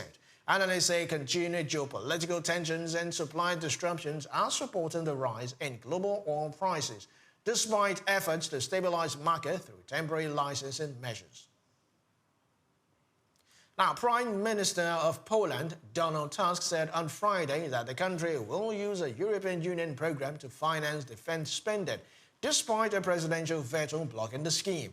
The move follows a decision by opposition-backed President Karol Nawrocki to veto legislation creating a mechanism to utilize 43.7 billion euros in European Union loan intended to strengthen the country's defense capabilities. Tusk criticized the veto as harmful to the national interest, saying the government would still pursue access to EU funding, a dispute that highlights growing tensions between Poland's presidency and the pro-EU administration over defense policy and broader governance issues. In sport news, players of Galatasaray, including striker Victor Osimhen, will receive €5 million bonus if they eliminate Liverpool FC from the UEFA Champions League. Reports in Turkey say club president Dursun Özbek announced the incentive after the team secured a 1-0 victory over Liverpool in the first leg round of the Clash 16.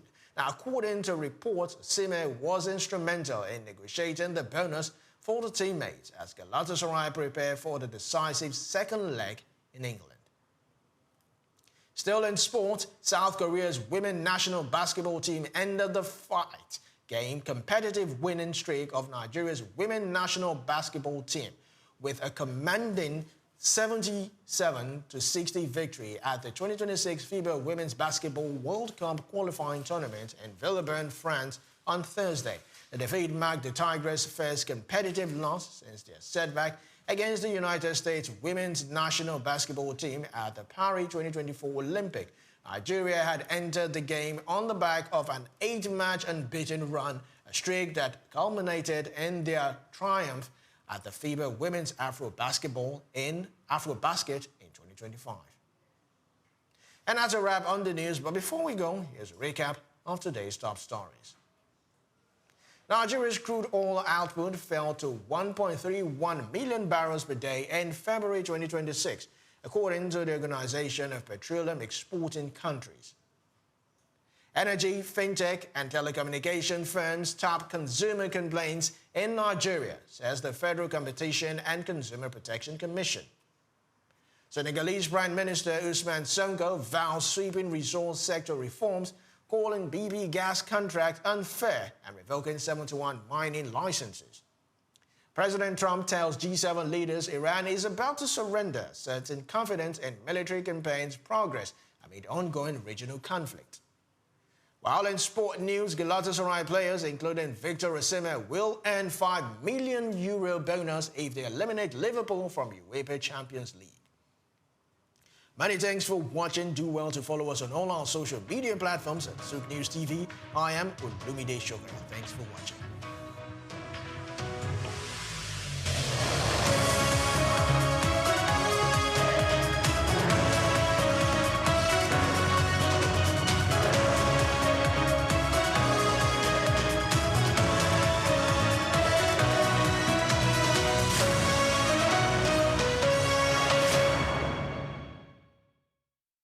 We've got just what you need right here at Femi Wash Media. Call it the Midas Touch, and you wouldn't be wrong.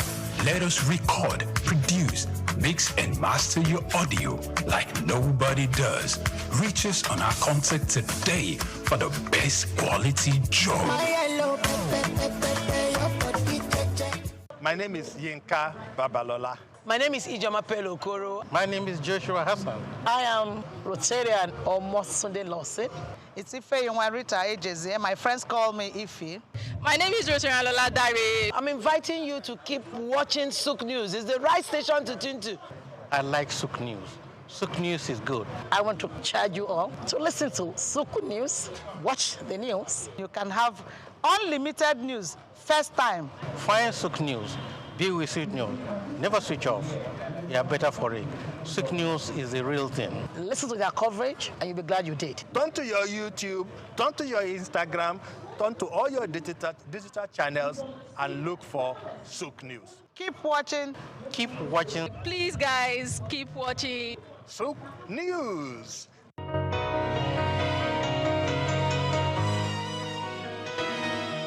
I was in Nigeria up until SS1 third term, SS2, and after that I moved to France where I did my A levels, and then after that I moved to England where I did my undergrad, and then my masters I did in America. And European culture is European culture, right? For me, it's actually quite interesting because I learned so much more about Africa outside Africa, right? Because in the education I had in secondary school, there wasn't really much focus on our history or the greatness that Africa was. It almost seemed more like propaganda history, that our history pretty much just started slightly before colonization, and everything else we've become is either our journey to independence and carrying on the system that we're left with, right? Unfortunately, schooling abroad brought this Afrocentric idea into my consciousness.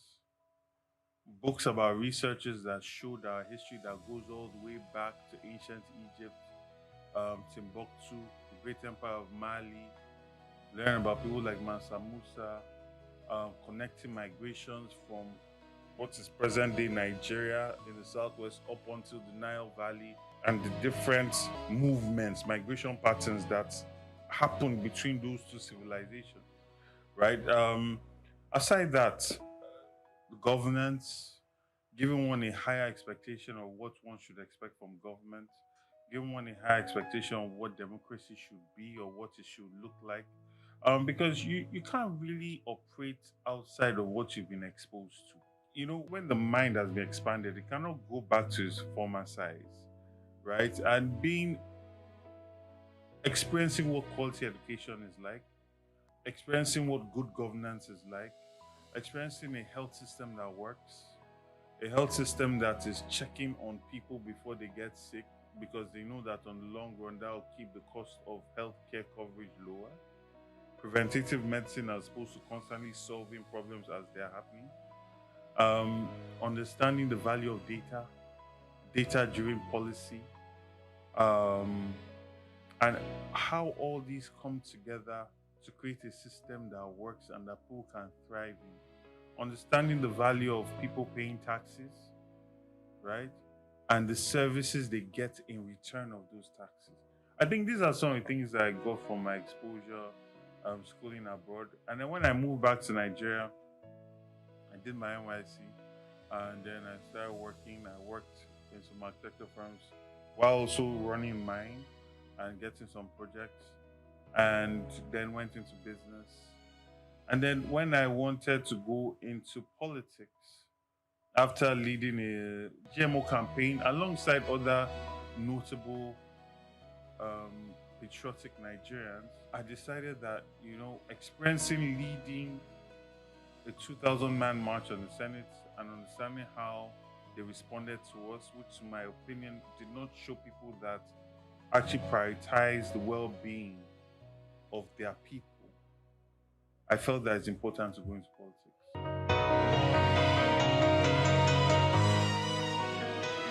Okay, so I ran for student council president in high school and won.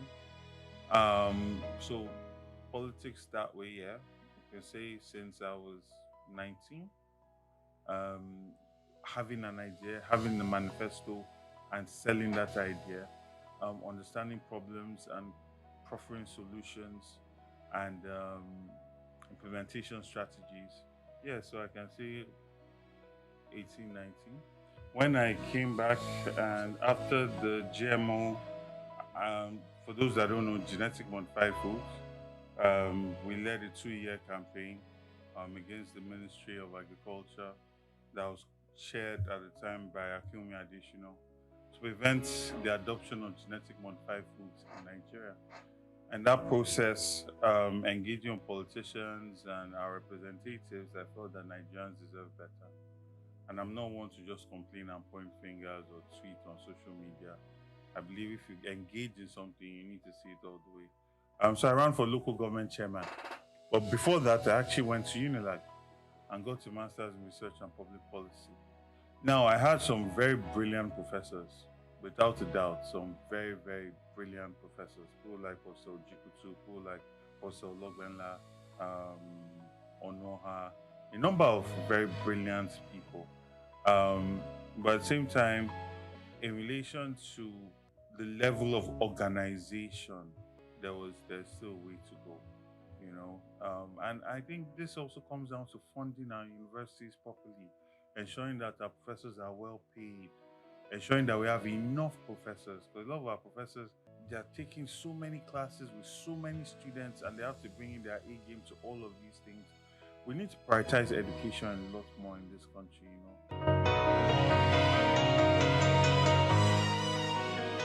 Nigerians are some of the most brilliant human beings in this world. Brilliant. And I'm talking, I just named 3 different countries that have operated in terms of education.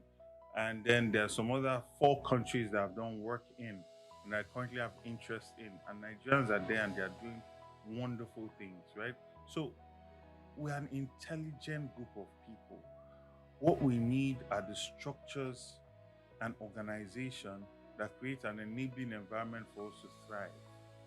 I mean, think about what it takes to be successful in this country today. Think about what it takes to be successful in Lagos. Now, imagine a government that puts everything in place and is more like a partner than, this person that's just trying to take from you, right? You would experience an exponential increase in wealth. I think that a person that values education must have had a very good education. If you don't value education, it's a reflection of your own education. I can't think of somebody that's experienced good education that will not prioritize education, because you will know the power of education. And this goes to show when we talk about how it's okay for someone with a NEPA certificate to be our president, and we see the ruin that it brought Nigeria to, or a person that's using lawyers to hide the certificates, right? It will reflect in the quality of your education. So I feel that we need to start demanding more from people that aspire to lead us. Go and look at the quality of education that the leaders of America got. They either went to Yale or Harvard or recently Princeton, Ivy League schools. The top of us have to lead. This idea that you can just pick anybody to lead you to where? This person is like this with you. Where is he leading you to? What vision is this person bringing that is outstanding? Your leader should be outstanding. He cannot be, or she cannot be part of the flock. You understand? They must be outstanding, either in their strength of character. So you look at America when they want to select their president, George Washington. Why? Because when there was war, the man stood in front. He was a leader. Intelligence, he was a leader. These were people that were inventors. Benjamin Franklin. These were people that were inventing things. They were not just thought leaders. They were on ground. They were policy leaders. They were kings in their own right. It was not a commoner. And I don't mean commoner in the sense of money. You see, people think it's just about money. No, it's about what are your values? What are you willing to stand for? What do you stand for? Right? If the wind blows, you just move to the place that favors your pocket. You clearly don't have a backbone. So how can you lead? And people will say, okay, they just want somebody that they can associate with. Yes, but associate with in what way? In poverty and failure and mediocrity, or in success and a vision that benefits you, your family, and your children, and the greater society, right? Because if you think about it, I say this thing in most interviews I do. My father tells me that his father told him that Nigeria was better in his day. My father told me Nigeria was better in his day. My father graduated, there were jobs, you could get a car. Like, only the man had to work, the wife could be a housewife, and they were comfortable. They did not need to steal, to travel, to go on holiday. Right? He came into that. Quality education. There was public education. Right? His father was a judge. His father's driver could send his child to the same school as his boss's son. And they got quality education. Now, I can tell my children that I remember a time when Nigeria was better. When I would change 1 million naira and get 4,000 pounds.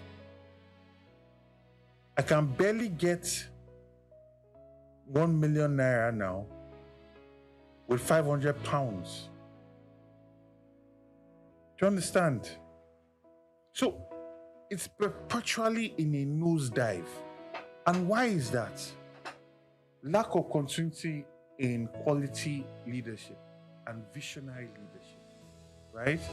No leader that is truly focused on creating a Nigerian identity that celebrates our uniqueness and our differences and sees that as a resource as opposed to something that divides us, right? People that are traveling to the UAE, they are going there to enjoy the culture.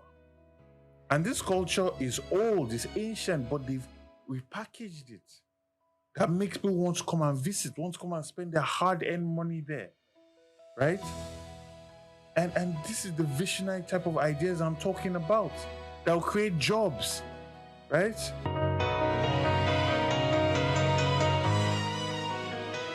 Well, you know, it's a very interesting one. I grew up in a Nigeria where I went to ISL, and speaking traditional languages was called, there's a word for it, starts with C, not vernacular, there was something else. There's another word, it starts with a C. You could not do that. It was against the school rules, right? And you get punished for that. And then even at the time, there was this whole idea of this person, this is local. Like young people, I remember young people saying that is local. The people were not interested with identifying with Nigerian music. Then it was hip hop, it was about Biggie, Puff Daddy, you know, international music. I'm sure I'm betraying my age now. Well, my age is not 80 now, 42. But I'm talking about the time where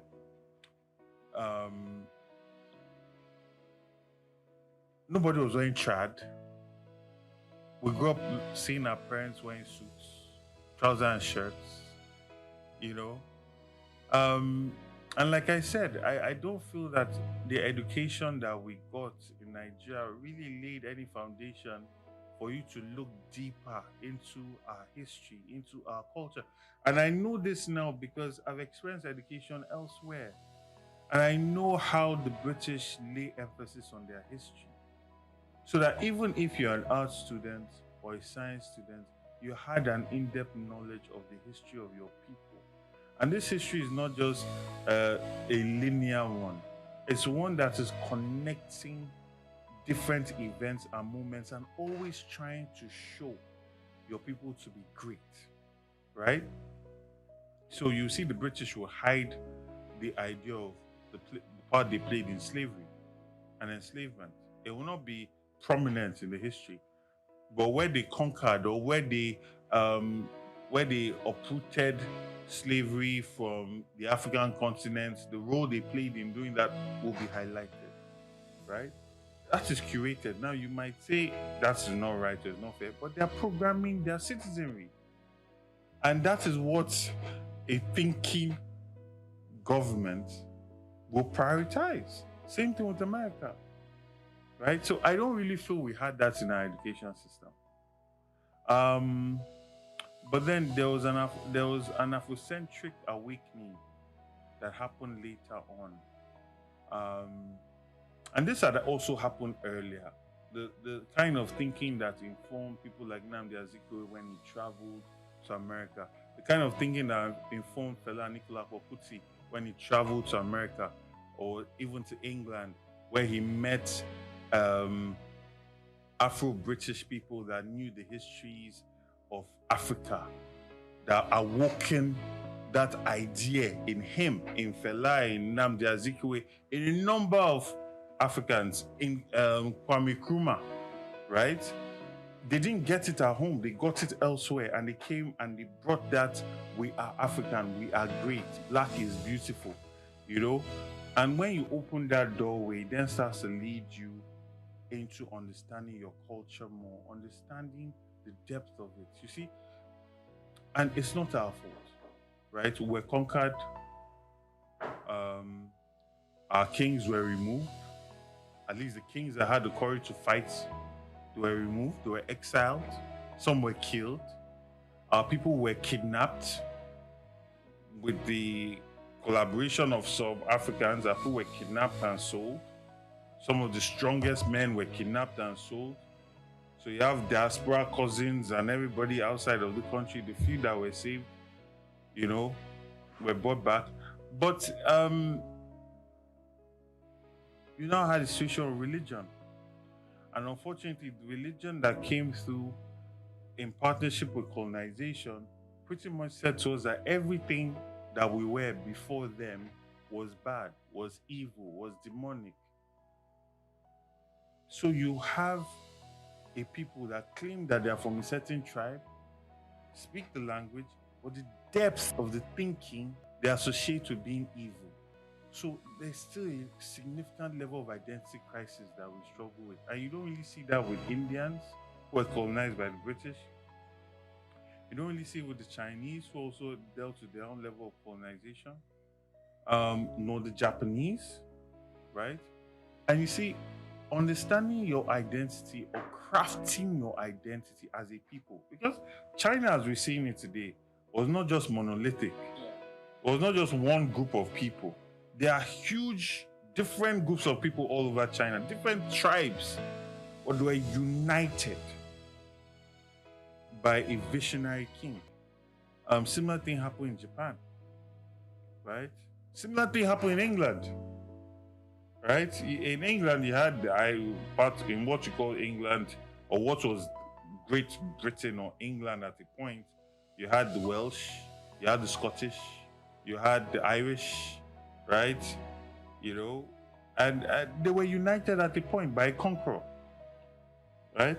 So sometimes you also craft identity. Sometimes identity is created by facing a threat that is bigger than all of you independently. So you have to come together to face that. And sometimes it's just visionary leadership, right? You see visionary leadership in Singapore with Lee Kuan Yew. We saw that creates an identity that you can be proud of.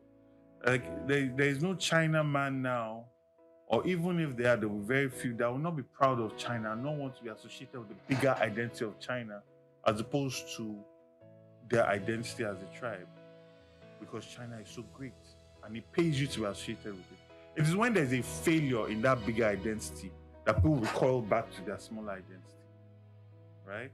And that's what you find going on in a lot of places. But all in all, yeah. I think the government, you see, what has happened is because we've had governments or politicians that don't really have a vision to sell, they rely on selling division. Because the classic divide and rule strategy. If you have a vision, you want to sell a vision and unite people. Visions unite people, right? So you sell a vision, so people unite behind the vision. When you don't have a vision, so you sell the vision so that people can be separated. When you separate people, it's easier to rule over them. And you see that has happened significantly from the last election, right? And you then see in how the government has ruled this country. Significant nepotism, significant levels of corruption, significant levels of lack of transparency or accountability. You see that the government is very extractive without really paying any attention to being accountable to the people they want to extract from. You see that they talk about stopping subsidy payments. And there was a hope that those monies that would have otherwise been used for subsidies would have been put to make life easier for Nigerians. Life is not easier for Nigerians. Inflation rates are at an all-time high, right? Insecurity is at an all-time high. For the first time in decades, we're having a foreign country bombing our land, our territory, which is an indictment on the failure of our security system. And you think about how much money is spent on these things, on our army, on our military, that goes unaccounted for. And you see how corruption is rewarded by ambassadorial appointments.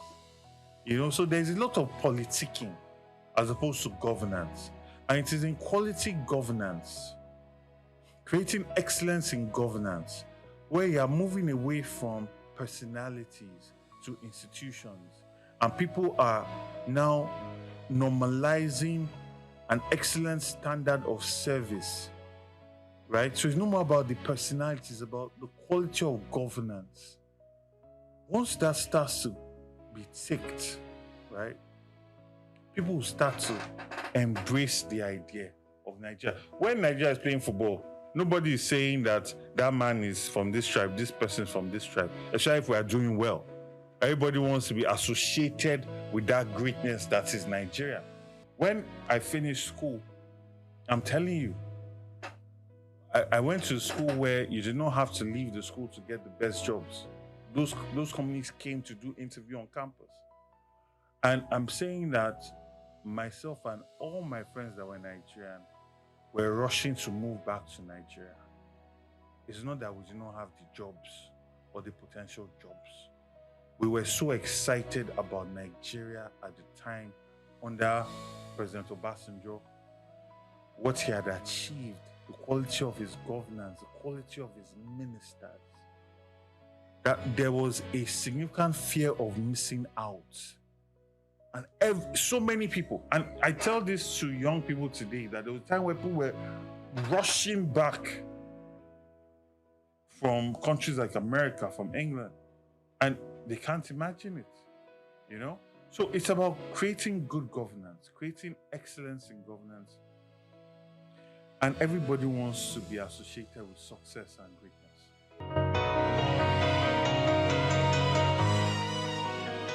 There was a time where we had governments that were very empathetic to the common man. They were welfarist to an extent. Governments like Alhaji Lateef Jakonde. And that was really the ideology of Obafemi Awolowo.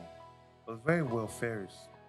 So civil servants did not have to hustle for housing. They had quality housing in prime areas. Affordable housing was a priority. It was prioritizing the people that were the middle class, that were the working class. That is the role of government. But you find that now government is more fixated on producing properties or being involved in properties for the rich. Whether it is how they are allocating land, whether it is in how they are sand filling. I mean, how many Nigerians can afford to live at Eko Atlantic? I read this year where they were proudly talking about how they are sand filling and reclaiming land in some parts of Lagos for housing. By the time you've done all of that, your unit cost will be so significant that no average person will be able to afford to live there. Meanwhile, we have huge tracts of land in Ojo, Amuwo, Badagry, Ikorodu, Ekpe, Ibeju-Lekki that we can channel proper urban planning, bring in industries there, and focus on creating infrastructure that makes people want to live there. And then creating local governments that are independent in themselves. So most of the major services you need are in there. So nobody's going from Ikeja to Yaba for school. These are things that cause traffic. It's like the boroughs in London. You cannot even get into a borough outside of where you pay your council tax. Why? Because your taxes are used to fund the schools in that community. So it's a direct correlation. So your child can get into schools in the immediate vicinity of where you live. And that local council is doing their best to create affordable housing, council flat, and unemployment benefits, things like that, from the taxes. You understand? And that's what is missing significantly here.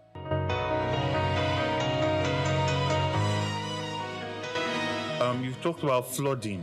Flooding is tied to our drainage systems and it's tied to our waste disposal systems and waste management systems, right? That in itself is also tied to the traffic that we have, especially in rainy season. It's also tied to traffic outside of rainy season because if your water is not draining properly, it's destroying your roads. That's how we then get potholes. That also causes traffic. That also spoils cars, which then leads to cars breaking down the road, which then leads to traffic. So it's an entire holistic system that must be solved in a holistic way. And there's a famous saying that you can never solve a problem from the same headspace or mindset in which that problem was created. You must step out of it to solve that problem. So this problem must be solved in a holistic way. Why are our gutters still open? All these are our elites, they're not even elite. Our politicians, our political leaders, they travel abroad. Shiba, our president, has gone to, I think he's gone somewhere to Europe and then the Middle East. I'm sure he's not seeing open gutters when he goes to Dubai, right? Or England or France, right? I'm sure he knows of the proper drainage systems in these places, right? So we need to do better as a people.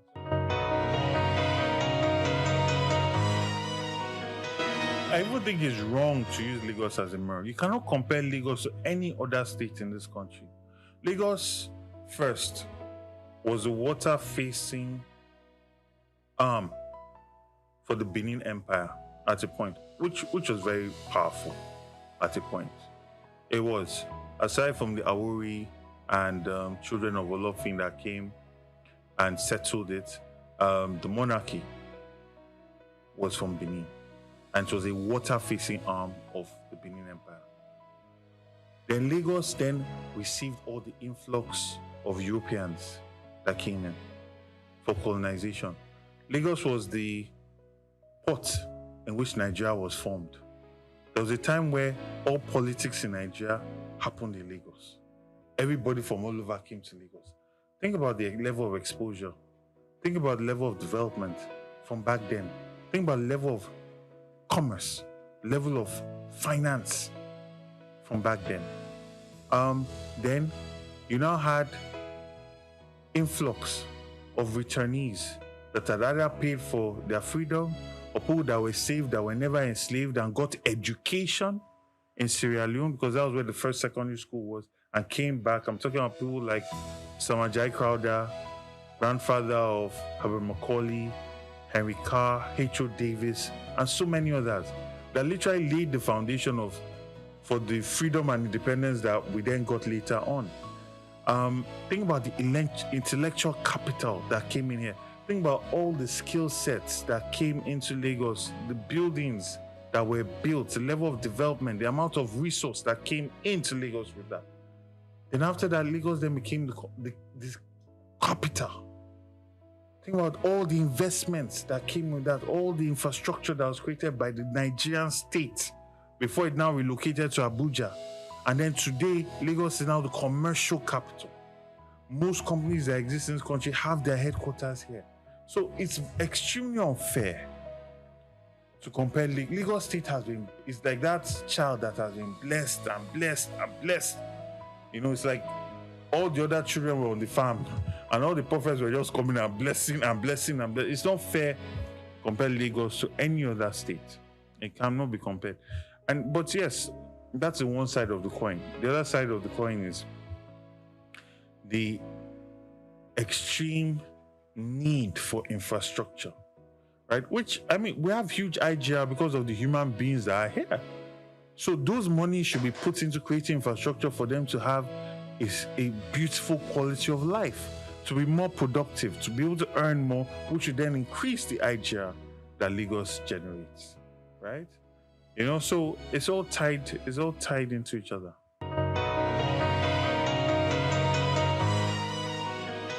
Well, first of all, it's not a thing that's unique to me.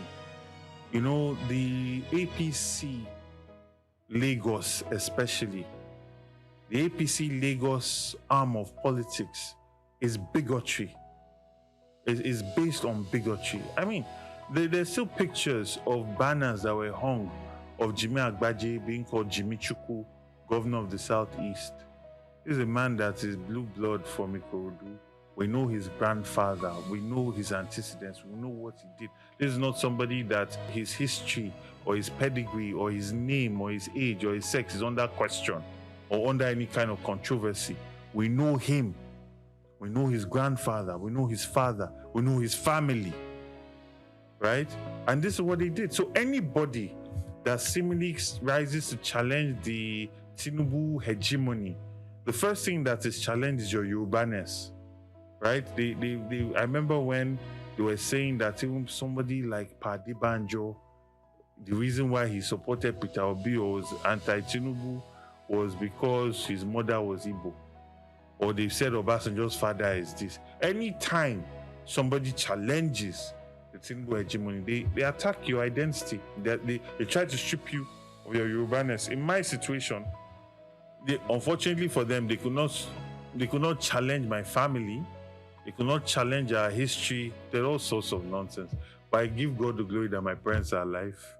You know, I give God the glory that my family has a very good habit of keeping records, all the way to newspaper articles from the 1800s.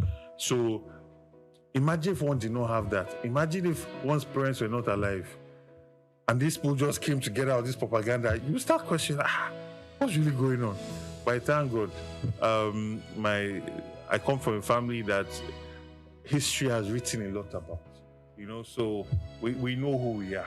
And as Lagosians, Amorawa, we know ourselves.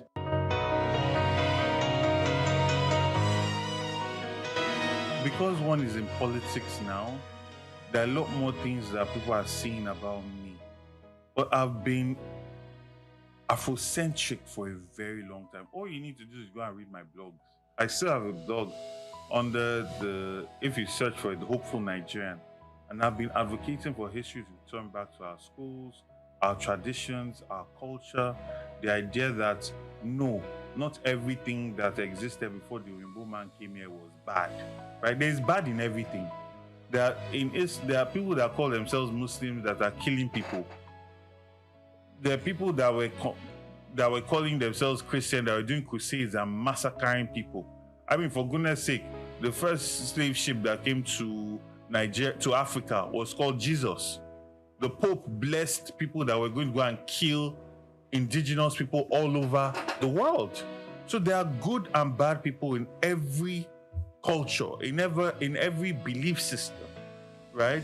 And this idea that everything that we were before Christianity or any of the major religions means that we are bad. I've been against that for decades, right? And that's not common. That's not common in this part of the world. And I know the backlash that I got for that, but I'm somebody that fortunately I can afford to live my truth, you know? I can afford to do that. So what you saw is just me on my journey. A lot has been consistent. It's just now, it is obvious. People are seeing it, it's in people's faces. And I'm coming of age, I'm growing, you know? My first title was the Obalefon of Lagos that I got from the Obatala Temple in Ife, right? And that ties into my belief system that, you know, there is an African spiritual science, right? The entire binary code in which we build our computers is based on African traditional science, right? The understanding of time not being linear, but being circular and intertwining, right? These are things that quantum physics is proving, right? So you find that we have known things from time that science, Western science, is just interpreting and bringing to common knowledge now, right? And that is something that I will grow in. And you know, as some will say, your head calls certain things to you. You know, so that title is something that I embrace because, you know, it's something that I've understood and it's something I value. It's very important to me. And then also I am the Are of Igbale Koka, which is the house that was headed by Justice Koka. He was the Olori at a point, and Baba Isale of Lagos. So those are the titles that I have, that I got recently. As relates to Yoruba titles, I also have an Igbo title, Ochiaga of Ndibo in Lagos State. Aside that, I was initiated into the Awe Adimu, and as a son of Lagos, you know, these are things that we hold very dear to us. I mean, you've been around my house, I'm sure you've seen plenty of your paintings. And if you go into any indigenous house, most of them, you see something Eyo. It will just be there, right? Either it's the Okwan Bata and the hat, or a sculpture, or something, because it symbolizes our heritage, our ancestral heritage, our ancestral culture. It's our day to show, you know, who we are as a people, because Lagos, like I said, is a cosmopolitan port, so sometimes our identity gets lost, and there are always different groups that, you know, it's almost like when you talk about the history of Lagos, it's somehow covered by the history of Nigeria, because so much of the history of Nigeria happened in Lagos. But we have our own history, a very rich history, with a lot of intrigues, right? And your festival is for Lagos Island, a way of showing our uniqueness, our heritage, our culture. And that is not to say that it's only limited to Lagos Island. You know, we have brothers that are coming, Ikorodu, coming from Ekpe, coming from Badagry, and then all of these places also have their own rich culture and heritage. Like the Zangbeto Festival in Badagry is amazing. I cannot wait for it to be properly mainstream, for the government to actually bring it into mainstream culture. You also have the masquerades in Ekpe and Ikorodu, masquerades all over the mainland, you know, all that Ikeja, Fakojai area, they have that culture there as well. These things need to be mainstreamed. They need to be brought into and repackaged, right? The tradition itself, the masquerades, the pageantry is beautiful, it's perfect. It's now the environment at which it operates, right? We need to create the environment that will pull tourists in, make them feel safe, make them feel comfortable, clean environments, right? That can now create these things with world-renowned cultural experiences that people fly in because they want to come and see. Think about the Brazilian carnival, right? You know, I mean, yeah, things like that. We want people to fly in because this is how you generate income for those communities and, you know, also puts us on that world map.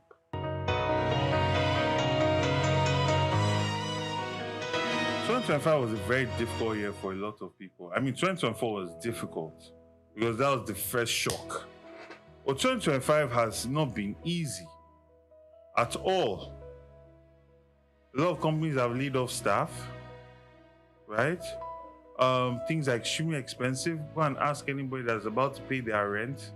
They've seen their rents double. People that rented a place for 3 million are now looking at paying 8 million, right? People that got a place for 500,000 are now looking at 1.5, right?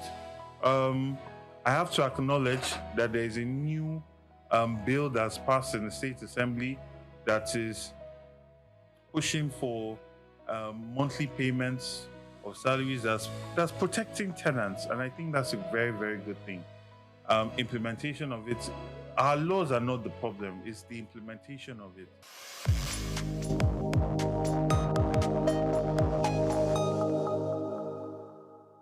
Hello and welcome to another edition of Cashcraft. I am Grace Komolafe. Today I have for you something that really looks ordinary, but it's more than how some people perceive it. This isn't just news, it's a wake-up call, a signal, especially if you live in or near Kayama, Kwara State, or you have any connection to the north-central zone of Nigeria. According to reports, the Kwara State Shell Butter Factory in Kayama is projected to create 10,000 direct and indirect jobs, officially confirmed by the Commissioner for Agriculture and Rural Development, Dr. Afiz Alabi. Now, this news isn't meant to bore you. It's a flashlight revealing something you need to tap into. Don't sleep on Shell butter, and you ask me why. That's because this is not just a skincare ingredient. It is a multi-million-dollar global commodity, and it starts from the word Shell 3. Shell butter is a natural fat extracted from the nut of the African Shell 3, Vitellaria paradoxa, native to the savanna belt of West Africa. It's rich in vitamins A and E, packed with essential fatty acids, and used in skincare and cosmetics, cream, balms, soaps, hair products, pharmaceuticals, chocolate industry as cocoa butter substitute. From Africa to America, France to Japan, shea butter is in demand. A metric ton of raw shea butters can fetch around 350,000 to 500,000 naira, depending on quality and volume. Processed butter can go for about 2,500 to 4,000 naira per kilo locally and higher when exported. In global markets, refined organic shea butter is gold, trading at $4 to $10 per pound, depending on certification. Nigeria is the world's largest producer of shea nuts, yet we are not making nearly enough from it yet. Are you still thinking it's a job not fit for you? Perhaps that's pride. Yeah, but here is the reality. Anyone can go into this, male or female, young or old, educated or not. It's not about the job title, it's about your operational model. Now let's take a look at ways to tap into the shea butter business. 1. Shea nut collection and selling. If you live near wild shea trees, you can gather and sell nuts in bulk to processors or exporters. 2. Local processing and packaging. With basic training and equipment, you can extract and sell raw shea butter to traders, beauty salons, or markets. 3. Skincare line startup. Infuse shea butter into soaps, body butters, hair food, lip balms. Brand it, sell online or offline. Let's go to 4. If you are thinking export, then join cooperatives or secure necessary certifications like NOP Organic, Fair Trade, or EcoSat to export high-value shea butter. Now we move to 5, value chain services. Offer drying, logistics, aggregation, quality testing, or training services in rural communities. If you are in Kwara and ignoring this, then you are sleeping on what could become your ticket out of poverty or your ladder to wealth. Kayama is becoming a hub, and the government is backing it with infrastructure and policy support. So why miss out? While this is not a professional advice, remember to do these things to get started. 1. Join a share producer cooperative. Example, National Share Products Association of Nigeria. You can search for a whole lot of them. Attend local trainings, workshops, often supported by NGOs and donor agencies. Start small. Even with 50,000 to 100,000 naira, you can begin processing locally, packaging neatly, label professionally, even if you're selling on Instagram. Now, research export guides from NEPC, Nigerian Export Promotion Council. The Kayama Shell Butter Factory is only one part of the story. You are the next chapter. Don't let ignorance or pride rob you of this golden opportunity. Whether it's as a collector, a processor, or a brand owner, Shea Butter is calling. Will you answer? That's it on Cashcraft, where we turn everyday ideas into smart business moves. I am Grace Komolafe, helping you start up your day and making it count. Bye.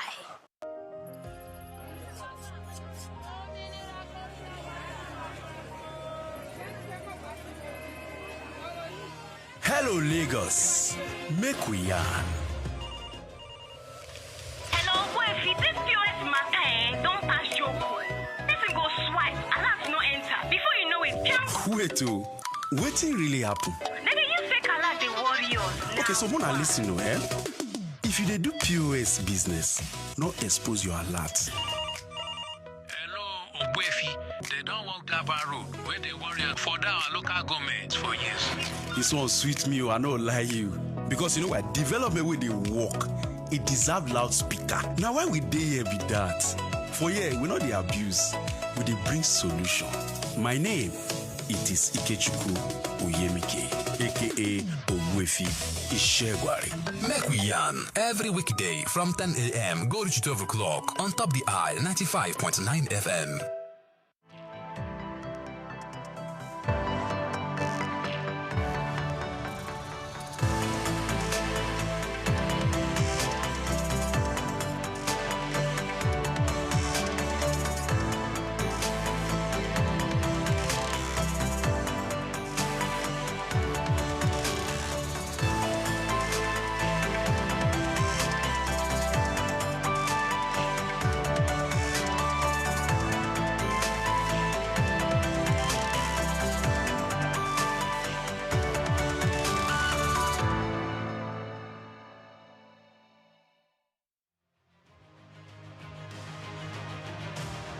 The world of business is one filled with men and women willing to dine with risk.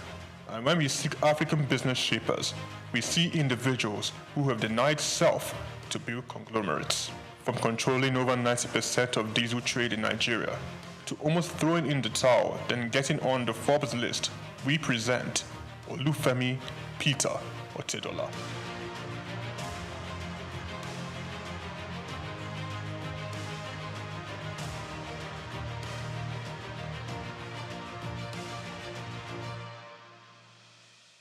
The Nigerian businessman and philanthropist was born in Ibadan, the capital of Oyo State, on the 4th of November, 1962, into the family of late Sir Michael Otedola, the governor of Lagos State from 1992 to 1993. The University of Lagos Staff School, Akuka, welcomed Olufemi for his primary education and secondary education at Olivet Baptist High School, Oyo. Olufemi proceeded to Obafemi Awolowo University, Ife, for his first degree, graduated and joined the family printing press business, working hard and gaining experience. Femi Otedola ventured out starting Center Force Limited. The company focused on finance, investment, and trading. The oil and gas sector was Femi Otedola's next port of call. From quite a very humble beginning in the oil and gas sector, utilizing connections and networks of family and friends, he cultivated partnerships in diesel supply chain, him being the last man to the final consumer. Challenges breed opportunities, and in Femi's case, it was a late delivery of diesel from his supplier with a broken truck, and he caught the idea. He could do better and provide better services. he ventured into diesel supply business, buying diesel from a retailer and supplying to companies. Femi Otedola encountered several difficulties securing his supply and timely meeting the demands of his growing clients. This definitely was an opportunity he identified in the fuel retail market. Otedola secured the finance and Zenon Petroleum and Gas Limited was born, petroleum products marketing and distribution company.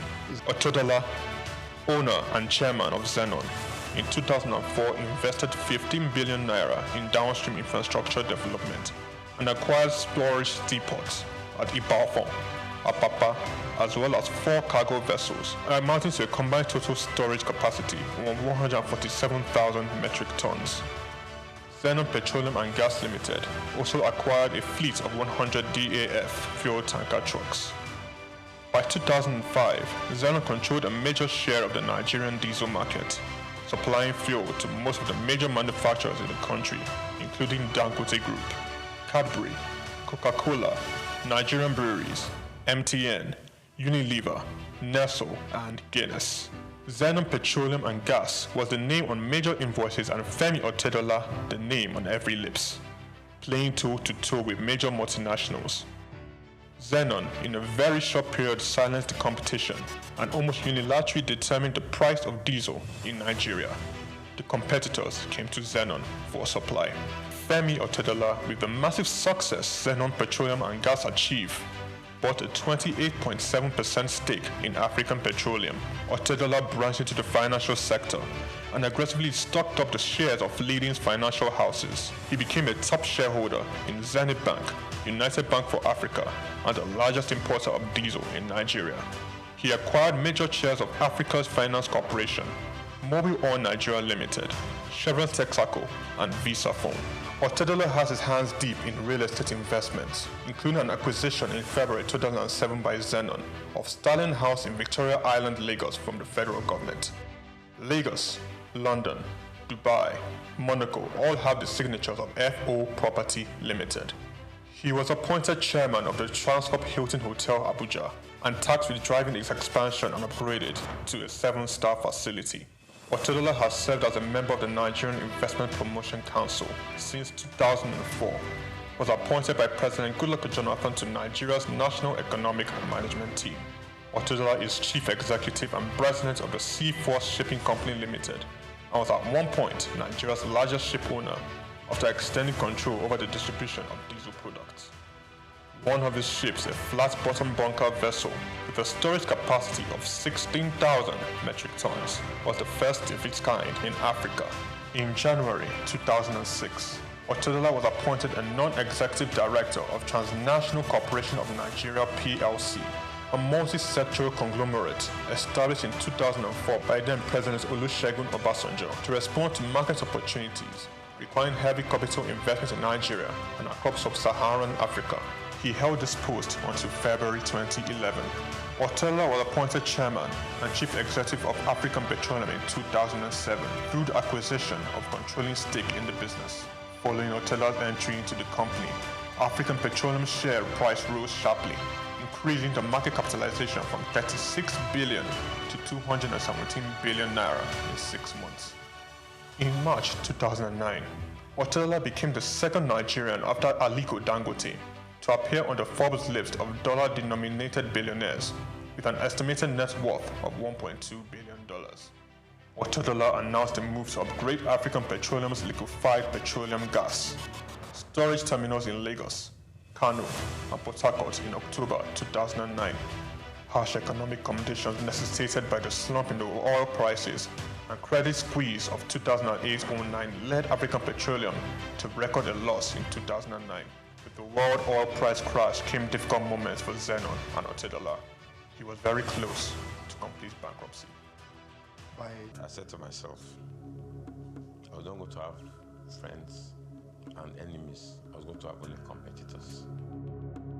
I had 2 options, commit suicide or weather the storm.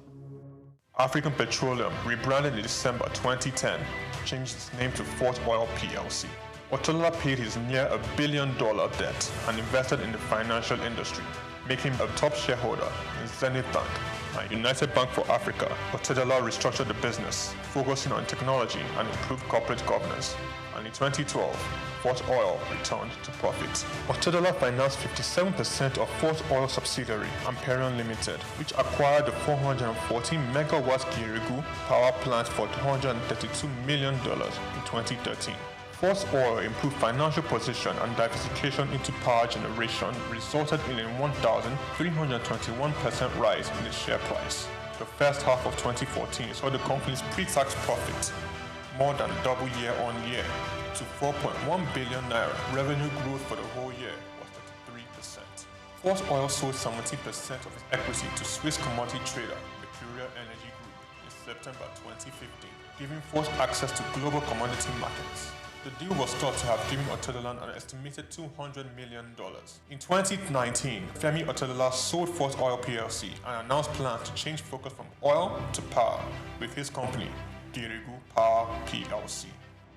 Girigu Power PLC became the first power generation company to list on Nigerian Stock Exchange, demonstrating to stakeholders in the sector how they can fix financing and make profits sustainably.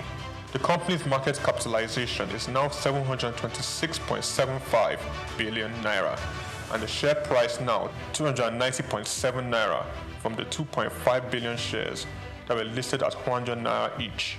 Otedola, the chairman of Girigu Power, sold down a Girigu stake to bring on institutional investors.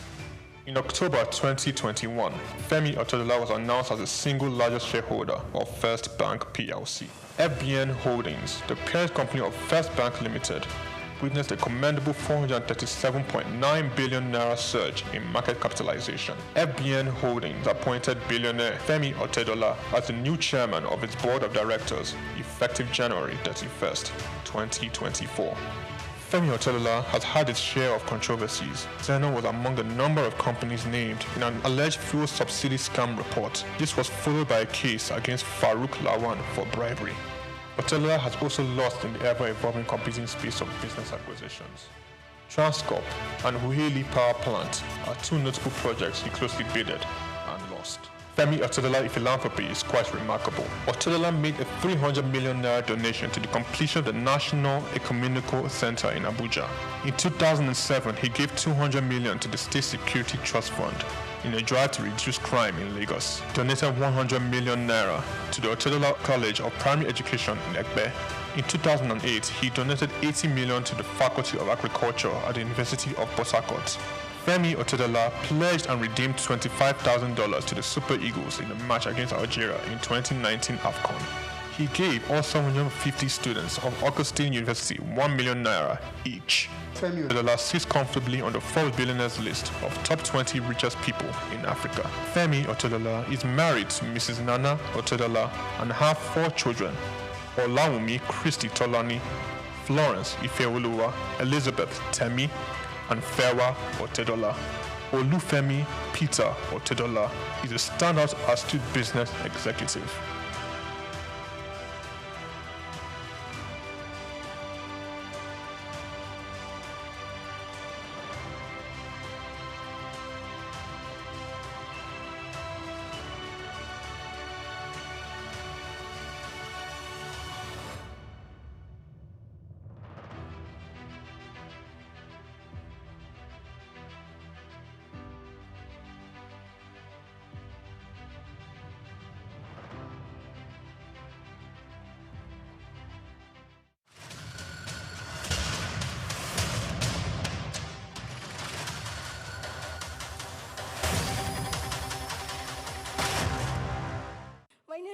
Elijah.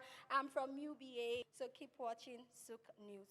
Hello, my name is Emmanuel. Keep watching SOUQ News. Esther Ashimi, keep watching SOUQ News. Keep watching SOUQ News. My name is Helen Otongwa. Keep watching SOUQ News. My name is Okoyemi Temiyemi. I am an entertainer. I am representing Egypt, as you can see. So keep watching SOUQ News. Hi, my name is Nena Okavi. Keep watching SOUQ News. My name is Tom Aldo. Keep watching SOUQ News. I'm Elizabeth from POS Services UBA. Keep watching SOUQ News. Hi, my name is Kelechi Agu. Keep watching SOUQ News. Ojude Oba is the annual social cultural festival with the splendor and grandeur of the Ijebus on display at Ijebu-Ode, the capital city of Ijebuland.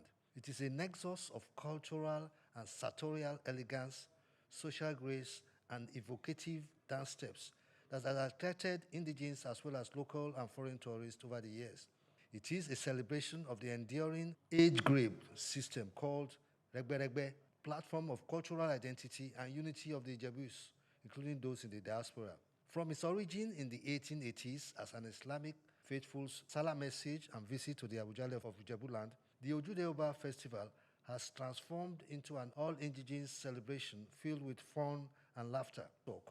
I shall be looking at the economic and tourist attractions and potentials of this festival in view of its increasing global patronage and attention it is receiving right now. Credit for the transformative feats of social engineering concerning the Ojude Oba Festival must go to His Royal Majesty Oba Sikiru Kayode Adetono Ogbagba II, since ascending the throne of his forefathers in 1960. It is a case of an iconic traditional ruler creating an iconic legacy. This year's edition of Ojude Oba Festival was estimated to have attracted over 2 million people and several more millions of a global audience. The social media was agog in transmitting the grandeur of the occasion. As is usual, Ijebu-Ode experienced vehicular and human traffic gridlock, especially in the city center, where the Palace of the Awujale and the Palace Annex hosting the event are located. It is a measure of the economic derivative of the celebration of Ojude Oba that all hotels in Ijebu-Ode and environs were fully booked from Saturday, June 15, 2024 through to June 28 to Wednesday 19th, the day after. Food and drinks vendors also made boom sales, catering for the teeming patrons at the celebration. At the venue of the celebration, opposite the palace, the Awujale was resplendent in the majesty of his royal regalia, supported by other traditional rulers in Ijebuland, with Governor Dapo Abiodun of Ogun State, also an Ijebu, adorned in a desired native dress of sunshine colors that stood him out as a sartorial connoisseur. But then, in all good things, there are few contrary people sold to skepticism and negativism. The 2024 Ojude Oba Festival attracted such people who erroneously and mischievously described it as a fashion jamboree of no consequence to the welfare of the hosts and the environment. These skeptics and critics wondered why the Regbe-Regbes should not offer scholarships, build health centers, and construct roads and boreholes.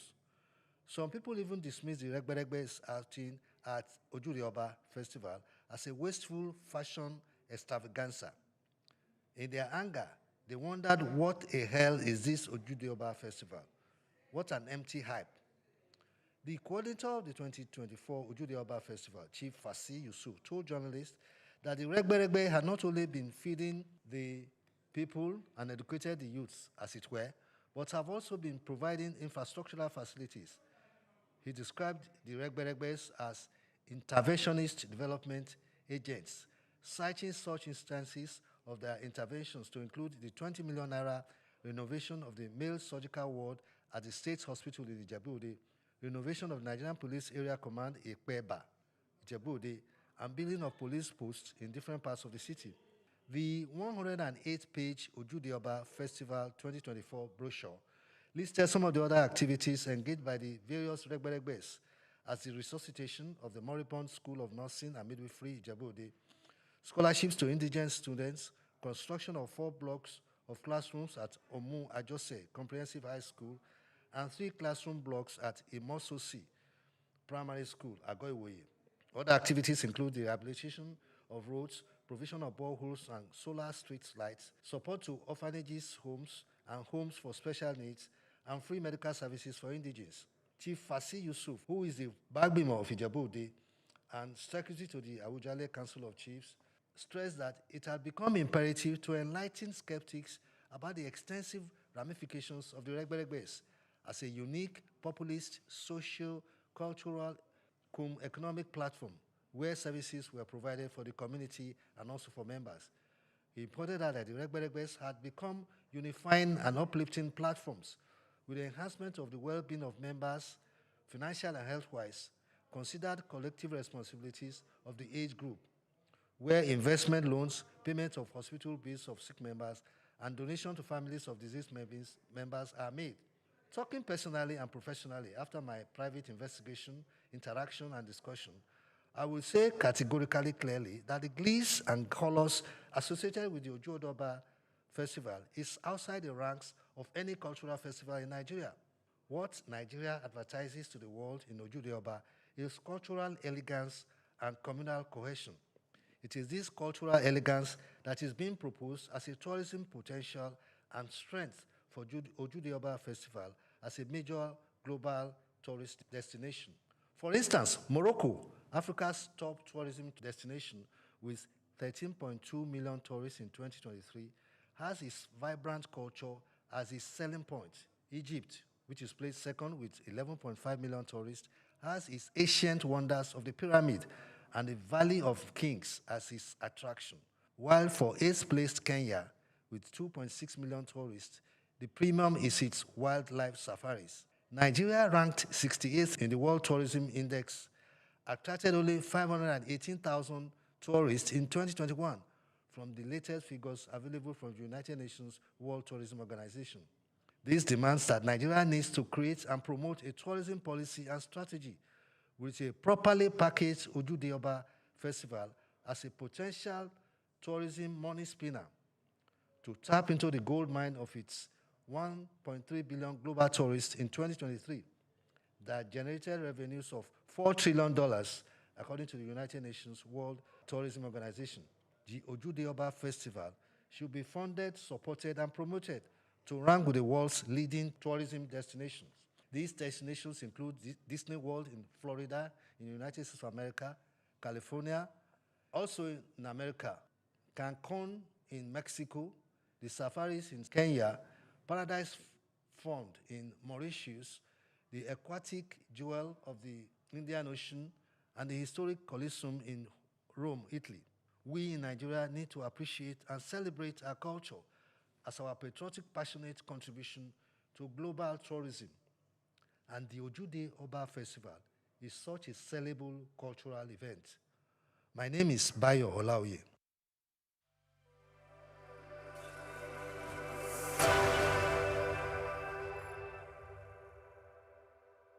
We've got just what you need right here at Femi Wash Media. Call it the Midas Touch, and you wouldn't be wrong. Let us record, produce, mix, and master your audio like nobody does. Reach us on our contact today for the best quality job.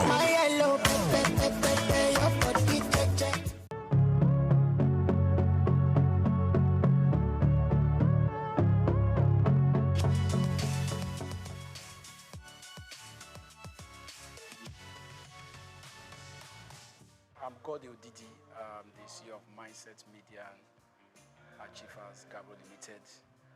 Mindset Media is all about celebrating people from nobody to somebody.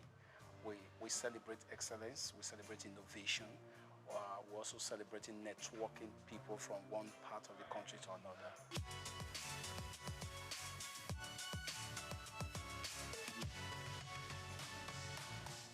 Oh yeah, the events about Global Mindset Media Achiever Excellence Awards, celebrating people with integrity. We celebrate our 13th anniversary at Lekki Noventa Hotel, Lagos, last Sunday. And I can tell you that this is the first time we are giving an award to non-Nigerians from Syria alone. They're based in US. And most of our awardees were from abroad, you know. This is the first time we did that, and this event was so fantastic that you know what boss said. It's beyond me because the crowd we were expecting 150 guests, but we had over 250 guests. The hall we wanted to use is not the hall we wanted to use, but God did it one way. We used the hall of 1.2 million naira where at least the 1,000 capacity could reach everybody, and everybody were so happy. The mindset I was about being inspired by God. I started from Ajegule to First. Actually, we started from a church venue because we cannot afford a venue then. That was 2011. But consistency, determination, perseverance took us to where we are. We have been doing the program at SOUQ. In 2001, I just made a prophetic statement that I'm taking this program out of SOUQ to Lekki. One of the guests that came and one of the awardees told me, he said, that November, he reminded me, December, said, what you said, you have to fulfill it. And last year we did it, but I can tell you this year was fantastic because I've received calls all over the world. People are telling me that this program is beyond. Even people are now beginning to nominate. As I'm telling you now, we have already have people nominating for the next award. So the program is all about networking. I did something again that day. Everybody in that program, like what Mindset Median, everybody's equal, whether you are rich, you are poor. We had our guests, and I told them publicly that everybody should network. Everybody should collect each person's number to network. Tell them your business. Even my team, I advertise them what you are doing for a living so that people can contact you. So Mindset Media is about connecting people, their businesses, anything they are doing, but they must be credible, they must have integrity, they must have professionalism.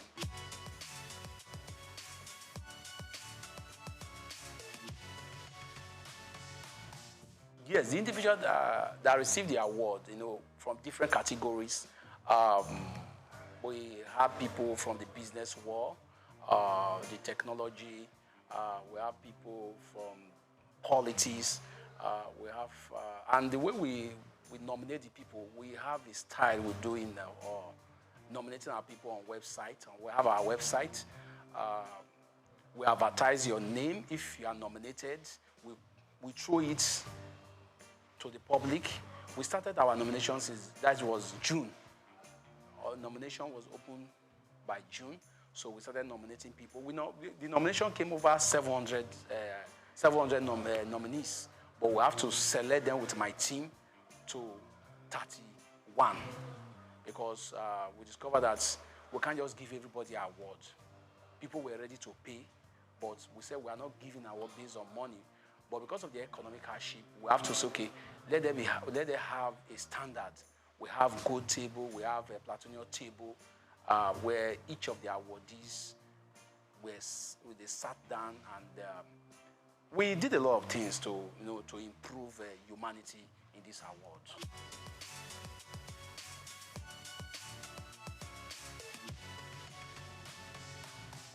Oh, this award this year, I'm very flabbergasted, let me use that. I'm super excited because this year award was fantastic because when I met our boss here, the first day I came here, we discussed. I was super excited because this year award was fantastic. People are calling me all over the world because I have not seen that. I discovered the award has grown beyond me. As what boss said, it has grown beyond me because even my team, we couldn't even meet up the people, the guests, and I was surprised. And we did so many things, what we have not done before, because in every year of our award, every mistake we have done, we improve on it the next year. But this year we did something very fantastic. We brought things that world-class awards, Headies awards. We brought classic things into the system. He now made it look so great that people were saying, is it God or this? Somebody was asking, do I do ritual? We're asking, what happened? Even people saw the picture. People are still calling me from Sweden. People calling me from UK, telling me that, are you the one doing this award? You did an excellent job. What we did is that we have to go through a lot of people who are experienced, like Mr. Victor Oluwafemi, a lot of people who believes in my dream. I listen to their advice. I even listen to the advice of my team.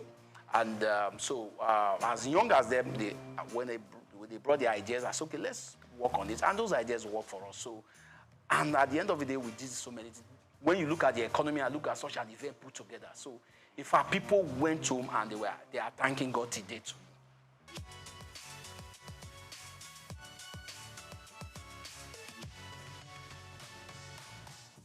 You see, it's a very big problem in Nigeria. Searching for a good leader. The economic hardship is not helping matter. And today, for you to see young people driving leadership force is very difficult now because They have made the system so very poor that you have to think about your stomach first before you talk about quality leadership. And this situation is that it just depends on youth like us who are determined, I resigned from my political appointment. I had a political appointment. I was supposed to be in Abuja with a senator who won the election. I was the chief press secretary. I have to resign because I discovered that my vision was so great. I don't want to sit down somewhere waiting for political salary and other stuff, killing my vision that I've built for 13 years. I have to resign to enter the streets, which I am. So to build leaders, it will take years because, first of all, let's look at how Nigeria was given. It was a foreigner that gave Nigeria this name, Florence Shaw. That means everything we are doing in Nigeria is foreign. We cannot live without foreign things. So you don't expect quality leadership at this moment because we are not really electing the right leaders in the right positions. If, for example, the last elections, Nigerians came out and vote. If our votes are counted, Nigeria can decide that this is the person we want. If you make any mistake, we'll tell you, go out of the leadership. But it's not like that. So it will take some years because the system has impoverished, have made many people poor. So when they see money, they can say anything. They can support anybody they like. But I'm praying that by God's grace in my generation and other generations coming, they should also look at how you as a youth must be self-employed. Self-employed means that you should, when you see something that is wrong, say it out. Even though somebody is paying you salary, tell the person this thing is wrong. So if we're able to have such leaders in place, Nigeria will have a better leadership, but it will take years.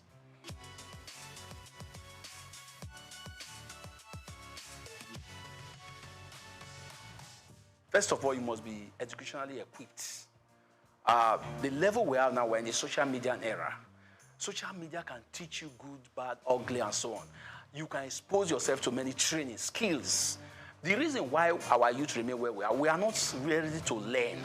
We know it all. We have a lot of youth. At this age, I've written over 14 books.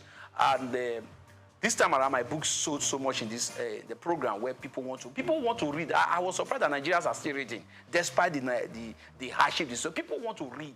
People want to learn. People want new things. So I'm advising the youth now, try to be self-independent. Have integrity. Build yourself for tomorrow. Don't allow any political leader to take you unaware. So if we can build ourselves, I'm telling you, the future is bright for the youth.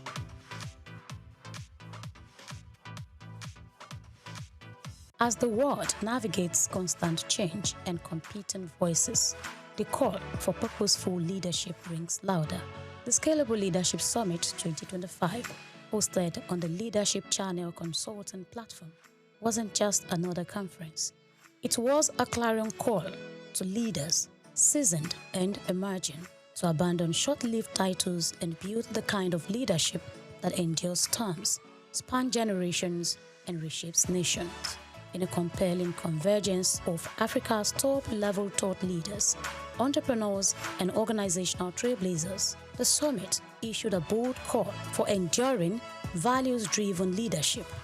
Under the theme, Lead Beyond Limits, Build What Lasts, the convener, Wale Adekola, emphasized that this event is not for applause. It was engineered for lasting impact. We're talking about leaders who are going to represent leadership, who are going to become leadership ambassadors. And that is why we are launching Scalable Naija today.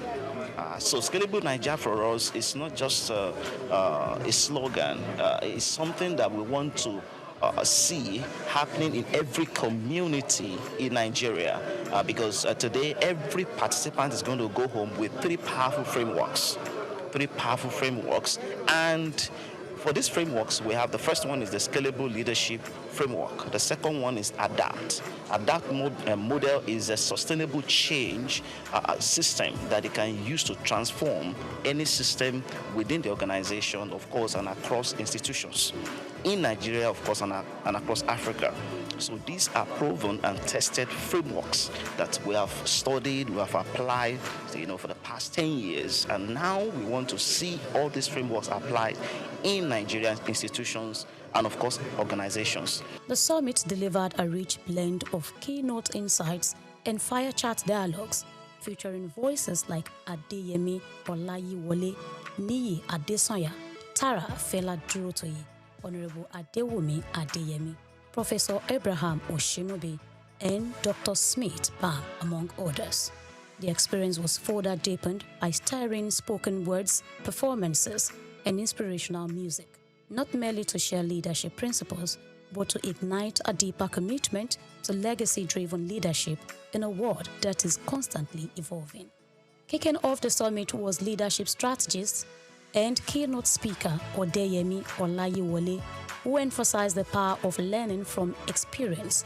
His message challenged attendees to go beyond information and seek transformation through mentorship, experience sharing, and tested wisdom. The cheapest way to succeed in anything is to learn from someone who has succeeded in that thing.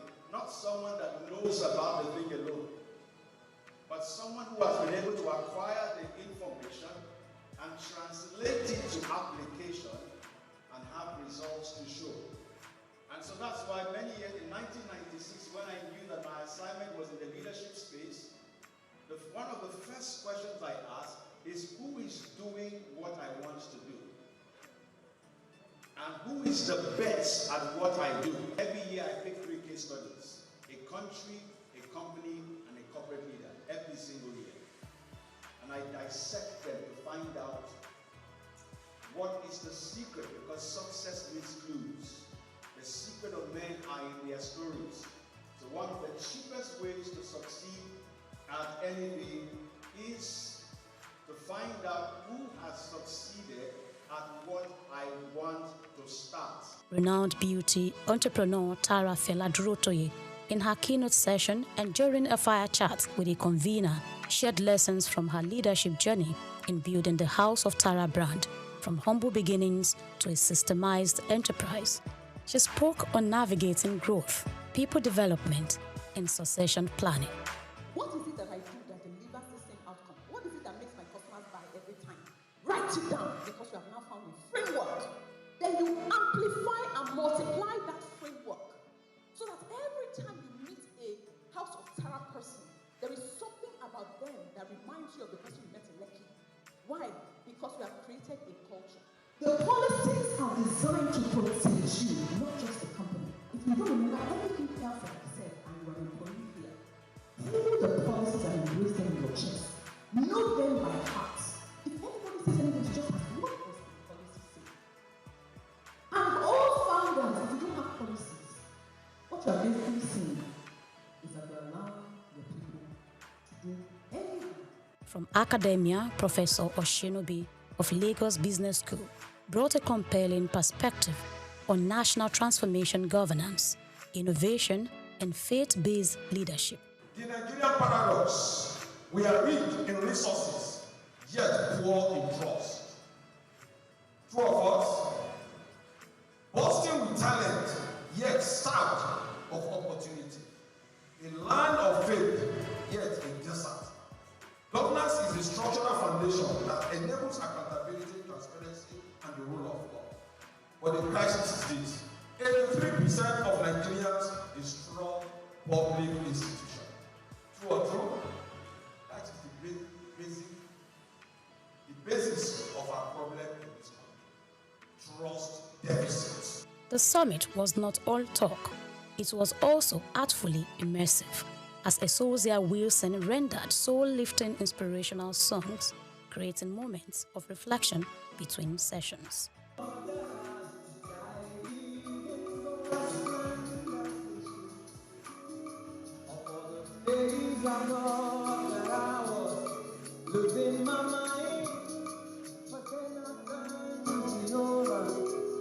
In an interview with SOUQ News TV, the convener emphasized the summit's depth, that it is a leadership movement committed to shaping a new breed of leaders.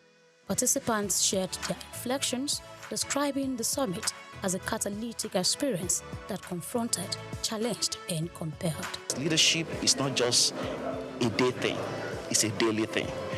We want them to recognize 3 types of patterns. So we have encouraged them to study pattern. Number one, pattern recognition. Number two, pattern usage, how they can use the pattern that they're going to learn today. And number three is pattern creation. How can they create new patterns that they can apply in their own organization, something that is unique for them from the patterns they've recognized that they can use and also apply in their organization through wisdom. Some people just wish to scale, but you need to be able to have a system that enables you to scale. So that's basically what I think the frameworks will do. And then from each of the speakers, so they are all coming from different some are from the academia, the business world, which I believe that convergence will actually help to give a better knowledge and sensitization about what true scalability in business and in leadership basically is. The second session talked about the need for leaders to appreciate their team members, and it was quite emotional when we saw 2 or 3 people shed tears of joy when they got messages from their team leaders. So for us as team leaders, we need to be very deliberate. And even the case study we did, Deep Sea, it talks about the need for us to be very deliberate. We need to know our team members. We need to know what's happening with them. And we need to leverage their strengths. Everything rises and falls on leadership. If the leader gets it right, it trickles down to those at the middle level, at the lower level. So it's important to get it right from the root so that the fruits are good. I do a lot of case studies. So you study what has worked, what has not worked. And through my research, preparing for this summit, I discovered that we're talking about starting, scaling, and sustaining businesses. So let's study systems that have worked for up to 1,000 years and more. And I found out that they are driven around community, which is people. Everything should be about people. Listen to them, love them, then you can lead them more effectively. And when people's hearts are touched, they work better with their hands, with their head, and with their feet. Because I work with people, I understand how powerful people can be, and the biggest asset any organization has is not infrastructure, it's its people. And if you understand that your people are your assets, you will invest in your people. But if you don't understand it, if you don't share that philosophy, you're going to abuse your people, you're going to misuse your people. So for me, it's something I've been living for 20 years, and so it's just natural. You need to love the people you want to lead by having what we call the emotional intelligence, social intelligence. Both go hand in hand, and you need them for leadership. And lastly, for leadership is also about listening. For you to influence one, you need to listen to your environment in order to act accordingly. We have looked at how to scale our leadership potential, and also sustain it. It's not enough to just start, but we will start, we will scale, and then we'll sustain it. It's something that should be a legacy, something that should live beyond us. Right now, we are talking about impact, the impact that the structures and the systems that we are putting in place will have on our society, on our community. So leadership is beyond just us. It's about impact, it's about sustainability, and it's about the value that we are creating for our society. To a large extent, I try to tell people that you can be anything you want to be. Because you've been placed here to lead, you've been placed here to be at the forefront. And for you to be at the forefront, that means you need to understand what leadership means. And that's the message I pass out. I see myself being able to influence the world with my music, and also show people that they have the ability to believe they can be anything they want to be. My workers are waiting patiently to see me coming, because I have a lot to impact on them about the personal growth, the business growth, and everything as well. Everybody needs this, especially if you're an entrepreneur. You don't need to miss out this kind of program. You need to connect. No matter the money you spend here, it's worth it. With resounding voices across academia, enterprise, ministry, and the creative arts, the message was unified. Leadership that scales must be intentional, people-focused, and purpose-driven. Grace Komalafe, SOUQ News TV.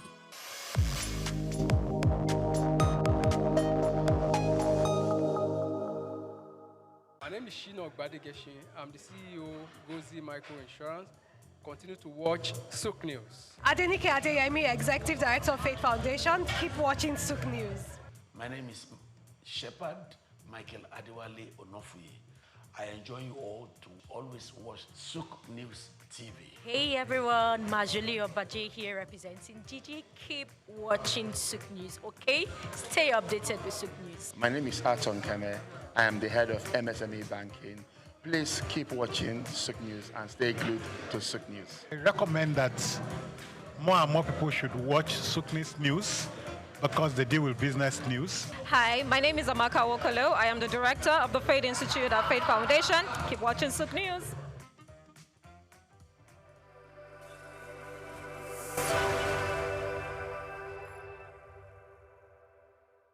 Cashew nuts, ranked among Ivory Coast top cash crops, play a crucial role in the country's economy, generating substantial revenue and supporting livelihoods across the country.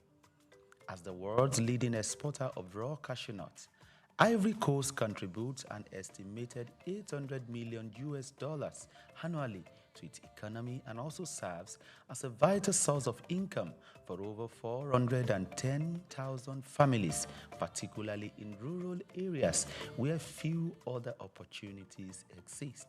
Cashew trees flourish in Ivory Coast northern regions, including Bondukau and Savannah, known for its high-quality nuts and extensive plantations, just as Worondogu and Bagwe in the North Central and Northwest are also emerging as key producers. These regions not only drive Ivory Coast cashew production, but also support local livelihoods and economic growth. However, the country with over 29 million citizens is yet to fully realize the potential of its cashew industry. Despite being the top producer, the country processes only 7% of its cashew domestically, resulting in lost opportunities for value addition and job creation. Specifically, a recent data reveals that only 22% of the country's cashew nut output was processed domestically in 2023, even as the volatility of global cashew prices poses risks to farmers' income and overall economic stability. Concerns also arise regarding labor practices in some cashew farms and the environmental impact of deforestation for new plantations. To address these challenges and maximize the benefit of its cashew industry, Ivory Coast must focus on key strategies moving forward. These include investing in local processing facilities to boost job creation, export value, and farmers' incomes. Furthermore, the Ivorian government body overseeing the cashew sector, ARECA, must promote fair trade practices and ethical sourcing to ensure better prices for farmers and improve working conditions. Sustainable farming practices will also help to protect the environment and ensure long-term cashew production. According to a recommendation made at a workshop organized by the World Bank, tax exemptions and access to credit facilities will help to tackle some of these challenges. Furthermore, the private sector can also invest in research to develop high-yielding cashew varieties, improve processing techniques, explore new cashew products, as well as develop and implement digital platforms that connect farmers to market in order to facilitate financial transactions.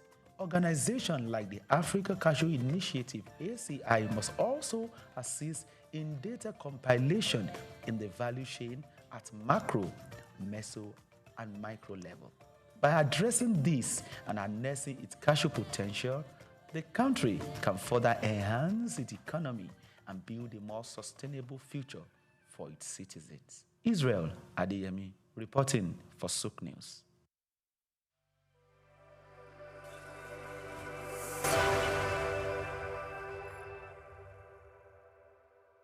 My name is Yinka Babalola. My name is Ijoma Pelo Okoro. My name is Joshua Hassan. I am Rotarian or Sunday Lawson. It's Ife Rita Ejeze. My friends call me Ife. My name is Rotarian Lola Dare. I'm inviting you to keep watching SOUQ News. It's the right station to tune to. I like SOUQ News. SOUQ News is good. I want to charge you all to listen to SOUQ News, watch the news. You can have unlimited news, first time. Find SOUQ News. Be with SOUQ News. Never switch off. You are better for it.